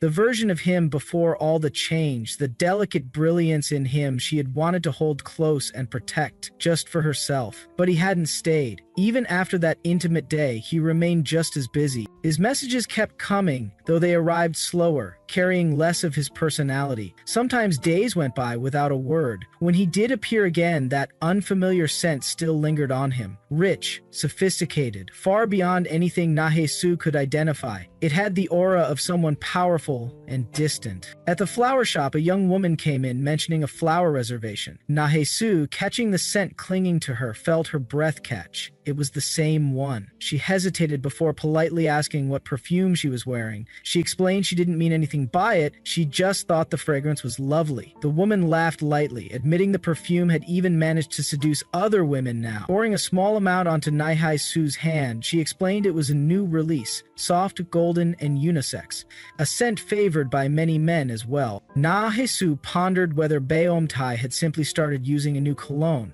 A small part of her felt disappointed. She had liked how he used to smell. Still, she pushed away her thoughts, deciding she would ask him about it later. Even so, ridiculous ideas kept creeping in. She questioned if he bored of her. Had their intimacy grown dull for him? Was there someone else in his life now? She hated how irrational it all sounded. After all, she was the one who had once said she wanted to meet someone new, so why did she now feel so insecure? Elsewhere, Minchul was engaged in a quiet argument with Ari. He urged Ari to go upstairs, explaining there was smoke around and reminding her that she couldn't stand the smell of cigarettes. Ari brushed him off, insisting she could handle it and claiming she was sticking with him until he finished. She told Minchul not to suggest otherwise. Jay, overhearing their exchange, recalled the conversation with Beomtae. Jay scoffed, pointing out Minchul had already finished things with her, so why was he bothering with someone who was clearly just another freeloader? Minchul left his debts to his ex and had nothing anchoring him anymore. He'd probably never come, but Beomtae disagreed. He declared with clarity that he would indeed return. Once he considered something his, he had no intention of giving it up. Turning to Jay, he gave him a simple instruction: never let Minchul go. As Minchul and Ari spent time together, Ari brought up dinner, asking what they should have and whether there was anything Minchul wanted to eat. She mentioned getting some sushi from nearby, or perhaps ordering in, considering how tired they were. Minchul expressed his craving for braised short ribs. Ari asked about the choice, to which Minchul gave a firm nod. Ari then said she would look for a good place nearby and told him to hold on for a moment. Minchul responded by saying he didn't want to eat out. He wanted something homemade, something tasting like it had been prepared with care, with less MSG. He proposed they go grocery shopping. Ari hesitated for a moment, but eventually agreed. Her thoughts wandered. She began wondering if this was a sign that he was thinking about getting married. The idea made her feel strangely pleased, especially in the comfort of their home. Afterwards, Ari called out to Minchul from the kitchen, asking him to come over and taste the dish for her. Minchul told her to just wing it, since they weren't competing in any contest. Ari appeared flustered, claiming it wasn't something one could just guess through, insisting the dish was difficult to make properly. Minchul sighed, thinking she was making quite a fuss over braised short ribs, considering Nahesu used to make them effortlessly. His thoughts drifted. He began questioning why she hadn't picked up her messages in days. He wondered if something might have happened. Maybe he should go check on her. Then again, he considered how Nahesu probably just dropped her phone again or broke it the way she usually did, careless and clumsy as always. Meanwhile, her poor husband was about ready to collapse from hunger while she went about her day. The scene transitioned to Nahesu, who stood at a store eyeing the braised short ribs. She examined the price for a kilogram, thinking how expensive it had become compared to a few months ago. Still, she figured she should get at least that much. She recalled how last time Beomtae had eaten more than expected. Maybe she was doing all this for nothing. After all, he would probably leave again soon. It seemed like he had started a new job and must have been busy adjusting to it. She remembered how he looked in that suit, sharp and confident. It made her wonder if he was popular at work. Questions piled up in her mind. What kind of work was he doing? Where did he go each morning? How busy was he exactly? There were so many things she wanted to ask, but she kept avoiding them. Beomtae had once told her he would see her later. She thought it wasn't just about being busy. Perhaps he didn't want to stay. She wondered if her reaction that day had been too cold. Maybe he lost interest because she had worn those old undergarments that night, completely ruining the atmosphere.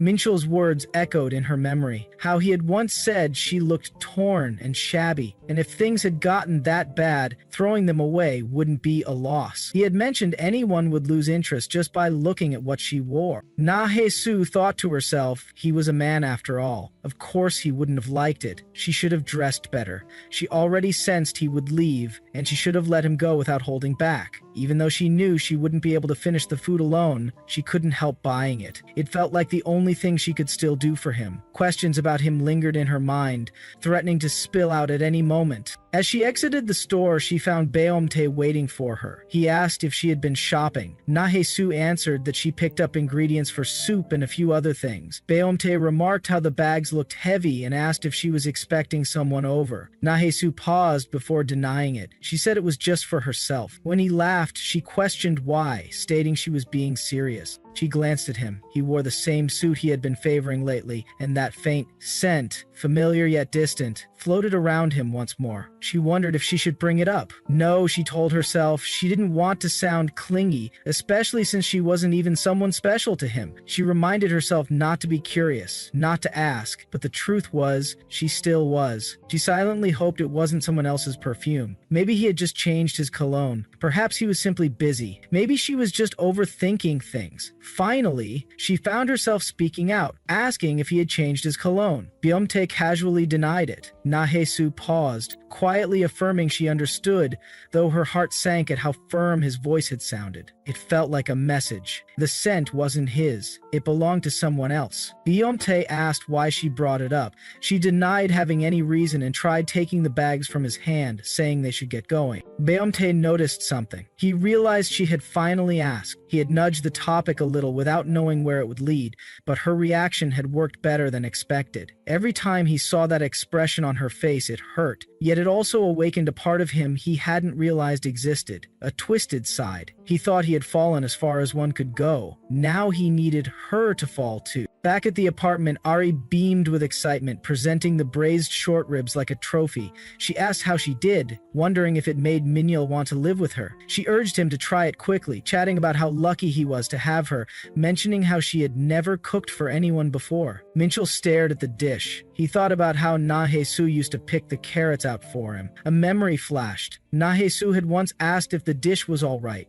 She had seemed nervous, asking whether it was bad, if he wanted to spit it out, or if it made him feel sick. Minhyul had taken a long pause before smiling and saying it tasted great. Na-hee-soo had cried out in relief, admitting how scared he had made her, and he had laughed then. Ari snapped him out of the memory, asking why he wasn't eating. Minhyul said he just wasn't very hungry. Ari frowned, questioning how that made sense when he was the one who asked her to make it. She said she worked hard and he could at least pretend to appreciate the effort. Minhyul stood up, saying he had eaten. Ari yelled, pointing out he had taken just one bite before putting the bowl down. Minhyul sighed loudly. Ari asked if he was angry with her. He denied it, saying he wasn't mad, just sorry. He apologized and stepped outside. Ari followed him, calling out, asking if that was his version of being sorry, saying the conversation wasn't over, demanding to know where he was going. She continued trailing him, while Jay was watching everything unfold. Elsewhere, Na-hee-soo instructed Beomtae and asked him not to skip meals. She reminded him it wasn't healthy, even if he was busy with work. Beomtae affirmed he understood. Na-hee-soo told him not to stay up all night either, which Beomtae acknowledged again. She noted how obedient he was being, prompting a soft laugh from Beomtae. She then asked if he was leaving early today. She mentioned that if he had time next time, he could drop by again. If he liked braised short ribs, she promised to make them for him. As she looked at him, she could tell he was distracted, getting a message from Jay about the quarrel between Minhyul and Ari from a distance. Beomtae smiled faintly. Inwardly, he wondered who Minhyul was truly desperate for. Beomtae's thoughts mirrored his, wondering who he was hoping would answer his silent call. He believed nobody else would pick up now. Beomtae finally spoke, saying he would eat before leaving. Na-hee-soo seemed surprised, asking if he meant today. Beomtae nodded, confirming it. He said he would eat. It was the first gift he had received for him in a long time. He added that there likely wasn't much time left, and he was curious to see how the story would end. He whispered into Na-hee-soo's ear that he had restrained himself for so long, and it was obvious. This story was destined to make him cry. He asked her to let him sleep over. Na-hee-soo seemed quite surprised by Beomtae's words while she quietly embarrassed herself. Beomtae approached her slowly, questioning if she didn't want to, but Nahe-su denied it, insisting it wasn't what she meant. She mentioned it was that day, her face turning red in embarrassment. Beomtae burst into laughter, causing Nahe-su to question the reason behind his laughter. Beomtae continued laughing, unable to contain himself. Nahe-su pushed at him, trying to say she was serious. Beomtae then stated he simply wanted to spend some time with her for the first time in a while. He grabbed her back gently, thinking it would be a lie to say he had no inappropriate thoughts. He added he had brought some clothes and even taken the next day off. As he leaned in and whispered to let him come into her ear, turning Nahe-su's face completely red. Somewhere else, Minchul kept calling Nahe-su, but no one responded. He cursed quietly, frustrated by the lack of replies. A few days had already passed since he last messaged her, and she still hadn't gotten back to him. He questioned what might be preventing her from answering. He wondered if loan sharks had started bothering her again while he had been away, but he dismissed the idea quickly. Paying back the principal had always been out of reach, but the interest had been sent regularly. Besides, times had changed, and trouble from loan sharks had become rare. As Minchul speculated whether she might be sick, but that didn't seem likely either, as Nahe-su was usually quite energetic. She had managed multiple jobs at once for several years without showing signs of struggle. Still, the thought lingered. If she wasn't the type to get sick, then what if this time it was something serious? But even then, he dismissed the idea. The Nahe-su he knew wasn't someone who would go down that easily. His thoughts drifted back to an old memory, one where he had teased Nahe-su when she had caught a cold. He had pointed at her cheek, asking if her nose was dripping again, questioning why her hand felt so cold, joking she wasn't a snowman. Nahe-su tried explaining it was just winter. Minchul, being himself, claimed he was helping her and told her to place her hands onto his bare chest. He removed his shirt and pulled her hands onto his bare chest, causing her to scream. Minchul had only laughed, teasing her and questioning what made her so shy, especially since his body wasn't bad to look at. Nahe-su had quietly replied it was only because she wasn't feeling well. Nahe-su had always struggled with the cold. That dreadful semi-basement apartment they had once stayed in would turn freezing during winters. Anyone would feel weak in a place like that. Her hands were always red, always cold.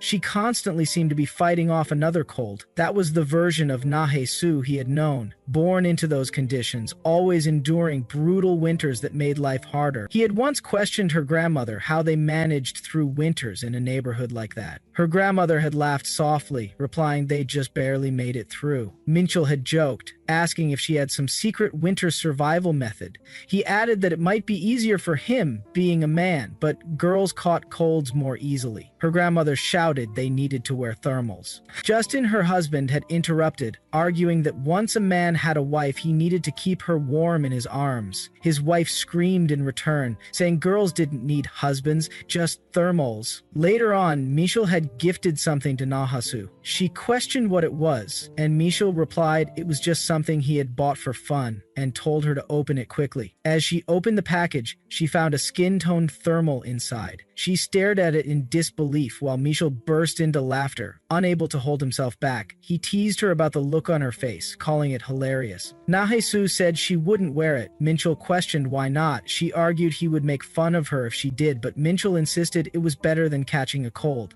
He told her those thermals were really warm and promised not to make fun of her if she wore them.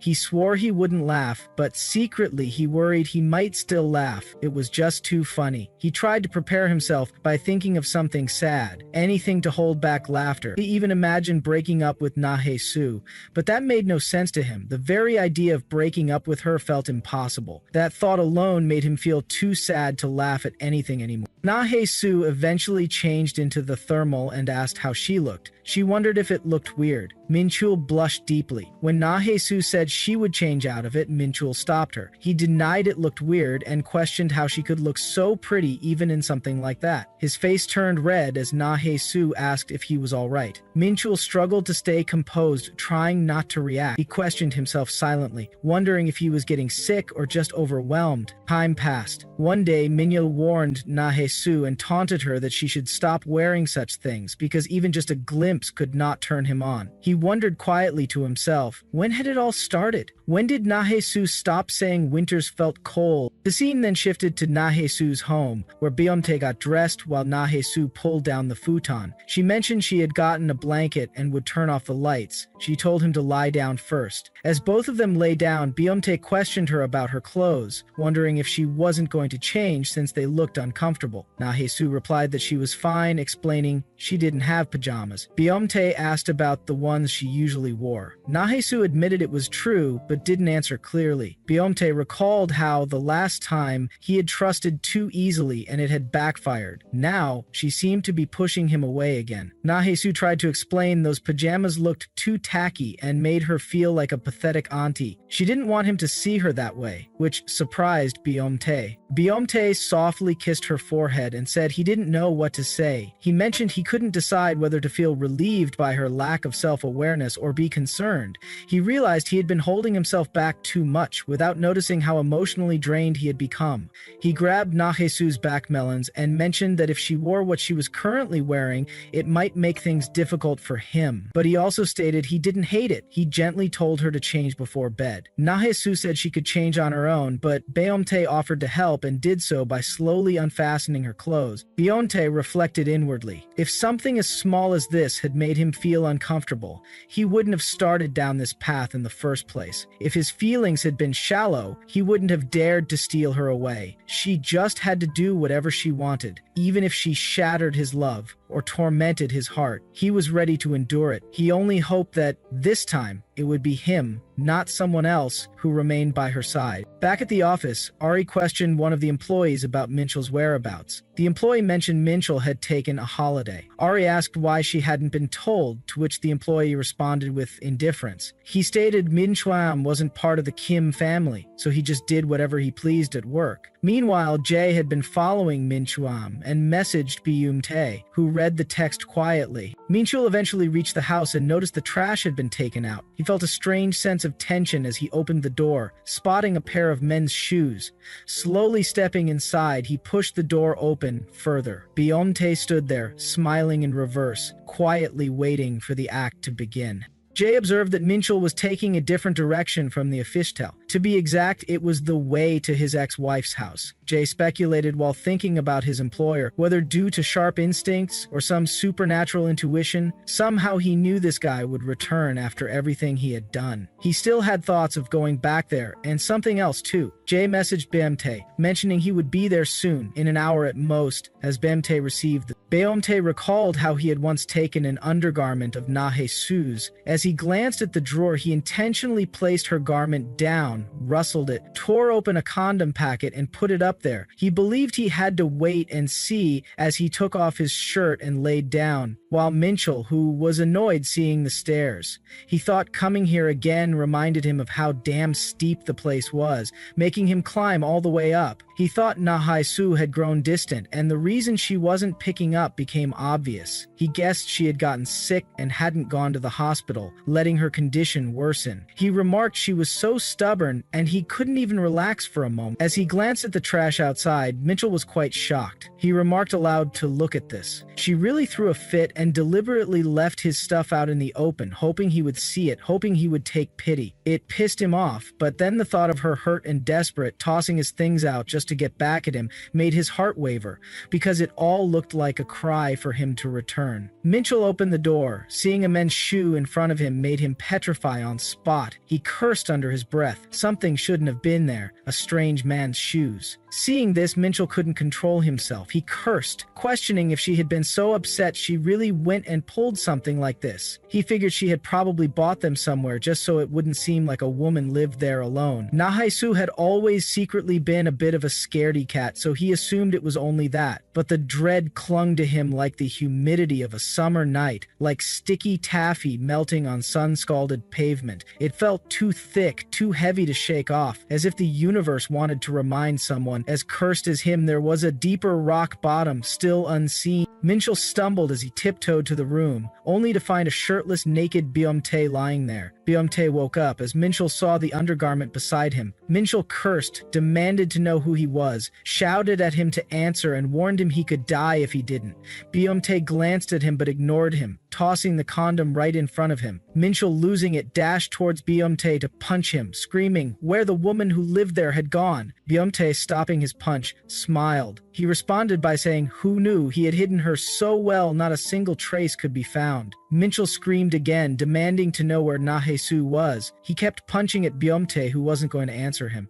Byumtae glared at Minchul, grabbed his face, and dragging him down. He reminded Minchul he had already given him a chance. Minchul asked what the hell he was talking about and called him a bastard. From behind, Jay entered, apprehending Minchul, saying if he was going to fight, he had to take it outside as there was no need to wreck the house. Minchul demanded to know who the hell he was. Jay remarked how scary he looked, claiming he could kill someone with that glare alone. Jay then asked him again, suggesting they take it outside. Minchul screamed, asked to be let go, and demanded to know what had happened to Nahesu. Jay, meanwhile, thought he just had to leave a mark on Byumtae's face. He had always been like this, the moment he got a chance. He wondered how beautifully he had been planning to act this time. As he pressed his head, he thought it was so damn touching, remarking it was really tear-jerking. Minchul was thrown outside. He kept asking who the hell those people were, wondering if they were loan sharks. Jay told him to call them whatever he wanted. Minchul demanded to know what had happened to Nahesu and what they had done to her. Jay questioned if he was planning to pay off her debt. If they had done something to her, Jay claimed it looked like he would have to sell a few organs to cover it all, but if he was offering, they wouldn't refuse. Minchul laughed it off and shouted he would pay back the damn money. He insisted he had been paying it off just fine and questioned why they were pulling this crap all of a sudden. He repeated he would pay, so they should bring Nahesu out right now. But Jay revealed she wasn't there. Jay stated he had been busting his ass trying to find her too. Jay mentioning their boss had a real knack for collecting debts and not paying them back. So, he warned him, not to demand they hand her over. If she was really his wife, he had to find her before the other side reached her first and snatched her away for good, leaving Minchul utterly shocked. Nahesu, while inside the shop, addresses her phone and notices no response from Byumtae. She assumes he may have dozed off while waiting, recalling the moment they slept beside one another. It crossed her mind that he has appeared more mature lately, yet seeing him asleep like this, he still seems quite young. Observing him closely, she figures he is sleeping so soundly that even if someone tried to carry him away, he would remain unaware. Feeling a subtle sense of emotion rising as she observes his peaceful face, she gently tickles his cheek and chin. In the present, she contemplates if she bullied the boy enough. Meanwhile, Minchul, battered and wounded, stumbles into someone unexpectedly. The person voices annoyance, asking if he cannot watch where he is going. Spotting the enraged face, he silently moves away, too startled to react. As the rain falls, Minchul mutters curses directed at the men he believes to be debt collectors. In that miserable house, they arrived in search of anything valuable, invading without permission and dismantling the home Nahesu worked so hard to tidy. They rifled through everything, destroying the space while showing no consideration. His thoughts drift to the image of Byumtae forcefully engaging with Nahesu, prompting him to clench his teeth while lamenting the persistent, suffocating feeling that clings to him. What remains is more than mere disorder. It is a lingering shadow of something unforgivable. Minchul attempts to reach Nahesu, calling her repeatedly, yet there is no response. He silently pleads for her to pick up, redialing again and again with no answer. The call cannot connect and the line remains unavailable. Standing outside the office tel in defeat, Minchul senses he does not belong here. His rightful place, he feels, is home, with Nahesu where they belong. Yet Jay's words echo, she no longer resides there. Still, Minchul convinces himself she will return eventually. For now, however, she hides. That means he must search, but where should he begin? A voice suddenly calls from behind, addressing both Minchul. The scene transitions to Byumtae, who lies asleep in Nahesu's apartment. Before Jay tended to him, remarking how Byumtae had followed someone around, taken up part-time work at a barbecue joint, and now even pretends to be a loan shark. Jay asks whether Byumtae finds amusement in all this. Byumtae questions whether he appears to be enjoying himself, and Jay responds negatively. Jay demands to know the plan, stating he is willing to follow instructions as long as payment comes, but from what he observes, the job may be far more complicated than expected. Jay notes the irony in the situation. Byumtae holds every winning card, yet plays them with clumsy hesitation, navigating slowly and inefficiently through the game. To outsiders, Jay remarks he merely appears to be a poor soul, wrapped in misfortune. Moreover, the considerable age gap between them suggests Nahesu, if she had a shred of conscience, ought to step aside. Even if they press forward, too many secrets remain concealed and will eventually surface too late. late. That buried truth, which might serve as a weapon to others, is bound to poison her. The entire relationship seems destined for collapse from the outset. Worse than all of this, Jay concludes, is that marriage forms a bond more resilient and binding than expected. Teha, in the current moment, lies awake with troubled thoughts. He once assumed the path would lead only to happiness, yet finds it far more merciless than he ever imagined. Seeing a particular face unsettles him, and he admits to himself that even love, once blooming, might dissolve in an instant. With that realization, he considers the inevitable. He should simply kill him. By removing him, there will be no returning point, and nothing will remain for Minchul to take from Nahesu. Though Teha has attempted restraint, the urge to release himself from this burden intensifies. Who knows, Nahesu might still harbor feelings for Minchul. Teha believes he deserved harsher treatment, picturing how Nahesu might respond. As usual, she might worry more about him than about himself, and in the end, Nahesu will be the one to suffer. Teha's chest tightens with hurt. Elsewhere, Ari finds Minchul and urgently questions his disappearance. She demands to know why he left without notice, why he avoids her calls,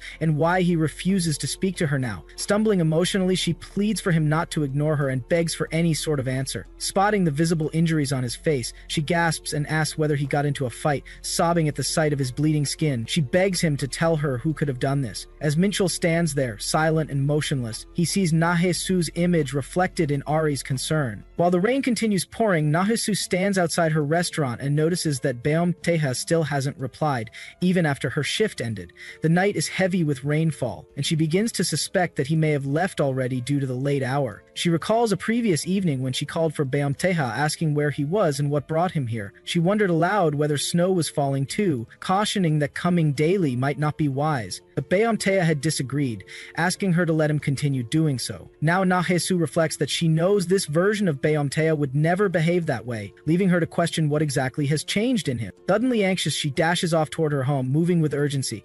Upon reaching the house, she notices footprints all around her property. A wave of panic rises within her as she surveys the area. She begins calling out for Teha in an increasingly frantic tone as she hurries inside, overwhelmed by fear and concern. Minchul reached out and grabbed Ari's hand, trying to stop her, but Ari, still furious, jerked back and glared at him. Her voice was sharp with anger as she demanded he let her go. She made it clear she was still mad. She wasn't someone who would just forgive and forget simply because it was him. Without a word, Minchul pulled her in and kissed her deeply. The kiss lingered, intense and unbroken, as if he had been holding back for a long time. His hands moved lower, gently lifting the edge of her clothing from beneath. Ari gasped, struggling for breath, called him Opa, and whispering that she couldn't breathe. He paused, pulling back just slightly. Placing a finger on her lips, he told her firmly not to call him Opa. He wanted her to say Kang Minchul. Both their faces flushed red. A charged silence settled between them. The air grew heavier as desire flickered in their eyes. Neither looked away, both locked in a moment thick with intimate tension. In the next scene, the atmosphere thickened with raw intensity. Their bodies lay bare, tangled in passion. Ari turned away, lying on her stomach, while Minchul hovered above her, his elbows braced against the bed, his legs positioned outside hers. He was inside her, thrusting deeply, his rhythm hard and relentless. Both of them moaned loudly, their voices echoing with need and release. As the tension built, Minchul's thoughts spiraled. A wave of anxiety washed over him, an unease he couldn't shake. He tried to convince himself that it was all in his head. There was no way Nahesu would ever betray him. No matter what happened, no matter what anyone else did, she always came back to King Minchul. That, he believed, was the truth. In the middle of her moans, Ari cried out Minchul's name, breathless and overwhelmed. But even in that moment, Minchul's mind refused to let go of his fears. What if that bastard had made the first move? What if he had touched her with those hands? His body moved on instinct as he shifted positions, rolling Ari onto her back and entering her in missionary. Still, his thoughts remained consumed by Hesu. She must have escaped before anything happened, before they got to her. It wasn't the first time she had been chased by debt collectors. They had haunted her for years, and yet she always managed to slip away. Surely this time time was no different, but the fear lingered. What if Nahesu had given up? What if, while he was away, her heart had crumbled? What if she had been broken, defeated? Images crept into his mind. Visions of Hesu and Taya in an intimate scene. He imagined her bare, exposed in front of Taya. The thought filled him with a raging heat. Unable to contain the emotions, he grabbed Ari and turned her onto her hands and knees, taking her from behind with renewed force. His thrust became harder, rougher. Ari moaned louder, her voice trembling with sensation. But Micho's mind stayed locked on Hesu and Teha. Where was she now? He remembered the scattered mess in that room, the things thrown around, and Tea's eyes, that look in them, as if he already had her. Just then, Ari cried out again between moans. She begged him to finish inside her, her voice raw with both lust and frustration. And with a sniff, she confessed her hatred. She warned him, never ignore her calls or messages again. She called him an asshole, even as her body trembled beneath him. Mincho's mind remained clouded with unease. He clenched his jaw, trying to steady himself, but the thoughts wouldn't stop. It was all just paranoia, he told himself that again and again. Still, a question gnawed at him. Was she upset because he hit Teha? Did it really bother her that much to see him hurt? He growled internally, frustrated. That was enough. The scene gently shifted. In another space, Hesu clutched Teha tightly against her chest, holding him like a fragile child. Her emotions were tangled. Worry, tension, anger, all surfacing at once. Her voice trembled as she demanded to know why he had done such a thing. She couldn't understand his actions. Knowing what kind of person Mincho was, Teha should have avoided him completely. Tayo's thoughts surged with defiance. How could he have avoided him? Mincho had been wild with rage, desperate to drag Hesu back. The confrontation had been unavoidable. Hesu's voice rose in frustration. Did Teha even realize how often Mincho got into fights? Why had he acted so fearlessly without knowing anything? He always ended up the one getting hurt. What could someone as gentle as him possibly gain from fighting back? Teha smirked to himself at her words. She still believed he was gentle, that he lacked strength. She had no idea how capable he truly was. Playing along, he feigned fear. His shoulder trembled subtly, and he let out a shaky breath, pretending to hold back tears. Concern washed over Hesu's face. She asked if he was crying, if it had hurt him that deeply. With a sly smile hidden from her view, Teha replied that it did hurt. She continued to hold him closely, unaware of his expression. He murmured that it hurt because Mincho had suddenly started yelling at him. The fear had caught him off guard. Hearing that, guilt overtook Hesu. She blamed herself. She promised that something like this would never happen again. Her only concern now was treating his injuries. She offered to go get some medicine. But as she moved, Teha reached out and caught her wrist, gently pulling her back. He whispered for her to forget the medicine. Drawing her close, he leaned in and pressed a kiss against her neck. She gasped, insisting that without proper treatment the injury might leave a scar, annoyance mixed with disbelief in her voice. In the middle of being scolded, Teha still found time to tease her. She called him worse than a dog. With a playful grin, Teha grabbed her hands and gently pushed her down.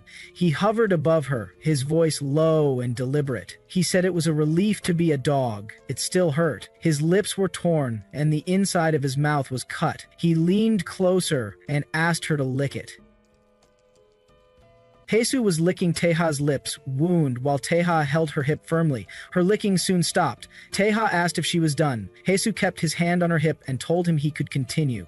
In the next scene, both of them were naked, intimate, and making out together. They were moaning, and Hesu thought in her mind, wishing to forget that name and think only about him. Meanwhile, Mincho was sitting alone in his room, feeling hopeless. The scene returned to Teha and Hesu as their lovemaking ended. Both were still naked, and Hesu sat on Teha's lap while they hugged each other. In the morning, they sat together. Hesu told him that she ended up putting ointment only in the morning. She told him not to let it leave a scar. She reminded him that he had work today too and told him to get changed and come out so they could head out together when he was ready. Teha replied that he could stay right there. Hesu asked if he thought she was some kind of pervert for watching him get changed. Teha teased that she seemed to like it, and Hesu denied it. Teha thought that she did. Memories of past days flashed through his mind, and then he said he would wait outside with a smirk. Teha put on his formal shirt, but struggled a little while tying his tie. Jesus came near him and asked if he was done. Taya replied that it was almost done, but since he was a little clumsy, he asked her to help him out. Jesus asked if he found it hard to wear a necktie and wondered how he managed it before. Taya told her that he just requested someone who could do it for him. Jesus asked herself whom he used to ask, thinking it must be someone really close. Hayuno Sin, she offered to help and asked him to bend down a little because he was too big, making it tough for her. Taya bent down, and Jesus started tying his tie. Taya said they looked like a married couple. Jesus asked what he meant. Taya said they looked like a married couple. Jesus denied it and told him not to say that, but Taya kept repeating married couple. Then Taya asked her to tighten his tie a little more. Jesus said marriage was reality and told him that when he found the right person, then he would become a couple. She said she would cheer for him. Taya thought she was lying. Last night she was licking wounds, and this morning her lips were breaking hearts. He found it annoyingly lovely. Later, Taya went to his office. His assistant informed him about his next meeting, and he nodded. His assistant kept staring at him, thinking it was strange.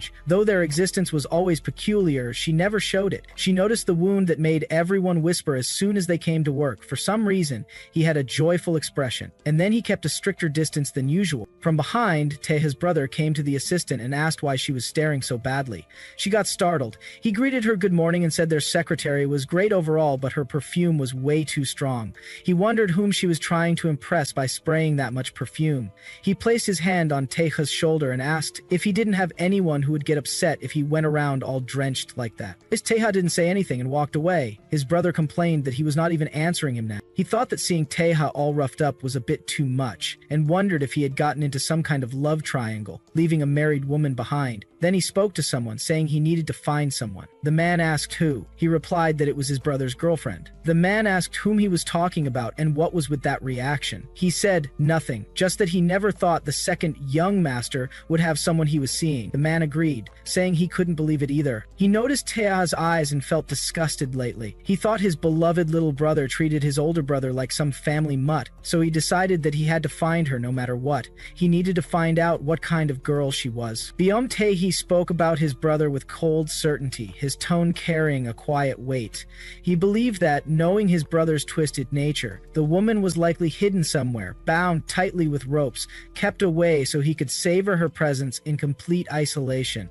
His thoughts turned to where he should begin digging to uncover something of value, something that could lead him closer to the truth. A man nearby hesitated, his uncertainty clear. He questioned whether such extreme measures were even necessary, suggesting instead that someone be assigned to quietly monitor the young master. Tae responded with a low, amused laugh, his expression sharp. He insisted the man did not truly understand how disturbed his brother was.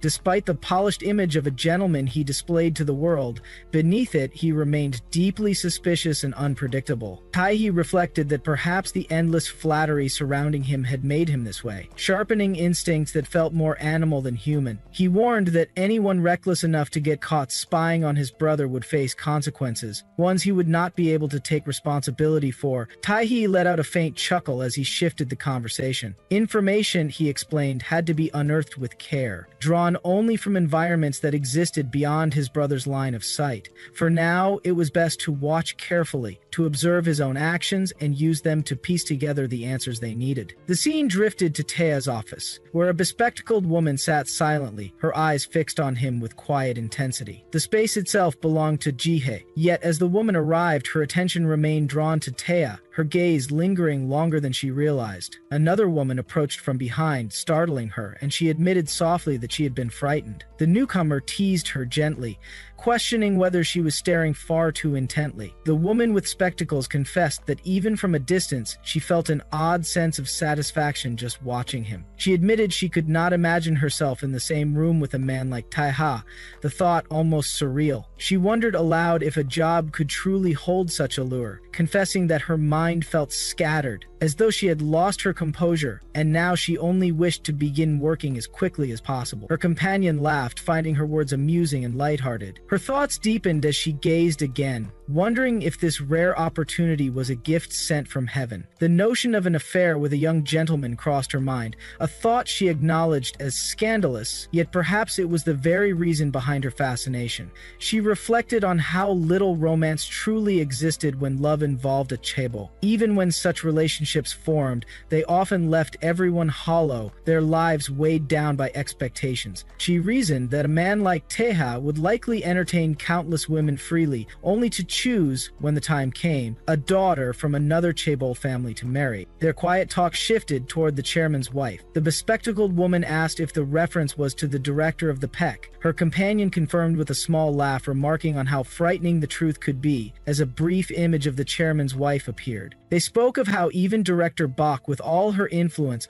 often carried herself like a nagging mother-in-law. The bespectacled woman admitted she longed to experience what people called the love of the century, a kind of passion yet to come her way. She mused aloud that it had not reached that point, but urged her companion to imagine it, how easily women would throw themselves at someone with Taha's appearance and powerful background. Life must feel effortless for him. Even if conflicts arose, he would never bow his head, for men like him valued themselves far too highly. She was certain of one thing: any woman who ended up with him would inevitably endure great suffering. Far from their idle chatter, Taeha himself revealed a softer, more vulnerable side as he reached out to Haesu. He sent her a playful crying sticker, telling her he missed her deeply. She replied that she was busy with her part-time job, keeping her tone casual. Taeha admitted he could not bring himself to focus on his own work. Haesu gently reminded him that once he received his earnings, he needed to work diligently and not stray. Her words triggered a sharp memory within Taeha, recalling the moment she had once told him to find the right person and marry, offering her congratulations as she did so. Those words, so blunt and unyielding, echoed in his mind. Yet despite their edge, he felt an overwhelming desire to cling to her entirely, to hold on to her so tightly that it became a suffocating, aching need, simply to hear her acknowledgement and blessings again. Driven by this emotion, he sent her another message, promising he would come for her the next day. She responded, urging him to keep his word. Taeha's thoughts lingered as the night drew on, focused on a single, undeniable truth. He did not want anyone else in the world but her. The scene shifted to a quiet flower shop where a young woman, working part-time alongside Haesu, stood outside holding a bouquet. She felt the lingering chill of the season, despite the spring breeze making its presence known. Her thoughts lingered on how she would be viewing the cherry blossoms alone this year. As she stepped inside the shop, her attention caught a man who had just arrived. His appearance felt out of place, his aura standing apart from the rest, making him seem suspicious. She noted that he did not look like a customer. The man approached her, making a remark about a certain woman inside. The girl froze momentarily, immediately realizing his words must be about Haesu. She composed herself and firmly told him to take action if he truly liked the person. She advised him to ask directly, at the very least to buy flowers and request her contact. She reminded him that Haesu already had a boyfriend and told him to leave. The man stood, stunned by her words, unable to respond. She turned and walked back into the shop, muttering to herself about how unsettling the encounter felt, and sighed. Her gaze shifted toward Haesu as she considered whether to share what had happened.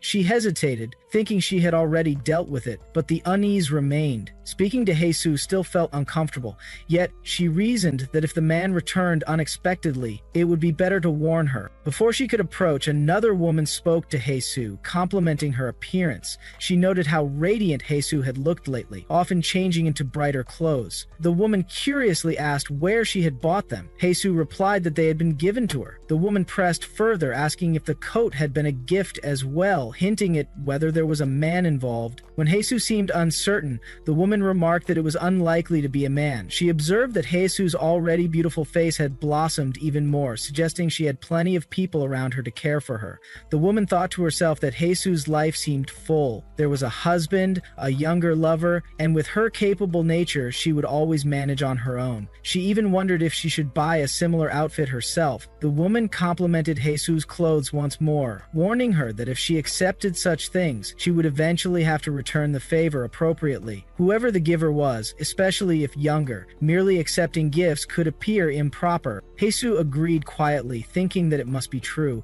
Her thoughts drifted as she remembered her own words about repaying debts. She reminded herself of the promise she had made, to repay everything without forgetting, even as her worries had caused her to lose sight of it. She reflected on the resistance she felt, the effort not to grow accustomed to such uncomplicated gifts. To her, these things were not love but mere offerings. Even if they belonged to her now, they would crumble and vanish like grains of sand. Her mind began to wander, wondering what clothes she should buy for herself. Her figure was already fine, yet she considered what Taya usually preferred to see her wear. She recalled how it had all begun with something small, something seemingly insignificant. From that, prejudice had begun to form, leaving behind a faint crack. She remembered how Teo always dressed differently, his appearance constantly changing. At an age where such things mattered, he seemed fixated on it. She also remembered that he had a job now, which led her to wonder if he was straining himself, buying expensive things to maintain a certain image. Despite his frequent complaints about not wanting to work, he continued focusing on her, still staying close to Hesu. Hesu realized she did not truly know what Teha was doing.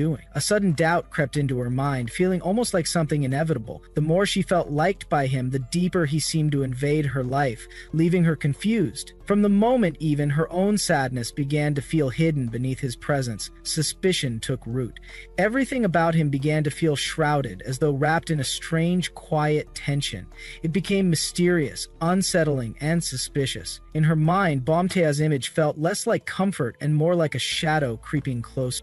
Hesu received a call from a friend, only to be told that a new part-timer had already been hired and that she should have contacted them sooner.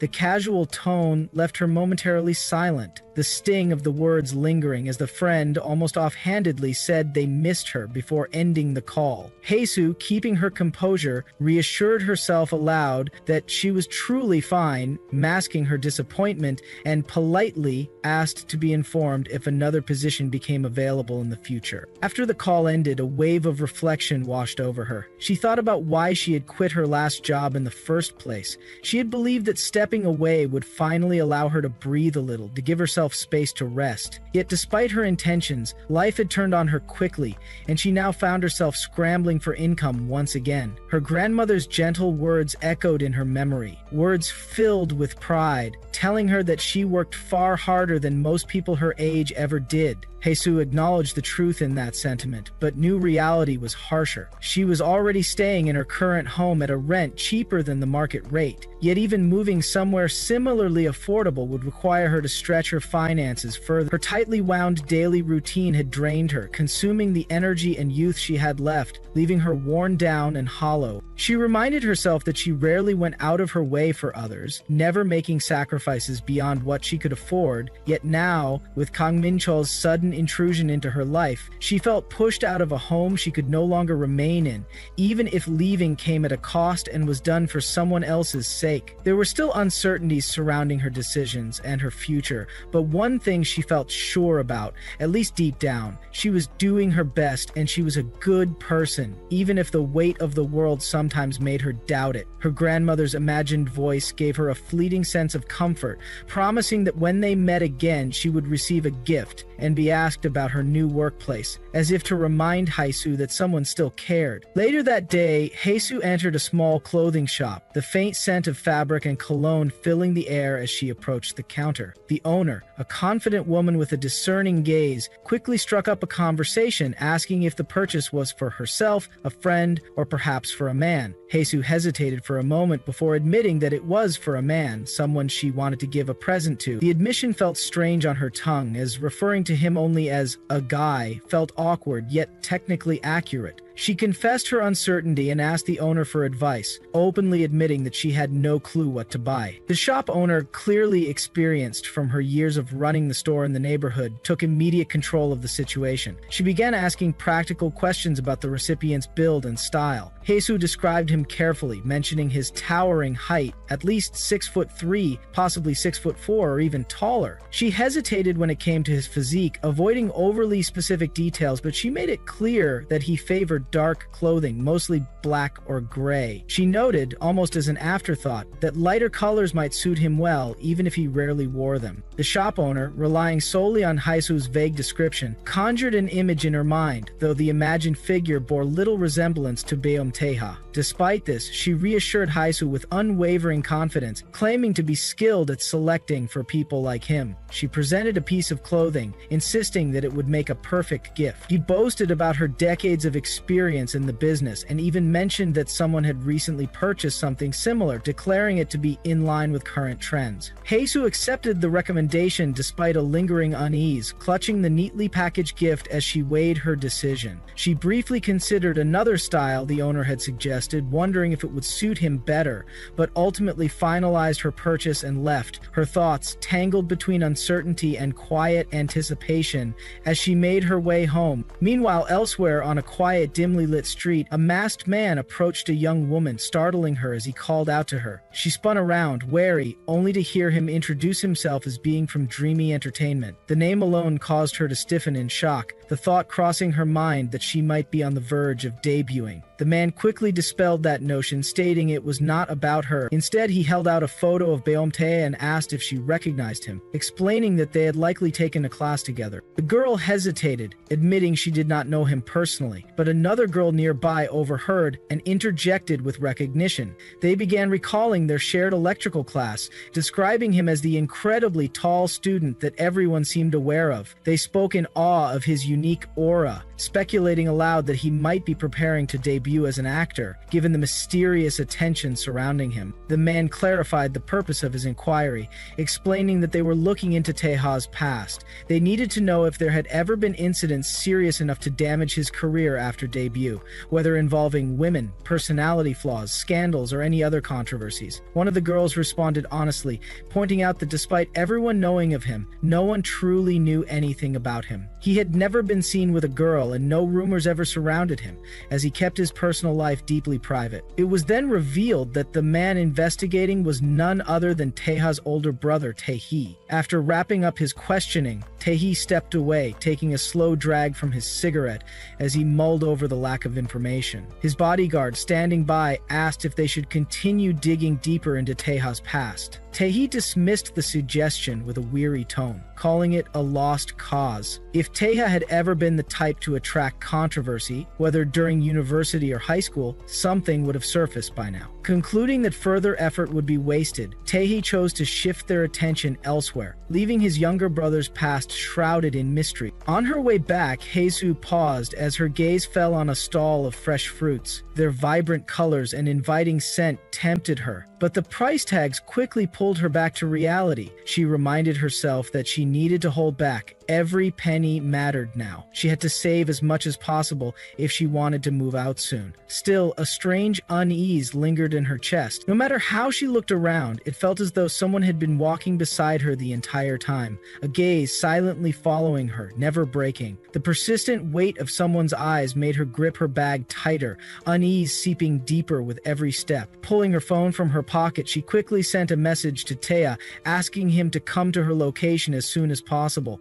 She told herself the first step was to head back to the house, hoping he would meet her on the way, yet even as she continued walking, the shadow of footsteps trailed close behind. She glanced subtly over her shoulder and confirmed what she feared. The man she had sensed earlier was following her, his pace steady, his eyes locked on her. Her thoughts raced as she weighed her options. If she went further along this road, the streets would grow darker, the area quieter, and any help farther away. The sound of hurried steps closed in as the man approached her directly, closing the gap between them. He extended a business card toward her, forcing it into her line of sight. He spoke confidently, claiming to work for a reputable company, a large corporation she surely recognized. He pressed her to give him her contact information, insisting that it was natural for a man and a woman to get to know each other this way. Haesu remained silent, her lips pressed together as she continued forward without answering. The man's tone shifted, turning sharp and mocking. He accused her of being arrogant just because someone had called her pretty,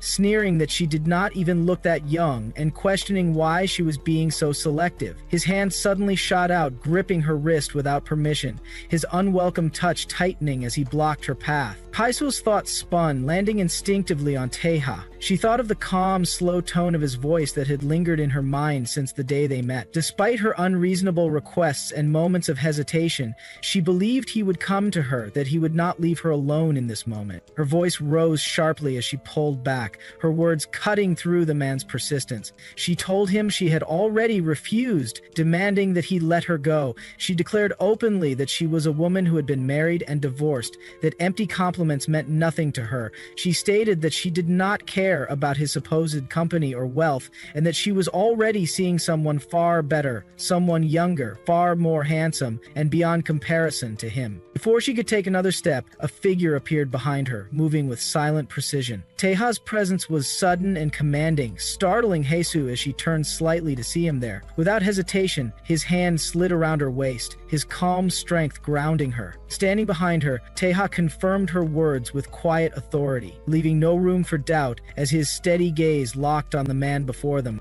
Jesus looked up at him as the weight of his arms settled gently but firmly around her waist, his presence grounding her in a way she didn't know she needed until that exact moment. Her fingers clutched the strap of her purse tightly, knuckles pale from the tension that had just moments ago seized her entire body. The man in front of them, aggressive, entitled, and utterly uninvited, was still standing there, but Teja's focus never wavered. He glanced at her briefly, just enough to reassure, then turned his attention fully to the man, his expression unreadable, his tone low and even, yet edged with a sharp clarity that made it impossible to mistake his intention. There was no need for dramatics. Teja simply made it known that the woman standing beside him had already expressed her refusal, that she had no need for explanation, and that she was not alone. She belonged to no one, but she was with him, in his care, and that was more than enough reason for the other man to step back. His voice lowered slightly as he leaned toward her, his words brushing against her ear with a mix of amusement and inquiry, asking who the man was and whether she was growing tired of him already. The question caught her off guard. The shift in tone, so sudden it sent her mind spiraling. She looked up at him with wide, startled eyes, her breath catching in her throat as she tried to piece together a coherent response. Her first instinct was to deny it, to assure him that the thought hadn't even crossed her mind, but her words stumbled over themselves, tangled in embarrassment. Then came another quiet accusation, lighthearted on the surface, but not without weight. Was she using him? Was he someone easily discarded? The questions were ridiculous, and yet they hit with a peculiar sting. She rushed to refute them, shaking her head as she fumbled over her reassurance. There was no way she would do that to him, no way. Without waiting for further interaction, Jesus reached for his arm, wrapping her hand around it and turning away from the confrontation. She tugged him gently along with her, wanting nothing more than to put distance between themselves and the man still standing at the end of the alley. She didn't need to look back to know he was watching. His silence was enough. The disbelief must have been clear on his face, the stunned look of someone whose imagined entitlement had just been stripped away without ceremony. He hadn't expected to lose her to someone who didn't even raise his voice. Teja, calm and composed as always, spared the man one last glance, a quiet dismissal. Then he followed Jesus without hesitation, letting her lead them out of the dim alleyway and back into the flickering city lights. The further they walked, the easier it became to breathe again. The air didn't feel quite so heavy. Jesus slowed her pace a little, her steps less urgent now, and glanced at him through the corner of her eye. She asked if he had truly come that quickly, if she hadn't just imagined the way he had appeared right when she needed him. He nodded, without fuss, confirming what she already knew deep down. Still, the guilt crept in. She wondered aloud if his work would suffer because of her sudden call. Wouldn't they be upset with him? But Teja only teased in response, asking whether she would take responsibility if he got fired. The way he said it, light, almost playful, made her cheeks flush with embarrassment. She looked away, too flustered to form a proper answer, and instead began rummaging through her purse. Teja raised an eyebrow, curious and confused by her sudden focus on the bag. She didn't explain at first, her fingers sifting through loose coins and crumpled receipts until she found a small folded bill. Just 2,000 won, barely enough for a drink or a snack. She handed it to him with all the seriousness in the world, telling him he should buy himself something since she felt bad for dragging him out like this. He stared at the money in his hand, then at her, a smile playing at the corners of his lips. The gesture was small, almost silly, but it was so her. Earnest, thoughtful in an awkward sort of way, and unexpectedly soft. They continued walking, the night stretching on around them, quiet and almost companionable. At some point, Jesus' curiosity resurfaced, the question slipping out before she could stop herself. She wanted to know more about the company he worked for, about what he did. It wasn't much, just a simple question, but she hoped for a real answer. Teja's response was as casual as it was deflective. He told her it was just some random company, nothing special. She repeated the words back to herself, more to taste the shape of them than anything else. Just a random company, that was all he offered. And yet, something about it felt off, off, too vague, too clean. The quiet thrill she had felt just moments ago began to dissolve, replaced by a faint hollowness she couldn't explain. She didn't press him further. Instead, she asked if he really had to leave now. He confirmed that he did, and she nodded with reluctant understanding. She told him she was okay now, that he could go back to his work, and added softly that she was glad to see him, even if it had only been for a little while. Before they parted, she reached into her bag once more slowly this time, and handed him the gift she had bought earlier. The wrapping was neat, the corners still crisp. She hoped he would like it. There wasn't much else to say. He didn't answer right away. She gave him a small smile, thanked him again, and turned away. The walk back to her apartment felt strangely quiet, the noise of the city seeming to retreat behind the sounds of her own thoughts. She reached the door, offered a final glance over her shoulder, and wished him well, told him to take care of himself. He didn't move. He stood outside for a long while after she had gone, the gift still in his hands, fingers brushing over the edges of the wrapping. He didn't open it. He didn't leave. Something held him there, some invisible thread that hadn't quite let go yet. In a quiet corner of the building, low voices stirred among the employees, casual as they seemed, but heavy with observation. One of the older staff members, a man who had been around long enough to witness the changing tides of leadership, mused aloud about the difference between the father and the son. The chairman, in his view, had always been impeccable, flawless in conduct, but almost mechanical. There was no warmth in him, no ease. Everything was too precise, too unreachable. But the son, he seemed different, more human, they said. He smiled more easily, laughed on occasion, seemed approachable in a way the older man never did. Perhaps it was his youth. Perhaps he had not yet been weathered by the weight of responsibility. Perhaps he still had something untouched inside him. Secretary Ha, standing just within earshot, said nothing. Her gaze remained neutral, but her thoughts didn't echo the easy assumptions they were making. She had watched him more closely than most, had learned the rhythm of his silences and the truth behind his expressions. To her, his warmth wasn't something natural, it was something honed. Even the way he smiled, the curve of his lips, the pause before his laughter. It was all deliberate. Nothing about him was dishonest, and yet nothing about him was entirely open either. He wasn't pretending, but he wasn't revealing himself either. And so when she noticed the slight shift in him the next day, it didn't go unnoticed. His expression had changed, not visibly, not enough for others to detect, but to her, who had memorized the usual lines of his calm, there was something tight around his eyes, something vaguely distracted. The way he sat, the way he flipped through documents, even the way he set down his phone. It all carried a faint undercurrent of restlessness. He didn't speak of it. He didn't have to. It was unusual, and for someone like him, unusual meant significant. A request came not long after. A break. A pause in his schedule, which he rarely, almost never allowed himself. That alone was strange, but what followed was stranger. By the next morning, she was informed he would be absent for 2 days, citing illness. There was no further detail, but something about it rang hollow. She didn't believe it. In reality, Taeha wasn't sick. He was elsewhere, far from boardrooms and conference calls, taking out his rage on the man who had approached Haesu. The photos taken in the alley had surfaced, blurry and invasive, and Taeha's fury was unrelenting. The confrontation turned violent quickly. The man's sneering accusations only fueled Taeha's anger further, until fists met flesh and the alley echoed with the sound of impact. Jay, who stood silently nearby, remained unfazed.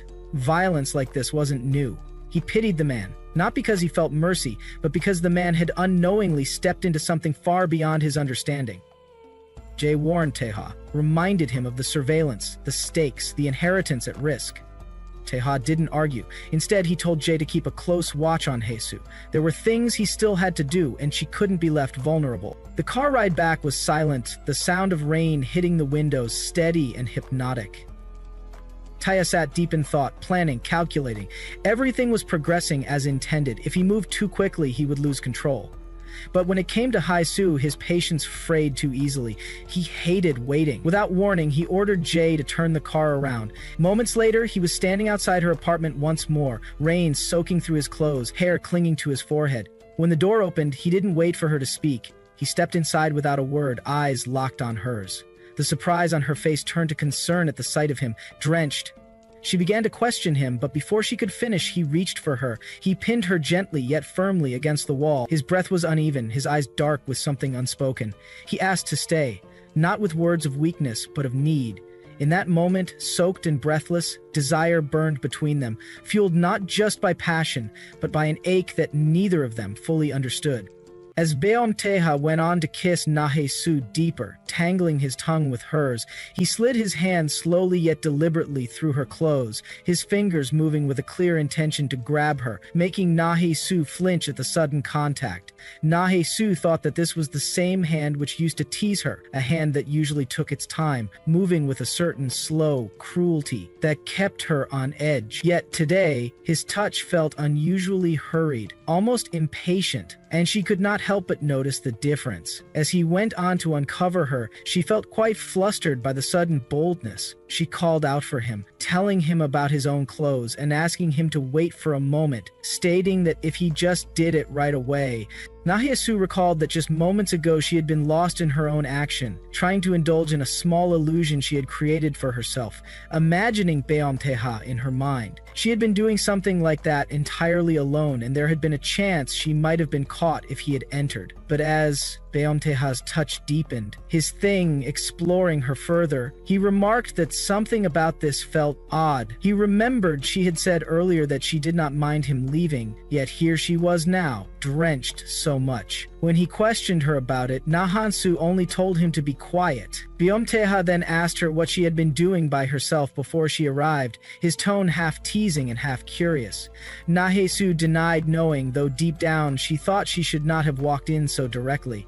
Nahe-su thought that the heat between her thighs was almost unbearable, and Beomteha whispered that he would just rub her for a little while before they started. His rod moved against her in slow yet deliberate motions, sending shivers rushing through her entire body. She realized that her skin felt flushed and burning, each touch leaving a lingering heat behind. Her movements pressed against her most sensitive parts, heavy and warm, and her body climbed uncontrollably with each passing moment.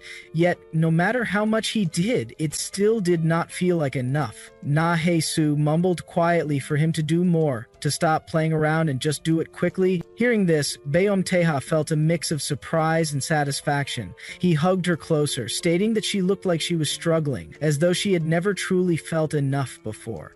Nahe-su tried to explain that it was not because of her, it was because he was always so intense, pushing her further than she expected. She shivered under his touch, thinking that he was only rubbing against her and wondering why she felt so unbearably sensitive this time. She realized that every time she was with him, she became so caught up in the moment that she had never really taken a good look at his face. When she finally did, she thought he looked far too clever for his own good.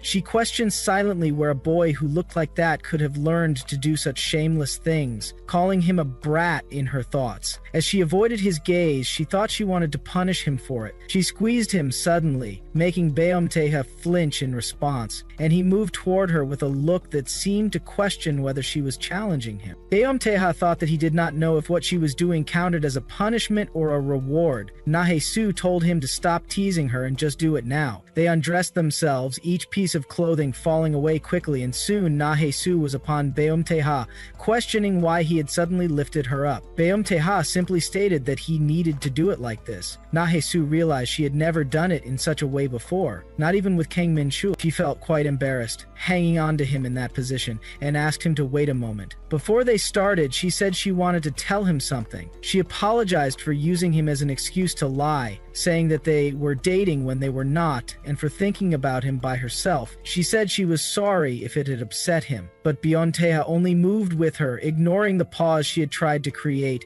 making Nahe-su gasp out loud as she clung to him. She breathed heavily through the intensity, while Beomteha remarked that her apology was not the kind he wanted while they were doing something like this. If they were not dating, then what exactly were they? The question hung in the air between them. Beomteha wondered if he was just a replacement, someone she had planned to use until she grew bored and then throw away. He remembered Nahe-su's earlier words, where she had said that Beomteha was far too younger and that he was much more handsome than she had expected. Such words had raised his hopes far too much, and yet she always drew a clear line, as though he was not allowed to see into the empty space left behind in her heart. That distance made him impatient, even though her body was so close to his. Still, no matter how much he wanted more, she felt far away in ways that mattered.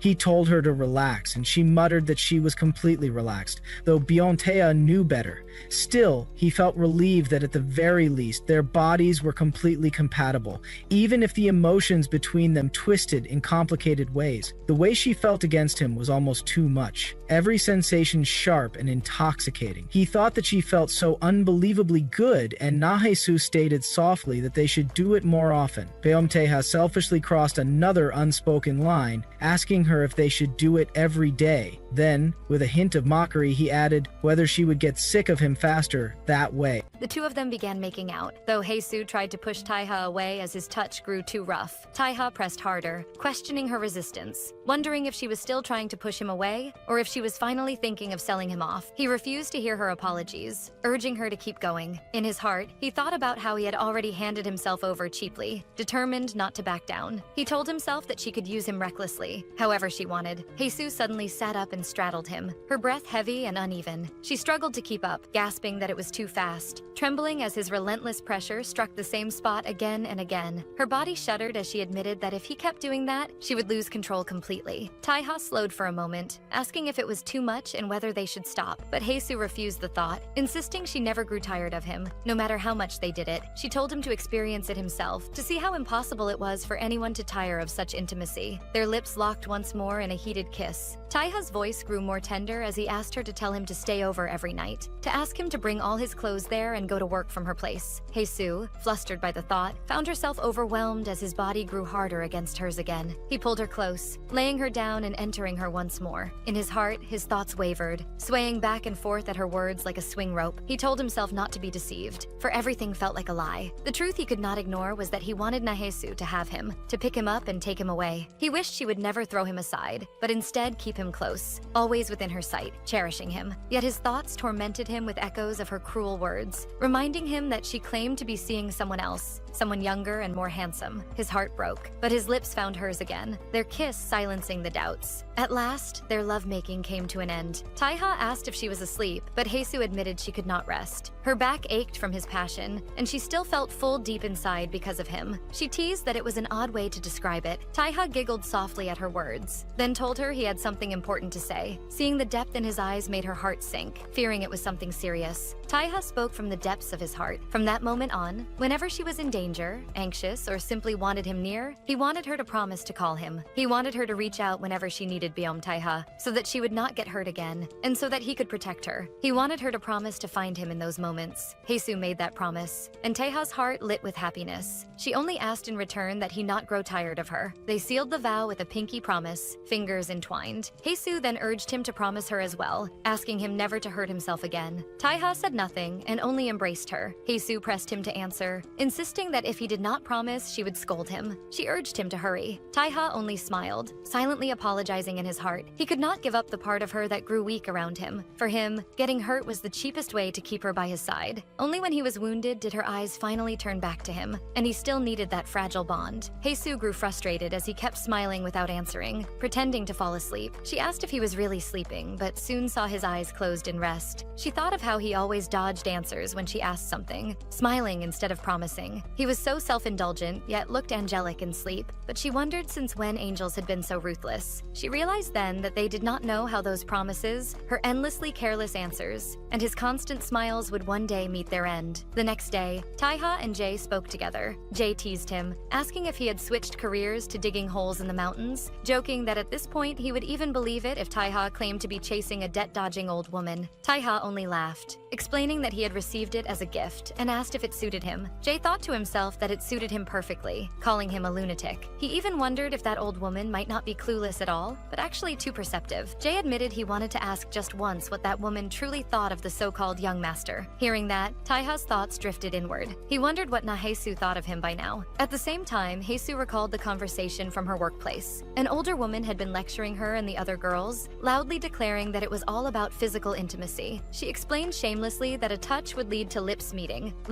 would lead to bodies pressed together, and once bodies pressed together, lives would become tangled like fishing lines. She warned the girls to be careful, her voice echoing across the workplace. Haesu found herself exasperated, shocked that this woman could say such things so boldly in broad daylight. Meanwhile, Taiha reflected on those words. He thought about how people said physical intimacy was the scariest thing, and he admitted to himself that it truly was terrifying. Their relationship had begun as something casual, a simple agreement to eat and leave, and yet the one left wanting more was him. He realized how strange it was that he had begun trusting her sincerity, even though he knew almost nothing about her. It reminded him of the days when he had once been naive, back when he still believed in love, yet he also knew that aside from all the good feelings, there was something suspicious about her that he could not ignore. The story then shifted to Minchul, who stood with a group of people. One man praised him openly, telling everyone to take a page from Minchul's book and observe how diligent the young ones could be. Just then, the man's phone rang. He excused himself, saying it was an important call, and told everyone to head back in and work overtime. He stepped aside, speaking into the phone with exaggerated politeness, laughing loudly as he asked how the caller had been. The others whispered among themselves, mocking his behavior. They noticed that he bowed even though there was no one in front of him. They joked that at this rate his head would touch the floor. They wondered who could be on the other end of the line, making even their stiff boss act so submissively. Some speculated it must be a client from the main contractor, someone they referred to as the meal ticket, implying financial dependency. The boss continued speaking on the call, asking what needed to be done this time and readily agreeing to everything. In truth, the caller was Jay, watching the situation unfold with amusement. Back at her own place, Haesu reflected quietly on Taiha. She thought about how he was far too suspicious in nature, though she admitted she did not hate that about him. She folded her clothes while the television played in the background. A series was airing, and in it, a woman's voice described a man. The character spoke of a man who strangely understood women too well. He was the kind who appeared only when she was most vulnerable, always saying the words she most wanted to hear. He read her thoughts like an open book, as if he had stepped out of a novel or a film. She admitted that she felt something was off, but even so, she allowed herself to indulge in it. Yet beneath the charm and comfort, the true nature of that man remained hidden, suggesting something darker and more dangerous beneath the surface. As the shopkeeper scolded Nahesu, stating that the man's face is attractive, to which Nahesu countered that it was not simply attractive in the regular sense. Her tone made the owner more irritated, as he repeated with greater firmness that the man's face is ridiculously gorgeous. Nahesu elaborated further, explaining that what she meant went beyond surface perfection,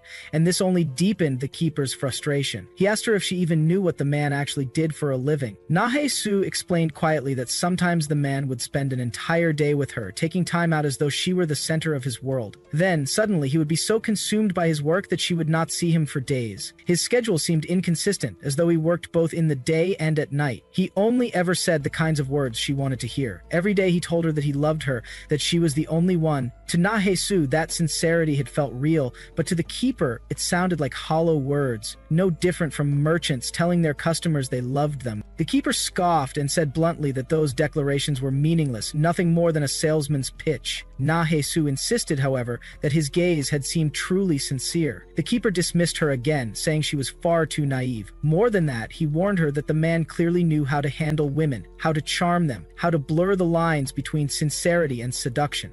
To the keeper, the whole thing was nothing but a scam. She declared outright that some cunning man had dared to play around with their Nahesu. Nahesu, shaken, murmured that she had nothing worth taking away, but the keeper sternly reminded her that humans could strip even the liver from another if it suited them. She pressed her questioning if she was certain she had never done anything for him. Nahesu thought back to the few small things she had bought him, trivial gestures that she now admitted softly. Hearing this, the keeper grew even angrier, calling the man a gigolo and warning her once more that she needed to distance herself immediately. Seeing Nahesu's saddened face, the keeper realized with dismay that she had already fallen for him. Nahesu reflected inwardly. She did not believe the reason he had approached her was as shallow as the keeper suggested. She was not so foolish as to think herself a prize. She was a divorced woman, worn out, wilted, with nothing to offer. If anything, continuing this relationship would bring more disadvantage to him than to her. If he had only wished to deceive her, he would have walked away long ago the moment he saw her reality. These thoughts did not make her angry. Instead, they made her heart ache. She remembered the many questions she had asked him, only to be met with vague and evasive replies. When she asked about the company he worked at, he dodged, as though avoiding clarity was second nature. He assured her not to worry, telling her it was not what she imagined.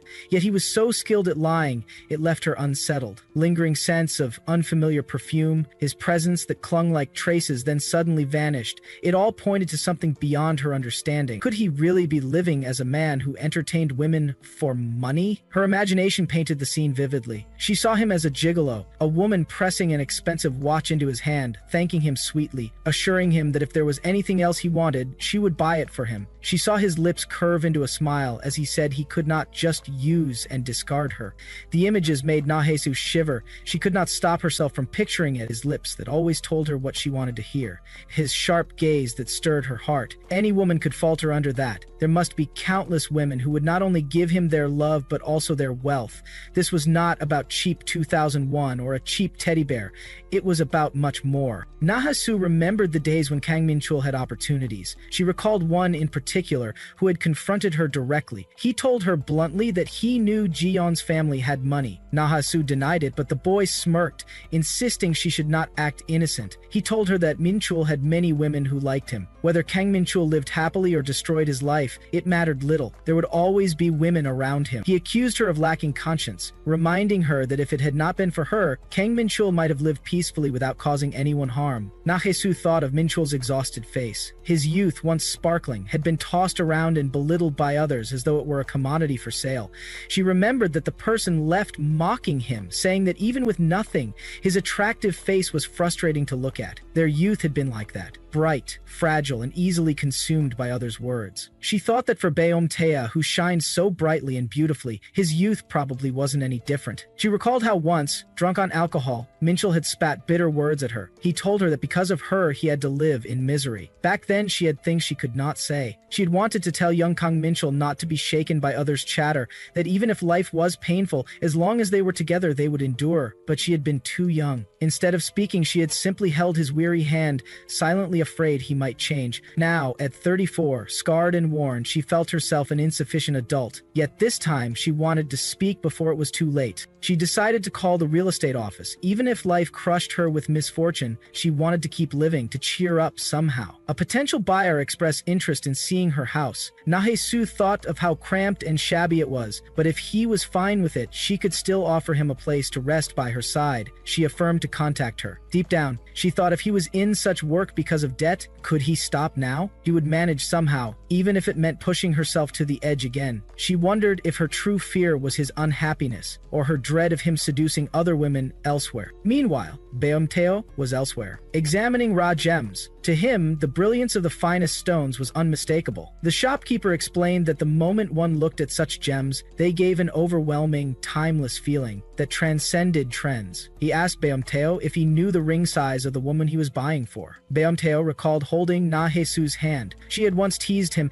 asking him to stay still because it tickled. Smiling at the memory, he realized the size was the same as hers. He asked the keeper to make it that size. It would fit perfectly. The keeper said warmly that the recipient would surely be happy. She would prepare the contract immediately. Just beside, Jay observed Beomtea's behavior with curiosity. He had taken up a new hobby, buying rings, again and again. He asked himself how long had it been since he was called the frugal young master. Now he seemed reckless, spending without care. Why was he buying rings he could not even give, keeping his wealth a secret? He recalled telling Beomtea once that the bond of marriage was stronger than he imagined. Now he realized Beomtea had been holding on to that statement.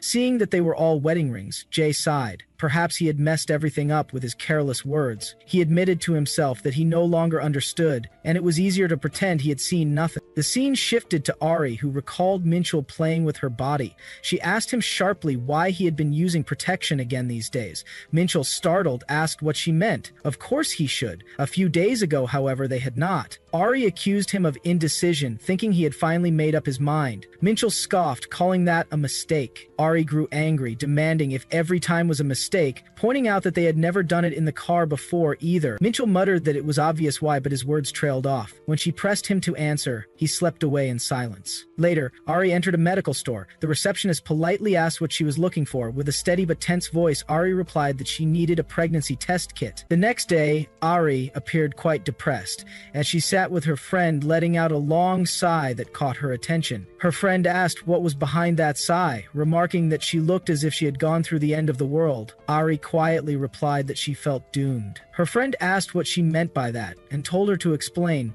to which Ari admitted she was not pregnant, and she considered that to have been her chance. Her friend looked at her in surprise and said that most people usually got scared when they ended up pregnant, but Ari was upset because she wasn't.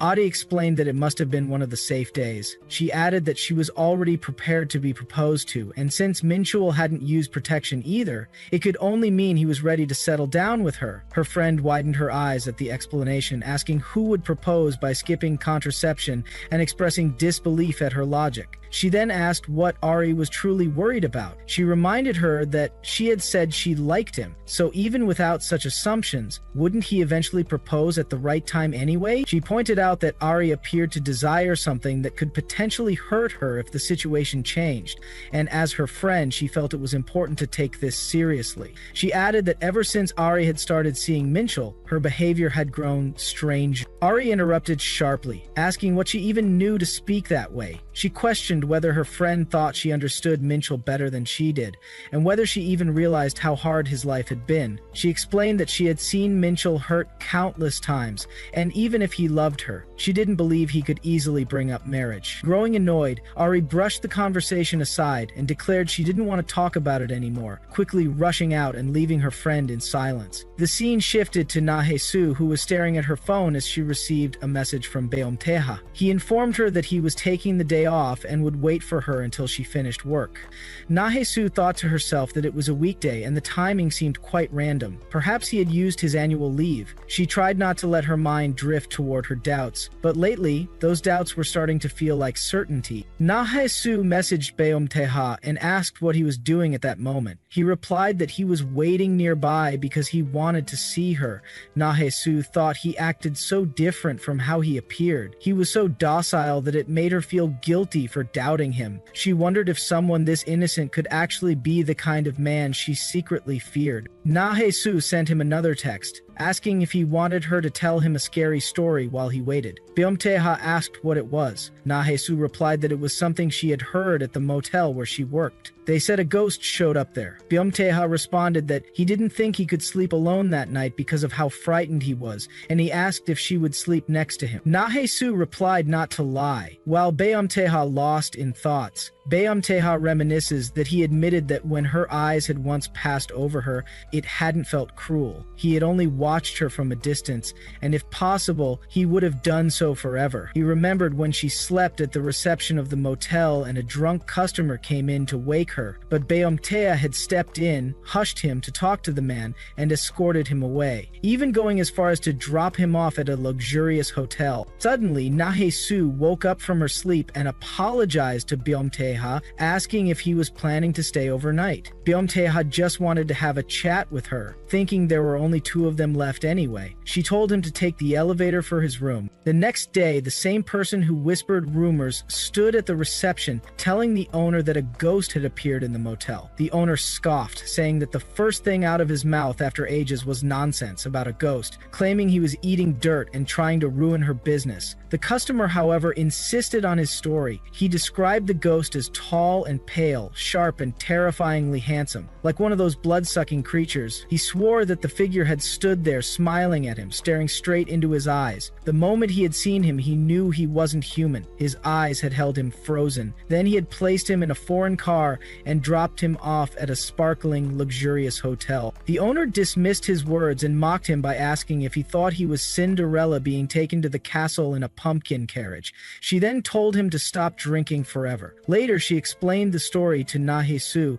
and asked whether she had seen a ghost, or whatever it might have been. Nahesu calmly denied it. The owner laughed and said she guessed the man had only been hallucinating because of alcohol. She added that for people like them, money was far scarier than ghosts. Still, she noted that if the man really had seen something, perhaps it wasn't a ghost but more like a protective spirit. She remarked that their rooms had been selling out every weekend, and if business continued going that well, she herself would start believing in ghosts. Nahesu silently thought that Minchul hadn't replied to her all day. The owner then welcomed Beomteha and instructed him to the room to stay overnight. She mentioned that the room was 40,000 but said she would give him a freebie since there was ice cream out front, encouraging him to have some. Beomteha took a glance at Nahesu, noticing her worried eyes. The owner remarked that he was extremely handsome, so much so that he looked like a celebrity. Nahesu simply replied that she hadn't seen him. The owner teased her, asking how she could miss someone like that, and pointed out that she was always going on about her husband while Beomteha overheard everything. He thought to himself that in the beginning all he wished was that she wouldn't be too busy, that she wouldn't be worn out, and that her nights wouldn't be so short. Then he wished that she wouldn't fall sick, that she wouldn't feel cold, and that she could smile even just a little. Later, at the restaurant, Nahesu appeared pale as she apologized for moving. She thought about Minchul and wondered what was going on since he hadn't called her first. Nahesu then received received a call from the owner, who asked about the food. Na-hee-soo replied that the side dishes were in the fridge and apologized for not going grocery shopping,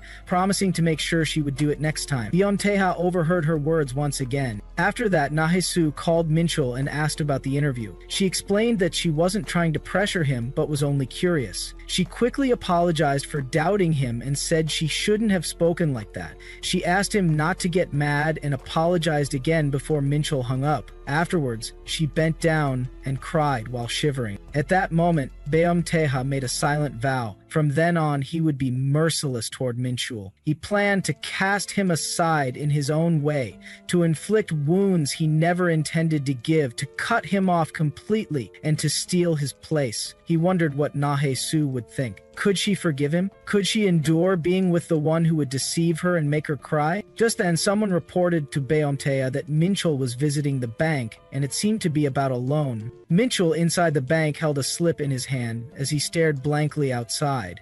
His mind drifted to a memory where he had once dragged Na-hee-soo out while she pleaded him not to be mad. She explained that it had all been a misunderstanding, yet her words only fueled his anger. He remembered how he had pushed her against the wall, questioning what nonsense she meant by misunderstanding, and daring her to wake up from her delusion. He had told her coldly that apart from him, no one else in the world could ever truly love someone like her. The memory then shifted to a softer moment when Eri had confessed that she felt scared, admitting that beside her there were probably many girls in love with him. Minchul had smirked bitterly, questioning who would ever fall for a man who spent most of his time hanging around back alleys. He had told her there was nothing to worry about, but Eri, with genuine conviction, said she did not believe that, because to her, he was truly an amazing man. Those words touched him deeply. When she begged him not to say such things and wrapped her arms around him tightly, Minchul had felt alive again. Even if it was not her, the fact that someone desired him reminded him he was still a man. He recalled Arya clinging to him as she cried,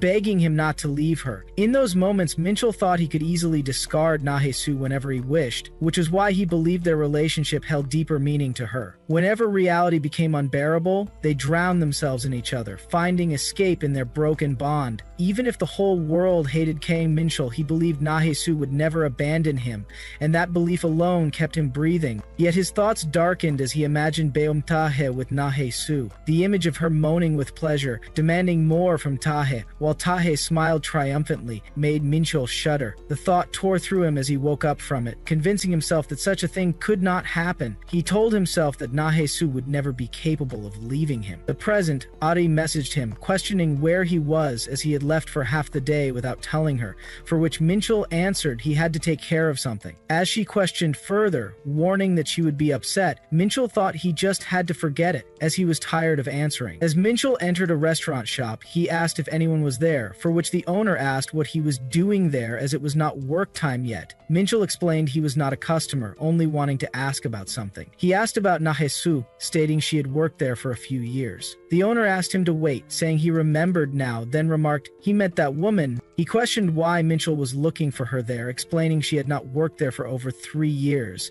and asked if she had ever mentioned where she would work next, or at least the name of the place. The person questioned Minchul's identity, asking who he was to be looking for her. Minchul paused as he could not answer. The owner remarked he could not even give a straight answer. As Minchul asked if he knew or not, the owner stated he did not know, and even if he did, he would not tell him. He questioned why he would tell some random guy who had shown up out of nowhere and started interrogating him about that woman. She was always followed around by debt collectors and shady men, and he guessed Minchul was probably just like them, so he ordered him to get out. As he pushed him, asking why he was standing around and demanding him to get lost, Minchul banged on the door and questioned who was protecting who. He dared the keeper, telling him if he had a tongue then to spit it out already, insisting he was not some shady man. He revealed he was actually her husband. Afterwards at the bank, the receptionist apologized, stating that getting a loan was going to be very difficult. Minchul could not believe it, as he had not expected it to be this bad, but reality turned out worse than he thought.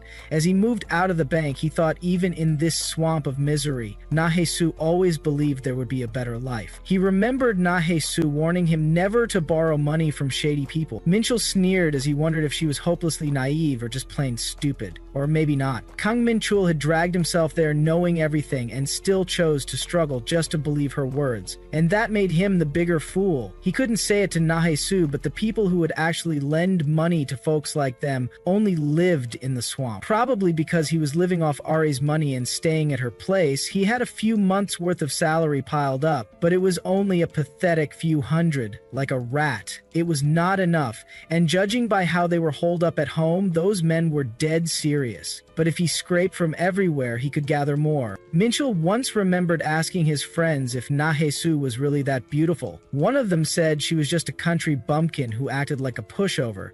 Others remarked she was kind of cute, but looks did not fill their stomachs. Minchul thought that at the school, she might even be the prettiest one. But one of them pointed out she had been in college for a while and was still hung up on Minchul. Another affirmed it was scary, saying she had even shown up at the school recently. She promised she would wait until he got in, which was a mess. They whispered about her car, asking if anyone had seen her pull up in an E-class, and if her father was loaded, then Kang Minchul was really lucky. They asked how he kept getting lucky with women. Another told him not to say she was ugly. He laughed it off, saying if he was that jealous, he should ask her out himself instead of Kang Minchul. They laughed as Minchul's friends saw him getting friendly with Nahesu and noticed her smiling face. He brushed it off as nonsense, thinking she was not pretty at all. Later, as Minchul worked in construction, a man approached and asked if he was studying for an entrance exam, questioning why he was hanging around there. Minchul answered that he was studying. The man told him to say something else as exams were near. Minchul replied he already had enough scores to get in. The person smirked, saying he knew how to talk back, but he still had to finish school, land a decent job,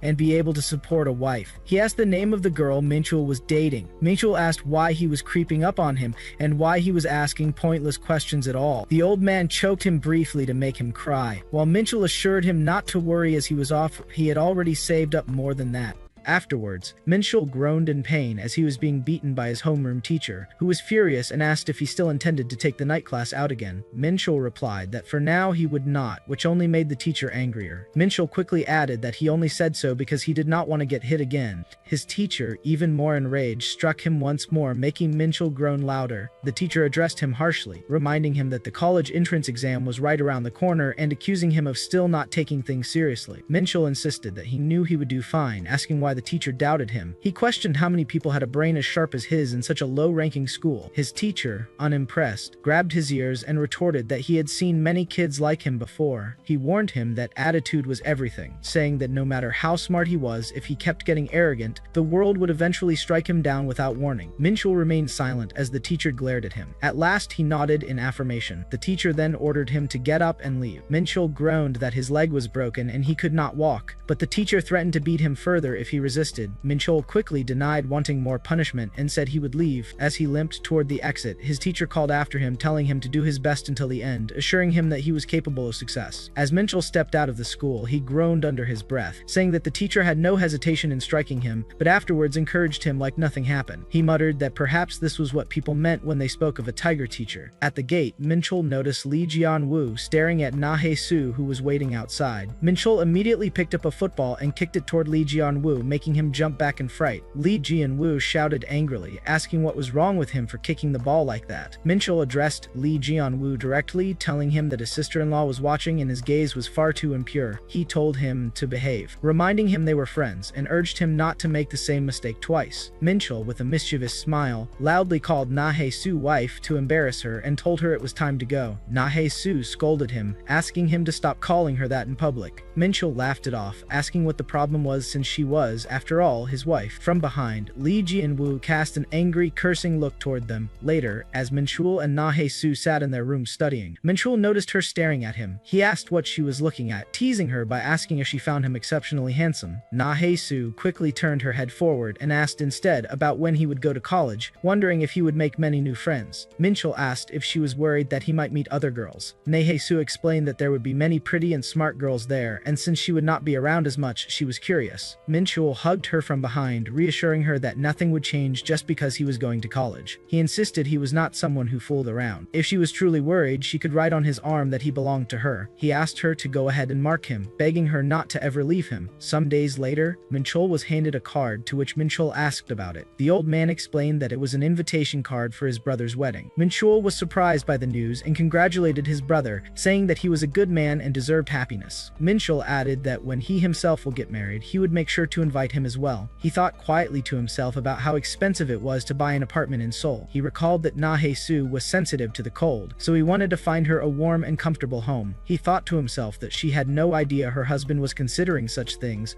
and while she worried unnecessarily, he found it endearing that she was jealous. As he was lost in thought, Minchul heard whispers spreading around him. He grew concerned and turned his gaze toward the gate, where screams broke out. Someone was shouting, demanding to know where a girl had gone. Minchul's eyes widened when he saw Na-hae-soo in a distressed state, her clothes tattered. Without hesitation, he ran toward her, placing himself between her and the father. He urged Na-hae-soo to run away. Na-hae-soo's father approached him, asking what his problem was. He sneered that Na-hae-soo was just like her mother, already attracting other men. Minchul stopped in his tracks and demanded to know what he meant. Minchul mocked him, calling him an old man, before her father grabbing him and declaring that he had the looks and the background, yet he was stuck with Na-hae-soo. Minchul clenched his fists, but told him that if not for her father, he would have already struck him down. As he glanced at Na-hae-soo's face, he inwardly assured her not to worry. He gave her a smile and told her to run, which only made her break into tears. Seeing her cry, Minchul threw her father off with sudden strength. He grabbed Na-hae-soo's hand, telling her they should run away together, and the two dashed away as fast as they could. Later, as he thought back on the incident, Na-hae-soo questioned him about why he had taken the hits without retaliating. He knew he was good at fighting and could have fought back, but Minchul hesitated, wondering if she might have been upset if he had done so. He thought about the words he had heard, and his heart ached. He stared at Na-hae-soo, who was still crying, and realized that at 19, with her in such pain, there was nothing he could do, even if he gave away everything he owned. Looking at her again, Minchul called her name and asked if she would run away with him and live by his side, through his past and his present. The school atmosphere turned tense as Lee Jian-woo noticed the unusual scene unfolding around him. The other students whispered in surprise, their words moving from one to another, creating ripples of curiosity. They asked each other what was going on, and they agreed none of them had ever seen Minchul beaten up so badly before. Some of them even mentioned rumors they had heard, saying he had not submitted his application properly. The truth was there in front of them. Minchul had even managed to do well on the college entrance exam. The students could not hide their astonishment. They spoke of how Kang Minchul never seemed like the kind of person who was serious about studying, yet he had scored well regardless. Their whispers carried disbelief mixed with admiration, spreading through the room like wildfire. Lee Jian-woo listened to all of it, and his lips curled into a faint, bitter laugh. He thought Minchul was nothing but a crazy bastard. He told himself that Minchul lived as though life bent to his will. He saw how Minchul acted like being poor was nothing, like lacking money or stability never mattered, as if he could handle every hardship without breaking. To Lee Jian-woo, it looked as if Minchul treated struggles like they were temporary annoyances he could brush off. He thought Minchul behaved as if he were special, chosen, different from the rest. Jian-woo's mind filled with scorn as he questioned whether Minchul truly believed he was the main character of some movie, a hero whose path always worked out. He thought of how short-lived that confidence would be. He imagined Minchul graduating, stepping into the real world where difficulties grew heavier, and he smiled grimly at the thought. In his mind, Minchul would regret his arrogance. He would live a miserable life, one filled with loss and failure. Lee Jian-woo convinced himself that Minchul would keep suffering until he lost everything that mattered. He even dragged Na-hae-soo into that dark vision, thinking she too would end up miserable beside him, and eventually Minchul will her as well. Later, Lee Jian-woo cornered Na-hae-soo in private. He told her that she must already know about Jian's family and the money they had. Na-hae-soo quietly answered that she did not. Lee Jian-woo dismissed her reply as ignorance, telling her she should not be so blind. He reminded her that plenty of girls liked Minchul, and that her presence in his life changed nothing about that fact. He told her that whether she played house with him or not, whether his life ended up ruined or not, Minchul would always have other women around him. He smirked, pointing out how she had gone silent, and taunted that her silence showed she was shameless until the very end. Then his words grew sharper. He told her never to forget this one thing. If it were not for her, Kang Minchul would never have destroyed his life. Without her, his life could have been comfortable and easy. Na-hae-soo raised her voice slightly, asking him not to speak in that way. She said she would be fine. She admitted she might not measure up to the women he kept mentioning, but she declared she would still live happily with Minchul. She confessed openly that she liked him very much. Lee Jian-woo only shook his head, refusing to accept her words. He said she did not understand. He reminded her again that she did not know what he had given up because of her. He said he had already heard that Minchul had moved out, and he ended with a mocking congratulations. At the same time, Minchul was settling into his new place. He looked around the small apartment, and his thoughts ran freely. He muttered to himself that this place was not even above ground, that it was partly buried and cramped. He admitted it was low, cold, and narrow, yet he laughed faintly at his own situation. He promised himself that he would work hard, earn money, and change things. He swore that next time they would not live in such a place, not somewhere where the windows sat at foot level. He told himself that this space, even with all its flaws, was still special. It was their first home, the place he would share with Na-Hae-soo, and that made it meaningful to him. When Na-Hae-soo finally arrived, Minchul's expression softened with relief. He teased her by saying he thought she had gotten lost and turned into a missing child. He joked that if she had been 1 minute later, her husband would have gone out searching. To his surprise, Na-Hae-soo tossed her jacket at him. He blinked in confusion and asked what that was about. Na-Hae-soo's face tightened with frustration as she told him she was upset because he had not picked her up. She walked closer and began hitting him lightly, demanding answers. Minchul held her arm, saying she was hurting him, but Na-Hae-soo kept at it. She asked over and over how he expected her to repay him for everything he had done. Tears filled her eyes as she shouted that he knew she could not repay him. She cried that he should have left her alone, let her live miserably, and die by herself. She admitted she had always been that kind of girl, someone destined to live poorly until the end. She sobbed as she questioned why he had ruined his own life for her. Minchul pulled her into his arms. He told her she had not ruined his life. He explained that she had given him the reason to live well. He said he had done everything only because he did not want to see her cry. Na-Hae-soo trembled as she listened, her tears soaking into his shirt. Minchul reflected on their journey together. He thought about how every time he managed to save a large sum of money, Na-Hae-soo ended up in tears. It felt like a pattern he could never break. No matter what he did, she always cried for him. He thought their love, weighed down by debts and sacrifices, kept circling endlessly. In the end, they always returned to their home, a space that sometimes felt suffocating but was still theirs. While at home, Na-Hae-soo was placing the jacket as her eyes wandered to Beom-tae's shirt, her thoughts drifting quietly. Na-Hae-soo remembered the time when Beom-tae had given her some of his clothes. She had told him he could leave them at her place. She thought about that moment again, realizing she had asked him to put them all away. She picked up one of his shirts, holding it in her hands. She thought it smelled fresh and clean. She reminded herself that clothes often carried the scent of their owner. His clothes smelled neat, cool, almost like having him beside her even when he was not there. She wondered how the shirt fit him so perfectly when it looked oversized in her hands. To her, it looked more like a blanket than a shirt. She pressed it to her face, imagining sleeping beside him, feeling that his warmth would be enough to replace any blanket. Embarrassment soon struck her, and she told herself she should just go to bed. Na-Hae-soo slipped under the covers, but she did not feel at ease. She thought about how quickly his scent felt distant, even though they had only been apart for a single day. She turned to the side as to see Beom-tae beside her. She called out his name softly. She asked him that he had said he could not come, yet he still imagined him standing there. Beom-tae answered that maybe he had missed her too much, so he had come anyway. Hearing his whisper, asking if it was not okay for him to be there, her heart raced as she felt a warmth against her neck, and Beom-tae moved on to kiss her gently. She tried to protest, saying he had just come in and asking if he really intended to continue. Beom-tae's answer was simple. She had not told him to stop. He told her, in that dreamlike state, that if she wanted him to stop, all she had to do was say the word. Yet he kept kissing her. Na-Hae-soo thought he spoke playfully, but his hands showed no hesitation. She questioned why he seemed so good at making her lose herself. She noticed the watch on his wrist, the luxurious design glinting, and she remembered how he must be doing the gigolo job behind her back to earn the living. She grabbed his hand tightly, pulling herself closer. She demanded to know what he had been doing and insisted he answer. He flicked her hair aside, whispering that if she truly wanted to know, he would tell her, but he warned that the truth would make her cry. His words made her tremble as she felt his grip on her back. Before she could hear anything else, she woke from her dream. Her breathing came quickly as she realized it had only been a dream. She blinked against the dim light of the room, trying to calm herself. Her phone rang, cutting through the silence. She reached for it and saw a message from Beom-tae. He wrote that he had just finished work and hoped she was sleeping peacefully. While waiting outside, Beom-tae noticed she had already seen the message.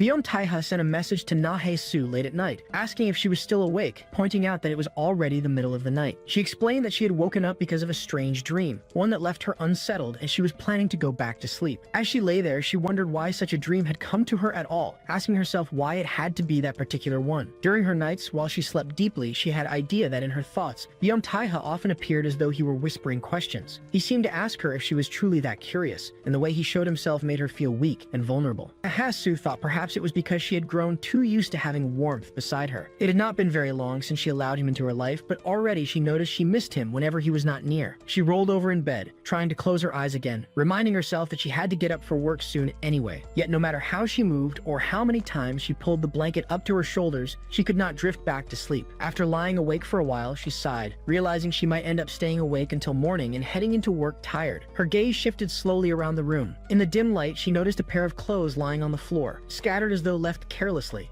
She rose and reached for his clothes, pulling out a shirt from where it was left. She wore the shirt close and quietly inhaled its scent. The fabric still carried his presence, faint but recognizable. Without realizing what she was doing, she pressed the shirt against her and hugged it tightly. She thought about how it worked like a blanket, big enough to wrap herself in and soft enough to give her comfort. The size made it easy to fold around her body, and it felt warm despite only being cloth. The shirt had wrinkles, and she reminded herself that she should iron them out later, but at that moment she did not care. It was comfortable, and the scent eased her restless mind. She lay down again with it still in her arms, her thoughts circling back to Biom Taiha. Outside, Biom Taiha let out a faint breath as if the night air pressed against him, and then the morning came. Later in the day, while he walked through town, Su's late-night message crossed his mind again. His steps slowed when he reached a shop, and his attention drifted toward the toy section. His eyes landed on a teddy bear sitting on the shelf. He looked at it for a moment, and then a small smile curved across his lips before he continued on. Elsewhere, Tai He in disguise asked about Biom Taiha through his classmates to know about some girl among the students. A few spoke about Biom Taiha through his classmates to know about some girl.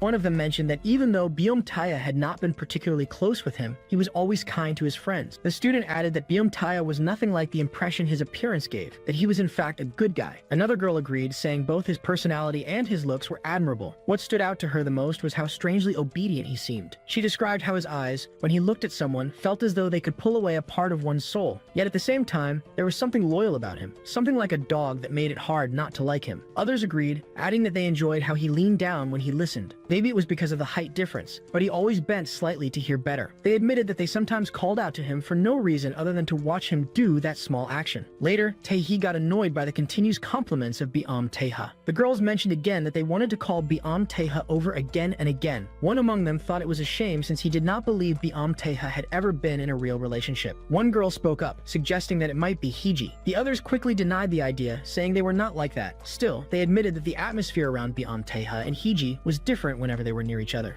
He seemed to treat her with more care than he did others, and it stood out clearly. A boy added that there must be something between them, but another disagreed, saying anyone could see it was not mutual. According to him, one side had stronger feelings than the other, and that difference could not be ignored. Tai-hee muttered that perhaps they should find that girl, Hiji, or whatever her name was. The guard beside him promised he would look into it, saying his younger brother's well-being mattered more than anything. He wondered how Biom Taiha could be that age and still not have any experience with women. Normally, by that point, one would expect a man to have lived through at least a few careless encounters. Taking a pause, Tai-hee laughed loudly, saying there was no way, adding that the apple never fell far from the tree. His thoughts drifted back to his father, a man who had once brought home an alleged illegitimate child while still married. He wondered what kind of woman Biom Taiha might end up seeing at his own level. With a grin, he admitted that he was looking forward to finding out. The scene shifted to Jay, who was handed some money. He frowned, questioning why, and Biom Taiha calmly said it was his price. Biom Taiha asked whether Jay knew how to sew properly. Jay looked at him with clear irritation, thinking how annoying this young master could be. He asked Biom Taiha whether he thought he was so poor that he needed to make a living by candlelit piecework. Biom Taiha only smirked, to which Jay told him to watch closely. Biom Taiha said he wanted to learn to do things step by step. Jay shook his head but allowed it, thinking the scene in front of him felt completely out of place. From Biom Taiha's appearance alone, he would have believed it if someone told him the young man had stolen teddy bears from children. Yet here he was, calmly embroidering a heart onto a teddy bear's chest, and the toy's face strangely resembled the chairman. Jay muttered to himself that it felt more like watching a horror film than anything else. He asked Biom Taiha whether he had to keep wearing those clothes. Biom Taiha replied that he thought they looked fine on him. Jay retorted that this was the problem. Whenever the two of them walked together, their presence created a strange synergy. If people had been a little more eager to report unusual activity, both of them might already be sitting in a holding cell. Biom Taiha laughed quietly at his words. Jay asked if his remark bothered him, but Biom Taiha answered that he found it cute. He added that Jay had good instincts and explained that those instincts were the reason he had been able to survive until now. Jay then asked whether Biom Taiha was going to see her. Biom Taiha replied that Su had told him not to visit for a while. Jay thought of him clinging to her like a dog on a leash, wondering since when Biom Taiha had started listening to what others told him. Biom Taiha explained that he had promised to behave. He said that whenever anything happened,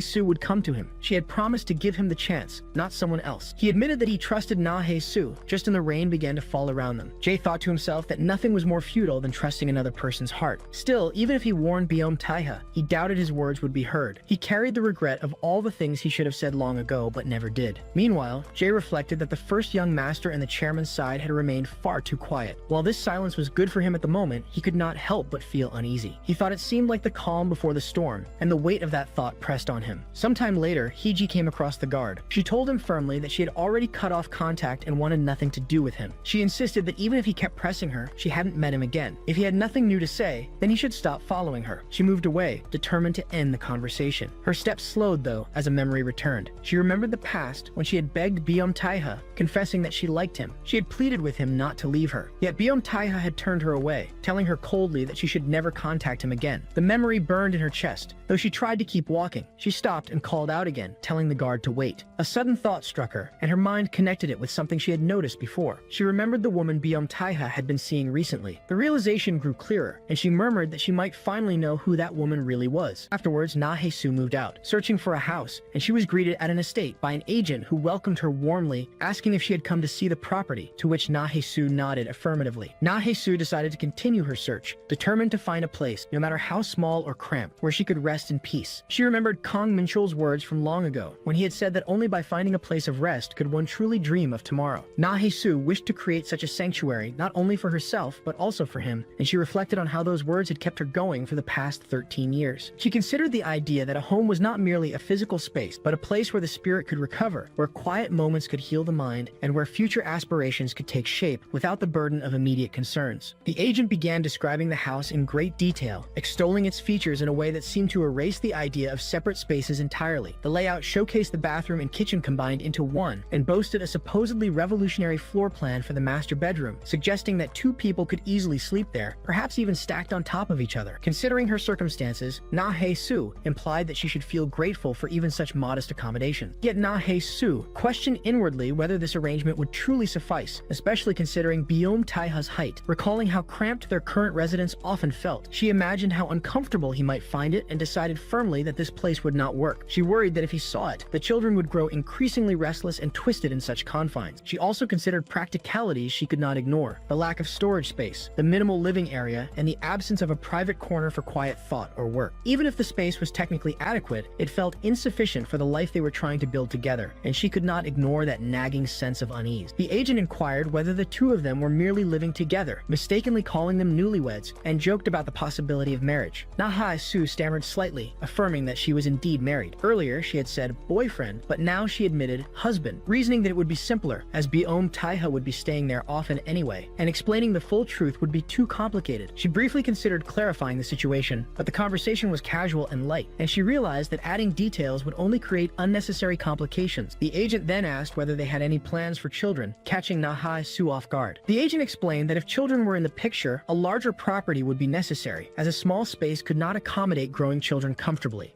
Su paused, then denied any such plans, stating firmly that they did not. The agent reflected that even if children were to come someday, the smallness of the current property would make it impossible to raise them without feeling suffocated. The thought of potential future difficulties weighed heavily on her, and she resolved to keep that concern in mind as she continued her search. The scene shifted to the office, where an official apologized to the secretary for feeling unwell that day, and the secretary acknowledged the comment as she walked toward the office. Inside, she found Taiha at work. He appeared unusually serious, and with no scheduled task that morning, she assumed some other matter required his attention. She was stunned, however, to see a teddy bear in his hands. Baffled, she watched as Taiha gently poked at its nose and heart, smiling warmly as he adored the toy. Observing his tender reaction, the secretary was utterly shocked, struggling to reconcile the stern demeanor he often displayed with this unexpected softness. She could not help but note the irony that someone so commanding and intimidating in professional matters could exhibit such gentleness over an inanimate object. The moment seemed almost private, a rare glimpse into a side of Taiha rarely shown to others, and it reminded her of the complexities that lay beneath a person's exterior. While Taehi, who was taking a shower and examining his body with a mixture of curiosity and concern, a girl had asked him to lick his neck, but she had ended up biting him across multiple spots, leaving him pondering whether he resembled a strawberry-flavored Chupa Chups. He chuckled quietly at the thought of the absurdity of the comparison, noting the peculiar interplay of pleasure and pain in the encounter. As he contemplated, his guard interrupted, announcing that they had located the woman whom his younger brother had been seeing, though the situation was complicated. In the pub, the guard struggled to explain, eventually revealing that she was 10 years older and divorced. Taehi was astonished, bursting into uncontrollable laughter at the audacity of Taiha's actions. He cursed under his breath, questioning how his younger brother could be so reckless as to pursue a married woman, though it was clarified that she was divorced, having fun with a used woman. Taehi explained that unless something was broken in Taiha, it was puzzling how he could develop an attraction for someone others might consider discarded. Taehi reflected on his little brother's boldness and concluded that she was unlikely to be leveraged against their father. Most probably, Byom Taeha was merely playing around. He estimated that such a fleeting thrill would last no longer than 3 months, reasoning that the stronger the initial excitement, the quicker the subsequent boredom would set in. When the guard asked whether they should leave it be, Tae-hee refused, expressing curiosity to see the woman's face at least once, to witness the shamelessness of a divorced woman who had latched onto a man 10 years her junior. At last, he acknowledged the situation was becoming genuinely interesting. He considered the possible outcomes, wondering whether Byom Taeha would be wise enough to handle any complications and whether the woman herself would prove stronger or more cunning than expected. The uncertainty added an element of anticipation to what otherwise might have seemed a trivial affair. Meanwhile, Na Hae-soo, working in the hotel, her expression marked by quiet desperation. She lingered on the sight of people moving, in an alley where a man attempted to light a cigarette, only to find his lighter malfunctioning. As he muttered his frustration, he asked the other person just beside him in the shadows, requesting to borrow a lighter. The man handed it over, but upon seeing the face of the person holding it, fear overtook him. In the dim light of the alley, 2 imposing figures, Byom Taeha and Jae, stood before him, casting long shadows that made the man freeze. The scene shifted to a hotel bustling with guests, where Na Hae-soo received a message from Byom Taeha inquiring whether she was managing her work well. She responded affirmatively, noting mentally that she had not seen Byom Taeha for several days. During her free time, she had been occupied with house hunting, and she had intentionally concealed the reason from him, knowing he would wish to assist. Surprisingly, Byom Taeha had not pressed for detail, even respecting her request that he refrain from visiting for a while. Na Hae-soo reflected that Byom Taeha's clothing, which she considered a kind of night partner, seemed to heed her instructions, as if he understood she wanted him to stay away temporarily. Any rash action from him regarding finances, she realized, could have led to disastrous consequences. Although this arrangement was sensible, it felt strangely unfamiliar. Na Hae-soo recognized that since meeting Byom Taeha, she had encountered few problems she could not manage, and yet his affection had gradually begun to tame her. Messages she could not immediately respond to accumulated, leaving her both reassured and frustrated by his busy schedule. Even when she could not see him for a day, the absence weighed on her unexpectedly, and she found herself feeling wounded, almost childishly. At that moment, a guest entered, requesting a room for the night. Na Hae-soo, noticing that he is the last one for the day, as she felt a small thrill of satisfaction. She directed the guest to the elevator on the right and inquired whether anything else was needed. The guest, Byom Taeha, commented on rumors that the hotel was haunted, expressing fear and asking Na Hae-soo to keep him company. The scene then shifted to a tense confrontation at the office, where a woman forcefully entered despite the guard's attempts to stop her. She approached Byom Tae-ju and commanded him to halt his actions, ordering him to stop his actions right this instant, insisting that he fulfill his duties as her husband. As Na Hae-soo meets Byom Taeha outside, she greets him, remarking casually that it has been a long time. Byom Taeha answers with the same ease, mentioning that it has indeed been a while. Na Hae-soo keeps her face composed, yet inwardly she feels annoyed,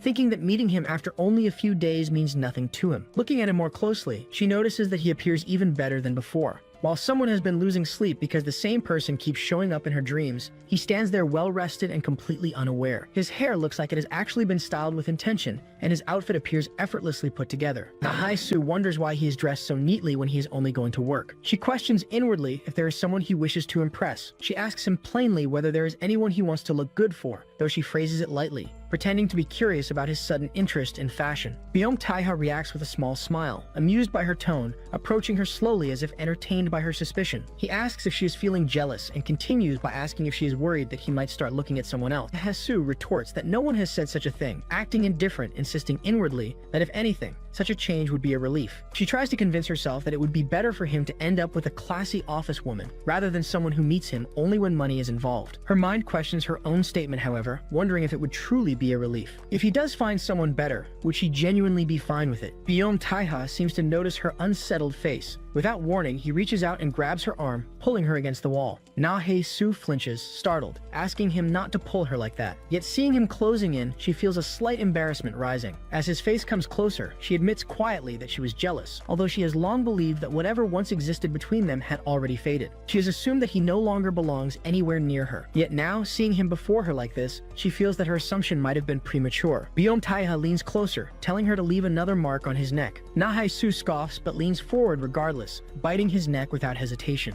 Byom Taeha flinches slightly, then tells her she can go higher, warning that someone might see it otherwise. Na Hae-soo thinks inwardly that he is shameless, so she bites him again, harder this time, making sure he feels it. Afterwards, they walk away together, Byom Taeha now sporting several fresh marks along his neck. He mentions that he feels more at ease now, as if her action has settled something within him. The scene shifts toward Biom Taeoju, who is standing calmly when his wife speaks to him, telling him that he is probably the only man capable of looking at the mother of his child with such detachment. She then mentions that her exhibition is coming soon, and that the entire business world will be present. She adds that he must know how people will be clamoring for invitations. She clarifies that they will not be coming to see her work, but to gain favor with him. She claims not to be asking him to attend personally, keeping her pride intact, but she states that many influential eyes will be watching. She asks him to at least let their son attend so she will not appear abandoned. She questions whether he expects her to stand there alone like a trophy wife with no husband and no child beside her. She declares that she has no issue being known as a woman abandoned by her husband, but she refuses to be seen as a mother who has been separated from her child. Biom Taeju remains silent. His wife reminds him that he has been teaching Biom Taeha business skills and that he was the one who brought him into the company. She tells him that he knew this moment would come eventually and that this event is a perfect opportunity to present their son to the public. She remarks that such recognition would be beneficial for him. Before she can say more, Biom Taeju responds curtly, agreeing to do it, catching her off guard. His wife turns toward him, calling his name softly, and tells him to treat Biom Taeha kindly, reminding him that their son is gentle and easily hurt, unlike him. Biom Taeju, however, gives no response and walks away without pausing. Yahello reappears in the next moment, now seen making a phone call regarding a job application. The employer on the other end informs her curtly that the position is not suitable for women, adding that even the men working there struggle with it. Yahello tries to insist that she can at least give it a try, but the employer refuses, claiming that she cannot simply work for 2 days and leave, and that their schedule cannot be changed for every part-time worker. Yahello states that she understands and ends the call. She then visits another place, where the staff informs her politely that they do not hire high school graduates. She hears an apology, but it changes nothing.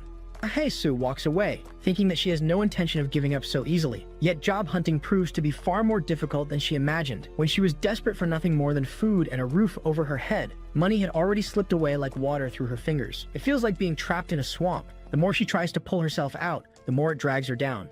Still, she refuses to collapse. She tells herself that there has to be something if she keeps searching. Perhaps one of the shop owners she visits will tell her about another place nearby that needs help. She reminds herself that Seoul is a big city and that there must be somewhere within it for her and Biom Taeha to rest peacefully at last. Despite her determination, she still hopes to leave the house soon. She wonders if there is any possible way to find short-term work instead. Later, while walking outside, Yahello hears a girl complimenting a man, calling him a good person. The familiarity of the voice makes her pause. Ari suddenly appears, complaining that they are not living in the Choson era and questioning why someone keeps trying to introduce people to each other. She adds that if approval of marriage is going to depend on such introductions, then the nagging can continue as much as it wants. Yahello sees Ari clearly and freezes. Her hands begin to tremble as she instinctively tries to move away without being noticed. The realization suddenly hits her. Why is she hiding? She is the one who has been wronged. The one who cheated was Kang Min-chul. The one who got hurt was her. Yet she finds herself running away from the new lover of the very man who betrayed her, acting as if she is the one guilty. She remembers how many times she imagined confronting her like a character in a drama, asking if she has truly started seeing Kang Min-chul again, questioning why she is dating a divorced man, or even asking whether she ever feels any guilt about lying next to a man who had been married to another woman for 13 years. Yet now that she actually sees her in front of her, no words come out. She cannot bring herself to reveal the image of the pathetic woman still living in the same house, burdened with memories alone. She is not even sure if she can look at the youthful face of the girl, who is probably living happily with Kang Min-chul, without feeling resentment. She recalls Biom Taeha telling her once that she can use him if she wants. The phrase returns to her mind at that moment, and she thinks that it is absurd.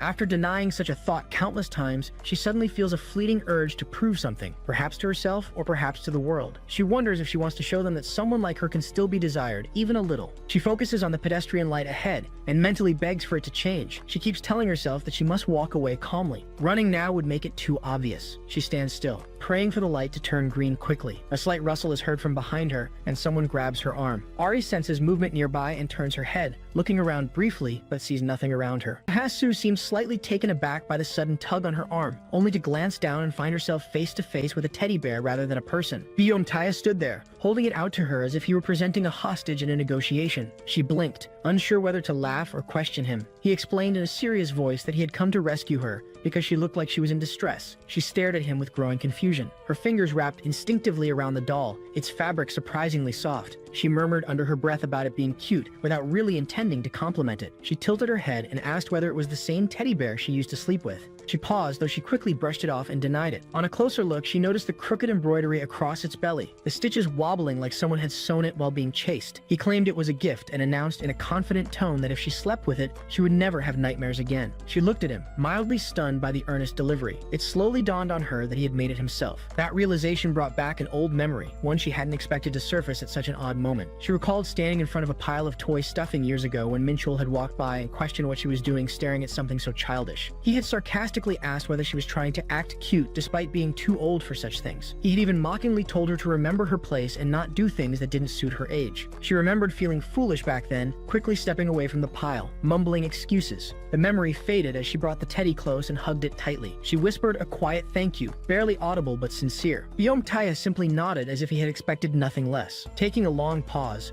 Taiha casually admitted that he had run away earlier simply because he didn't feel like working. He leaned against Su with an exaggerated sigh and asked whether she wanted to run away together. She shot him a look that tried to be stern but came out more amused. She commented that adults didn't run from their work. He immediately countered that, in that case, what he was doing wasn't running, it was kidnapping. Before she could protest, he hoisted her over his shoulder like a sack of rice. She yelled in alarm, demanding to be put down while smacking his back in frustration. While taking the place for Su, Jay wore the apron. The owner looked surprised to see Jay again and muttered whether he was here to fill in as a stand-in worker like before. She eyed Jay and commented that he was going to get too attached at this rate. She asked why he didn't just work there full-time. Jay scoffed and declared himself premium labor, acting as though he were far too valuable to be claimed permanently by any establishment. The owner only smirked and warned him that once things got busy, he wouldn't have the luxury to run off for a nicotine break. She mentioned how she had noticed him smoking earlier even though the shop wasn't open yet. She suggested they go out for a smoke break now before she changed her mind about letting them slack off. Jay followed her outside, amused by her attitude. He leaned against the wall with a cigarette between his fingers, exhaling in silence. He watched the street idly and muttered to himself about how some people went out on dates while others were stuck scrubbing grills. He laughed under his breath about how those who had someone to love didn't seem to care about anything else. He concluded that such people might as well be left alone rather than dragged into pointless trouble. Just as the smoke trailed from his lips, Jay's eyes suddenly narrowed. He sensed a presence nearby and turned sharply, surprised to see someone approaching from the shadows. Meanwhile, at a different location,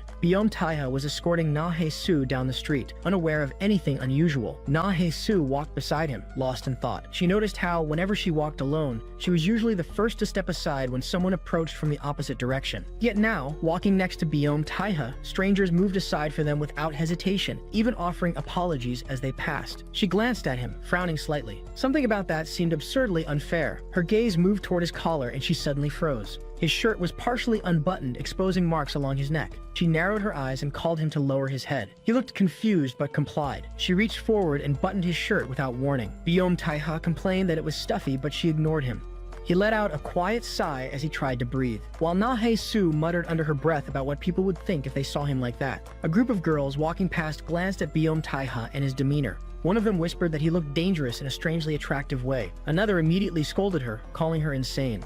Su heard every word and felt both annoyed and flustered. She ordered Taiha to lower his head again and button the last one with unnecessary force. Taiha grinned mischievously and accused her of fondling his shirt on purpose. She flinched and denied it. He teased her further by reminding her she had just said she unbuttoned it herself earlier. Their bickering continued like that while a shadow followed them, while Jay was observing the customers with a keen gaze. He remarked internally that people of the same profession could recognize each other instantly. It wasn't difficult to notice subtle details, their posture, their eyes, or even the way they reacted to sudden movements. As he pretended to drop a glass bottle, the old man nearby caught it effortlessly before it hit the ground. Jay recognized the reflex immediately. He narrowed his eyes. The old man warned him to be more careful, stating that he could have been hurt. Jay maintained a polite smile while mentally noting the man's movements. He started walking away, only for the owner to ask where he was going. She added that he hoped Jay wasn't planning to run away because things were getting difficult. Jay responded with a smile, saying he was just stepping out for a smoke. Once outside, Jay wasted no time. He slammed the old man against the wall with a swift movement, gripping the back of their head.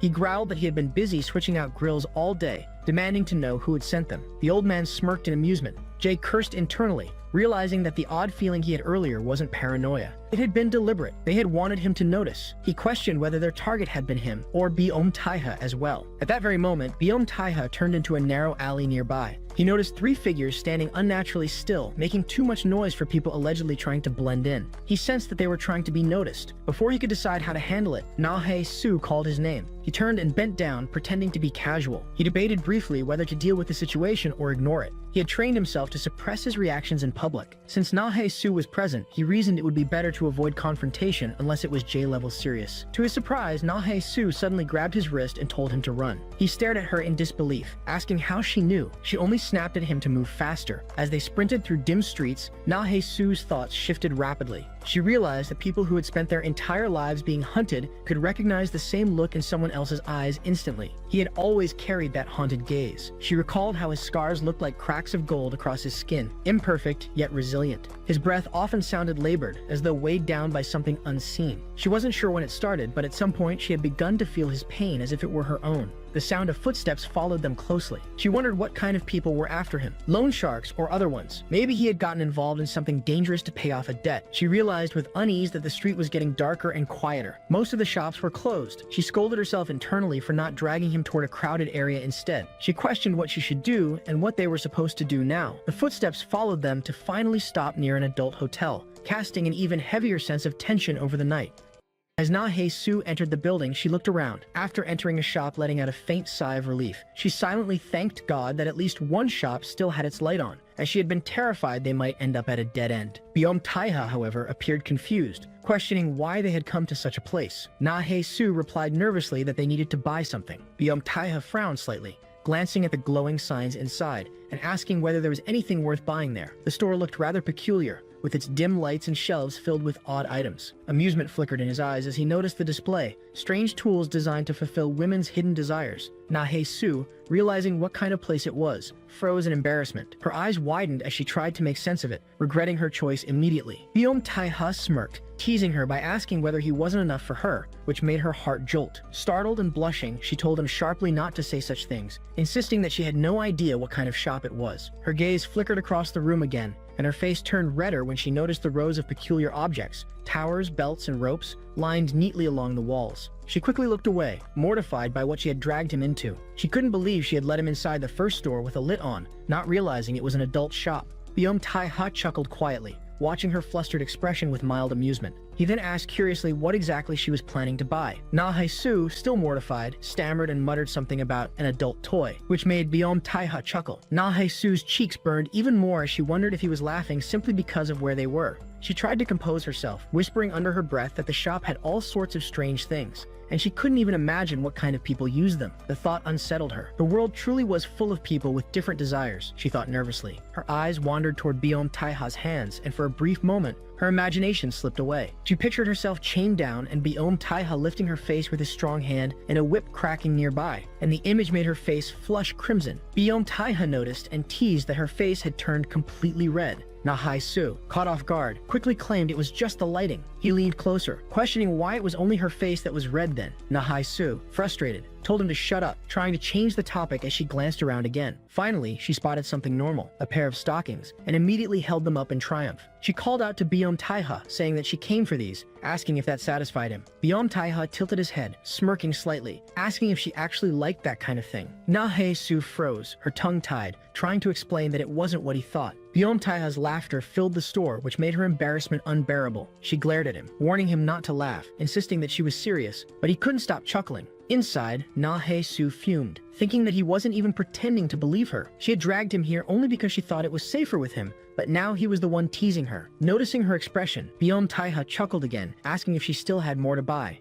Su crossed her arms and affirmed with irritation, heading deeper inside to grab a pair of cuffs. She stated coldly that she needed to teach someone a lesson, a big, disobedient beast that required taming. She said the cuffs would fit perfectly and insisted on paying for them herself. Taiha, watching her with a faint smile, thought she looked angry, but he couldn't deny how much he liked that look on her face. After they left the store, Su peeked out of the building, scanning the area to make sure no one was watching them. She suspected those people might still be nearby. She debated whether she should go home or wait, But before she could decide, she grabbed Biom Taiha's hand and pulled him along. She reasoned aloud that whoever had been after them could still be around, waiting for the right moment to follow. Without warning, she broke into a run, pulling Biom Taiha along with her. Biom Taiha followed with a grin, amused by her sudden urgency. As they ran through the dimly lit street, Na Hee-soo asked what he found so funny. He didn't answer, simply smiling wider. To him, the situation was anything but boring. Her hand felt warm in his, and the thought of running with her like this, even if chased to the ends of hell, didn't sound so bad. He playfully pulled her closer, whispering dramatically that he was scared and begging her to keep running away with him. Na Hee-soo rolled her eyes but kept running until they reached a karaoke building, tucked between closed shops. She looked around, relieved that it was open. It wasn't a fancy place, an old underground joint with a faintly damp smell and dim lights, but it offered a sense of safety. As they entered one of the small rooms, the silence pressed around them. Biom Taiha looked at her curiously and asked how she had known about this place. Na Hee-soo frowned, wondering what he meant.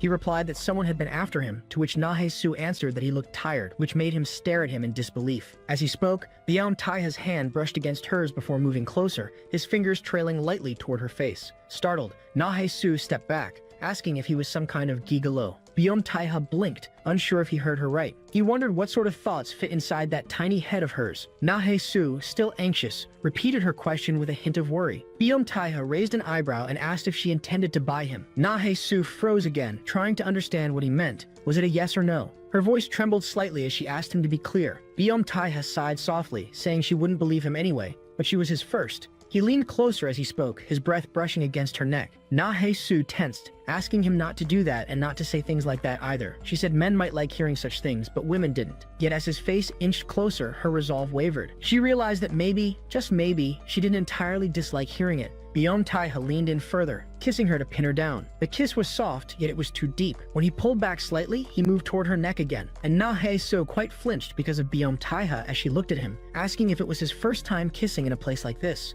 He nodded again, replying that it was. She continued, asking if it was his first time doing it with an auntie like her. He chuckled and affirmed once more. Inwardly, Biom Taiha knew Na Hee-soo only wanted to hear what she wanted. He chuckled and affirmed once more. He had never done any of these things before. Never stepped into an adult store with a woman. Never bought handcuffs. Never desired something that wasn't his. And never hated someone so much until now. Yet with her, everything felt different. He smiled faintly as he wrapped his arms around her, his hand pressing gently against her chest. He whispered that they were too alike for anyone else to ever want them. His voice was low, filled with something that felt like both pain and affection. He asked softly what she thought. Would she take him with her? Even if it meant she was fooling herself, she had been the first to cry for Minchul, and he was the one who broke because of her. He promised that on this fine line of love, he would be the one to cry for her, and he would be the one to break, but she shouldn't push him away too hard. He asked her to love him, to let him give her all his firsts, and to teach him what it meant to love like an adult. Outside, the night deepened. Later, the scene shifted toward Ari, who sat in her apartment. She recalled previously in the street she had been watching quietly for some time.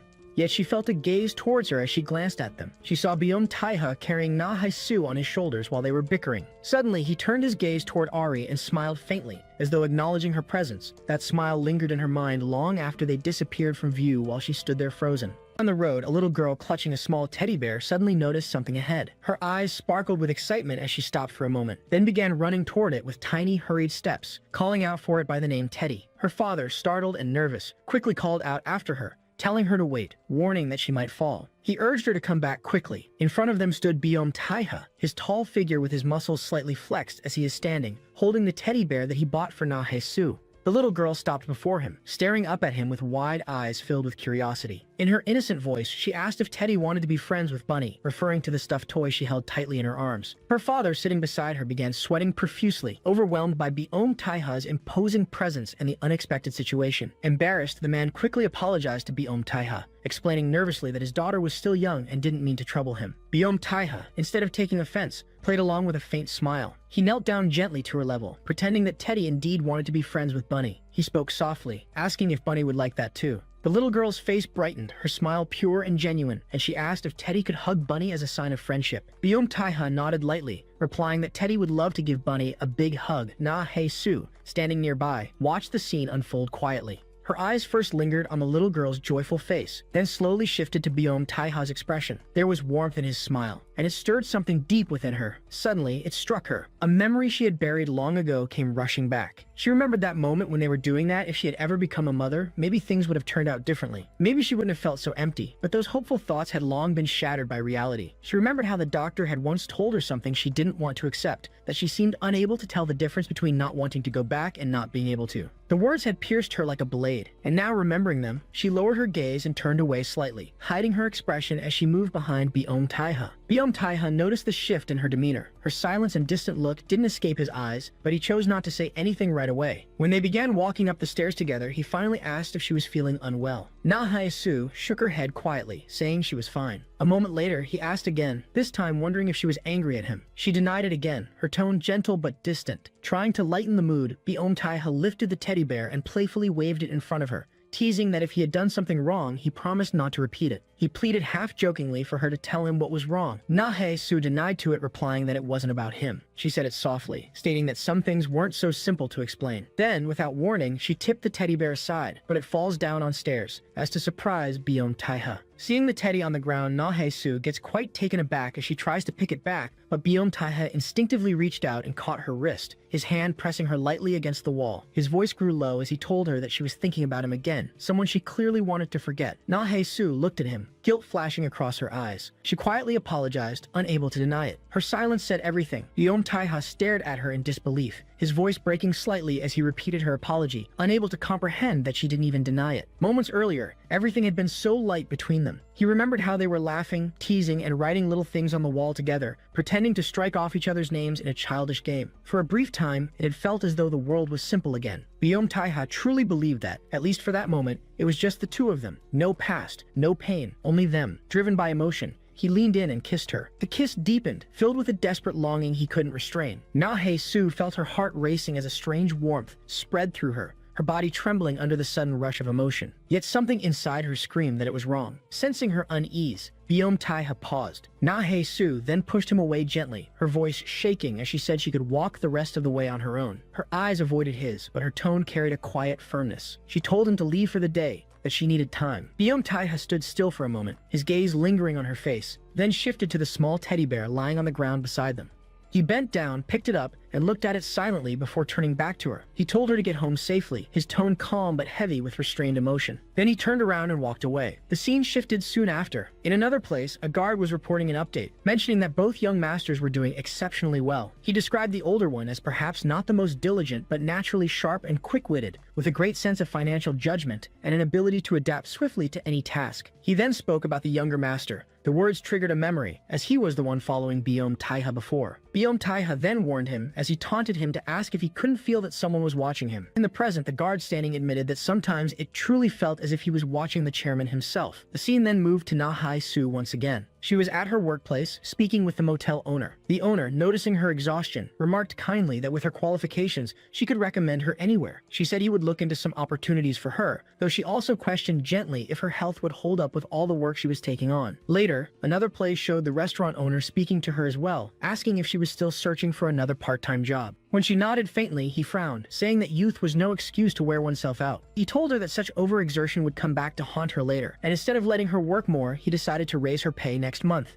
acknowledging how hard she had been working. Na-Hae-Su tried to explain that she hadn't meant it like that, but her words stumbled. Inside, her thoughts grew heavier. She reminded herself that she had even accepted help from others, once believed that if they had found a place to live together, things might have turned out differently. Yet he had never given her a single explanation. Every time she hurt him, it was in the name of reason. And every time she hurt him, it was to justify herself. She told herself again and again that she had done everything she could. That when she turned away, it was because the tragedy between them was inevitable. She had pushed him so far, but still, he had wanted to stay close. Maybe, she thought, they could still find some trace of happiness, even if it wasn't meant to last forever. Her thoughts lingered on the quiet moments they had once shared. The fleeting warmth of his laughter, the tenderness in his smile. Those memories still felt too real to fade. Meanwhile, just in the alleys, Tae-hee appeared. His expression was one of annoyance as he looked around the area, muttering irritably about what a dump the place was. He turned to the guard beside him, questioning whether the building had been built before he was even born. He scoffed that it would be easier to tear everything down rather than maintain it. He couldn't believe that someone as important as himself had to waste time in a place like this because of a woman. He sighed heavily, admitting aloud that he was beginning to regret coming here at all. Then, with a disdainful smirk, he added that if that man allowed her to work in a rundown place like this,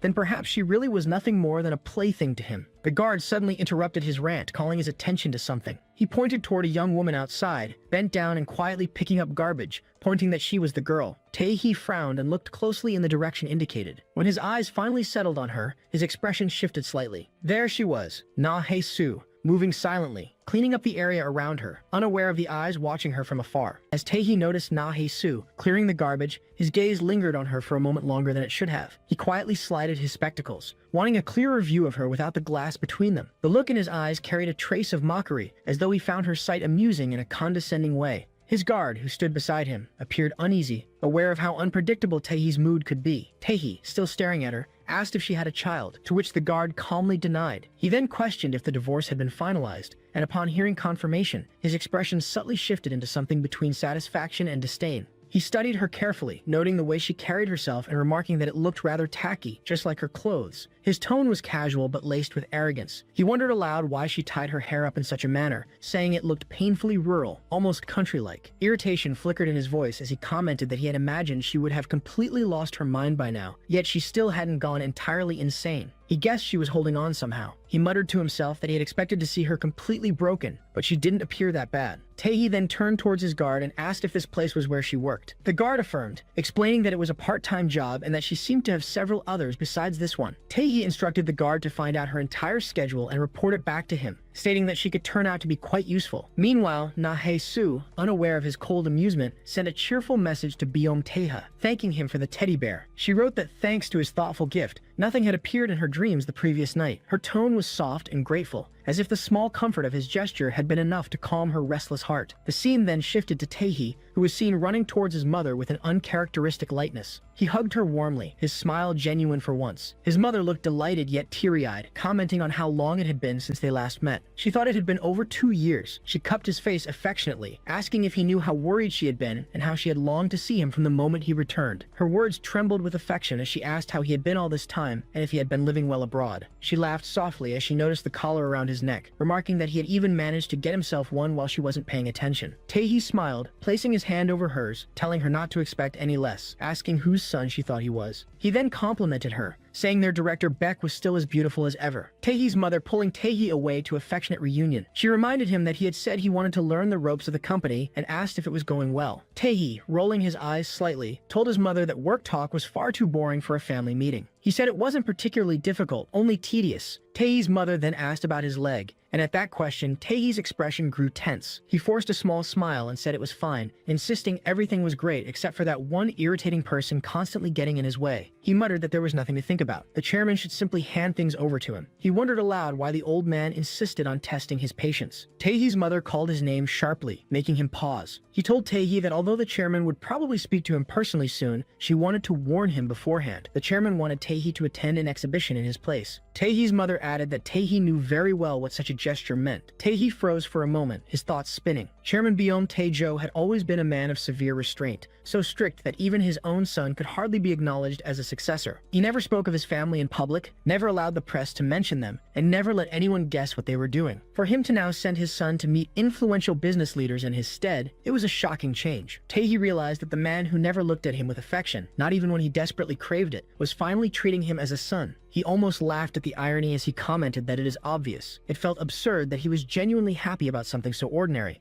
a father recognizing his child. He needed to provoke that man in the most infuriating and humiliating way possible, just to see how he would react. Yet he admitted to himself that he wasn't used to doing wicked things. He had always kept a line between mischief and malice, but this time he was willing to cross it. As his expression hardened, the scene transitioned to a quiet restaurant. The owner spoke to Na-hee-soo in a worried tone, saying the neighborhood security had always been poor, but recently, it seemed even more unsafe. She mentioned that huge men in suits had been loitering around the narrow alleys, giving off an uneasy feeling. She asked Na-hee-soo if she was planning to go home alone and suggested she call someone for company. When Na-hee-soo appeared confused, the owner chuckled and teased her, referring to her highly skilled younger lover and asked why he couldn't come pick her up tonight. Later, back at her small home, Na-Hae-Soo sat on the edge, her eyes fixed on the teddy bear. Her heart felt heavy with a mix of guilt and sadness. She whispered that she might have been the one to mess things up first, but still, he didn't have to ignore her all day. She murmured to herself that he used to talk to her regularly, even when she didn't reply. No matter how busy he was, he always made time to see her, even for a moment, and she had grown used to that quiet comfort.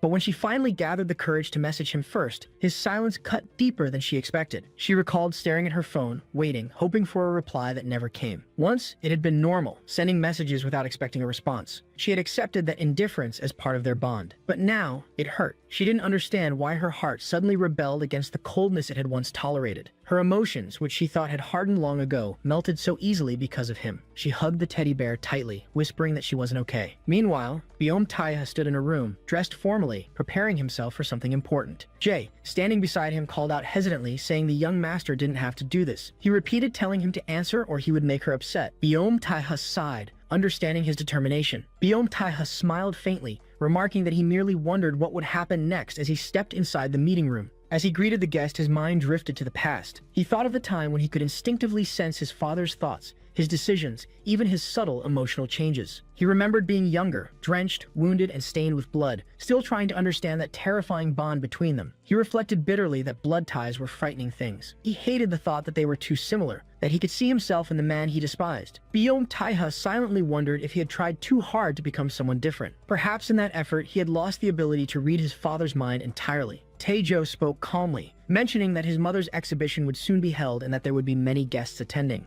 He said she might need help and ordered Taiha to accompany her as to flinch off Taiha. As he walked out, his thoughts returned to Na-Hae-Soo. He remembered teasing her, telling her to hug the teddy bear while sleeping. She had pouted, asking if he thought she was a child to do something so silly. He had laughed softly, recalling the way she had thrown his toy back at him. His mind replayed the image of himself bleeding and exhausted. He thought about how strange it was that whenever she looked tired, he felt weary too, as if their exhaustion was shared. He sighed quietly, confessing to himself that he wished Na-Hae-Soo could just take him away from everything, even for a little while. He remembered the way she had once asked him if he was the type who fooled around with other women. He had thought her tone playful, but the question still lingered in his chest. He wasn't that kind of man, yet even in this moment, he couldn't stop worrying if she misunderstood him. He thought she might be spending her nights stitching together bits of affection like scraps of cotton, holding herself together in his absence. Anxious thoughts swirled in his mind as he reached for the door handle. The instant he opened it, his breath caught. What he saw on the other side left him frozen. As Taiha slowly opened the bedroom door, he appeared genuinely surprised when he noticed Na-Hae-Soo lying there with her whole body covered in his clothes. Her small figure looked curled and withdrawn,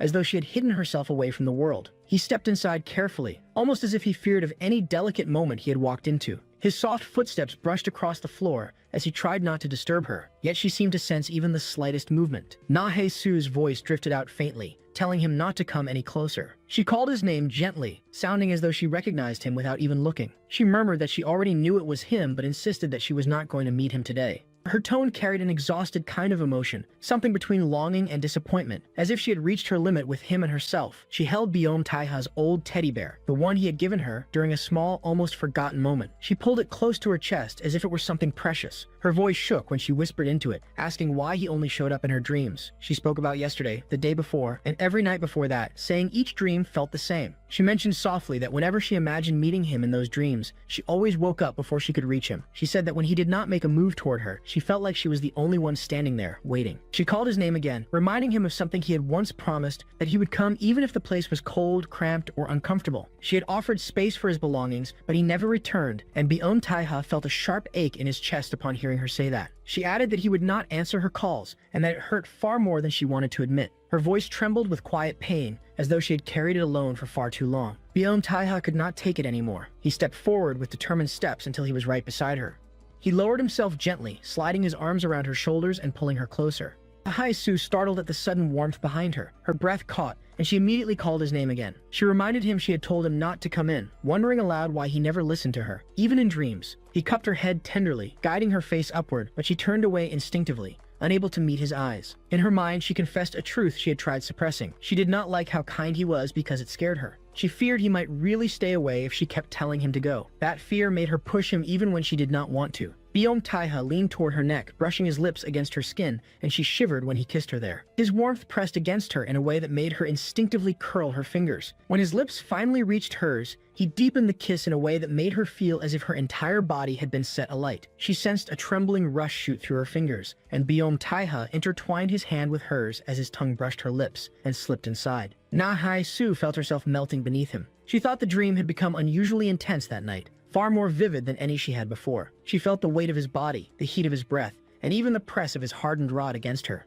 It all felt painfully real. She wondered why he felt so solid, so warm, so overwhelmingly present. She whispered internally that even if this was a dream, he felt far thicker and stronger than she remembered, and she asked in embarrassment why he kept pressing his thing against her like that. Biom Taiha moved against her, unintentionally drawing a flinch from her as she huffed confused. She felt startled that she had not woken up yet. Usually, such moments shattered instantly. She stared up at Biom Taiha, letting her eyes slowly trace the lines of his face, and she wondered whether it could possibly be the real him. She called his name softly, and when he responded, her eyes widened slightly. She asked again if it was really him, and he confirmed again. She repeated the question a third time, and when he answered once more, she let out a shaky breath, claiming it had to be a dream. She spoke softly about how lucky she must be, saying he never addressed her in such a familiar tone in real life. Biom Taiha gently held her wrist and leaned closer again. She felt her mind drift in confusion, and she quietly begged him to tell her it was a dream. She scanned the room slowly. Her teddy bear was the one Biom Taiha had given her. Her pajamas were actually Biom Taiha's shirt that she had borrowed out of helpless affection. His socks lay messily near the bedside, and her blanket was formed from some of his old clothes. She whispered again that he would not answer her calls, and she repeated that it hurt so much. But Biom Taiha smiled and asked what she wanted him to do. When he leaned down to brush his lips softly against her shoulder, she gasped. The warmth, the softness, and the sensation felt unmistakably real. She suddenly realized dreams never had such clarity. Panic rose within her as she asked him to wait. She apologized for borrowing his clothes without asking, saying she never meant to wrinkle them. She promised she would wash them properly, fold them neatly, and return them to him. She added that she would iron them perfectly too. In her flustered state, she tried stepping backward and stumbled until she fell onto the soft bedding.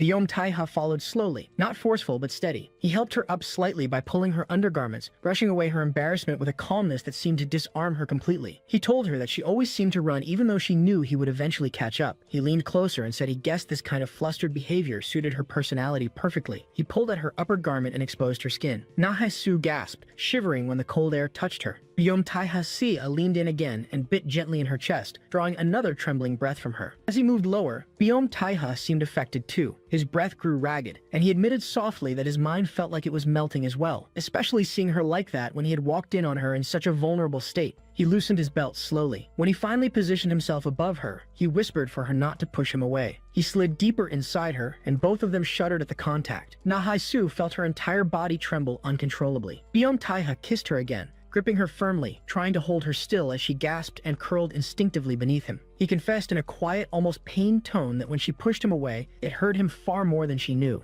As he moved deeper inside her, Na Hai Su clutched at him, breathless and overwhelmed. As Na Hai Su was huffing for air, Biom Taiha was going in deeper, and her thoughts were running wild as she felt too embarrassed to even look at him. She was calling out his name in a pleading tone, asking him not to tease her anymore, but he continued, deepening the kiss with a firm and unwavering desire. Afterwards, he remarked indirectly that it was tight, while Na Hai Su settled to reply that he kept pushing her down and pressing her in a way that made her body tingle uncontrollably. Biom Taiha was holding her gently yet firmly, and she was feeling that her mind was turning blank under the overwhelming sensation. The foreign consuming feeling was making even breathing difficult for her. Biom Taiha was staring down at her face, asking indirectly if she was still thinking about that other person, causing her to huff breathlessly as she glanced back at him in confusion and embarrassment. He was observing her intently as he took a step back slowly, unbuttoning his sleeve before grabbing her again to pull her closer, while she tried to deny that she had been thinking of such things. She was stuttering while saying that she had not, but he went in deeply once more, making her gasp repeatedly. Na Hai Su was thinking that she had not even considered such thoughts until he mentioned them, and she was calling out his name again, begging him to wait, denying that she could think straight. She finally settled to tell him indirectly that she was going to go through with it, feeling that he was not giving her any space in her mind for any other thought. After it ended, she sighed out, and Biom Taiha took a deep breath as well. He settled to say in a hurt tone that she should not make him misunderstand her intentions like that, which made Na Hai Su reach out to place her hand tenderly on his face. She apologized, saying that she had been at fault, causing Biom Taiha's face to flush bright red. He took a step back, and Na Hai Su looked at him with surprise, denying with confusion that she had just admitted she was wrong. So why was he preparing to go again? Biom Taya clenched onto her lightly and continued without hesitation. The scene shifted towards Biom Taehi, where a girl was calling out for him, mentioning that he looked strangely cheerful that day. She asked if something good had happened. He affirmed indirectly, recalling his mother's words that whatever someone desired, he was finally able to provide all of it. The girl scoffed, claiming that it was not like he was a real man or anything impressive, which made Biom Taehi chuckled for a moment. She continued teasing him, asking if he genuinely believed that if she treated him kindly, he would start dating her seriously as she leaned in and whispered it into his ear, for which he denied him bluntly, stating that she was not even his type. The scene transitioned back to Biom Taiha, where Na Hae-soo was lying on top of him peacefully. Biom Taiha whispered gently, asking if she was awake, and she affirmed, thinking that she had slept so deeply that she barely recalled the night. She also felt somewhat uncomfortable lying upon him, fully aware of the state the two of them were currently in. Biom Taiha asked softly if he should prepare breakfast, but Na Hae-soo refused, saying indirectly that everything he cooked always turned out a little salty, a little sweet, and a little spicy. Biom Taiha chuckled lightly, saying that she was always surprisingly honest in moments like that. He commented dramatically that it hurt his feelings that his wife would not even let him make fried rice for her, to which Na Hae-soo reacted with exasperation, telling him not to say such things. Biom Taiha added that he was sad that she would not even shower with him, making Na Hae-soo scream at him in flustered anger afterwards. Eventually, the two got up and prepared to go out, while Biom Taiha teased Na Hae-soo. Na Hae-soo looked refreshed as she ignored his teasing words.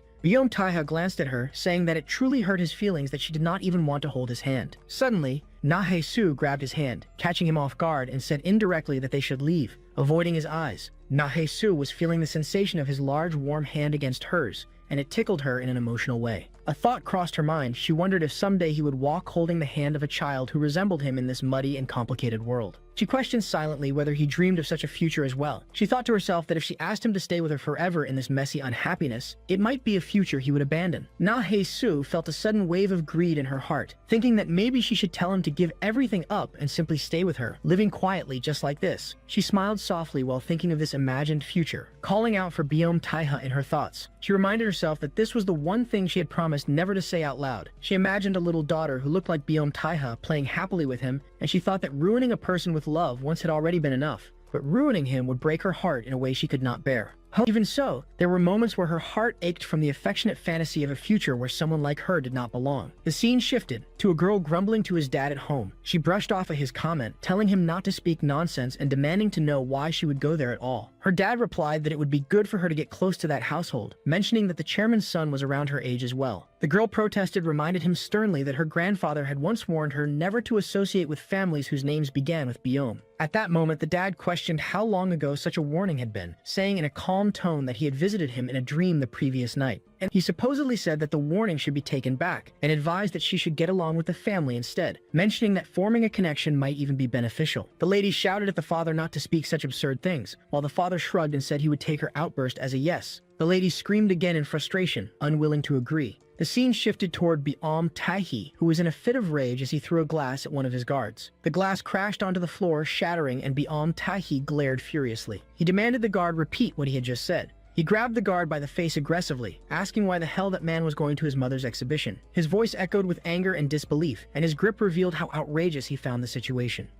At Biom Taiha's home, Biom Taiha put on his shirt slowly, fastening each button one by one with a calm and steady hand. When he finished dressing, he headed down the stairs, where rose petals had been scattered generously across each step. As he made his way down, he walked past the little teddy bear placed on the sofa. His steps paused for a moment, his gaze drifting toward the toy as Na Hae-soo's voice echoed in his mind, her soft complaint that he would not even answer her calls, and how ignoring her hurt her more than she could ever admit. Biom Taiha smiled faintly at the memory, unable to stop the warmth that spread through him. As he reached out and touched the teddy bear gently, he realized more deeply that Na Hae-soo truly liked him. The scene shifted toward Na Hae-soo, who was in the middle of her work when her phone rang on the table beside her. She glanced at it with raised brows, wondering if it was Biom Taiha calling her. She muttered to herself that he should be in the middle of his work at this hour, so she questioned why he would call so suddenly. She hesitated for a second before reaching toward the phone, an unusual flutter stirring inside her, while Biom Taiha, who was signing the documents and contracts, He was doing his paperwork as his phone buzzed, and he immediately reached for it, instantly brightening when he saw Na-hae-soo's name. Taiha had sent her a photo earlier, an image of his paperwork, exaggerated with dramatic scribbles, crying out through text that he did not want to work anymore. Na-hae-soo stared at the picture with an amused expression and contemplated that it was nothing more than a silly doodle. She thought he was good at everything, but this drawing made her reconsider with mild disbelief. She smiled despite herself, admitting quietly in her mind that his handwriting looked neat and clean, but he was absolutely terrible at drawing. She typed back a message telling him to stop messing around and return to work properly. Taiha responded immediately,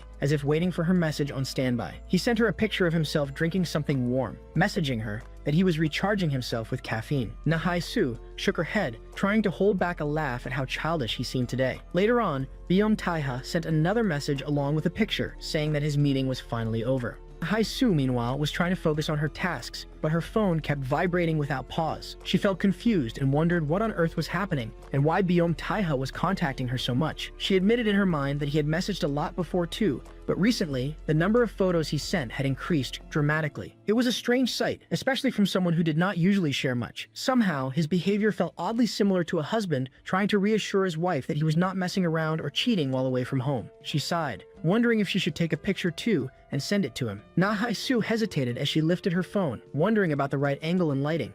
The owner of the store she was in glanced at her curiously, questioning silently why Na-hae-soo was suddenly taking pictures of meat. Na-hae-soo debated internally for a moment, then felt that she should put her hand into the frame as well to make it look more natural. She snapped the picture and sent it to Taiha, telling him to make sure he ate properly. The scene returned to Taiha, who was in the middle of speaking with an executive. His phone buzzed, and he excused himself politely for a minute. When he opened Na-hae-soo's message, his eyes softened instantly. The photo showed her hand in the frame, and something about it made his chest warm. He stared at her fingers longer than he intended, feeling a faint and unexpected tingle in his heart. His lips curled into a smile he could not hide. The scene then shifted to Taehi. His room was filled with smoke, empty bottles, and shattered glass, creating an atmosphere of chaos and frustration. Taehi laid in the middle of it, breathing heavily as he stared at the mess surrounding him. He thought quietly that he had mistaken certain feelings for affection. He once believed his father pushed him away out of anger, but somehow, Taehi had hoped his father still cared in some hidden manner. He thought his father would worry that his son might go astray. He reflected that he had wanted to believe, despite the coldness in the father's eyes, that somewhere deep within, his heart leaned toward his son's. But now, Taehi realized he did not know the chairman at all. He whispered to himself that his father was the kind of man who would not even blink if both his sons died right before him. Taehi muttered softly that he once planned on being a good older brother, trying to make sure Taiha could live without danger or death hovering around him. He had believed that after stealing everything that belonged to him, he would at least understand his place. Now, the Taiha was revealing every part of his true nature without even bothering to pretend anymore. Taehi clenched his jaw and admitted bitterly that he did not even have a decent card to play. Taiha resembled someone too much, and no matter what Taehi tried, he could not escape the fate he was trapped in. Just as despair circled around him, Na-hae-soo's face flashed across his mind. His expression twisted sharply. Taehi suddenly turned toward his guard and ordered him to do a task. The guard looked confused, unsure of what Taehi meant by provoking Taiha. Taehi stated calmly that if Taiha was only playing around with Na-hae-soo, then he would not care what happened next. But if Taiha was not playing with her, then the situation might become an unexpected gain. The guard reminded him that the second young master would not sit quietly if he found out, but Taehi waved the concern away. He said that losing his mind over protecting that woman was no different. He ordered the guard to do exactly what he said, insisting that they had to do something bad. The scene then shifted toward Jae and Taiha. Jae was giggling uncontrollably as he watched Taiha's reaction to something earlier. Jae stated that Taiha looked as if a terrorist had threatened him. He joked that Taiha acted like he had a bomb inside him that would explode if he failed to report his activities every 5 minutes. Taiha chuckled softly, telling him that Na-hae-soo probably felt hurt earlier. Jae then recalled the advice he had once given Taiha, back when Taiha was in shambles. Jae looked at him and asked if Taiha knew that first love never worked out. Taiha threw Jae a lighter and told him to smoke. Jae replied that he was not crazy enough to smoke in front of his employer, but Taiha ordered him again. Jae gave up and lit the cigarette. Jae asked Taiha if he knew how terrible first loves were for most guys. Taiha responded casually that he did not have one, and he added in a quiet voice that Na-hae-soo liked him. Jae looked irritated and asked if Taiha wanted him to speak or not. Jae began explaining that everyone's first love made them clueless and foolish. Even when men knew how pathetic they were acting, they still enjoyed the feeling of love being everything. He asked how badly people ended up shattered afterward. Jae reflected on his past, saying that he once believed he could not accept certain realities, maybe because he was still young. He had offered everything and was still discarded. It was painful realizing that every first he gave simply became one of her passing memories. Jae admitted that money now came before love. Money did not betray him, so he would date around freely until about 30. After that, he planned to find a wealthy older woman and live comfortably. Byom Taeha laughed softly at his chaotic logic. Jae added that perhaps he would find someone older, then urged Byom Taeha to date as much as he wanted while he still could. Jae said that if Byom Taeha missed the chance now, he would not have another opportunity. Byom Taeha nodded calmly, replying that such was his plan, then asked Jae how much he had told the chairman about him. The scene shifted to a quiet motel. The owner had been dozing lightly when she heard the door open. Startled, she quickly stood up to welcome the guest, only to freeze at the intimidating sight of a tall and silent figure standing at the entrance. She asked if he planned to stay for the night. The person apologized politely and stated that he wished to ask her something about a lady. As Byom Taeha questioned Jae about how much he had to tell the chairman regarding him, he took a moment to pause, weighing his words carefully, and Jae responded by asking Byom Taeha since when he had known about that, to which Byom Taeha replied that it had been a while. Jae cursed quietly in his ear, muttering that he had completely played him, thinking aloud that no wonder he had given him so much room to stretch his legs even when he had barely tried to climb up, and yet he had simply allowed it to slide without comment or intervention. Byom Taeha, curious about Jae's thoughts, asked him what he was thinking, and Jae answered that he had merely been considering how the young master must be having a miserable time, caught between two men who exerted absolute control over him, a reflection that caused Byom Taeha to chuckle quietly to himself, noting the irony of it all. Jae then questioned what on earth the chairman could be thinking, but Byom Taeha offered no answer, noticing that Jae's gaze deliberately avoided his eyes, a subtle shift that seemed to speak volumes. Jae went on, questioning how Byom Taeha could remain so relaxed in a situation like this, asking if he felt no fear at all, and he waited, silently. Still, Jae admitted that, to be honest, he was scared, having heard much over the years about the chairman and his reputation. Byom Taeha asked what exactly he had heard, and Jae replied that the rumors were only slightly better than rubbish, nothing concrete, nothing to be fully trusted. He explained that life was not like a movie or a story. The past tended to distort every time it passed from one person to another, and while he did not believe it completely, it was enough to make him uneasy. Even though the events had happened a long time ago, the thought of walking a fine line with a man who shared the same formidable face, a man who could accomplish anything he desired at will, was enough to make his blood run cold. Byom Taeha thanked Jae for knowing everything and still trying so hard to cover for him, for which Jae chuckled softly, noting that it was thankful that he knows that he had always been on his side. He asked what Byom Taeha planned to do now, observing that it seemed as if everything was being exposed and that tensions were high, even on the eldest young master's side. Byom Taeha brushed the concern aside, thinking to himself that who knew what would happen, believing that he would not cross the line easily. He reflected, however, that the real problem was Na Hae-soo, who had moved beyond that line herself, leaving him with no chance to protect her or intervene. Recalling her words, Byom Taeha remembered how she had said he would still come, even if it was cold, that he would not mind if the place were cramped, and that she had offered to keep his belongings there, yet he had never come and had even ignored her calls. The memory hurt deeply, piercing him in ways he had not anticipated. Despite the pain, Byom Taeha allowed himself a soft chuckle, noting that it was all right because Na Hae-soo liked him. Jae asked if he could take the situation more seriously, but Byom Taeha chuckled again, reflecting that it had been a long time since he had thought about the future, as thoughts alone could not compete with feelings. Even when holding an obvious winning hand, he realized he could not play it effectively because he could not win against his own heart. Instead, he chose to follow wherever hers led, adjusting every answer to match hers, and if he had a single wish, it was to make her smile, no matter the circumstances. The scene then shifted toward a thug who answered a call, asking if he wanted him to bring a woman. He questioned whether the intention was to put her to work there, wondering why the discussion had suddenly turned to someone else's girl, saying simply to send her, and questioning why such a fuss was being made over her. He responded that there were plenty of places to make use of a pretty face, but all of this felt suspicious, and the amount of attention and care being placed on a single woman seemed disproportionate, raising doubts in his mind. The scene then moved to the hotel, where a person intercepted Byom Taeha, questioning what he was doing, reminding him that the boss was calling and they needed to leave immediately. Seeing Byom Taeha there, the person apologized, admitting he had assumed Byom Taeha was just a child. He observed that the man over there carried an aura of doom, yet at the same time, he seemed as if the heavens themselves had painted him carefully, a presence that struck a strange balance of danger and allure. Byom Taeha chuckled quietly at the remark, unable to hold back his amusement. A person then asked where Byom Taeha was from, suggesting that from his bearing and appearance, it seemed evident that he could fight. He added that he was sure Byom Taeha would come here to their sister, ready to protect or intervene. Yet before much else could be said, the same thug appeared from behind, asking what he was doing and urging him to hurry, insisting that the matter was important and could not wait any longer. His man affirmed that he was coming,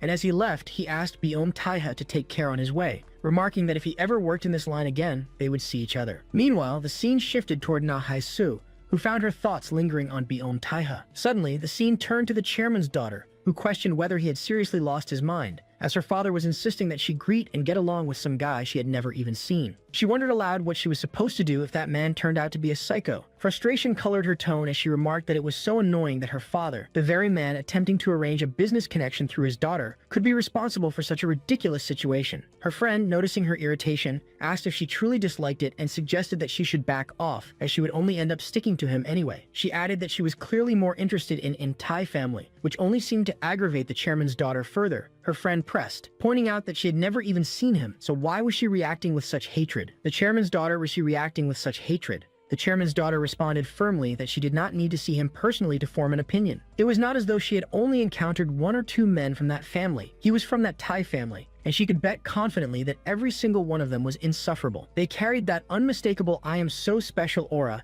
acting as if the whole world was beneath them, behaving like total bastards, and treating women as though they were a joke. On top of it, he would be the kind of man whose mere presence could make someone lose their appetite, the type who exuded arrogance and entitlement without effort. Meanwhile, Beom Taeha was holding on to Na Hae-soo as she breathed heavily, feeling the tension in the moment. He gave her a deep, lingering kiss, keeping his hold steady as Na Hae-soo called out his name repeatedly, struggling to catch her breath. Beom Taeha took a step back, explaining that it would be difficult to reply fully today, but promising to check whenever he found a spare moment. He pleaded with her to continue texting him regardless. Na Hae-soo, concerned, questioned whether he was that busy. Beom Taeha tried to downplay it, denying it outright, yet likening his day to a dog being dragged around on a leash by its owner, pulled in every direction. He asked her not to say that she was truly hurt, while Na Hae-soo urged him to stop milking that line. Beom Taeha reminded Na Hae-soo of the promise they had made, that she would call him if anything happened. He reasoned that, for adults, every day could feel nearly the same, and if she hesitated because she worried he might be busy, or that she would bother him, she should not.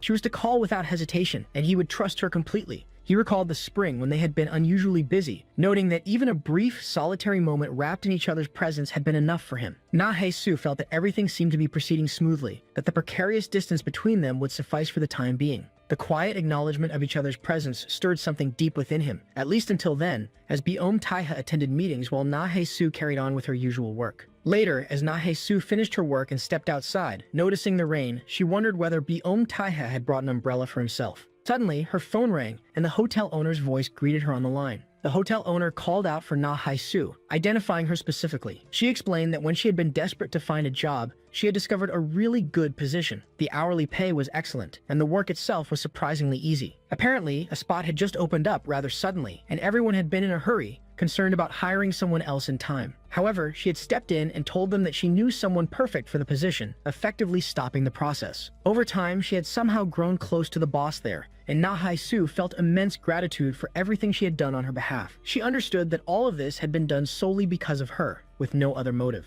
Now, she questioned Na Hae-soo whether she wanted to give it a try, weighing the opportunity and the trust placed in her. Na Hae-soo, hearing those words, affirmed quietly while thanking the owner for taking the time to look into everything for her. She asked what the job involved, and the owner explained, as if it was obvious, that it was a karaoke reception job in a basement-level karaoke place, a weekend night shift, and she only needed someone to help open the place and manage the simple tasks. The owner reminded her that she had said earlier she was desperate to find a job, almost laughing that it felt like a strange coincidence. She remarked that it seemed amazing in its own way, almost too convenient, but she tried to accept it with a calm tone. The owner continued, insisting that the place urgently needed people and the manager wanted to do the interview that very day.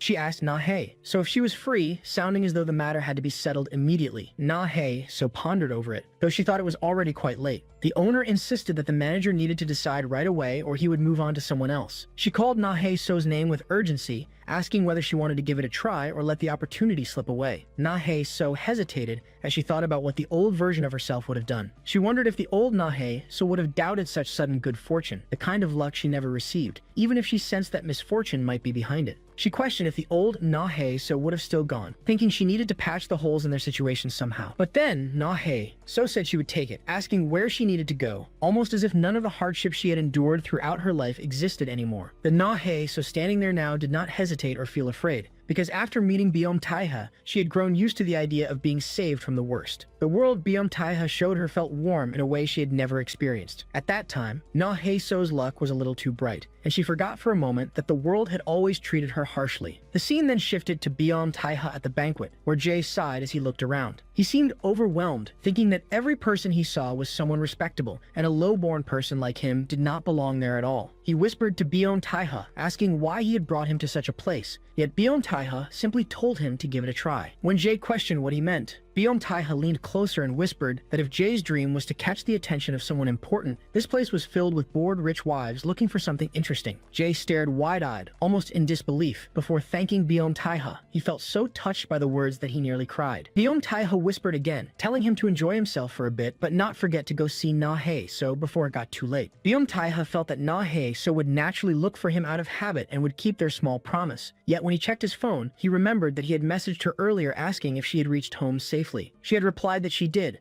but Biom Taiha felt a strange discomfort, wondering why he had such a bad feeling despite the ordinary reply. As he interacted politely with the officials around him, the sound of a young woman calling out broke the mood. Yu Mu-jin's daughter friend pointed towards Biom Taiha, whispering that she had been right about him. She said he charmed not only men but the whole world, joking that perhaps the chairman himself had given birth to someone that perfect. She added that men who acted a little confident often turned out more interesting. Yu Mu-jin's daughter groaned, telling her friend not to speak nonsense as she moved forward. She called to Biom Taiha and told him that her father had asked her to exchange a few words with him, which made Biom Taiha chuckle softly. When he turned, he recognized her immediately as the only daughter of Chairman Yu Mu-jin. Biom Taiha glanced at her briefly, gave a polite smile, and moved away as if he had no interest in prolonging the interaction. Yu Mu-jin's daughter stood frozen, unable to believe what she had just witnessed, muttering that he was unbelievable for ignoring her, as she cursed him out internally. Biom Taiha then stood beside his mother as an official addressed them, expressing deep gratitude to Art Sohu for supporting young artists. The official added that he had heard both the chairwoman contributed greatly to various deals, as he apologized for his boldness while remarking that Biom Taiha resembled the chairman so closely that he initially thought they had arrived together. He commented that the chairman must be very proud to have such a grown son. Biom Taiha responded humbly that he still had much to learn. He leaned toward his mother and whispered that he hoped she felt proud as well. His mother gently asked everyone nearby to continue their conversation while she called out to Biom Taiha,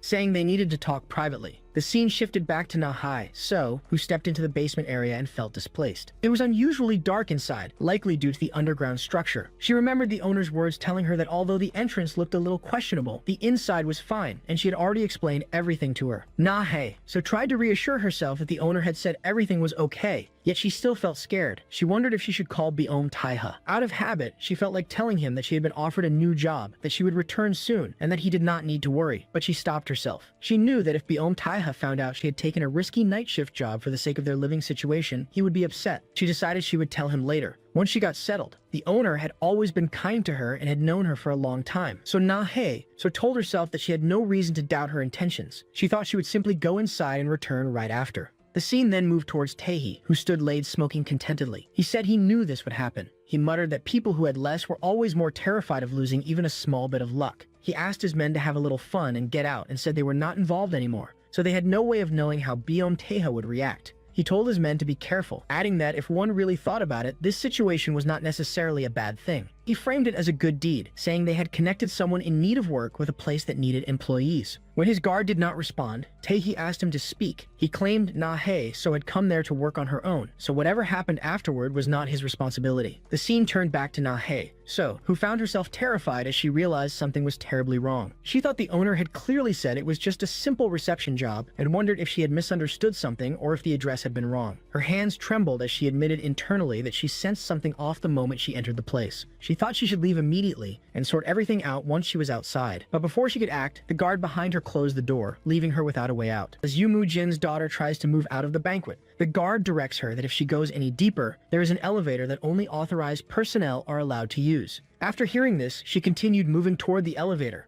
all while thinking that she must be completely out of her mind for coming here in the first place. She questioned why she even bothered, especially when the memory of Biom Taiha ignoring her surfaced again. The more she recalled it, the more irritation crept in, and the feeling of being brushed aside returned sharply. Her mood darkened as she thought about the face she had seen earlier, a face so unpleasant and irritating that it remained etched into her mind no matter how much she tried to forget it. As she stood there, waiting, she began wondering why the elevator was taking so long to arrive. She recalled hearing that no one really used it, yet it felt unbearably slow. Just as impatience settled in, the elevator doors finally slid open. What appeared before her was Jay, locked in an intimate kiss with a woman inside the elevator. Their closeness was unmistakable, and both Jay and the woman glanced toward Yu Mu-jin's daughter, only to be met with a look of clear disgust on her face. After glancing at the woman's face, Yu Mu-jin's daughter spoke in an apologetic tone, stating that if Jay had been trying to latch onto some wealthy lady, then his attempt had failed miserably. She remarked that the woman was merely the mistress of the chairman of ZQ Corporation, and there was nothing meaningful to gain from associating with her.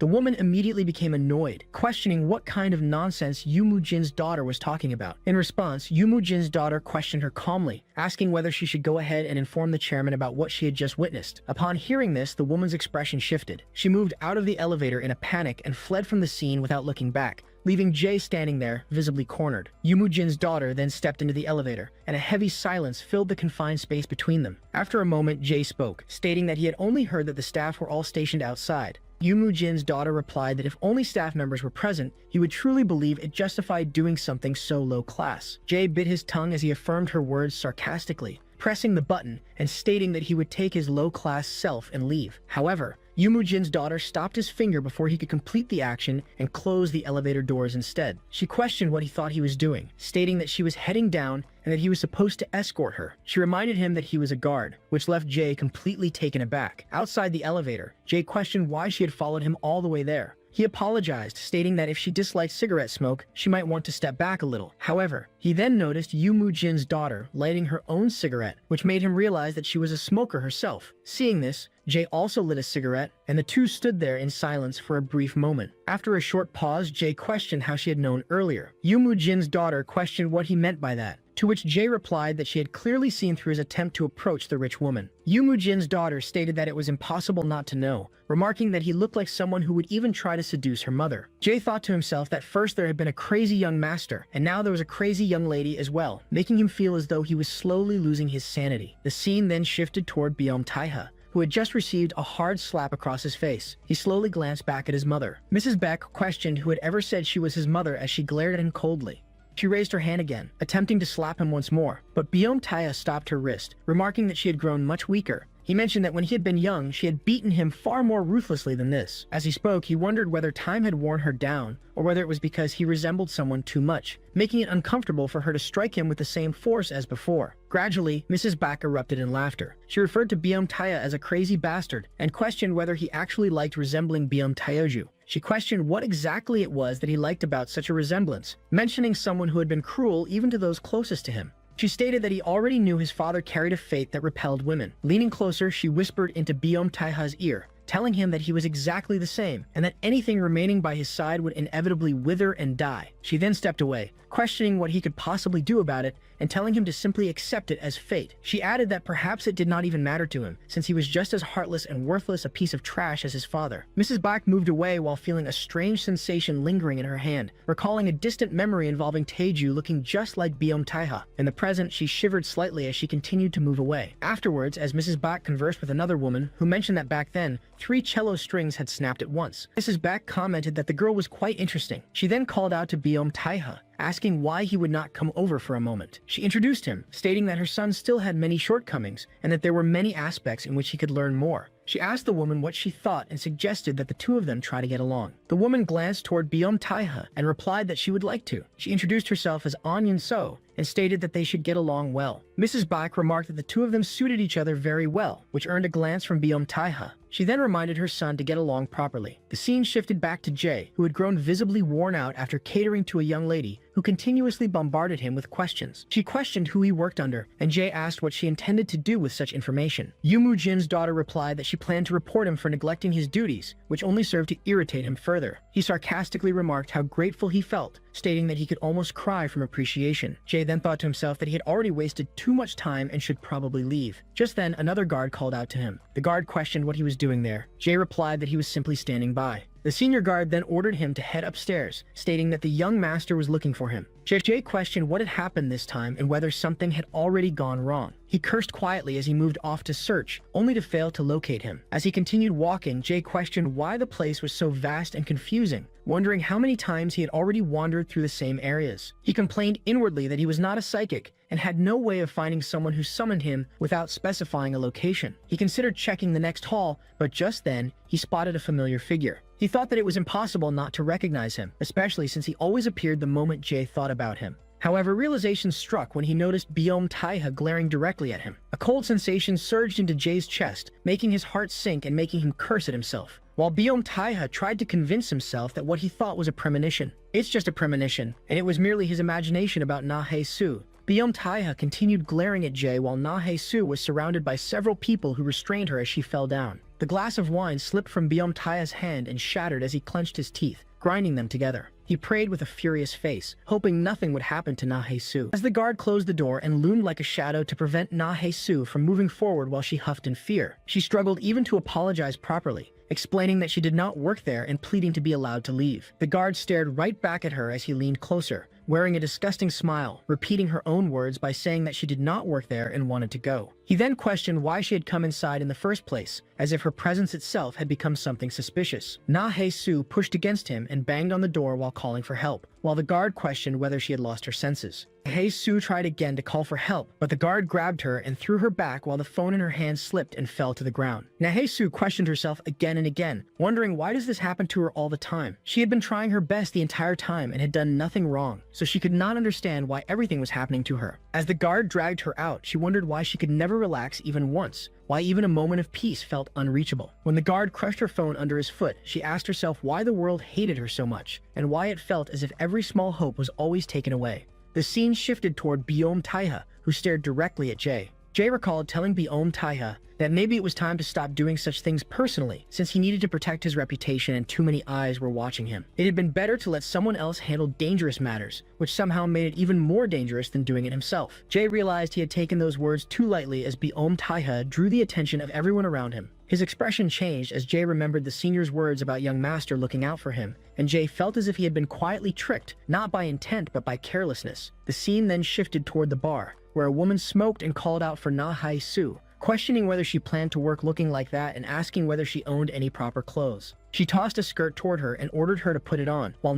Su stared at it in disbelief, unable to understand how things had reached this point. A memory surfaced where Su had tried to stop Minchul from fighting. She had begged him to calm down and had pleaded again and again for him to stop. Minchul had glanced at her and questioned what she had said, saying that she was enjoying it as well, twisting her concern into something cruel and unfair. In the present moment, Su jolted and pleaded again, apologizing and asking for help, thinking there had to be some misunderstanding since she did not work there and needed to go home. The woman suddenly screamed at her, questioning who had said anything about killing her and ordering her to do what she was told without resisting. She screamed that causing trouble would only turn things into hell for everyone involved, and that silence was the easier path, even if it felt unbearable. Another memory returned, where Su's father had made a scene while beating her mother and demanding to know where the girl had been hidden. He accused her of staying silent and struck Su as well, saying she should die instead of living like that after giving birth to someone like her. He cursed that they should die together. Su also remembered Minchul crying on her shoulder and blaming his entire life on her, as if she had shaped every wrong choice he had ever made. Su realized again that she should never have hoped. Like always, she should have remained afraid and treated kindness with suspicion. She remembered telling Taiha that he should have dated someone his own age instead of getting involved with a divorced woman and getting beaten by her ex. He had laughed, and Su had wondered why he was laughing and had called him foolish idiot in her thoughts. She noticed the bruises on his face and how he lay on the cold, cramped floor, smiling as if none of it mattered. His eyes seemed to urge her to bloom again and again, to keep trying no matter how difficult it felt, to keep believing even when belief felt dangerous. On the hill, Su had warned him that being with her would only bring him misery. Taiha had replied that he wanted to be miserable with her if that was the case. Su had been deeply moved, thinking that there was still something she had never told him, that she cared for him deeply and loved him. That was why she wanted him to be happy, to live only through the troubles someone his age should face, and to suffer only over the things people his age usually suffered over. She wanted him to be happy because she loved him and did not want her pain to become his burden, even if it meant carrying everything alone. In the present, tears filled her eyes and her sobbing grew uncontrollable. It felt better not to call him and not to drag him into her misery. Meanwhile, Taiha ran toward Su's home and noticed the teddy bear inside, feeling a strange heaviness in his chest. The scene shifted toward the motel, where the ugly owner stood idly, Thinking about the lack of customers, she considered it unfortunate and wondered why the rooms had once sold well during her shifts. When the door opened, she greeted the visitor and asked whether a room was needed. Byom Taiha explained that he was searching for Na Hae-soo and asked whether she had been there that day. The owner realized he was not a guest and replied that Na Hae-soo was not working and told him to leave. As he turned away, the owner added that Na Hae-soo no longer worked there and should not be sought again. Byom Taiha questioned how she knew that, and the owner explained that Na Hae-soo had called and said she had found a better place. The owner complained about how inconvenient sudden resignations were and how people lacked consideration. She spoke about being left without notice, about inconvenience, about hurt feelings, and about how people always chose what benefited them most. She spoke about being understanding while clearly feeling abandoned. She informed that Na Hae-soo had said that it is easier, more comfortable, and pays more, as she remarks that those who want to leave have to be allowed to go. The owner then adds that she does not want to waste time talking about someone who already quit, and she tells Byom Taiha not to get in the way of business and to leave already. Byom Taiha interrupts her and says that Na Hae-soo worked here for a long time and did not leave carelessly. He pauses and realizes that this had always been the same spot where Na Hae-soo stood with her face barely holding up against sleepiness, her cheeks marked by a hard life that never seemed to soften. He remembers how she would stumble back after sleepless nights, how her movements were always tired and careful, and how her eyes carried a quiet weight she never spoke about. He remembers seeing all of it and understanding more than she ever realized. He knew that Na Hae-soo had always been distrustful and had never given him a real chance to get close. She missed him but never said she did. She felt afraid but never admitted fear. She felt hurt but never spoke about pain. Na Hae-soo had forgotten how to express her feelings, or perhaps she had never learned how. Na Hae-soo had always been frightened, always cautious, always prepared for disappointment. Byom Taiha cannot believe that the one thing Na Hae-soo had finally started to believe in was other people's kindness, just enough to hope for a tomorrow without misfortune. She had started to believe that things could be different, that life could become gentler, and that the future might not always be heavy. She had started to believe, and now she was gone without explanation. Byom Taiha grips the fire extinguisher and lifts it just enough to make the owner flinch. The owner questions what he is doing, but he does not respond. Ignoring her words, he swings it and shatters the mirror into pieces. The sound of breaking glass fills the room, and the scattered shards make the owner scream. She collapses and grovels, trembling in fear, her body shaking uncontrollably. Byom Taiha stands before her, his breathing heavy, his gaze fixed on her without wavering. As his nerves are about to pop, he leans to stare directly at her soul, making her shrink back further. He demands an answer, as he questions where the hell Na Hae-soo is. Byom Taiha threw aside his coat and put on the slightly catchy new shirt. His action felt routine and familiar, as if his body moved on its own while his thoughts stayed behind. His mind returned to the earlier conversation with the owner. She remembered her words clearly, especially how she cried while saying it was about money. She had said they had paid her money. Her voice had shaken as she tried to explain herself, and she had stuttered while searching for the right words. She had said no one would ever turn down such an amount of money, not under those conditions and not with such pressure involved. She had added it benefited Na Hae-soo as well. She had questioned how Na Hae-soo could ever pay off such a large debt through a simple side job. She had tried to excuse herself by saying she was only helping and had never forced anyone. She had insisted Na Hae-soo had gone there on her own. Byom Taiha continued glaring at her while he did something she could not have imagined, something that made her scream. His body moved away from her, but his thoughts stayed behind, turning the same words over and over. Each step carried him forward physically, yet his mind kept returning to the conversation. He found himself questioning what point existed in waiting quietly for her to love him. He questioned the purpose of patiently waiting for her touch. He questioned what meaning existed in doing everything the way she wanted, in yielding to her wishes, and in clinging to whatever small attention she allowed him to receive. He questioned what point any of it held if it only left him uncertain. The same question repeated inside him, asking what the point of all of it was. His thoughts returned to the moment he had asked her to promise she would text him once she reached home safely. He remembered sending the message and asking whether she had arrived without trouble. He remembered her reply, which had calmly confirmed she had arrived. After that, his thoughts returned again to the keeper's words, repeating how no one had forced her and how she had gone there on her own. A slight shiver passed through him. He unbuttoned his shirt slightly as if the air had grown heavier. His hand clenched into a fist without much awareness. A restrained thought crossed his mind, one he did not allow himself to follow for long. The thought that if he had known things would turn out like this, he would have restrained her himself and ended it there. He picked up a metal rod and held it loosely, as if dragging it while testing its weight without any clear purpose. His mind formed the idea of a kind of love where even asking someone to come find him turned into something close to begging. It felt like a kind of attachment he had no control over, something that left him uncomfortable and uncertain. He realized she was the one who had taught him that kind of dependence, whether intentionally or not. The scene shifted toward Tae-hee. Tae-hee came out of the bathroom while speaking on the phone. He said he had forgotten something and told them to do something about her face. He said he could not stand seeing her walk around with her hair tied in a sloppy ponytail like a careless countrywoman. He said if they had to force her hair down, then they should do so, but there should be no unnecessary behavior. He said he preferred hair worn loose and thought it suited women better. He noted she did not even have makeup on, and said at her age one could not rely only on a bare face. He commented she was, at best, an ordinary divorcee and nothing special. He added the young master had become overly interested in her, which had made her full of herself. He commented his brother had no sense when it came to women. He said if someone intended to keep a woman, he should at least take her to a salon, dress her properly, and apply makeup. He added she was not even close to his level. He listed how she wore cheap clothes, tied her hair plainly, and used no makeup. He remarked something was wrong with his brother's sense if he liked such things. He remembered the earlier moment when he had leaned close to Na Hai-su's face. A small smile appeared as he thought if nobody wanted her anyway, then playing with her in his own way did not seem unreasonable. He ordered them to put makeup on her, not refined or tasteful, but cheap and obvious, so Taiha's eyes would notice it immediately.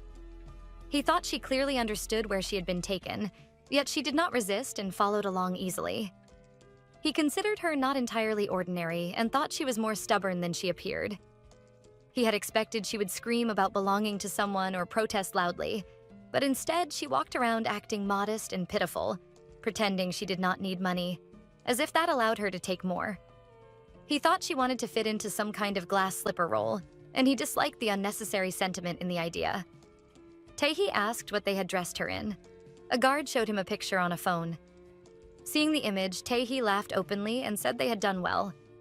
He looked at the image of someone grabbing Na Hai-su's face and said she was at least bearable to look at now. The focus shifted outside the motel. The men discussed about Na Hai-su, asking where she was from. One said he had no idea and said the boss had not told them anything. Another said they were only told to have some fun with her. One asked whether she was cute, and the other laughed quietly in agreement. Before their conversation continued, a drum suddenly fell in front of them. They shouted and asked who had done it, then moved quickly toward the culprit. As they moved away, Byom Tae-ha walked down the stairs calmly. His thoughts returned to Jae's earlier warning. Jae had questioned whether he had lost his mind. Jae had said, even if a few of them were delayed, what would happen next?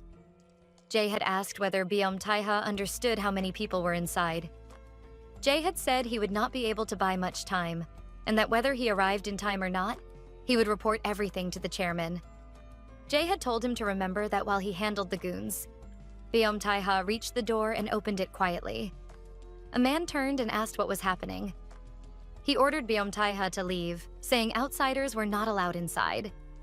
Before the man finished speaking, Byom Tae-ha struck him and smashed his head into the wall, making him collapse. Byom Tae-ha moved forward as another man tried to hit him. Byom Tae-ha blocked the strike and delivered a knee that forced the man stagger. Byom Tae-ha stepped on him as the man struggled and tried to curse him, asking who he was. Byom Tae-ha repeated the question calmly as he knelt and said he was just a gigolo.